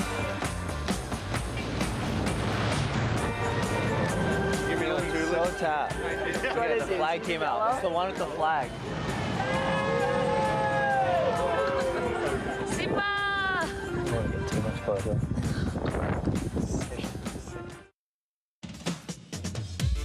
The Outerknown Tahiti Pro is brought to you by Outerknown, leading the revolution in sustainable apparel. By Oakley, official eyewear of the World Surf League. And by Hydro Flask. Every adventure starts with 2 simple words. Let's go! Outerknown Tahiti Pro, the wild card in the lead over Kelly Slater. Here we go, Kaoli Voss switching stance, going backhand, pulling in the barrel in the switch stance position. One more section to come through, and Kaoli Voss breaks through this time. Switch stance, and why not a couple of turns too? Well, judges got something to digest there, because that is not easy to do at all. Oh, he is putting on a show for the locals. Here we go, Pete, check this out. Look at it, he's even hula hooping on his backhand switch foot. That stuff is crazy to do. Look at the technique on his backhand, which is so incredible. Wow, I mean, this kid has been putting on a clinic, and he's just showcasing some of the best surfing I've ever seen out here in Tahiti. That right there is really difficult to do. So hard. Think about it. Try and stand on your board, switch stance, and just do a turn. Imagine switch stance and actually weaving through a barrel. I would say that, I mean, for me, I think that's excellent, because I truly think you need to reward something that is nearly no one else in the draw can really do that. No, this is a high degree of difficulty. Switching stance, unnatural stance, grabbing your rail and weaving through a barrel and through a couple of sections. Yeah. Here's the scores, and I don't think the judges appreciated it as much as we did, Pete. Yeah, no, I just think that if you want to, make the sport or have the sport go in the direction that we need to see progression go, that's one way to do it. Not to say that one went over their head, but I mean, I thought that was super, super impressive. No, it's extremely difficult to do. It literally is so hard to do, and you got to see it for what it is. Can anyone else do it in this draw? Exactly. Hey, Strider, what do you think about the switch stance barrel ride? I thought that was incredible. I mean, I think that it was hard to really judge. I think they have to just judge it on the actual ride of the wave. The wave wasn't like a crazy huge open barrel, but he weaved through that thing on the switch foot. I mean, that's just insane to think about. And it was like so beautiful. He's really good at doing that out here, though. We've seen it before. But I also think that, well, I don't know. I think maybe he found Kelly's keys and he stole them. And he's not giving them back. Yeah. Kelly's looking for his glasses right now. He's trying to find the waves, and he's just not having it. It's a tough one. We're watching it one more time on the replay, Strider, and to your point. Insane surfing. Just insane surfing. And progression, degree of difficulty. It's checking a lot of boxes in my book. Yeah, that's true. He's ticking them all. I mean, really, he's doing everything he needs to do to beat the best in the world, or the greatest of all time. So, I mean, my hat's off to him. I think Kelly's baffled in between two worlds, because he and Cowley, again, had the same game plan. And I've watched him literally give him every single good wave in this heat, and I'm just still scratching my. I actually put my hands up at him once, and he just splashed the water back at me. So, all right. Coach Boz. Thank you, Strider. Always like your input. So Kelly now, hey, 6 minutes and 35 seconds for Slater, and sometimes there's just momentum in heats, and the momentum started off with the Tahitian wildcard Kauli straight from the buzzer, and he's really captured that momentum throughout this heat, Peter. Yeah, it's deflated Kelly, and now we're at 6:20 to go. There really hasn't been a major set, and I didn't think that Kelly got pushed to that corner of having to wait for a good wave, and those waves that Kelly let go didn't look great, and Cowley, just because he's got that ability to be able to read the barrel really, really well, and also the fact that he did the switch foot antics, but maybe right here, maybe we could see something change. Here we go. A wave presents itself, and Slater not wanting that one, and a wise choice. It kind of crumbles down the line. Yeah, that's that size, that in-between size. It's a bigger wave, but it's not big enough to actually barrel on the top ledge. So, of course, making a good decision not to go on that one. Even Cowley said now dice. So the inner ledge is the place to be, and Cowley has just dominated those waves. An 8.5 and an 8.83 for Cowley Voss. Two excellent numbers and an excellent heat total of 17.33. Slater yet to get to his feet. We're down to 5 minutes and 20 seconds in this semifinal number one, and the dream run for the Tahitian wildcard, who had to come all the way from the local trials, looks like it's going to continue into the final, Peter. Yeah, and again, those local trials weren't held in the most perfect conditions. Cowley made sure he got the win, which got him the wild card, and here he is, 5 minutes away from a final. I mean, think about the story of Cowley Voss. He took an early loss at the Challenger Series at Huntington Beach, the U.S. Open, had to get on a plane, flew back home, and then only had a couple days, rest before the trials for this event. Went out, and in that trials is a talented field, and only the winner gets into the main event, won that, got his chance here at the big leagues, and he is making the most of it. Here comes a wave for Kelly Slater. He's not interested, and maybe it's going to be wave number 2. Oh, maybe, yeah. It doesn't look like a major wave, but it is going to be the second wave, which usually is a little cleaner. It's going to be Cowley again. What's he got this time? Another trip in the barrel and another exit from the barrel. Carving through that section again, showing some variety before kicking out into the channel. The crowd's entertained.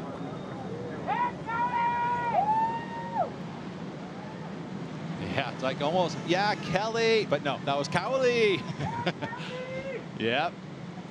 Just another one that Kelly basically realized, well, we get to see that more of a front-on angle. Was it an improvement on the 8.5? It did look like it was filled with a little bit of white water for sure. But Kelly, no waves and 3.5 minutes to go. It's he may end up getting a 0 here. We'll see. 3 minutes 20. We're waiting for the score. And let's look at the signals right now. Yeah, there's one more outside. Over on the corner. Here it is, straight into it. A little bit bigger, but yeah, not as hollow. Doesn't feel like to me that it's going to be much of an improvement, but he's staying warm. Not that he needs to stay warm, but hey, staying in the rhythm.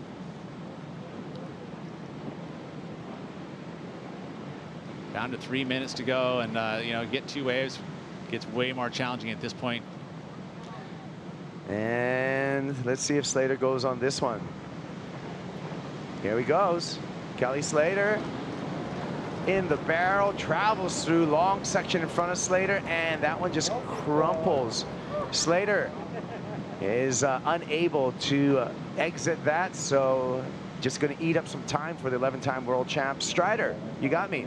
I got you. Well, we got Kelly to his feet. I love it. At least he was on one right there. The one before that was actually a lot better. But, and you know, Cowley just recent, you know, after the wave, I paddled by and I said, you know, take it easy on the old guy. And he didn't even move. He was not, he's just all blood. He wants this thing. He just, there's not letting up on the gas pedal. Cowley's just going to sit on him now and close this thing out. It's pretty intense.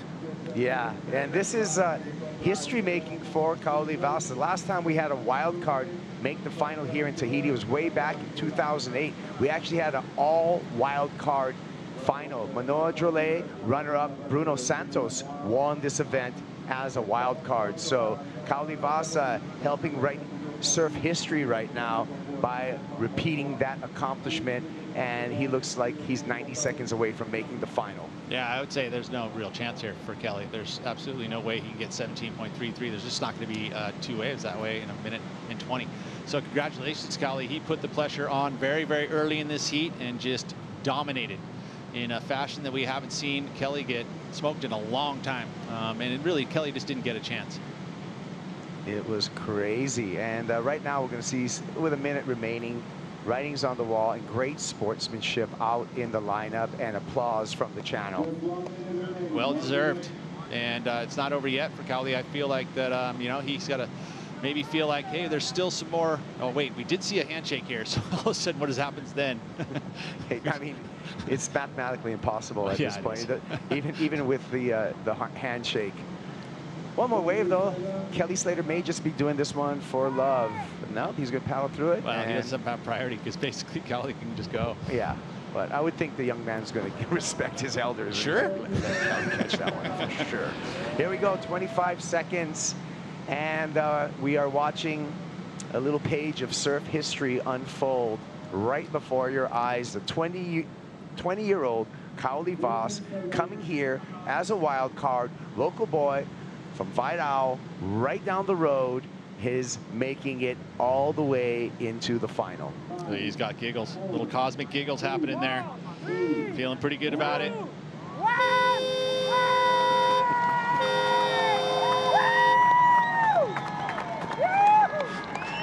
Milton's happy.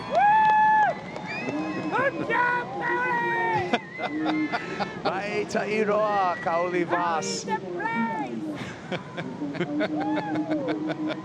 He's made it to the final. Who's going to meet him in the final? We're going to find out, because when we return, the challenge, semifinal number 2, in the water, Kyle Belli versus Miguel Pupo.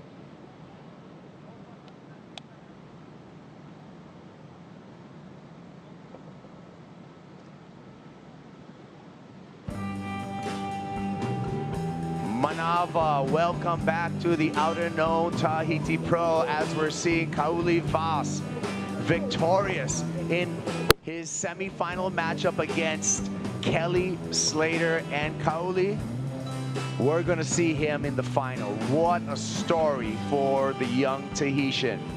Incredible stuff, and what a dominating performance. Literally left poor Kelly Slater flabbergasted. Wave after wave, he built on it, and exactly how you want to beat Kelly Slater, that's the roadmap. We got an all-Brazilian semifinal number 2, Caio Ibelli versus Miguel Pupo. They're going to battle for that spot in the final and face off against Kauli Vas. Let's take a look at the opening ride for Miguel Pupo. So Miguel Pupo on the inside ledge. The little goofy footer finding the little corner. See how it turns it? Gets the extra barrel time. Again, the forehanders with the smaller conditions, they're able to find these inside ledges. Little tighter quarters in those barrels, but you can speed adjust a little easier. But hey, Kauli actually, he did it backhand himself, switch foot. Yeah, we're going to review that one. That was a pretty incredible ride. So the opening ride for Miguel Pupo, a 5.17. Pupo up and riding again. One pump into the barrel, now slows it down behind the curtain, still traveling through the barrel, and Pupo out again. So mirroring the strategy of Kauli Vas, Miguel Pupo off to a quick start against Caio Ibelli. Yeah, I love the adjustments by both these surfers, moving to that inside ledge, because there is those opportunities, you know, all day long. Strider's been saying that those waves have been there, and now it pretty much is focused most of its energy there, which means that you got to ride them, and sure enough, they're beautiful looking waves. 2 quick scores for Miguel Pupo, putting Caio Ibelli into a situation very similar to what we saw in semifinal number 1. Look at the slow takeoff, dragging the arm, adjusting the speed, then quickly picking up the pace as he sees that one start to run off. Again, that tube awareness of just understanding speed control is so important. And like I said, the forehand, just a little bit easier to do that. Again, starts off with the stall to maximize the barrel time. Look at both hands on the drag, slow, slow, slow. Gets in there, you got to start to release. You know the foam ball's back there, touching the tail, tickling the tail. And then he realizes, oh, there's another section. He sees it, pump, pump. 2 quick squirts of the water through the concave. The wave turns the corner, opens up, and he comes out with a beautiful exit. Tube awareness, perfect. Yeah, great ride, and he did improve upon his opening ride. 6.83 for second ride of Miguel Pupo. And Caio Ibelli now needs to get going, and here he goes. Ibelli strokes into this one. Patient off the bottom, high line through the barrel, finds the exit on a little bit of a bigger wave, and nice carve off the top to finish off and show control. He kicks out into the channel. It is that bigger wave, but again, moves off the reef, off that ledge a little bit, so not quite as hollow. Had to take the high line to get out of it. We'll see where the judges adjust it. You know, are they going to reward the little bit faster, deeper barrel, or are they going to award the little bit bigger wave? I mean, watch it again. He slows himself down with his bottom, holds on top of the wall, but he had to take the high line to get out of it. This is a good answer, though. He's not going to get too far behind now. He's going to get a number here, probably arriving something close to the low score of Miguel Pupo, and he's in the heat. Yeah, Caio Ibelli on the paddle back out, and we'll be waiting for that score for Caio Ibelli. While we're waiting for the score, let's hear from the exciting wild card. Oh my God, congratulations, Kauli Vas. He's with Dimini. Kauli, this is a crazy moment. You've made the final of your first ever CT, and you did it in pure style, taking down one of the best ever to surf this wave in Kelly Slater. Yeah, it was hard to find the good waves. Like also like today, the whole day it's hard to find the waves, but I find like 3 good ones, and yeah, super stoked to make this heat, and yeah, stoked to be in the final. And the energy in the channel is just next level today. I think it's been a very long time since a wildcard has made the final. And how much is it going to take for you to win this final?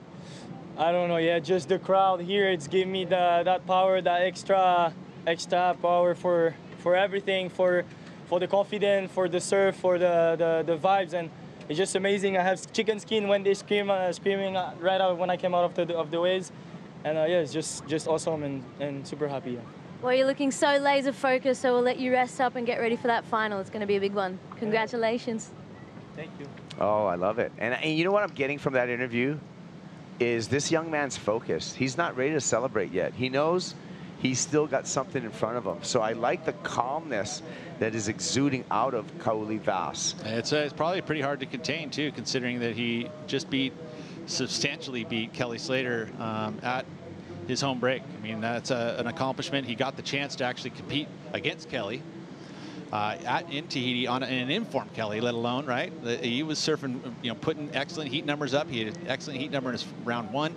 Round of 16, I think he was pretty close. Another, he got another excellent heat score. He was at 14.8, I think, in his last one. So Kelly was on point. He wasn't giving it up. So congratulations, because that is a huge, huge accomplishment. But yeah, you're right. It's not over yet. Yeah, he's looking past the finish line, right? and I like that in a competitor. When you get that, you can read surfers sometimes out of the water. And no pre-celebration for Kauli Vas. He wants a title here. Last wave for Kyle Ibelli, got him right back into the game, a 6.17. So Ibelli now needs a 5.84, trailing Miguel Pupo. Kyle Ibelli on the live rankings right now, number 8 on the rankings. So Ibelli's going to finish off the year, regardless of the result here in this heat, in the top 10. And that's awesome. It's best season ever. And, after battling to get back on, replacement, all of that, and now finds his way as a top 10 surfer, and he's going to have a great seat going into 2023. Miguel Pupo using his priority, has to muscle his way past the foam ball, and this one closes out, so no exit for Miggy. Kyle's got to be careful there. In that moment, there was that foam ball, right? I mean, that slowed down, and then you see it happen. There could be ultimately a little bit of a, possible interference, but we'll see. But we'll see. Yeah, I agree with you, Pete. I mean, that was it's close. That was an interesting circumstance that we just saw play out in front of us. Here's a replay. Check it out. So paddling into it, and it really didn't do anything to do it, but there was that little bit, and it did affect Miggy's ride slightly. I mean, because it did slow him down. But it did kind of close out down the line as well. So again, opportunity, the judges take a look at all of that. But that's one of the things, especially with the onshore breeze. I mean, just the look sometimes can, send the lip down slightly. Look at these lines here. And Kyle paddling over the first wave. And there's kind of been a little bit of a trend in wave number 2 being the better one. But then also, like Strider's been talking about, that ledge further on the inside too, as we see Miggy taking a look at this one. No go for Miguel Pupo. He'll remain in the lead. Kyle Ibelli now sitting out the back with priority. And you can see he's out way further. Miguel deciding, I like this inside chunk of the reef here. I'm going to sit a good, what is that, 15 yards inside? There is those opportunities, those waves that kind of slide underneath the first ledge onto that second ledge with just enough energy. I think Kyle should be taking a good look and realizing, hey, that's a good score. The 617, a little bit bigger wave. Didn't quite have the length of the barrel that Miguel Pupo did, but got a better score than the 517 of Miggy. Yeah, Ibelli going as high as a 9.67 on a single wave score in this competition. So he's been able to pull out big numbers. He wants to replicate that wave and that effort and get an excellent score on the board. We know he's capable of it. Kyle Ibelli also this year on the championship tour earned his first perfect 10 at the Oi Rio Pro, if you recall, Pete. And so Ibelli, it's been a great year for Kyle Ibelli. Been a great year, best year ever also for Miguel Pupo on the live rankings. Miguel number 7 on the live rankings. So Miguel Pupo is going to also finish off this year in the top 10. That's amazing. Again, both these surfers have been on tour, off tour, back on again, had to fight through the Challenger Series over the years and get their way back on there. But I think that does is it builds confidence and builds that kind of mentality of, like, who cares if I go back to the Challenger Series? And then you have kind of letting go of the fact of having to have to deal with it, because you can go, yeah, I'll get back on if it happens, but it doesn't really bother me because you've done it. Yeah, well, look at the women's side of the draw. Brisa Hennessy had to battle through the Challenger Series in 2021 to get her spot on the 2022 Championship Tour. She battled through that, and now look at her at the end of 2022. She's in the final in Tahiti. She's won a CT event, and we're going to see her at the Rip Curl WSL Finals as well. Yeah, and that was all started. It went into her really great success through that Hawaiian leg, was as she came off Europe, had made it a guaranteed spot back on, and then kept that momentum rolling into the first couple of events, winning a first ever Championship Tour event. Has a chance again to win another one. Big year. And you know what? And I like it too, because what we're seeing now is the broad cast of talent, both on the men's end and the women's end. It's no longer just, you know, those 3, 4, 5 surfers always winning championship tour events. The usual suspects. That's a, you know, Potts, the usual suspects. We've got now, we got to We don't figure have out the a usual new name. suspects. Anyone can win. Yeah. Yeah, it's a great conversation to have, and it just speaks to volumes to how professional surfing has continued to evolve. Yeah, and it's just good. I mean, look at what we get to see from the youngster here in Kaoli Voss. I mean, what he did this season out here at this reef was exceptional. Best ever in my eyes, you know. There's like I said, the casting crew that's been here, and we had a great season for Tahiti. We got to see some images and some of the biggest and best paddle waves ever happening right here on the reef, and they were at the very top of it. And Kaoli, like I said, he set the bar very, very high, and now has utilized it into competition and finds his way into the finals. And that's just a little speck in his career. He's so young that we're going to see something much bigger, much better from him in the future. Yeah. And we'll see him back on the Challenger Series as well. Challenger Series heads over to Europe. And then we get back to Saquarema. Yeah. Then finishing off in Haleiwa. Well, let's hear from the greatest of all time, Kelly Slater. He put on an inspirational performance throughout this entire competition. He's bowing out with an equal third, but I'd like to see what Slater has to say. He's with Dimity. Kelly, everyone was looking forward to that matchup with you versus Callie so much, and normally it's you with all the energy and the lineup and the rhythm, but today Callie just stole it from you. Yeah, I was looking forward to it also, but you know, that wind came on shore for about the last almost 2 hours. Not strong, but enough to just have this ocean bump. And I was trying to lobby Renato and the boys to hold the Canis off for like, because we have an extra sort of hour-and-a-half padding at the end of the day. But I didn't get a bite. But you know, then we went out there and Kaoli started quick. He got that 7, I think, and then an 8 on his second wave. And at that point, I was kind of in a hole, and I sort of, at that point, I just went, okay, I'm just going to be patient, and I'll just wait for a wave that is obvious. His weren't obvious. There were smaller ones that moved in, and that's the kind of wave I wanted to go out and get, because I know when it's dropping like this, those ones run longer, and then they have their little end bowl. But when he had that big of a combo on me, I couldn't catch a bunch and try to find rhythm without wasting my priority. So sometimes priority sort of works against you, and it did in that case. And I actually thought maybe I just won't catch a wave. But yeah, Kaoli picked it right. His 8-8 or 8-9, his best one, I could have caught that wave. I had priority, and we were next to each other. And there's another one out the back that was going to be bigger. And that one, I wasn't sure if it was going to crumble or hold back, and obviously it held back, and he got a nice long barrel on it. But you know, there wasn't a whole lot I could have done. Unless I caught that wave of his, I couldn't have got myself in the heat with what was out there. So yeah, that was just a little inconsistent, and he made the good choices. So all good. All good. Yeah. And can we see a future for you anytime in contest directing? I think the surfers would love it. I don't know. I don't know about that. I try to contest direct every contest, but they just don't listen to me. I'm too vocal. They want. It's like the boy who cried wolf every single day. I'm like, no, wait. So they're just, yeah. Anyways, it's all fun though. But I had a great event. It was super fun. Ramon and crew, we had a good time staying at his place, and he helps me a lot here. And just want to say hi to everyone out there online. A lot of support this week, and I really appreciate it from all my friends and everyone around the world. Thanks a lot, and yeah, there you go. Thanks so much, Kelly. Every time you enter the lineup here, we love watching it, so thanks for the show. Thanks. Wow, that was an interesting interview with Kelly Slater. There's so many layers into that interview, Peter. Commissioner Kelly. I love that was a great, Dimity, good job. That was a great question. Pointed question. It almost actually, Pointed it almost question kind of, for sure. Yeah, it baffled Kelly. He's like, no. Wow, okay, let's get back into this heat. With 18 minutes and 20 seconds on the countdown. Big stuff at stake between Miguel Pupo and Kawi Belly. Placing the finals. This happened during the interview. Nice. The drop was nice and critical. You know, he had to air out to get into it, and helped him to stall. Look at that little bobble into this, and then picks up speed.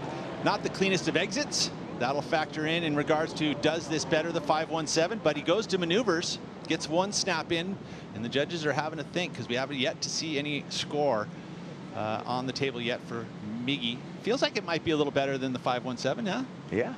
Sure does. If Miguel Pupo makes this final, this will be his first championship tour final if he makes this final. Wow. And he's got inspiration because he saw his younger brother, Samuel, make a final earlier this year in Rio at the Oi Rio Pro. So let's see if Miguel Pupo can have his personal best and make his way into the final here. Well, right now things look pretty darn good, although he's got to keep it together for the next 17 minutes, and there he is. There's Samuel, younger brother of Miguel Pupo, up there in the crow's nest, and I'm sure he's throwing some hand signals. Yeah, it would some be hoots. One place on tour that you can really actually physically help and coach. I mean, Pipeline, there's some, sometimes you see a little bit of that. Trying to think of other places, there's, I mean, again, stairways, you can kind of use flags and so forth, but this is, you literally can yell information. Yeah. Well, last score for Miguel Pupo, a 6.67. Now, Kawi Belly needing a 7.33. We'll be back with the conclusion of this semifinal number 2. Stay tuned for more. Still feeling like I'm a whole person without needing to win is a really important human experience. The cocker shaka. Especially because you've had an unusual amount of winning. Imagine if your life was a movie, what would you do? After all this time, I almost want people to experience this story that I've had. To properly meditate, it should probably be like, oh.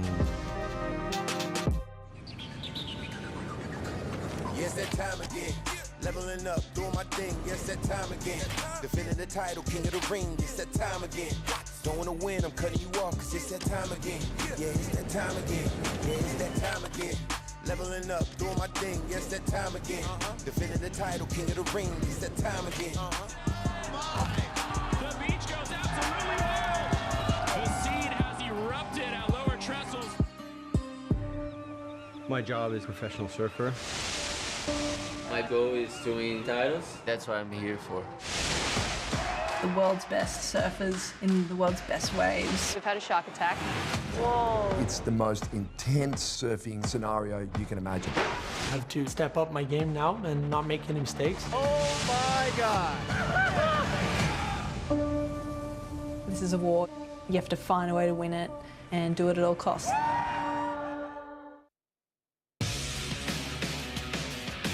Taking a look at Hydro Flask Let's Go moment. And it was 2 minutes remaining in this heat, and Kanoa Igarashi pulls off a miracle. A 9.7 coming out of the barrel. The wave was just given to him from Moana from the ocean, and he's able to thread through there and thread straight into the final 5 Yeah, with that. he's spit into the final 5 with that one. Wow, what a moment. Matty McGilvray in the Let's Go moment. This is what a perfect 10 at Teahupo'o looks like. Which one do you want? Which one do you like? Was it the circumstance of Kanoa Igarashi or this absolute chaotic and beautiful wave of Matthew McGilvray? Vote. You can do it on Instagram. That's right, Peter. You can vote on Instagram for your choice for the Hydro Flask Let's Go moment. Live action with our heat leader, Miguel Pupo, and sees nothing ahead of him, but he's got the lead over Kawi Belly Ibeli out in the red jersey with priority. Ibeli needing a 7.33 to turn the heat. Let's go. I'm going to go over to Instagram, WSL Instagram, and vote for who I thought had the let's go moment. Well, I mean, if you say it's the let's go moment, there was a moment there. I mean, you think about what Kanoa Igarashi was able to do in that moment. It was pretty intense. But yeah, perfect 10s are pretty intense too. Yeah, true, right? And the way that one there was pretty darn special. Yeah, well, whatever you choose, go there on Instagram, see what happens. Yeah, well, Kanoa Igarashi with that 9.7, under 2 minutes remaining, made his way into the final 5, and we're going to see him sometime between September 8th and 16th.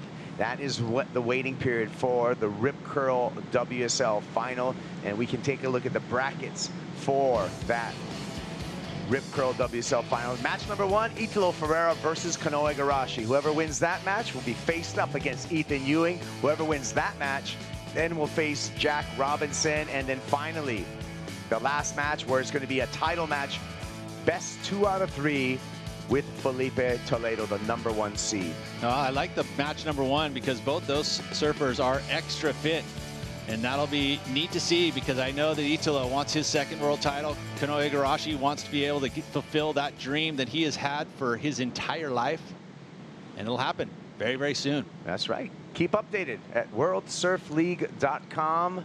We'll have all kinds of stuff leading up into that waiting period. And then we're going to have the single best and greatest day of professional surfing in 2022 when we look at that Rip Curl WSL Finals. Ever.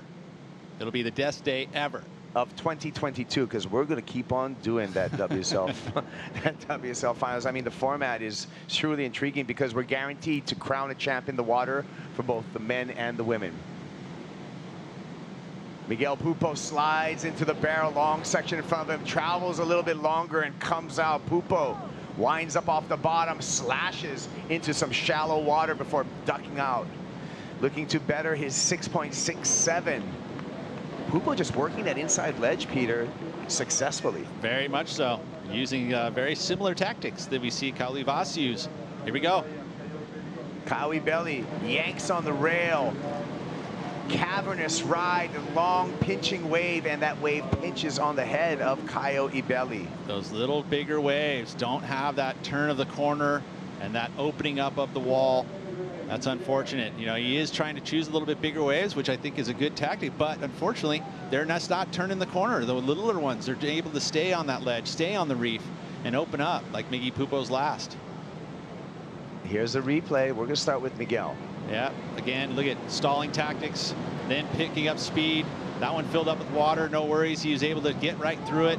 And then, nice little gaff. Maneuvers are going to be a little more emphasized today with the smaller conditions. Now trying to improve on the 6.67. My eyes, probably not, just because the barrel did have that fill up and not the cleanest of exits. We're waiting for that score, and that inside ledge, Pete, you're really good with surf break bathymetry around the world. I think everywhere we go, you have an explanation on what's happening under the water.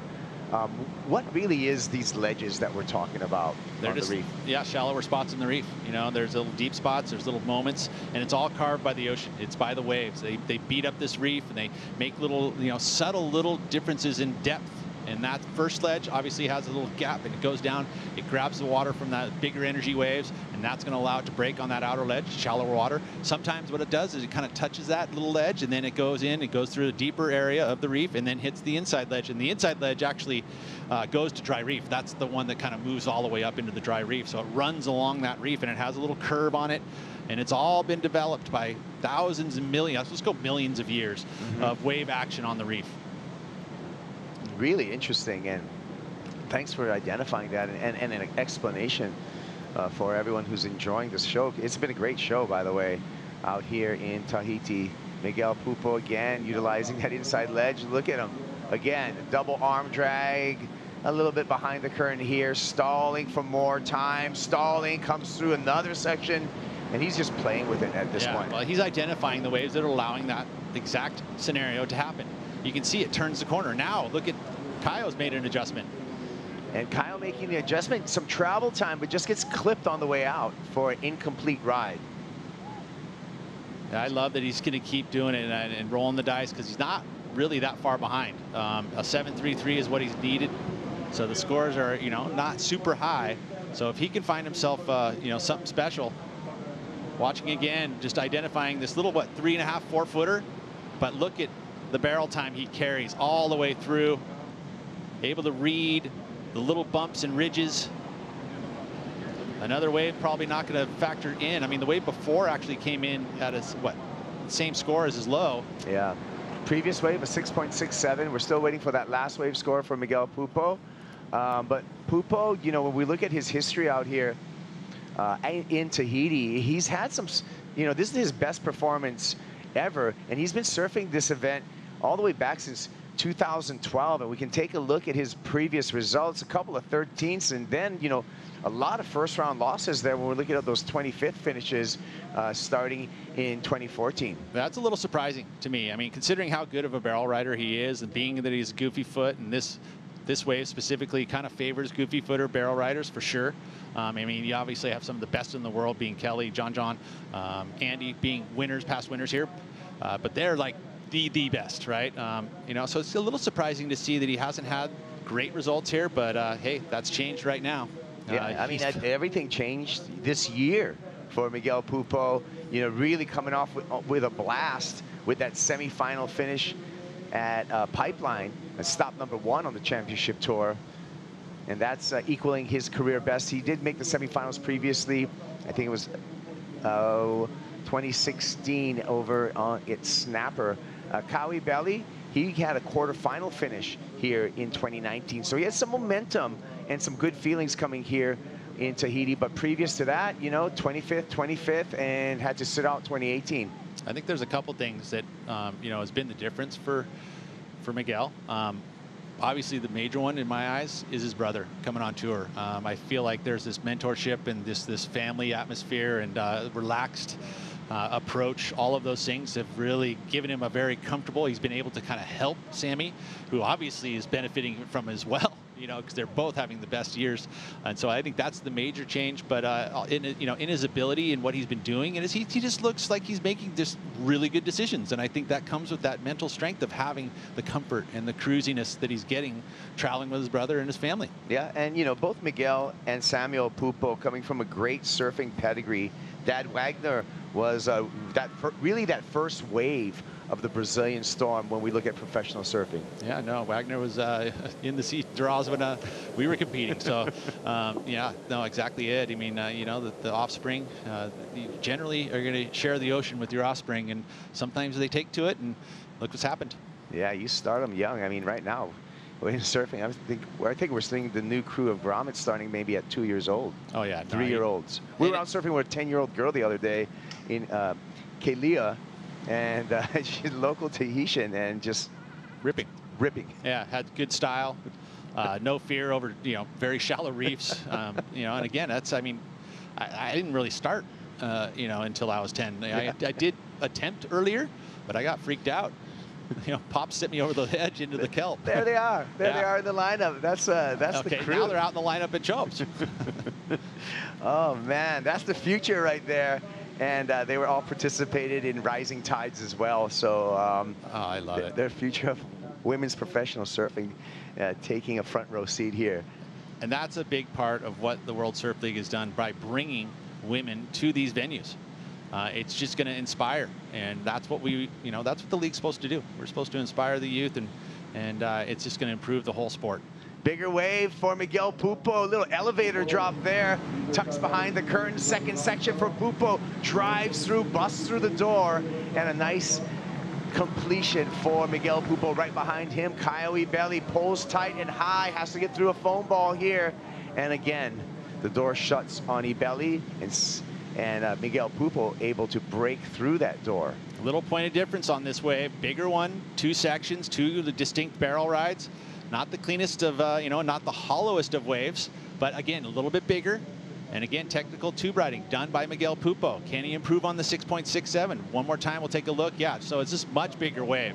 First section there, sees that this next one's coming and drags his arm, slows on down, and gets the exit. So 2 distinct sections. That's technical tube riding, understanding the wave and what it was going to do. Oh, wow, look at this. Okay, slow down. Up high, stay high to get the exit.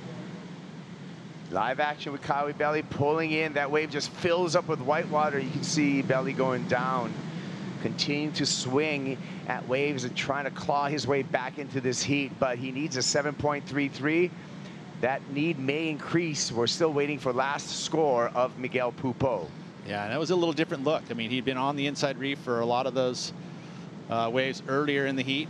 This one now a little bit different, so could have done an improvement here. Younger brother Samuel out in the channel with the backup board for Miguel Pupo. 3 minutes away for Pupo and a ticket into the final. Sammy's feeling pretty confident. He's with Strider. Yeah, Sammy, you're signaling out the back right now. You have your fingers together. What does that mean? Just sit on him, man. It's 2 minutes left. Miggy never made a final in 10 years, so this is probably the most important heat in his life and my life too. I've been waiting for this moment for 10 years, so I hope he makes it.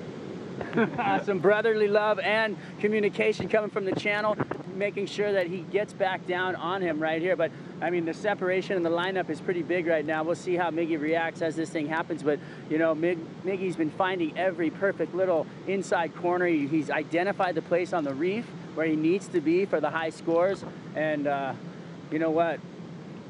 It could be a perfect little matchup for Kaole to be up against somebody like Miguel Pupo, because they both got the number on that reef.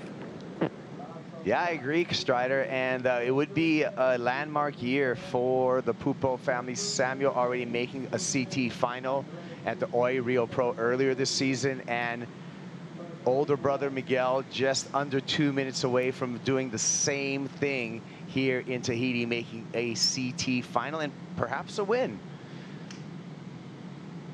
You see Miguel making his move over towards Caio here with priority, so strategically keeping himself close. Get on the other side of him here. That's exactly what you do in head-to-head. You control the lineup. And then you just stay close, you know, take away any opportunities that come towards Caio. Caio's strategy right now is to try and get Miggy to bite on a lemon. Get that little face scowl, biting on the lemon, or throwing it on a little reef scar. No, it's, again, trying to close it out here, and it looks like pretty clear that Miguel Pupo could find his way into his first ever championship tour final. Yeah, this is a big moment for Miguel Pupo. He's spent a decade really just grinding away on the championship tour, falling off of the tour, having to re-qualify through the qualifying series.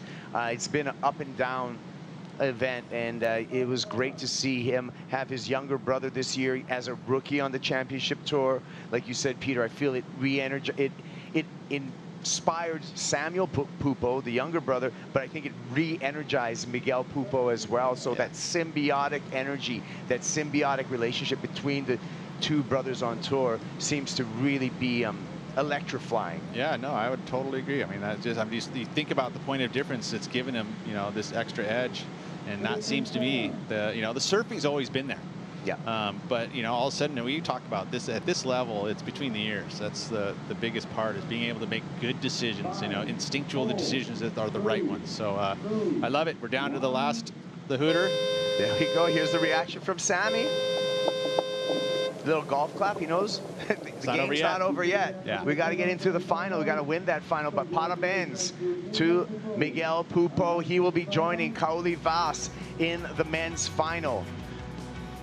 When we return, the women's final will be in the water. It's going to be Courtney Conlog up against Brisa Hennessy.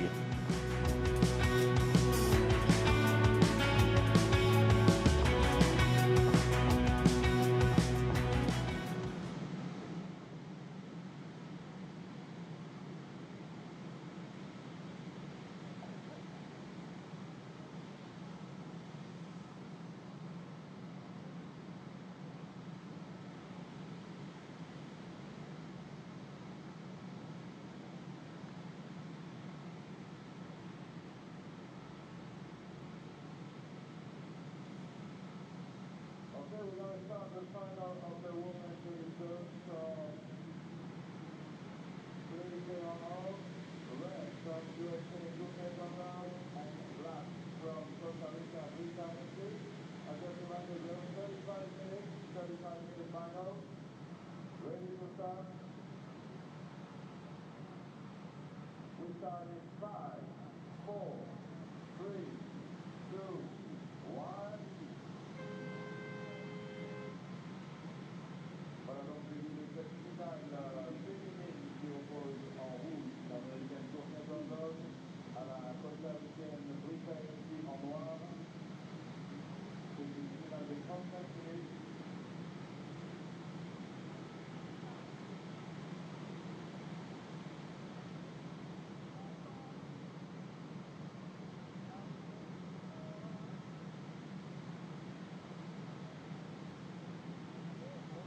Seconds. 3 seconds. 2, 1. It's on. Here's Carissa, she's dragging in. Oh, she's gonna get pitted, and she's coming out. Tube time. Dragging her butt in the tube. Bahine, that ocean woke up for you. Yeah, but I needed another one. Also, I gotta make it. I can catch a wave for 20 minutes. Come on, jump aboard. Yeah, I was just going out there. I was looking for those sick pants, and then I was driving off the bottom and whoop-ah! Courtney wants more barrels here in the final as she locks in to get the opening ride against Brisa Hennessy.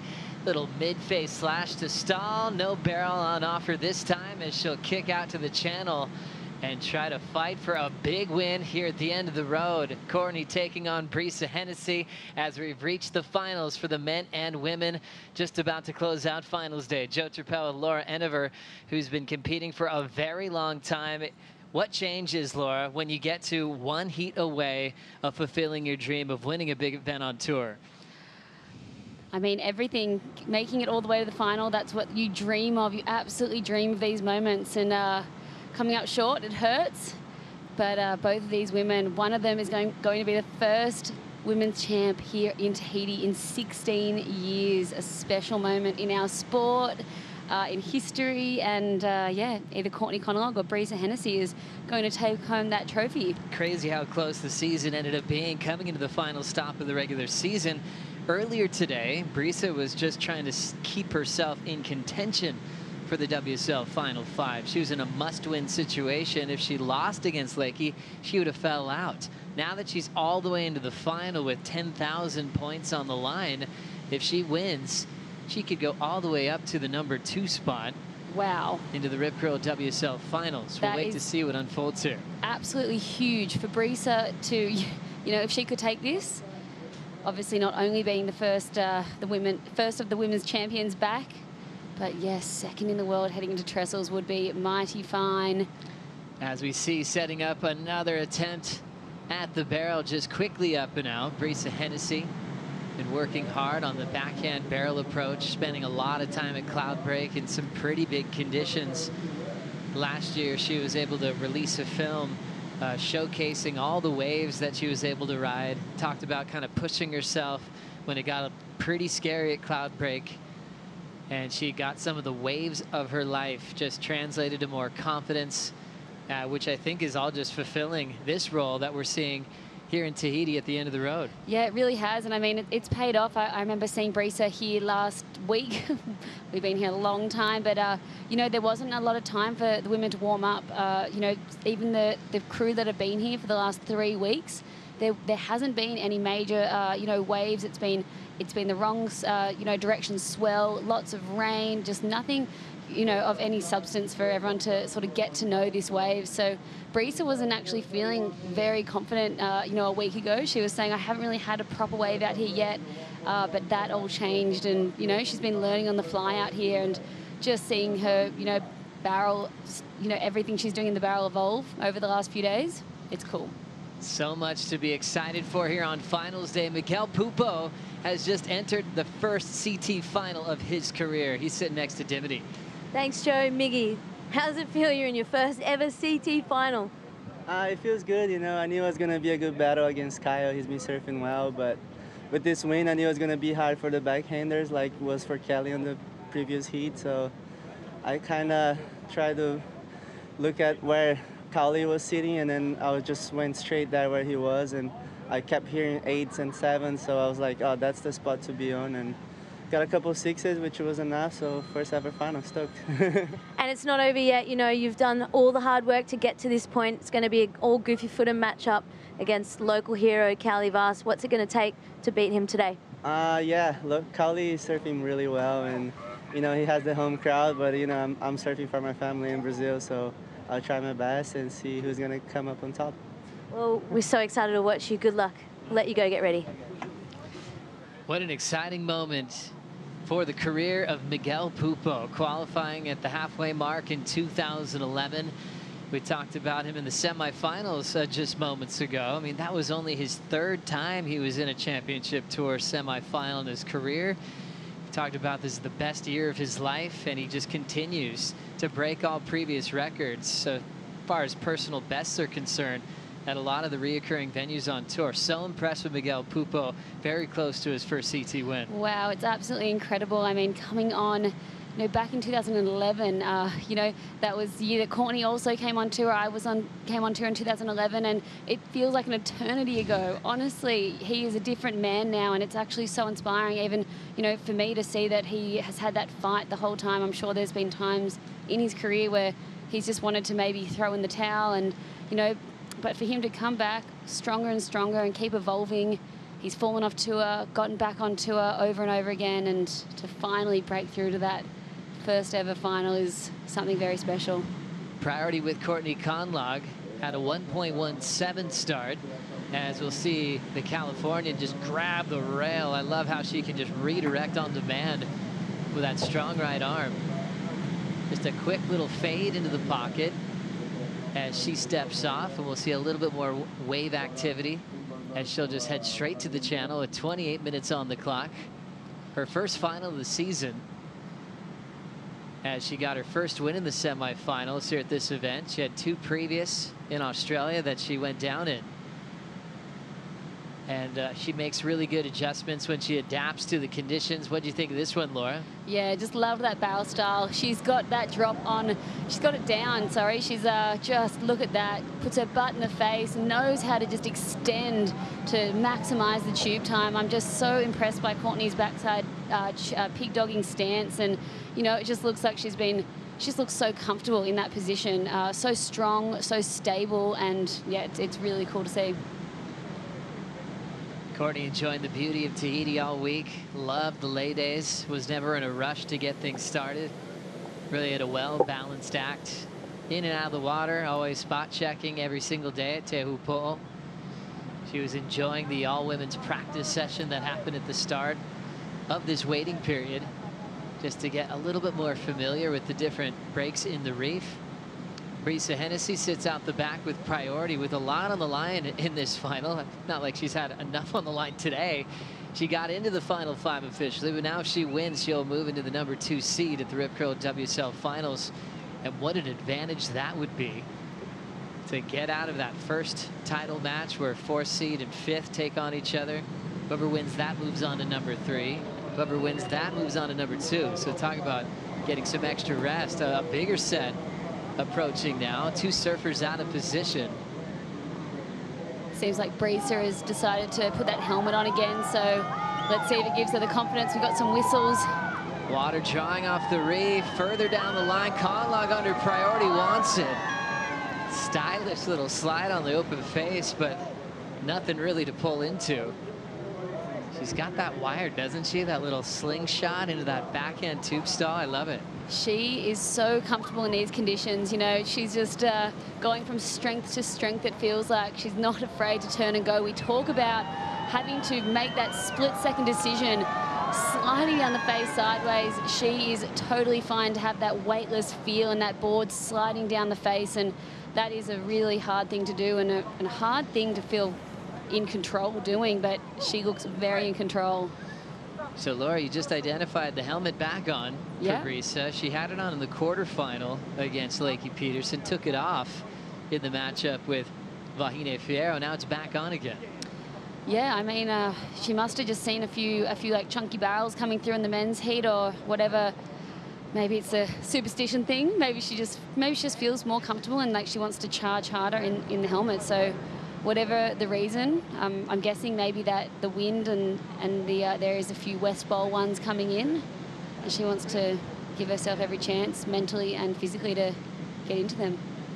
One of my favorite helmet-wearing performances in surfing history was Sally Fitzgibbons at Cloudbreak. Burst her ear jump in round 2. Paddled out again against doctor's orders. She had like duct tape on her ears and then put a helmet on just to be safe, and went on to back-to-back titles on that shallow reef. Big shout out to Sally. She hasn't missed an event in her career until now, as she's gonna come back with a fight the start of next season. Watching a wild takeoff there. Brisa Hennessy straight down to the bottom. Yeah, maybe should have grabbed then to try to see if she could sneak under that, but just felt like she got in a bit late and just threw her off a bit. Yeah, Brisa just on top there and just going down, but maybe could have grabbed and tried to sneak into that one, but you know, I think just feeling like she was too late at the end of the day, so decided to just cruise on over the falls. Yeah, not able to get that rail engaged. I think maybe if she could have grabbed that rail and gone to that pig dog that we saw her do earlier, she maybe could have, you know, had a better chance at trying to make that, but love to see her go. The room for recovery just seems so tiny out here. Yeah. If you decide to stand straight up and right away and it was the wrong decision, you often pay for it. As we have a solid dig for this wave. Good looking wave for Courtney Conlon. Packs the first section and she'll get spit out. What a great read for the Californian. Always thriving in waves of consequence. Turning 30 years of age next week. Wow. And we've seen so many glorified moments in her career, being pushed every single round, getting really well barreled on the way to this final. Let's take another look, Laura. Love this. You know, she just swooped in deep. Oh, is this the... Wow. Absolutely love this. Just swooping in, knifing this. Absolute amazing read.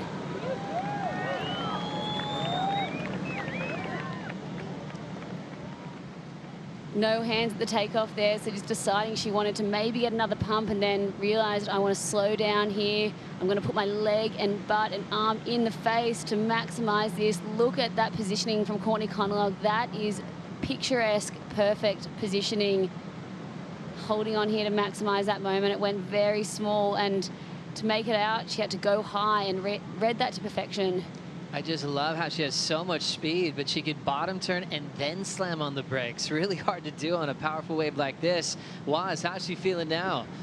She was psyching. She was going by her caddy. Caddy's telling her just to improve on her wave selection, making sure that she actually gets on a better wave to better her score line. Right now, out the back, we got Brisa paddling over to Lorenzo. Lorenzo's giving her a new board. That leads me into these two local boys who are actually, they're caddies out here. So both Courtney and Brisa have local boys out here in their corner. Brisa's out there with Lorenzo Tahiti, and Courtney has David over here in her corner. So a beautiful little symbiotic relationship happening in the channel with the caddies and looking after these young ladies out here. It's really fun to watch them and to push them and to drive them. The main conversation between both of the caddies to both of the ladies was to get deeper and to get further up the reef so they could get longer barrels.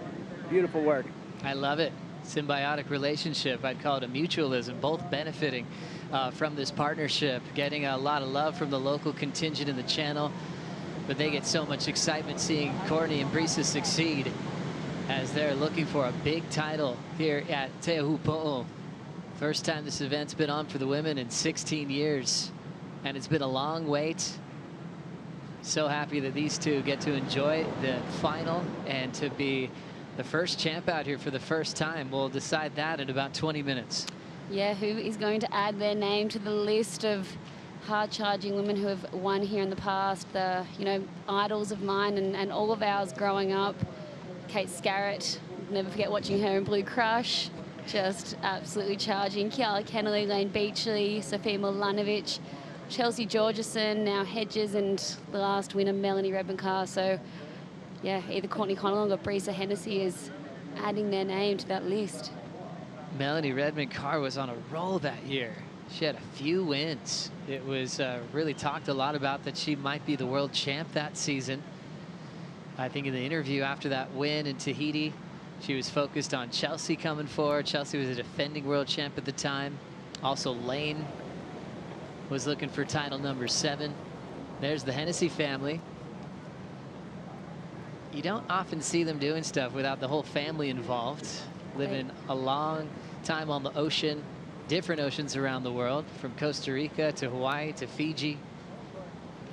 As we check out the approach from Conlog, extending that slide in the barrel, trying to fight for an exit, still hanging onto her board. And her sense of humor still comes out in the middle of a final. You know what? We wouldn't have seen the personality like this come through from Courtney anywhere else this year, but wow, to see her out there, she's having so much fun. She obviously wants the win, but she's just goofy as ever and just living the dream right now. And I mean, I don't think this is a very good wave choice to go. She had priority here, but look at that, getting so stylish with that pig dog. So cool. And getting very stylish with the, what do you call that? The aeroplane? Gosh, it's amazing. She has total control, no hands. That's like a workout move. It totally is. It's like a core. She's got actually the best abs on the women's tour. Trained so hard. I remember a lay day in Brazil. Everyone else was kind of cruising, and she was just hitting the gym that was on site. And I think we were actually maybe going on another call where she could have surfed, and she's just working out. She actually had to learn how to balance, almost overtraining, and find what made herself feel the best to perform at a high level in the ocean as well. Her and Italo are going to have an ab off at the end of the year. They got some washboards. Oh, they certainly do. Courtney Conlog, not afraid of putting time in behind the scenes, just a student of the game, but also just always looks for ways to improve. And she reached a point of her career where she just started getting multiple wins for about 4 seasons in a row. 2015 was that breakthrough year for Courtney, where she got multiple wins in the same season, finished back-to-back runner-up in the world. Courtney, on her way back out, will just sling into a backside carving turn, arcs it again. That feels great here on small sections at Teahupo'o. You have so much speed. With a nice round tail, you can just push so hard back into the pocket. Smart decision for Courtney to pick that one up on the way back out. Yeah, slicing there. I'm not sure if it will go into a top 2, 4, 5, but yeah, just having fun. I mean, I kind of thought maybe she'd go back out the back and sit and wait with a 7 and a 4, 5, but she's put herself out of position for what could be a big set right here. Breeze was scratching under it. Really taking her by surprise. Brisa sitting in the outside position. Looks like there's another one behind it. She was a bit deep for the wave that came before that Courtney caught the tail end of. And nice to see that there's still some size out there here in the final. Yeah, the energy, it feels like it's packing back in again, and we knew there was going to be a little more of a kick this afternoon. Looks like Brisa wants this wave. There's foam deep on it. It should clear up down the line, just quickly up and out. Yeah, unfortunately, the third wave of the set will always have a foamy face on it and can make things a bit tricky. I've heard CJ Hobgood say before, hey, if there's foam on the face out here, he's not going. Yeah. He just never even looks at it. But you know who will go hedgy? Yeah, he's had some wild ones and a lot of success with foam on the face. And obviously wave selection sometimes changes gears depending on where you are in a heat, what kind of score you're looking for. So 2 natural footers or regular footers standing with their left foot forward ended making the women's final. Courtney and Brisa grabbing that outside rail, pulling up and under on multiple occasions. Brisa definitely had her hands full, drawing the local favorite, Vahine Fierro, in a bit of a wave-starved heat. A heat that got put on hold for over half an hour. And Brisa wisely just got a start. Vahine's game plan was clear. Wait for a solid set. When she finally got going, all the barrels were clamping at the time. But Tahiti and Vahine should be proud of her success in this event. Yeah, she really should. She, showed such class and poise, and just that she belongs here. And I mean, I wish her all the best on the Challenger Series for the rest of the year. And it was amazing to have her be a part of this event, and she's got a huge, huge future for sure. But yeah, unfortunate in that heat, Vahine just, you know, stuck to her guns. She sat out in the spot on the ledge, but unfortunately just didn't really get the ball rolling at all and couldn't make the fight back. Brisa only had turns really that got her through that heat, so. Brisa holding down priority with a quiet little combo, 11.67 combination. She's trying to break through as she'll try to channel some energy from the valley of Teahupo'o. We'll have our champion of the women's final when we come back after this break.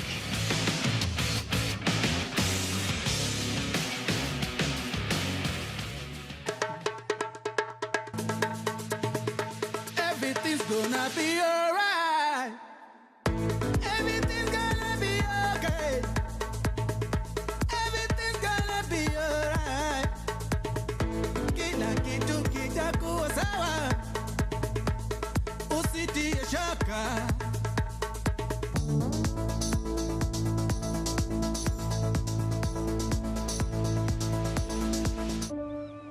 My job is professional surfer. My goal is to win titles. That's what I'm here for. The world's best surfers in the world's best waves. We've had a shark attack. Whoa. It's the most intense surfing scenario you can imagine. I have to step up my game now and not make any mistakes. Oh my God. This is a war. You have to find a way to win it and do it at all costs. Still feeling like I'm a whole person without needing to win is a really important human experience. Especially because you've had an unusual amount of winning. Imagine if your life was a movie, what would you do? After all this time, I almost want people to experience this story that I've had. To properly meditate, I should probably be like, oh.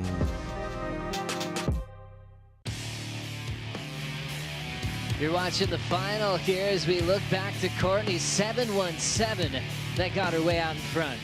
Yeah, this was the best wave of the heat so far, and Courtney deciding not to grab at the start of this wave, but then pulling up high and tight to make that barrel.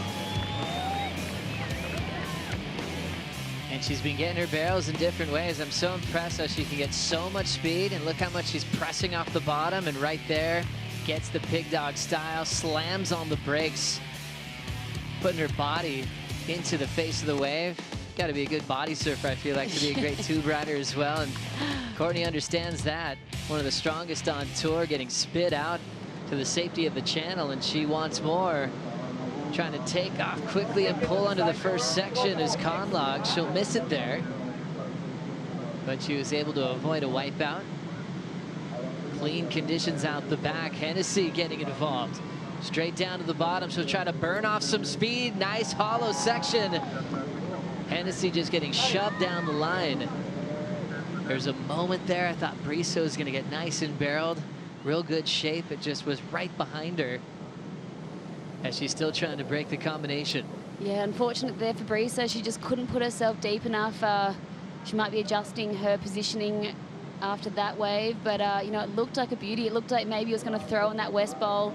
She could have possibly just grabbed here and tried to slow down from the start and put her butt in the face. She kind of, you know, came down and around, and that positioned her just in front of the barrel. So if she'd been able to wipe off speed at the bottom there, she could have maybe just, you know, slowed down and been in that barrel and been able to maximize that. But, you know, Brisa learning on the fly here, and, you know, each and every barrel is different out here, you know.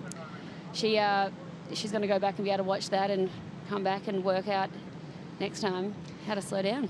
A lot of personal bests being celebrated here at the end of the road. One man that just got his best result out here, Kaio Ibeli, sitting on the boat with Dimity.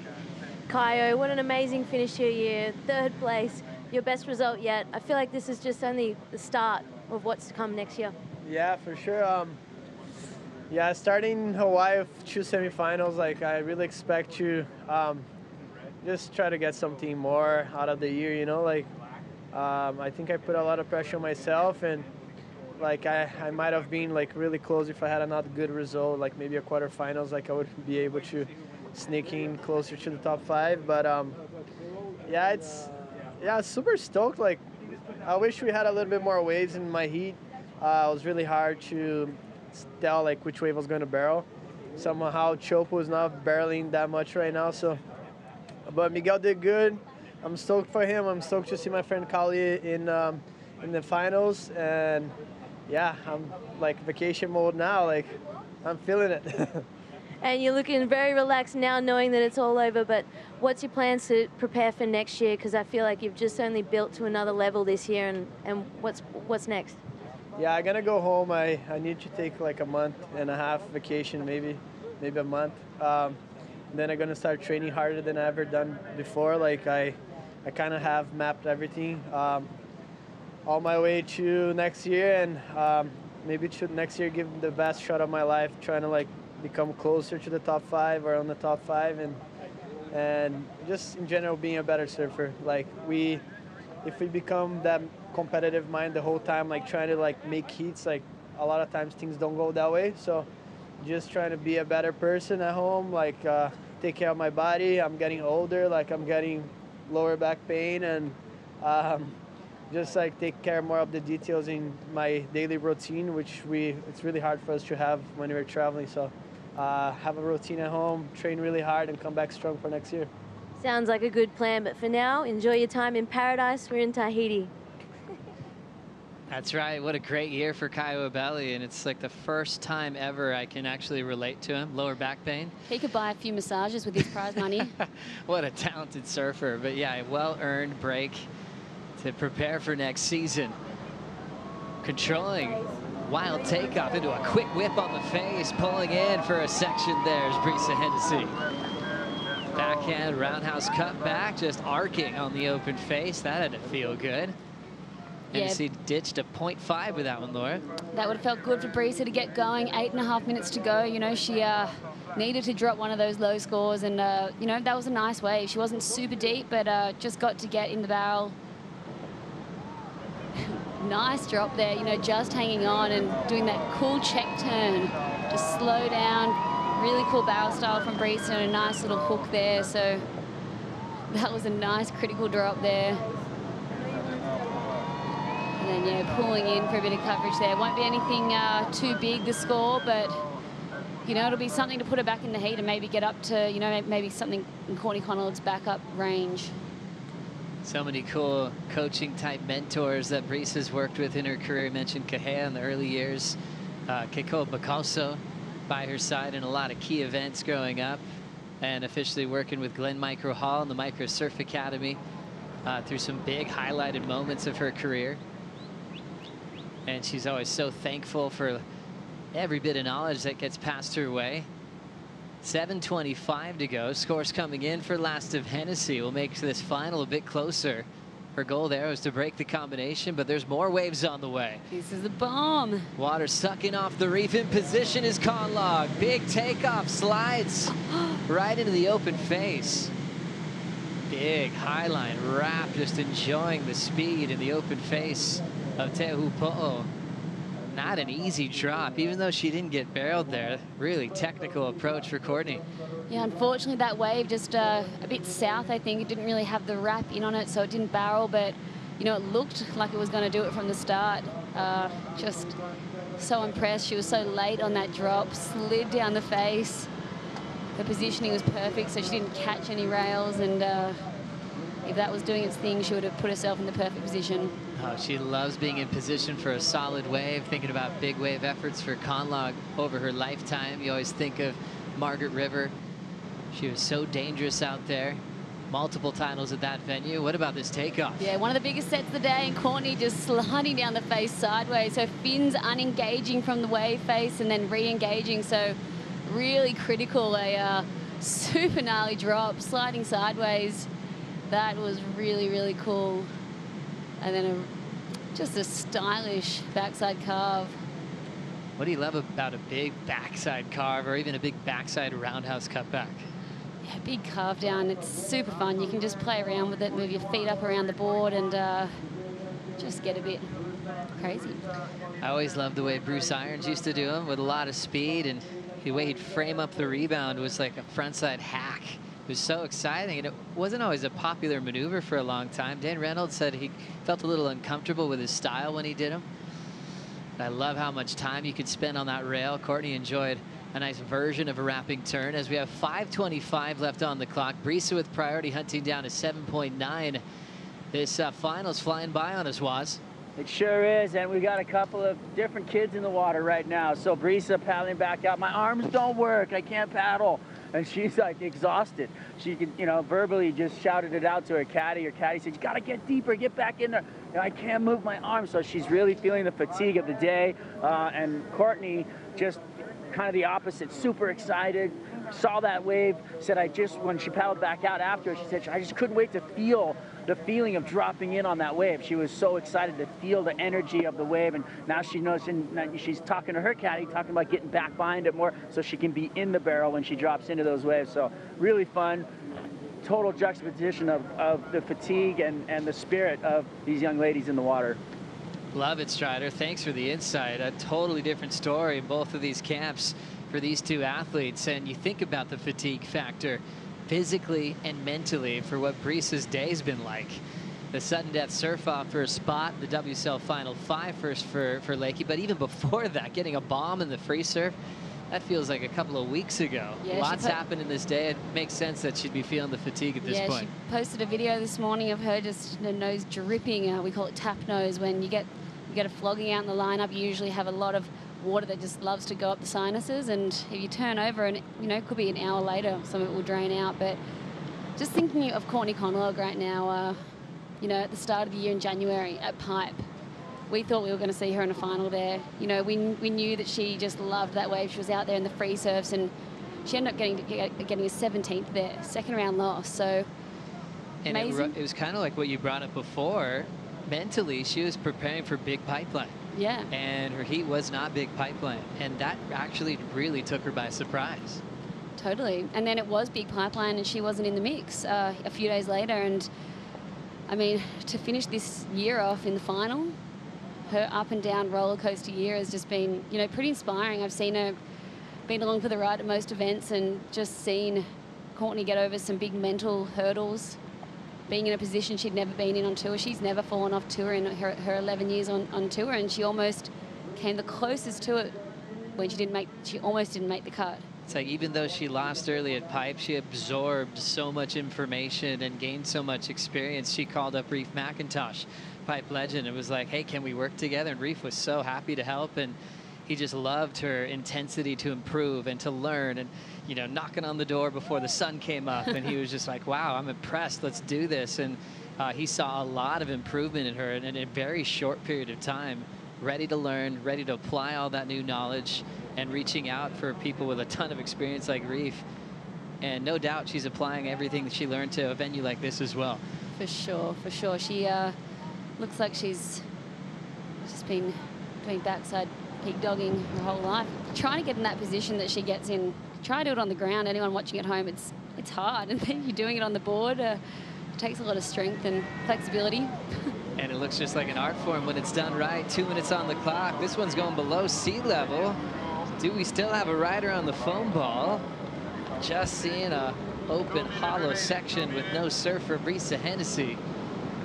Going for a big attempt on her backhand. What do you think, Laura? Yeah, well, this was the same type of wave that she got her 7.5 on in her heat earlier today, so against Lakey, but unfortunately that one just running off too quick. Incredible drop there, and love that positioning, being able to pull up under it, get super low, but just couldn't drive through that. And Laura, just thinking about the skill set of pulling up and under before getting all the way to the bottom of the wave, and when you attempt to do that, to max out the tube time. Brisa had some amazing ones in the early rounds, kind of pulling the rail almost really late. Saw her getting spit out of the channel. 1 minute to go on the clock. Brisa talking about the fatigue factor hitting. Sea Tigers looking to close this one out. Wall stands up and shuts down right in front of Conlog. Springs off that board to punch through. Now 55 seconds. If Courtney can go on to a win here, it would be her 13th championship tour victory of her amazing career. And that would break the tie that she shares with Sally Fitzgibbons right now for 12 apiece. Wow. And it'll be her first win in how long? Since 2019 Bells Beach. And And you think about that in events, she surfed in over 20 plus CT events since that last win. So it's been a long time coming for Court. Wow. Done with that set on the head without a problem. 20 seconds left. Priority not established yet. Brisa did break the combo, so she needs a 7.9. Now the water patrol on the assist for Courtney as we're into the countdown. Brisa in the channel talking things over. After 16 years, waiting for the women to come back, we finally have another champion. Courtney Conlock takes out the Outerknown Tahiti Pro. Yes, Courtney. She is a special human being, a special athlete. Surfers like Courtney Conlock don't come around every day. That look of focus you saw on her face as a little kid competing at Huntington Beach up and down the California coast. You knew she had big dreams. She had a lot of talent in other sports as well, but she can't spend enough time in the water. Loves her job. There's a big embrace with runner-up in the final, Brisa Hennessy. All that grit, all that determination. I look at this list of past winners here, and Courtney Conlock winning this event. 16 years on, it's just fitting. That's right. Yeah. She's been known as one of the hardest chargers on tour for a long time, and now she's been able to turn that charge and that guts and that courage into a win here at the Outerknown Tahiti Pro. Unbelievable stuff. And she'll get a nice little celebration ride on the Red Bull ski to throw shakas to everybody in the channel, everybody supporting her. Her 13th championship tour win, her first win of this season. And after a 16-year break, she's able to call herself an Outerknown Tahiti Pro champion in front of a maxed out crowd in the channel. And she did it in the best way. Barrel hunting, charging, earned every bit of that first place trophy. She sure did. She earned every bit of it. And now let's hear from our champion, Courtney with Strider. Courtney, you brought it back for the ladies. You made history. You're back in here. The big win today. Amazing work. You had great technique. How do you feel after all that? Honestly, I'm just so grateful. It's been a long time since I've had a win, and this year has had so many challenges and highs and lows, and making the cut, and just a lot. So I'm just so grateful. I love this wave. This wave's so magical, and I feel just really lucky to win here. Oh yeah, rock star. But Strider, man, I'm just so happy. You know, my mom, I think she got like seasick or heat stroke, so she had to go on land for the final. She probably has no idea that I won yet. She's at the doctor's, but honestly, I'm just so happy. And this one's for all my family and my friends that have been there, my sponsors. I wouldn't be here without you, so thank you so much. And obviously WSL for putting the women back here. Grateful. Well, we're super proud of you, Sea Tiger. Congratulations, Courtney Conlock. You just won the Outerknown Tahiti Pro. We love you. All right. All right, we're coming into the men's final. Let's get it going.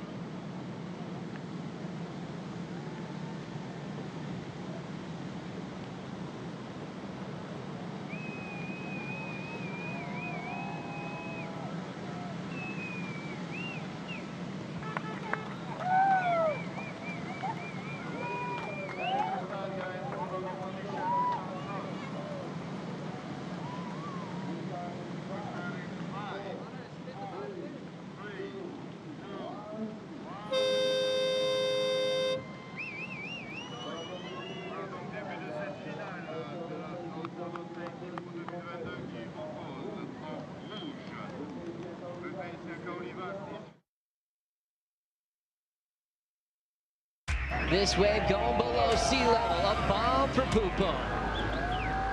Miguel Pupo, he will be joining Kauli Vast in the men's final. Kauli Vast focused on the horizon with priority. And this is history-making for Kauli Vast, making it all the way into the final. Welcome back to the Outerknown Tahiti Pro. Courtney Conlogue just won the women's event, and now it's time for the men's final. Local boy Kauli Vast reaches a final for a Tahitian wildcard for the first time since Manoa Drolet back in 2008. Kauli's got a big draw, Miguel Pupo, who's actually appearing in his first championship tour final of his career. The stage is set. Joe Turpel with Hall of Famer Pete Mel. This is going to be a fun final to watch. It's hard to go past Kauli Vast as the favorite in this heat. Yeah, I'd say so, but I love how Miggy's been surfing today. He's been identifying those types of waves that Kauli is by identifying. So they're going to be battling for that inside chunk of reef. And with the forehand, with the speed they've been able to do, that they've been able to have great speed control. So very evenly matched. I mean, a lot of experience for Miguel Pupo in the Champion Tour level, but Kauli Vast, a lot of experience on this reef. So this will be a fun battle. A lot of firsts for Miguel Pupo, or personal best, you should say. Third place at Pipeline, best he's ever done at Pipe. And this time the season opener, so he was #3 in the world. Bells was never a great event for him in the past. Turned in a quarterfinal finish, which was impressive. Equal best at Brazil, where he made the quarters, lost in a tiebreak to Italo to find himself inside the top 10 picture, turning in the best year of his career. What do you put his success to this season? Well, we were touching on that. I really believe it's the fact that he's had Sammy Pupo come on, and that little bond, that little inspirational, being able to share what he's learned on tour, but inspired by what Sammy's been able to do, because Sammy's been doing really good. So both of them have been impressive, and I think the two of them together, feeding off of each other, and the family atmosphere has really helped both of them. Special time for the Pupo family. Sammy in the channel, who was able to accomplish an epic rookie season, being the best rookie in 2022. Just getting past Callum Robson in a tiebreak decision as Kauli Vast holding court. Very interesting heat that he had against the GOAT in the semifinals. Kauli just waited for a bomb that really never came, and Kauli just scoured every part of the reef, stayed incredibly active. But I think what was more notable was the laser focus and real lack of celebration after beating the greatest of all time. So true, because that is something that you would say is a big notch in your belt, and especially for being so young, it didn't really faze him. He wanted to take a win here. Looks like we might have a little bit of activity. Surfers aren't really moving, sitting on their boards there. Now let's talk about some trophies. Courtney Conlogue is with Dimity. Courtney Conlogue, you've won CT events before, but this has to be your sweetest win here at Teahupo'o. Yeah, I'm not going to try to say that, but I've been laughing at all the different pronunciations, and I still can't figure it out. But I am honestly just so grateful to be here in Tahiti surfing out here in these beautiful waves. I'm very grateful to share the final with Brisa. She's such a charger and has sent it this event. And, you know, so many challenges this year. Just grateful to be on tour, and to end it like this is just really special. And, you know, my family, my mom, Tereva, Moana, and all the crew here in Tahiti, they're so supportive, and just Lamana's been great. So yeah, it's just a great way to end off the season. I'm going to just rest now, get ready, froth out like a grom, surfing somewhere, and get ready for next year. And look at the channel, look at the energy. All your friends, everyone in Tahiti is so stoked for you. I think everyone knew what you can do in such heavy waves, so incredibly proud. Thank you. Yeah, I felt good. My first wave this morning on this board, well, actually the other board, I got barreled and spat out. I was like, oh, maybe this is the board for today. And then I had some good little wipeouts. I'm like, all right, it's time to like turn it on and get ready for the heat. And you know, this event I've watched Kelly win so many times and have always looked up to his barrel style. And yeah, I still have a lot more to learn, and going to be putting a lot of time in here. Well, congratulations, Courtney. I'll let you soak it up. This is an amazing achievement. Thank you. Great catch up with the champion of the Outerknown Tahiti Pro, Courtney Conlogue. 13 championship tour wins and her first victory since 2019 at Bells. Going through some tough injuries, trying to get herself back into form. Feels like to me she's having a good time, and that's what it's about. I mean, just meeting up with her every day. You go out onto the channel here, and she's been out there with Mom. Dude, you had like a cut foot. And both of these girls and having a ball, and what a performance.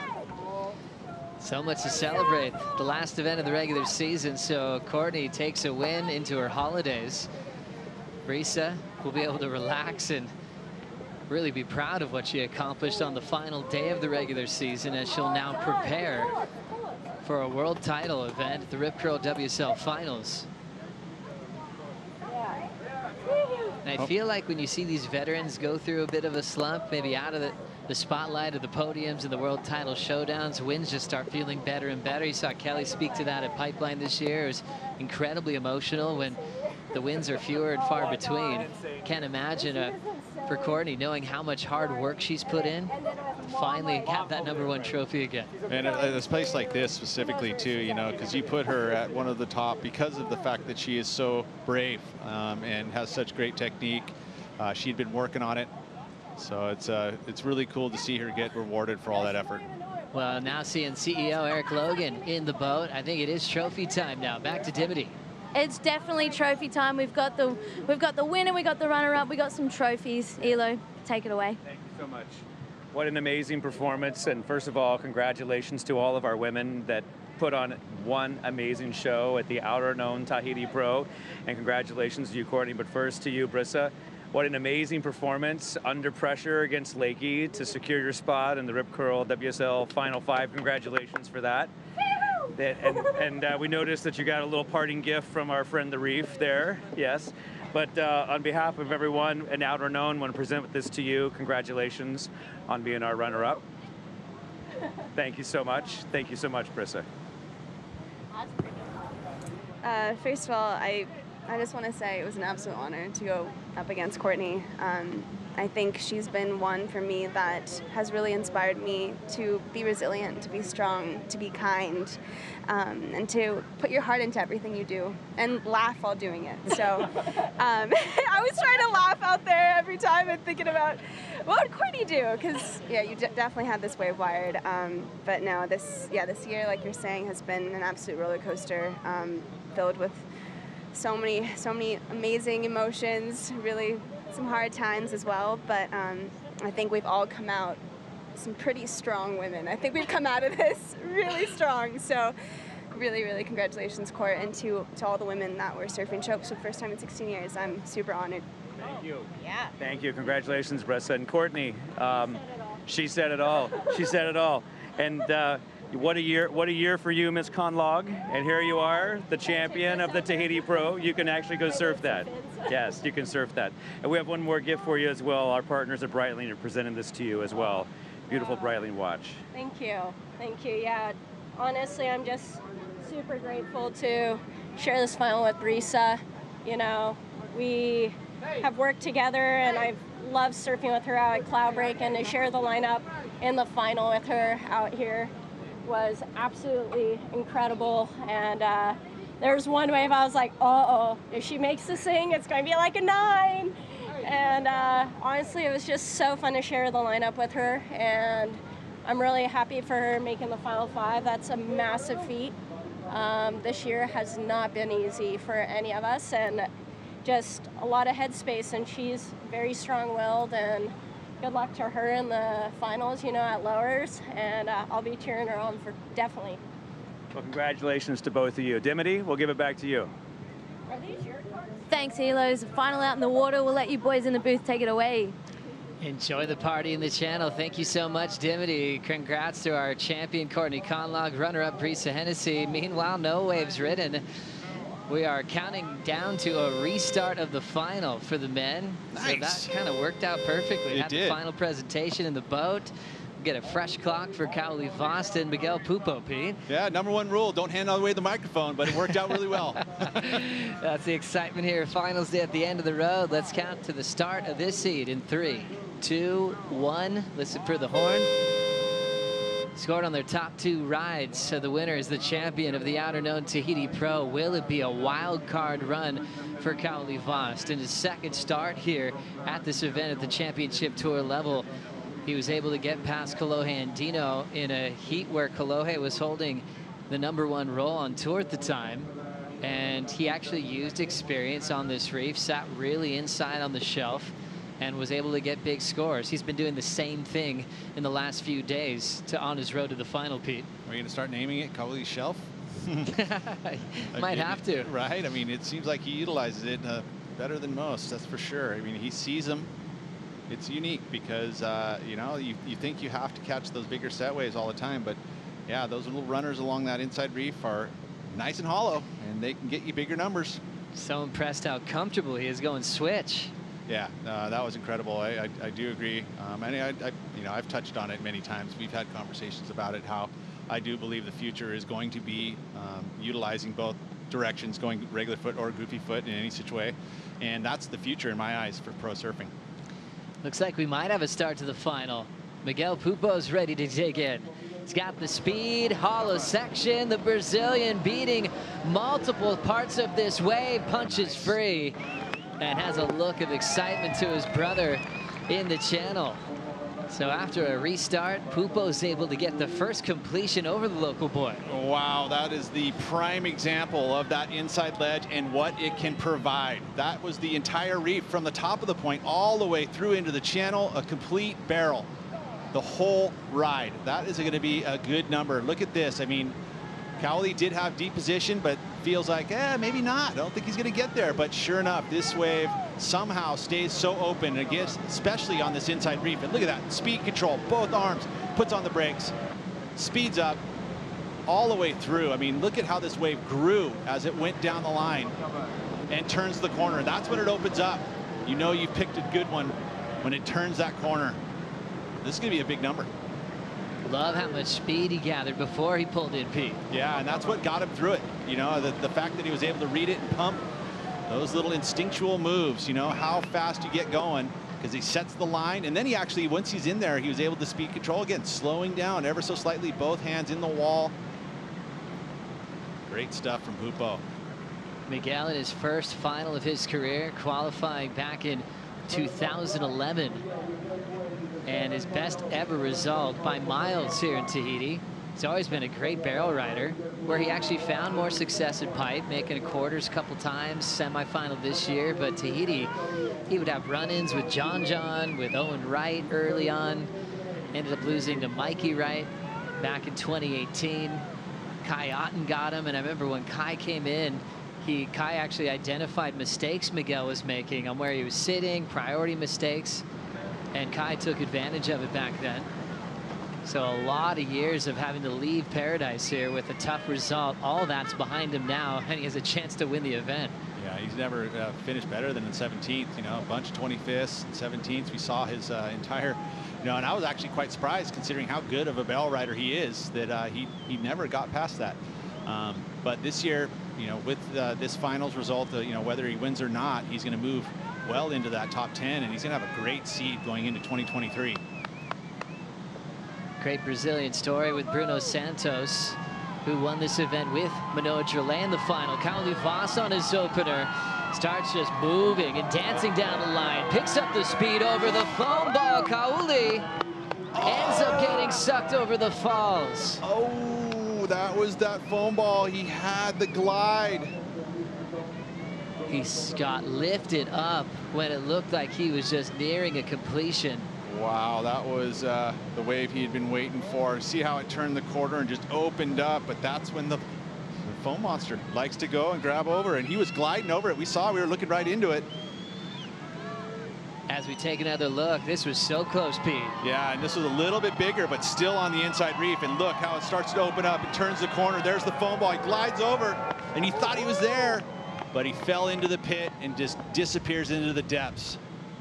Here's a little better angle here. See what he's doing. Look at how he's picking up speed, and as it moves around the corner. This one not as deep as Miguel's, but a much more energy leveled and bigger section. And look at this as it turns the corner and it opens up. That is Teahupo'o at its finest. There he's gliding over the foam ball. We're going to see him right there. Everything was good. He slips off in the front.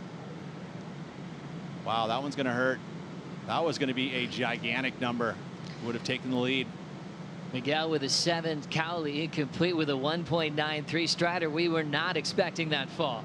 Oh, that was a heartbreak hotel right there. Everything was perfect. The wave, he was in a perfect spot where he took off behind it. The thing slingshotted him through. He had the line, and he had that last section stand up on him. And then as he was gliding through there, you saw him on the foam ball, and it looked like he was going to come straight over it. And maybe it was the tri-fin and the back fin caught the, the foam. I don't know. Forefin maybe pushed over it, whatever it was. Grabbed his board, he was gone. I mean, I was ready for the cheers from the channel. Didn't happen. Yeah, I mean, that's interesting. Huge support, though, on the way back out. Everybody's screaming for him. So even though he didn't make the barrel, everybody out here still pumped him up and had him, just paddling back out with a lot of pride. Strider, how do you play the foam ball? I mean, how do you react to it to ride out successfully? Well, really, you have to stay just centered over your board. If you're too far back, you're going to slide sideways. If you're too far forward, the board's just going to suck under right underneath your feet. You have to stay exactly centered over your board and float over the top of it and stay completely hips over the center. And it'll let you go if you're lucky, but with the forefin, a lot of the times it'll let you float over it. Wow. Love the breakdown, Waz. More action here. Cowley Voss tries to recover from the fall. Tighter tube. He'll get that completion. Weaves into the bonus section. Deeper on this effort. Bigger wall to work with as he comes flying out.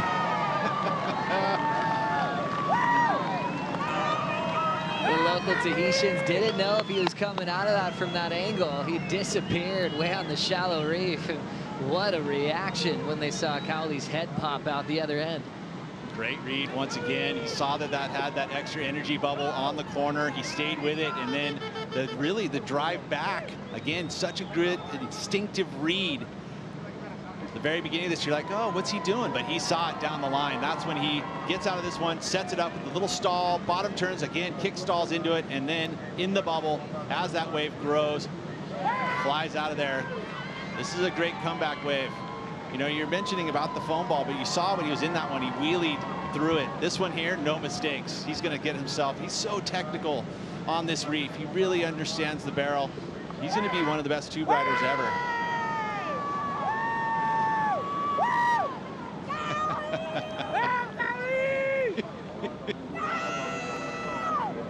You guys are going to lose your voice.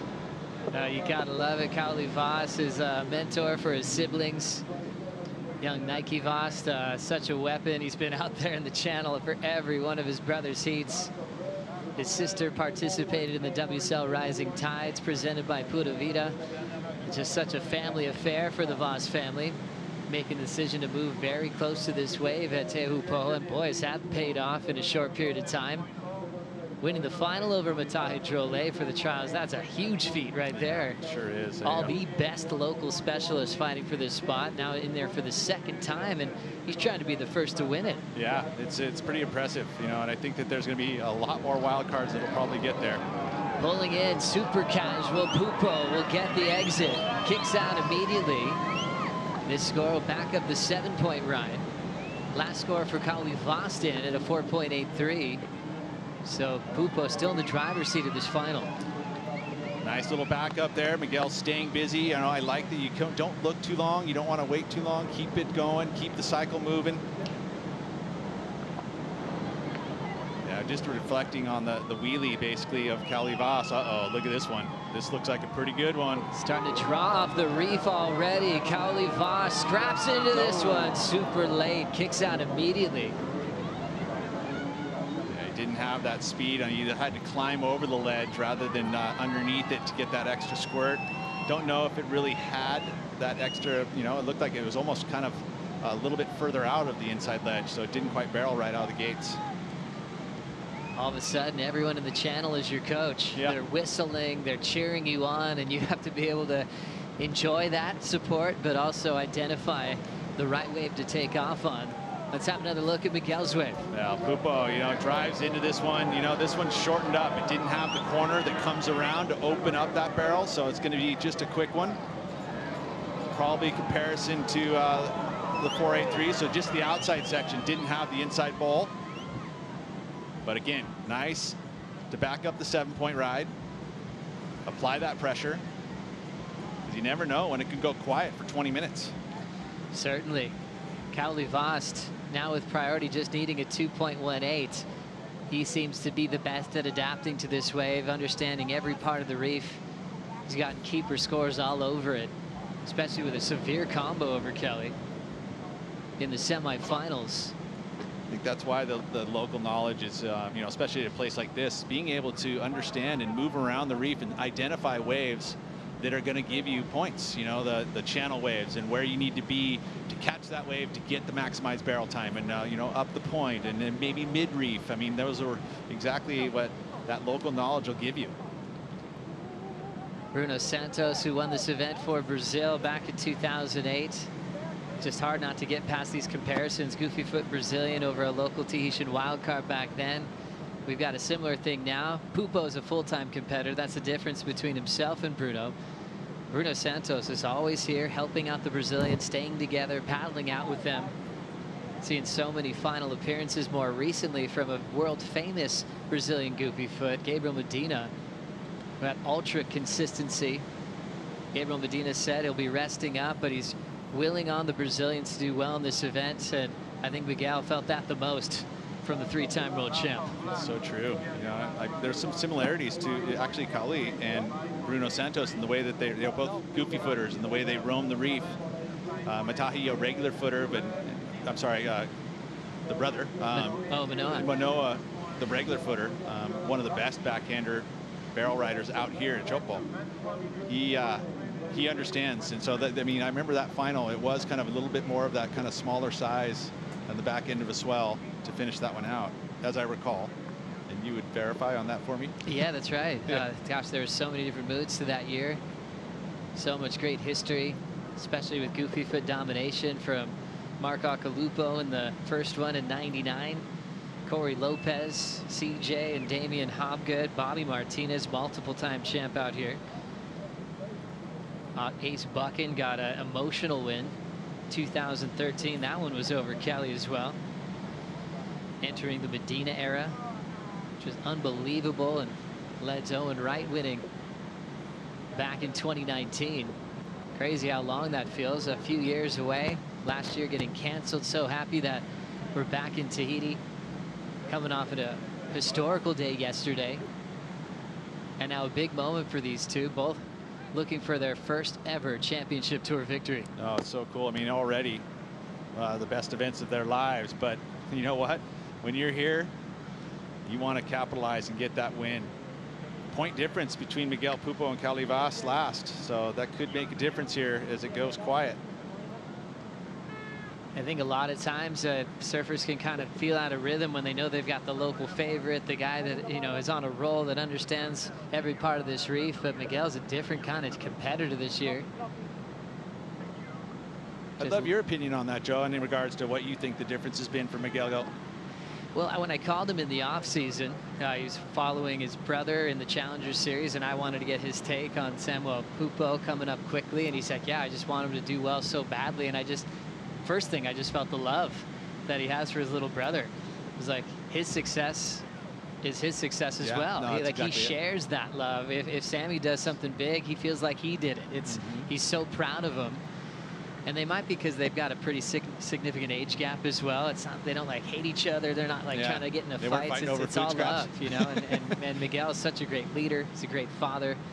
It's an interesting everything one. Just came together for him this year. With siblings in regards to that, you know, that when you have them, they're really close. I mean, the Andy Bruce era, they were basically totally different types of siblings, right? I mean, they were pretty close in age, and they would battle it out. They were very competitive. I mean, obviously it fed success for him, but at the same time, it wasn't a lot of hugs and kisses. We benefited from that rivalry too. The famous Andy drop, you know, where he lost control of the rail and regained it, was one of the greatest paddle-in waves in history. And the whole reason he went was because Bruce was screaming at him, telling him he wasn't going to go. Oh, you wasn't, don't do it. And he's like, what? And he just went. And it was a crazy moment in Tahiti history. 7 and a 5.83 for Miguel as he's leading this one. Got past Kaio in the last matchup. Cowley Voss was the one that dealt with Kelly Slater as we look back to that elevator drop that Cowley Voss had. Yeah, and this is where he wheelied up, right, and it went back foot. And again, that put him a little bit off balance. And I do believe that back fin sometimes can do exactly that. It lifted it up. It kind of brought him up the face. And I mentioned, why, some people will ride that quad over, a 3-fin. The thruster it thrusts, it does that. It squirts down the line. Whereas a quad, you're going to sit there and you're going to just plant that thing and ride the line with it. So there's just advantages and disadvantages to either one. Samuel Pupo loved that decision from Miguel to take that wave under priority and see if he could turn it into a keeper. Looking to improve on a 5.83 as he's hunting down his first championship tour win. His first semifinal was at Snapper a few years back. And then a couple of them this year. What do you think of this one, Pete? Well, again, not having priority, looking down the reef, pumping down the line, and gets himself through the barrel, no worries. Utilizing that 3-fin to get that squirt, that pump. Now, again, that's the advantage of having the thruster, is that you're able to get that extra squirt out of the board when you use it. I mean, that's why it's called a thruster. You pump it, you pump it, you pump it, you get speed. I feel like, yeah, it could be an improvement. I mean, you think about the 5.83, that was on the top half of the reef. That one pretty deep, especially when we're looking into it. You see him way back there. Cowley really thinking about this. He's not going. Miguel's going to go again. Slides right in. Double armbar on the small section. Just love his style inside the two. Yeah, one of the things I think that is great for Miguel that's slightly different than Cowley is the fact that he does have the ability to slow down with his feet, because his footwork, I mentioned it earlier, I showcased where he puts his feet, and he rides above the grip and almost rides that probably 14 to 15 inches up the tail, and he's got great control, like able to slow himself down and even utilize the rail to squirt the board, but able to use the feet to slow him down, not only the hands. Impressed to see all the different styles of technique on speed management to get the best numbers from the panel that are sitting on the tower. Miguel Pupo sitting a little bit wider than Cowley Voss, and Cowley starting to look interested. Paddling towards the west peak a bit. They may like this, and he sees it. Everyone in the channel wants him to go. Does Cowley want to go? He will commit. Deep on the opening section. He completely disappears. There's the spin. The wild card comes out after it. Chee-hoo! Teahupo'o comes to life from the channel, but Pupo's on a bigger one. Over the foam ball. Miguel comes out into the channel. Unbelievable.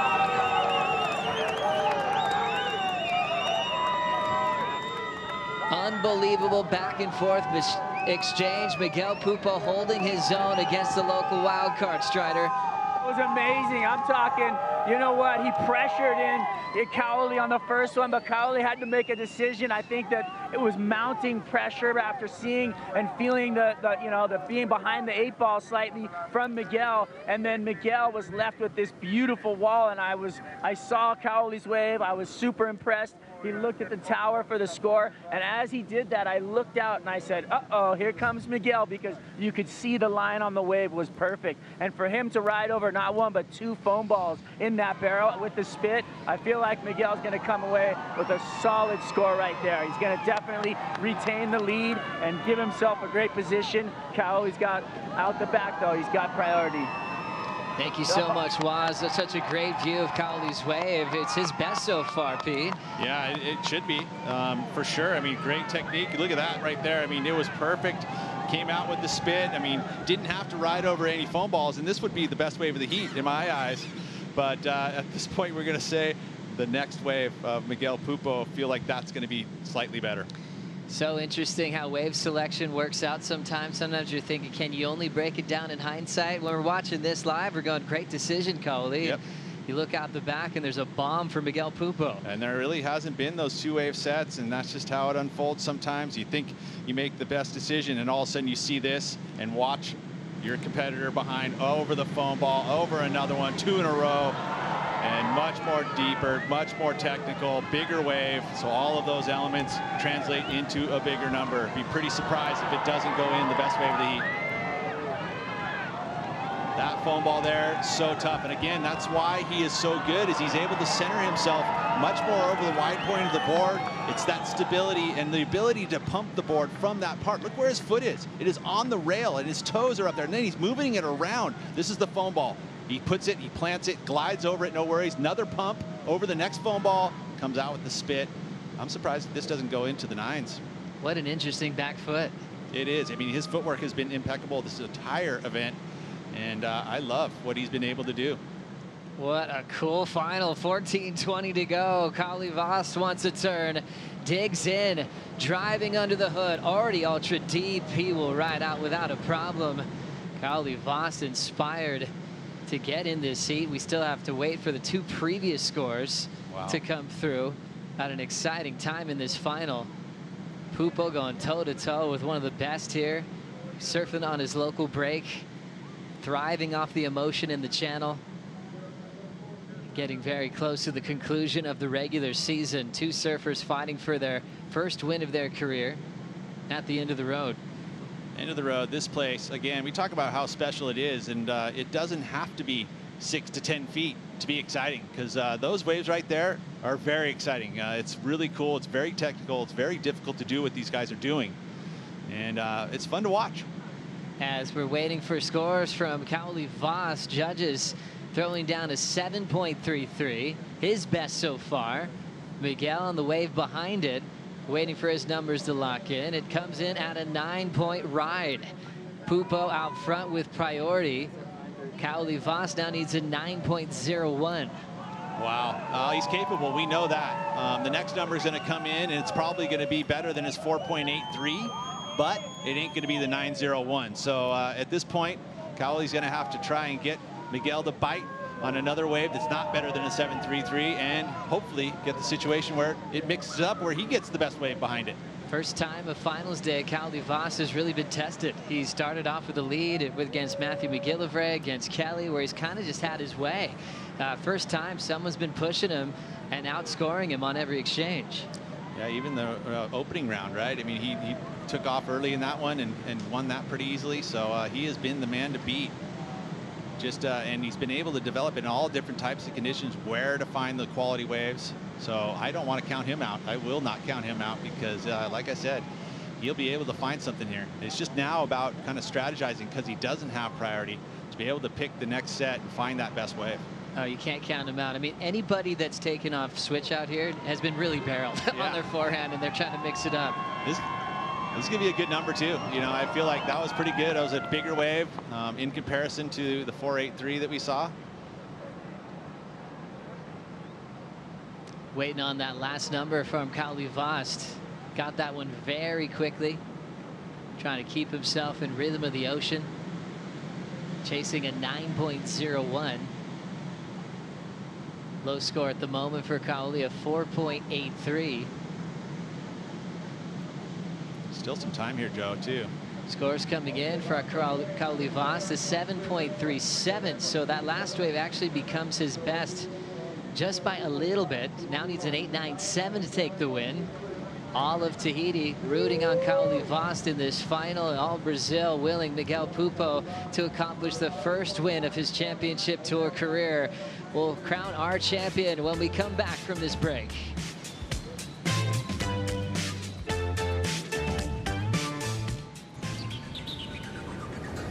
Yes, that time again. Leveling up, doing my thing, yes, that time again. Defending the title, king of the ring, it's that time again.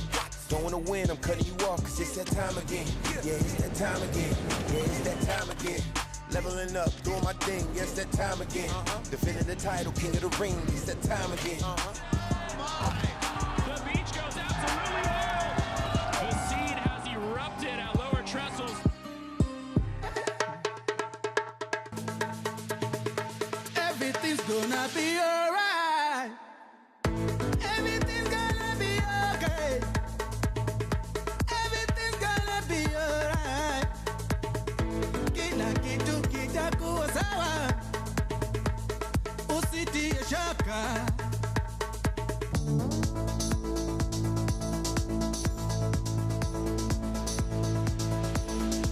Who is your favorite surfer? Slayton. Kelly Slater.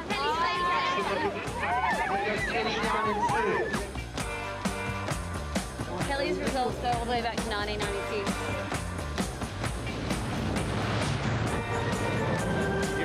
So tap. The flag came out. It's the one with the flag. Simba! Don't get too much closer.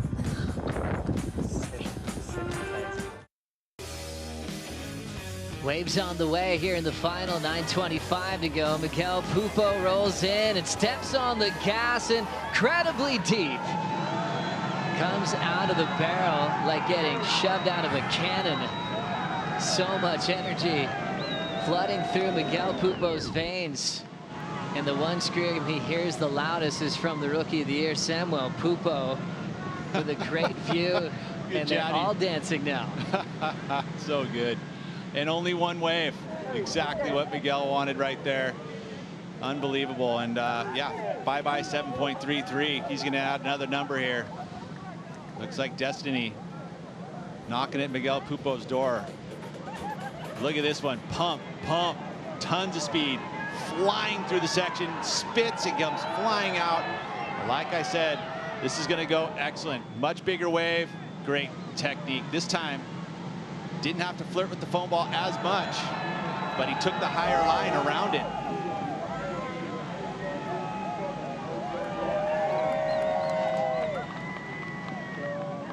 Wow, that has to feel so good for Teahupo'o, and the biggest heat of his career. He's won events in the past. He won at lowers at a gigantic QS level event, a close decision over Tanner Gudauskas. He used to say that he would rewatch that final and even that finals day over and over again, looking for confidence when he was on the road and even trying to requalify at times, looking for points. He might have a new highlight reel that he's going to be watching very soon.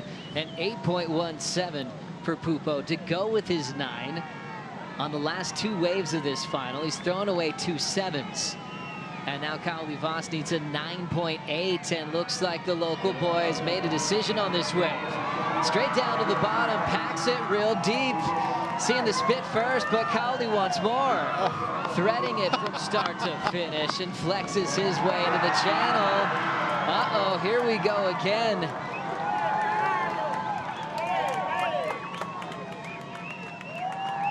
Raimana loving that.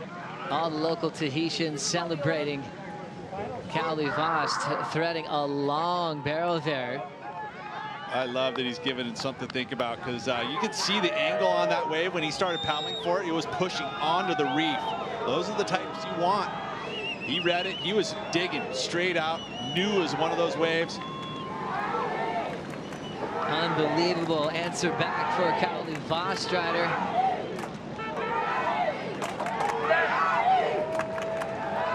Can you hear them chanting Kaoli? It's amazing, like just the local mana, just full chicken skin moment right there for, you know, Kaoli, and watching Kaoli get in that barrel to, you know, he was weaving and holding the wall and doing everything he could to stay behind that lip, to stay out of the sight of the judges, to maximize the points that he could put up. I mean, a beautiful attempt, and so we'll see how that slides into the scale. You know, it's got to be almost excellent. We'll see what happens, but the ride and the barrel and the technique was beautiful the whole way through. We loved it, Strider, as we're looking into the barrel at Kaoli Voss.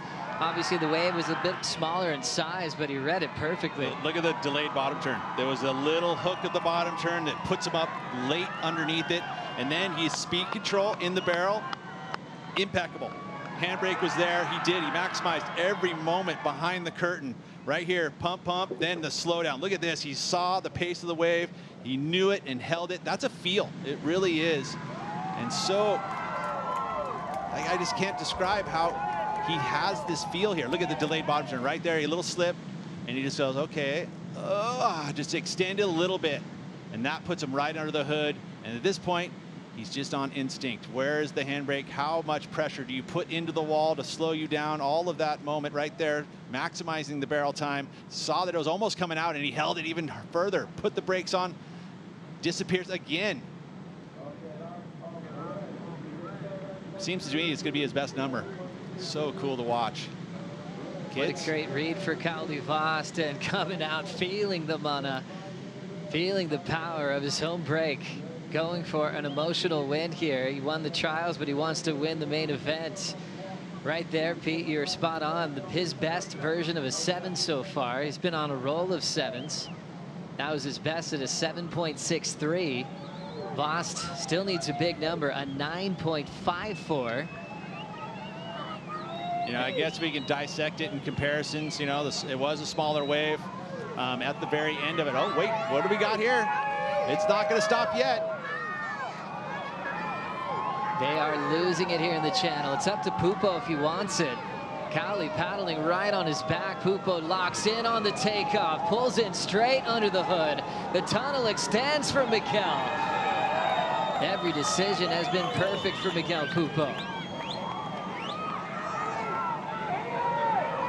4 minutes to go. Cowley Vost with priority. Feels like there's another wave, Joe. Oh, look at this thing. The horizon jumps. This one already starting to bottom out. Cowley Vost airdrops, packs the first section. Red jersey still flying. Foam ball gets a hold of him. Oh, that wave wasn't big enough to hold on the outer ledge. Ends up taking him down. Cowley Vost already quickly paddling back out. I love how focused this kid is.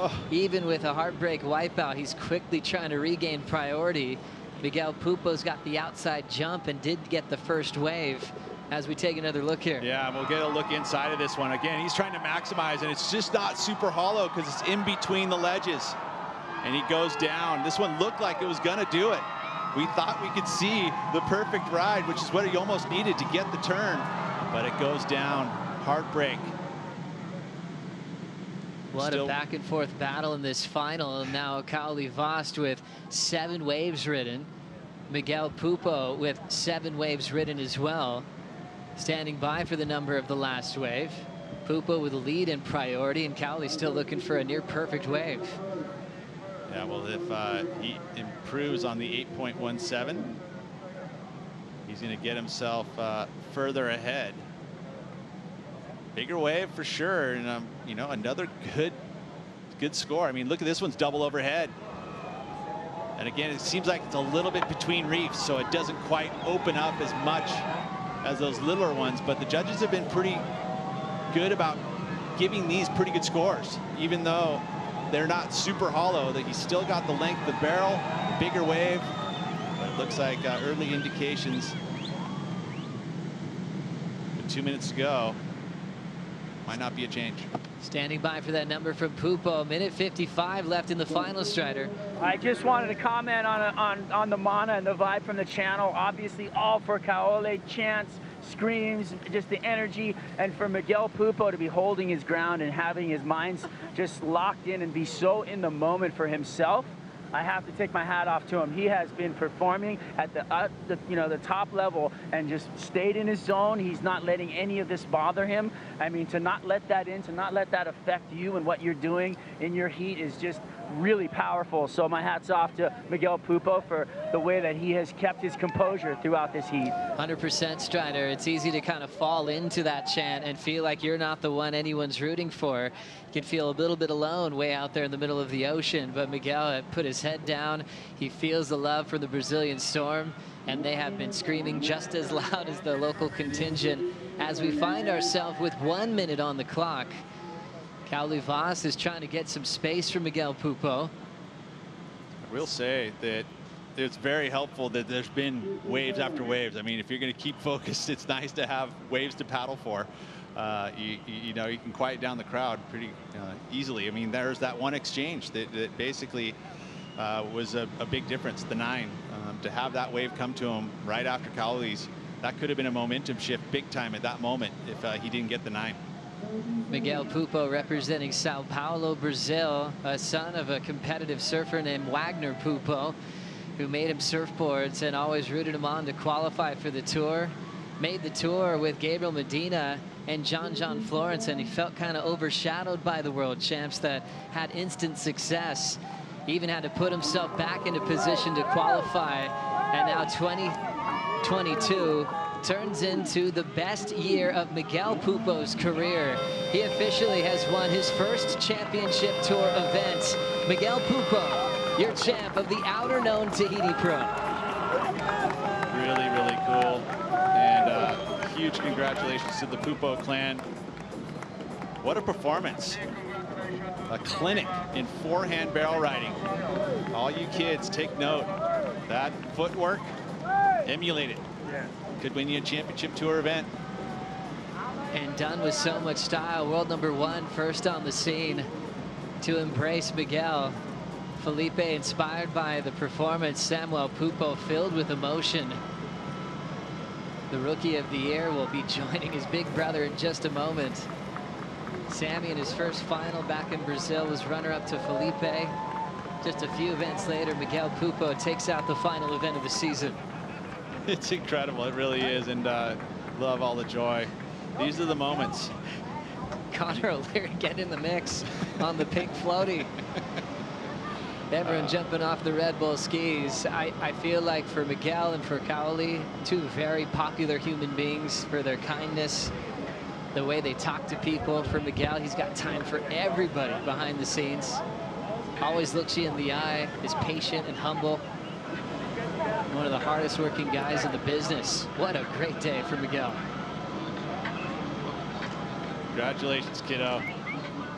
You've been working a long time to get this championship tour win. Soak it in. And what a great one to win. You get put your name next to Medina, Owen Wright, Andy, Kelly, CJ, Aki.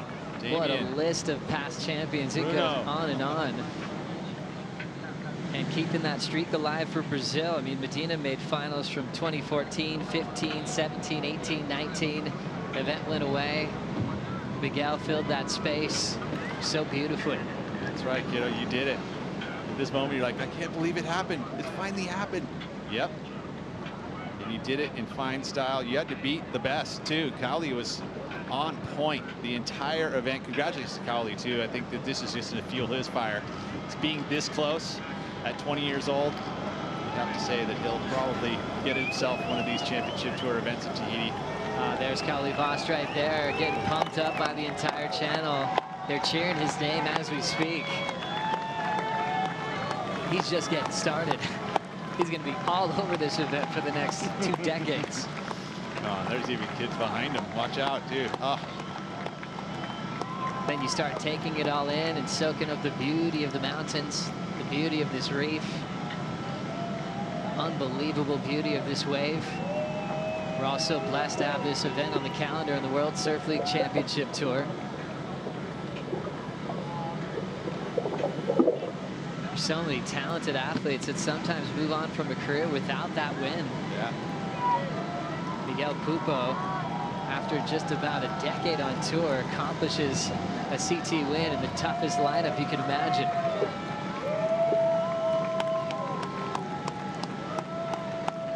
Look at that scene.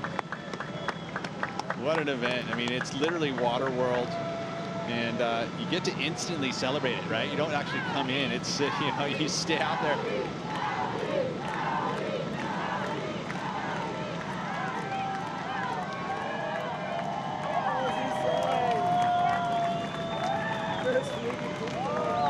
Let's now send it to the channel with Strider.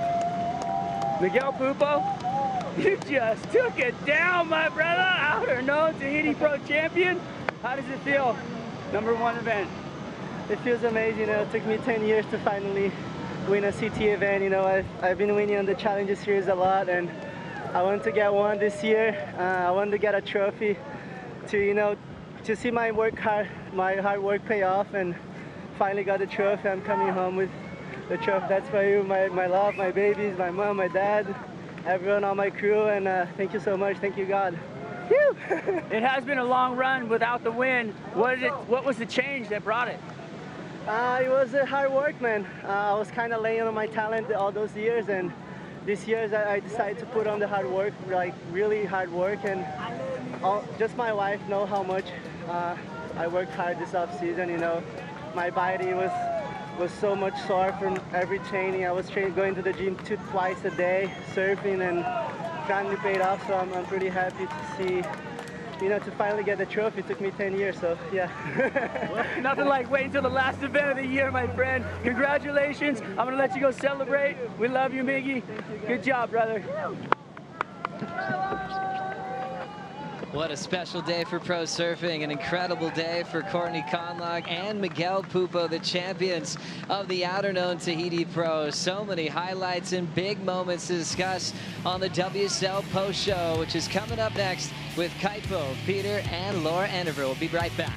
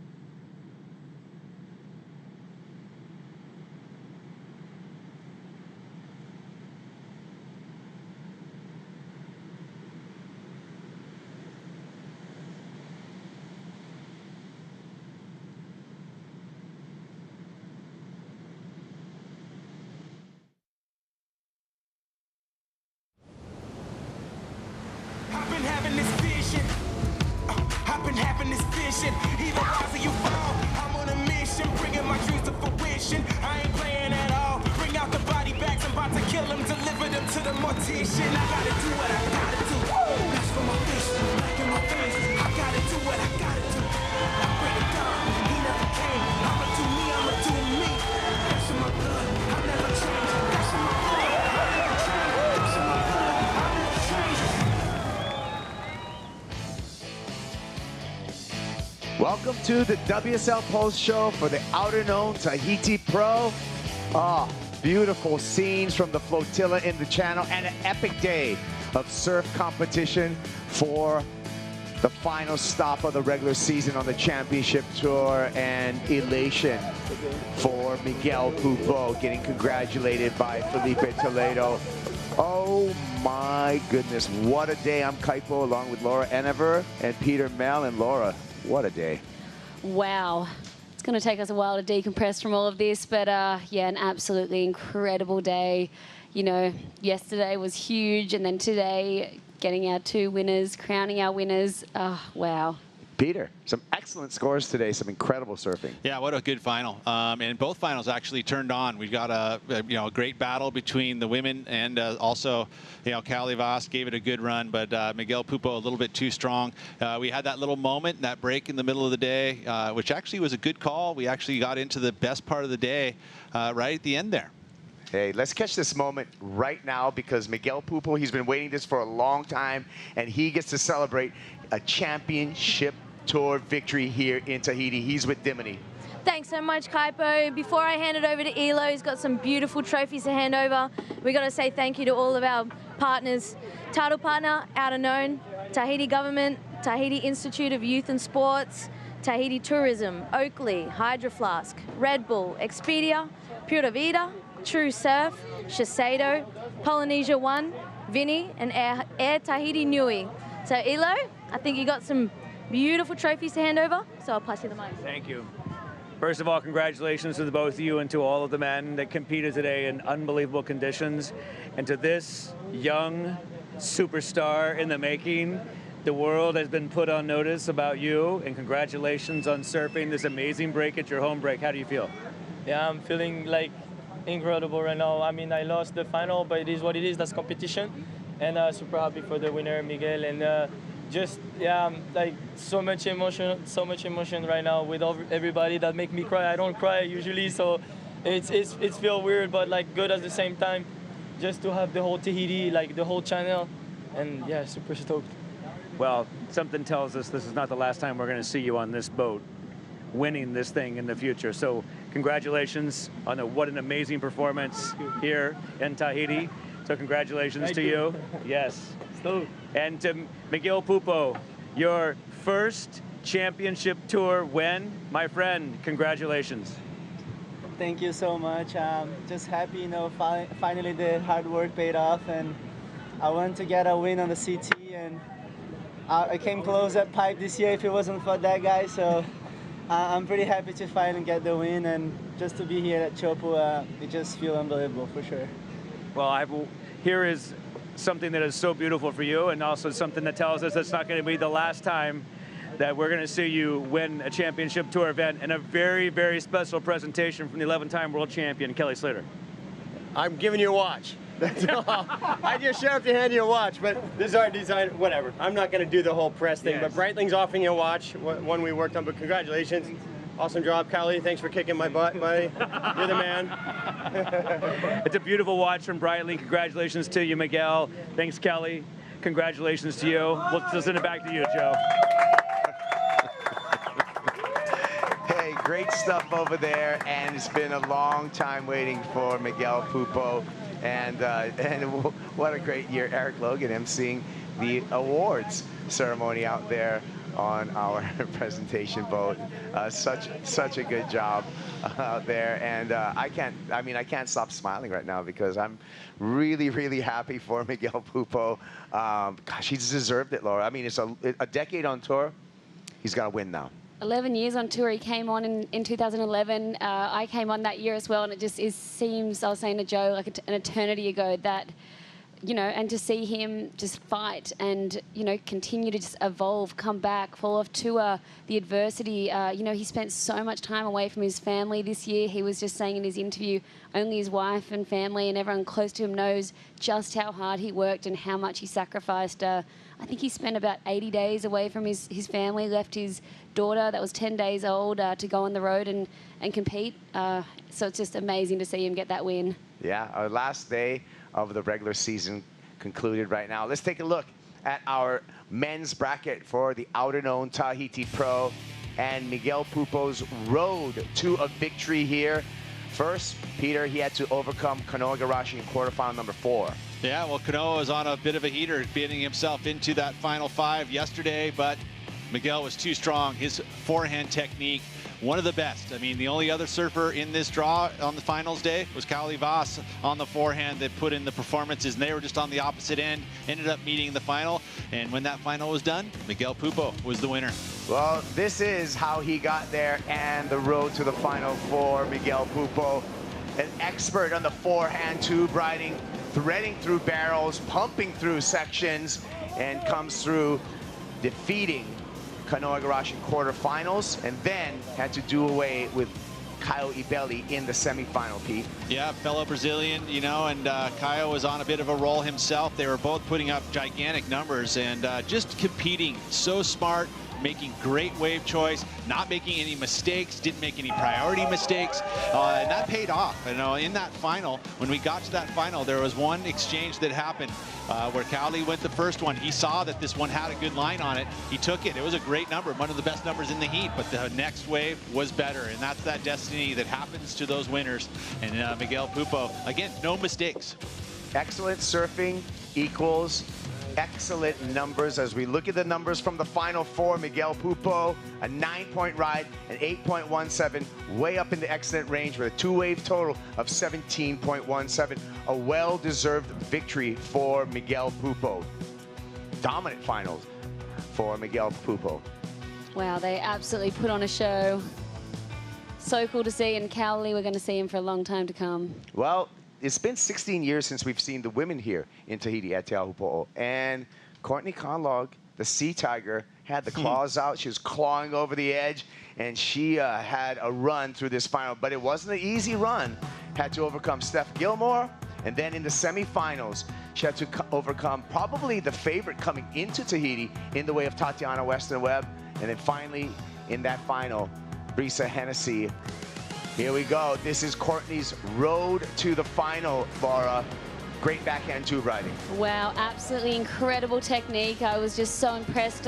Courtney has shown up here to Tahiti, and she's just looked in such fine form. Yeah, that pig dog technique there, rolling that front foot over and just being able to put her body into the wave to slow down. She was so impressive time and time again. But yeah, she had to, you know, overcome Tatiana Weston Webb. And finally into Peter, Brisa Hennessy, runner-up, but it was all Courtney Conlogue in the final. It kind of was. There was one moment that Brisa had that I think that unfortunately she wasn't able to do the technique of getting the slowdown very on the takeoff. That's the difference that feels for me what Courtney was able to do all event long, was get that ability to slow herself down off the takeoff, especially backhand. She put herself in position where she was going to be able to slow herself down, get those waves that she was able to have the speed control. That's why she took this win here, and we expect more from her. I know that the other ladies will be catching up, though. They'll be studying that technique. Yeah, but Brisa Hennessy, runner-up finish over here. But, you know, just as important for Brisa, we're going to see her, Laura, in the final five. We're going to see her in the Rip Curl WSL Finals at Lower Trestles, and she had a must-win heat today in heat number 4, quarterfinal number 4. Yes, Lakey Peterson and Brisa Hennessy, they had to fight it out in the heat together for that final spot in the WSL Finals. And, you know, in a pressure cooker situation, Brisa came out on top. Both of these girls were going blow for blow. They just couldn't, you know, get anything on the board at the start of the heat. And then Brisa This was it right here. That's 7.17 for Brisa Hennessy, steering that Glen Pang Town and Country board through a barrel. Pete, you were impressed with the technique that Brisa employed here. Yeah, it was all feel. It really was. I mean, at that point, when she got to the bottom, she was kind of in a different position than she'd ever been, but that back knee tucked in, and that's what got her underneath it, and that's what got her that barrel and the win. This was the last effort from Lakey Peterson. If she had been able to slow herself down from the very beginning, this barrel would have been a little bit longer. It was one of the bigger waves of this final, or of this quarterfinal, and it could have been the difference, but unfortunately, she just didn't get deep enough. Yeah, and just tears of joy for Brisa Hennessy when she was able to qualify for that Rip Curl WSL Finals. There's the quarterfinal numbers, Pete. Yeah, and it's that was a big win, a gigantic win for Hennessy. She had been right there knocking at that door in the final five for most of the season, but had to save it at the very end, and the best for last, and that did it. She's now able to compete for a world title at Trestles, and that's the dream. That's what she's been trying to achieve all year long, make that mid-year cut. I mean, she was pretty safe on the mid-year cut, but ultimately, at the end of the year, when you start off the season the way she did, to be able to get there in the final five, the goal was met, and now she's got a whole new goal. Well, speaking of the Rip Curl WSL Finals and the Final Five, we're going to break all of that down for you here on the post show. What's it going to take to win at Trestles? Who are the players? All of that coming up right after this break.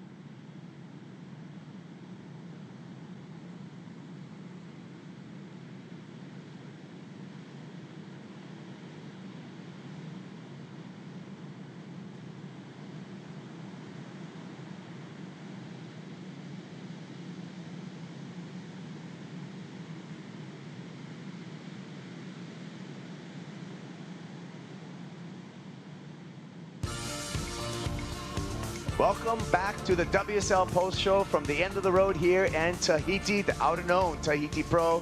Today was the final day of the regular season for the World Surf League Championship Tour. But what that has set up is the anticipation for the Rip Curl WSL Final. And we got a loaded Final Five for the women. Let's take a look at the women's Final Five. Carissa Moore, the 5-time world champion, the Olympic gold medalist. Carissa Moore, nothing to lose. Very strong turns on that outside bowl. Grabs the rail, tucks into the tube, finding a way through this one. And she gets the exit. Big opening snap. And another. Wow. Hangs on. A buzzer. Carissa Moore has clinched her spot in the WSL Final 5. That's front surfing coming out of Joanne. Taking it out with very solid pocket surfing. Powerful backside hack. She has clinched her spot in the WSL Final 5, and she will get a shot at a world title come September. We know her as La Reina. We know her as the queen. Wild to think of Steph having not even made a final yet, let alone a win. Is she even going to get a win this year, or is Steph kind of just gone for this year? Here comes Steph Gilmore. Great start from Gilmore. I love it. I love doing this. I think that's classic Steph right there. Miss Stephanie Gilmore. Will she make it 8? She clinched a spot this September in the Rip Curl WSL Finals. I think a lot of people know me as a person that really likes to push my limits. Incredible. Last year was a lot of pressure for me. Finish, she can't hang on. Think about how long you have to wait to get redemption. She times it perfectly straight up into the pocket. Pro Portugal Let's hear it for your champion, Tatiana Weston. Tatiana tucking in. Wow, find some cover. Tatiana Weston Webb. Massive hammer. Wow. Tatiana Weston Webb, you clinched your spot in the WSL Final 5. Let's watch Brisa Hennessy. A great looking set to get her campaign underway. Powerful forehand wrap. Brisa Hennessy is the winner of the Hurley Pro and #1 in the world. Never would have thought that I would be wearing yellow. It's definitely a pinch myself moment still, for sure. Comes down to the final seconds. Brisa Hennessy drops in, pulls in the barrel, travels through spin, and she comes out. It is Brisa Hennessy. She's clinched her spot in the Final 5. Incredible.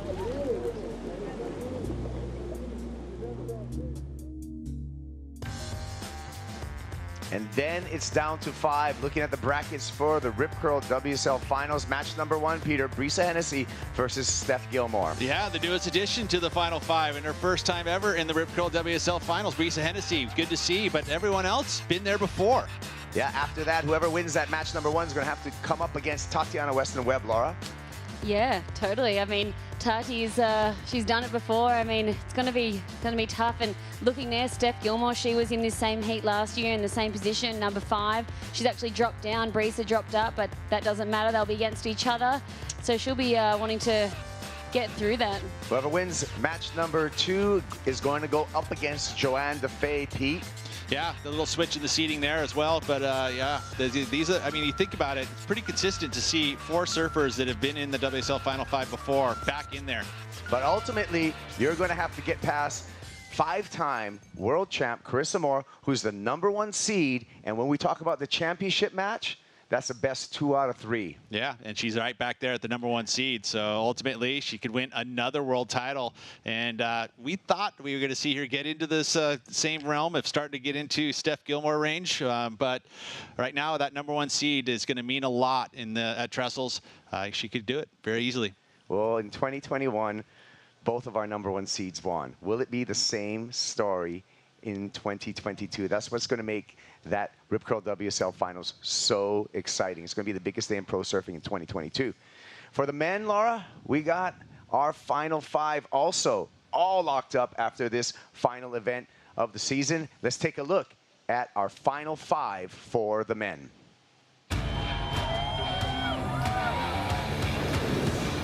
Big section here, and he absolutely slams it. Unbelievable surfing. The Lodo just so on this morning. Champion at the Rip Curl Pro Bells Beach. Those are the combos that make Felipe Toledo so dangerous. One big move, and oh my goodness, that was crazy. She clinched this spot in the WSL Final 5. Robinson goes from 3rd to 2nd at the buzzer.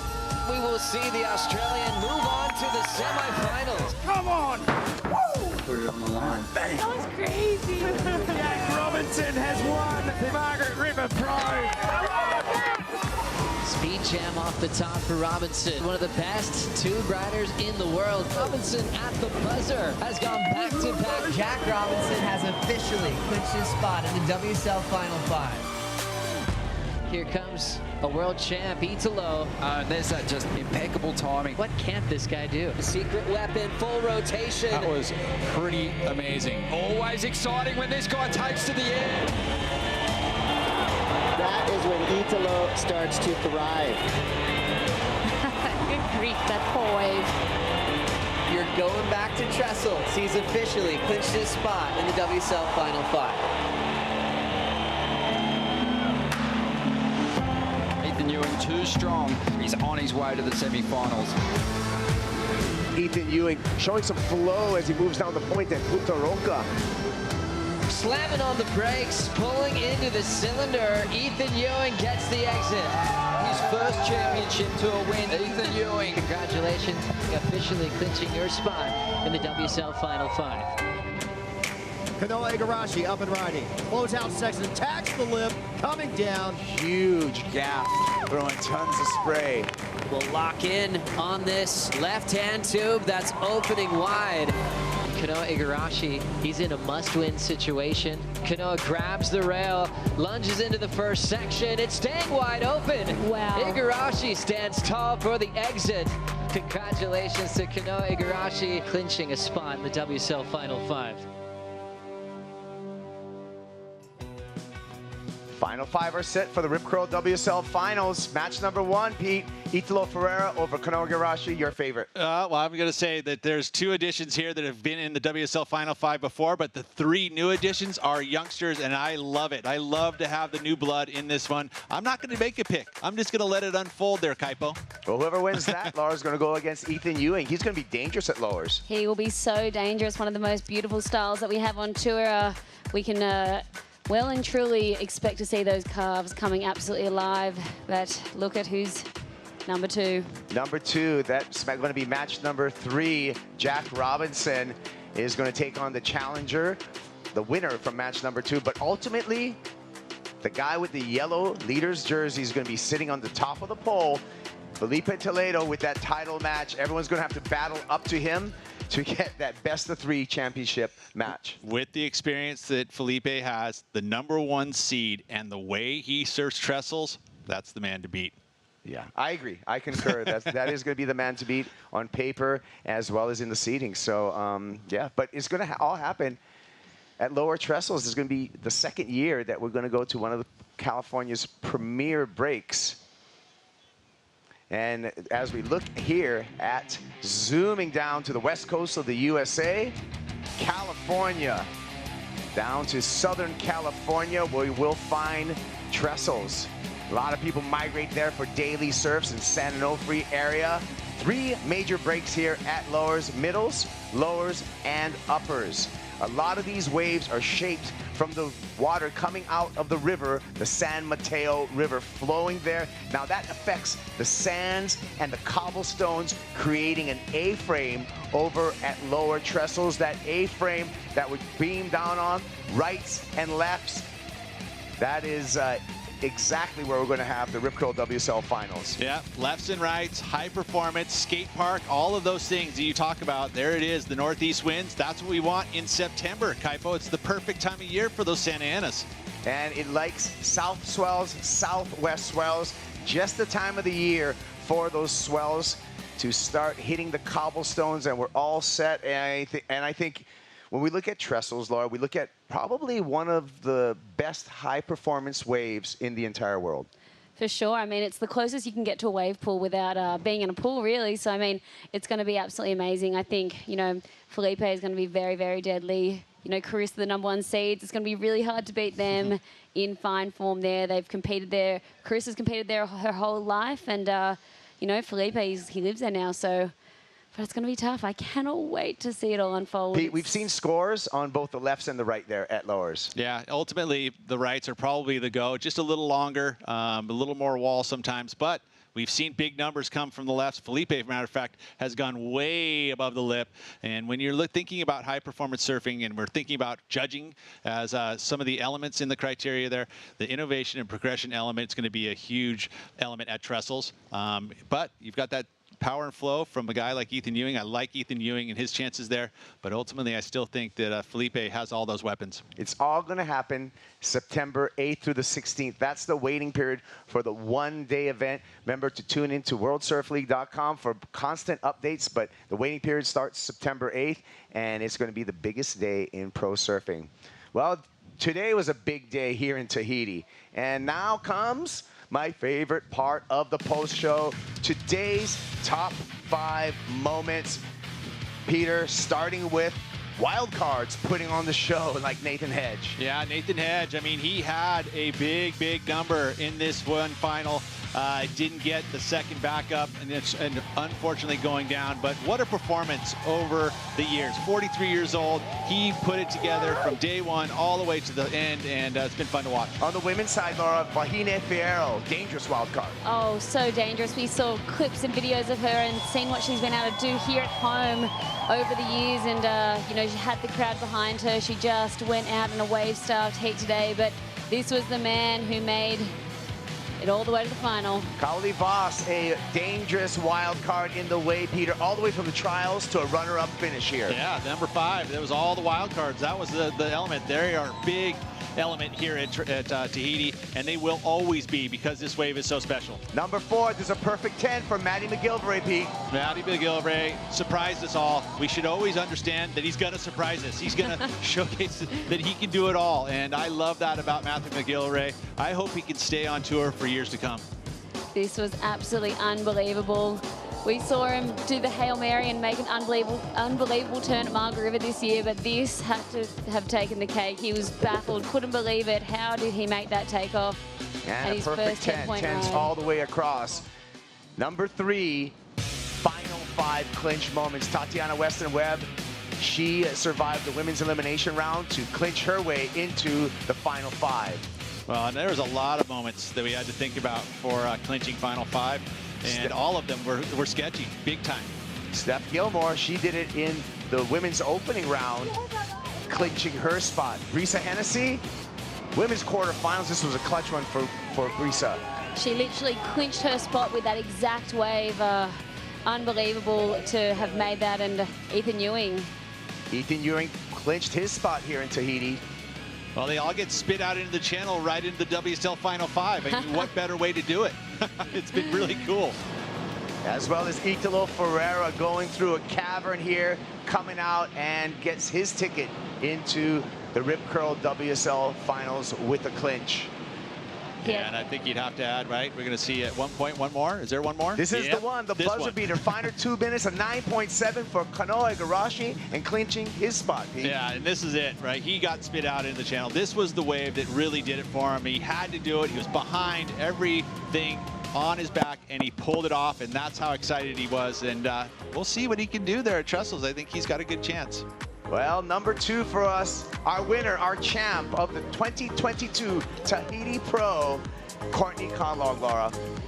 First time back in 16 years for the women, and Courtney Conlogue puts her name on top of the list of hard-charging women that we've seen in the past. So it's absolutely incredible to see Courtney. We had her picked as one of the favorites. We've seen what she can do in heavy water before, and her technique, her barrel riding, everything that she did this week was just absolutely amazing. Number 1, a victory in the Outerknown Tahiti Pro for Miguel Pupo. Peter, what a sweet taste of victory. Yep, 10 years in the making. And, you know, a decade of all the trials and tribulations all comes to this crescendo here. And what a place to win in Tahiti at Teahupo'o. What a win. I love it. And he did it in a style that he just thread through so many barrels out there. Sammy liked the show in support, little brother, and it was a party in the channel for Brazil, Laura. How amazing. He started his year off with a 3rd place at Pipe, and then to come to Tahiti and bookend his year with a win. His first win on tour. It's just incredible. Yeah, finishing top 10. You know, I think that if you're going to set a goal for a whole season, yeah, obviously it's the WSL Final 5, but if not, top 10 is pretty good too. It's sweet. I think with his win here, he's actually going to finish off the year number 6. Yeah. So he's right out there. But hey, congratulations, Courtney. Congratulations, Miguel. Thank you, Laura. Thank you, Peter, as always. We got the end of the day, the end of the event highlights for you to enjoy, but also remember, tune in, worldsurfleague.com. Up next, the Rip Curl WSL Finals, September 8th through the 16th. Tahiti's always gonna love their surfers and love what they're doing, so win or lose, we're already winning. No one thinks I can do it. I'm gonna prove them wrong. Carissa, she's dragging in. Oh, she's gonna get pitted, and she's coming out. Nice. I know all the girls have it within them. Yeah, I was just going out there, I was looking for those sick pants, and then I was driving off the bomb and whoop-ah!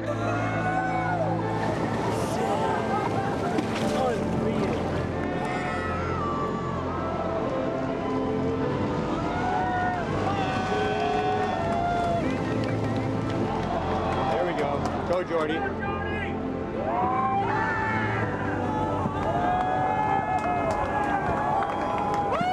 He should have got greedy there. He wasn't even near the foam ball.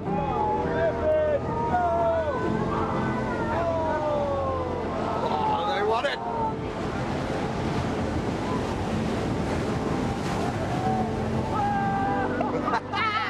The boys are tweaking.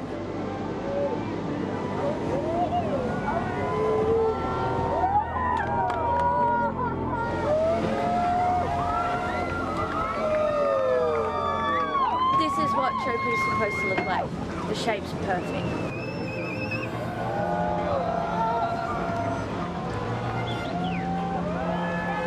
Come on, you're goofy, man. You're goofy. On the brakes, on the brakes, on the brakes, on the brakes. Go, go, go, go. Oh, oh, oh.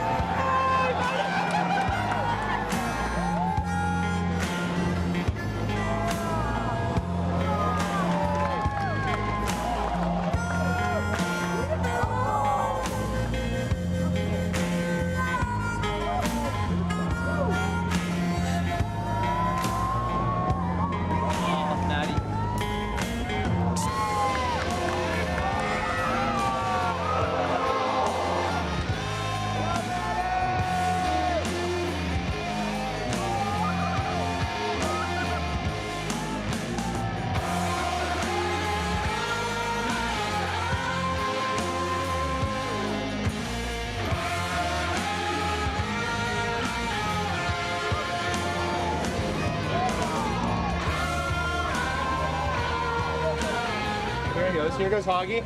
Yeah, yeah. Oh, what? Come on.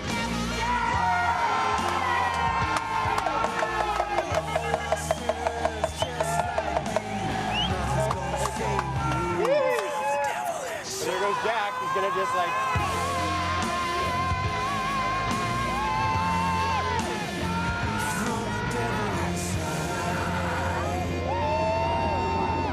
I don't even know what to do right now. Just like tripping out.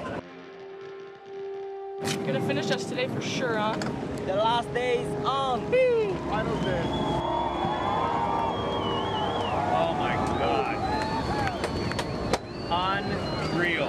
Hoggy, look at this thing. Not super square. Well, no, there it goes pretty square. Everybody's all stoked. Oh, look at this vibe. This copyrighted event broadcast is produced by the World Surf League for broadcast around the world and may not be retransmitted, reproduced, rebroadcast, or otherwise distributed or used in any form without the written consent of the World Surf League. Really embracing this moment that we're all here together. I mean, all these surfers that get to share this incredible lineup and get to really feel the magic of Chopes.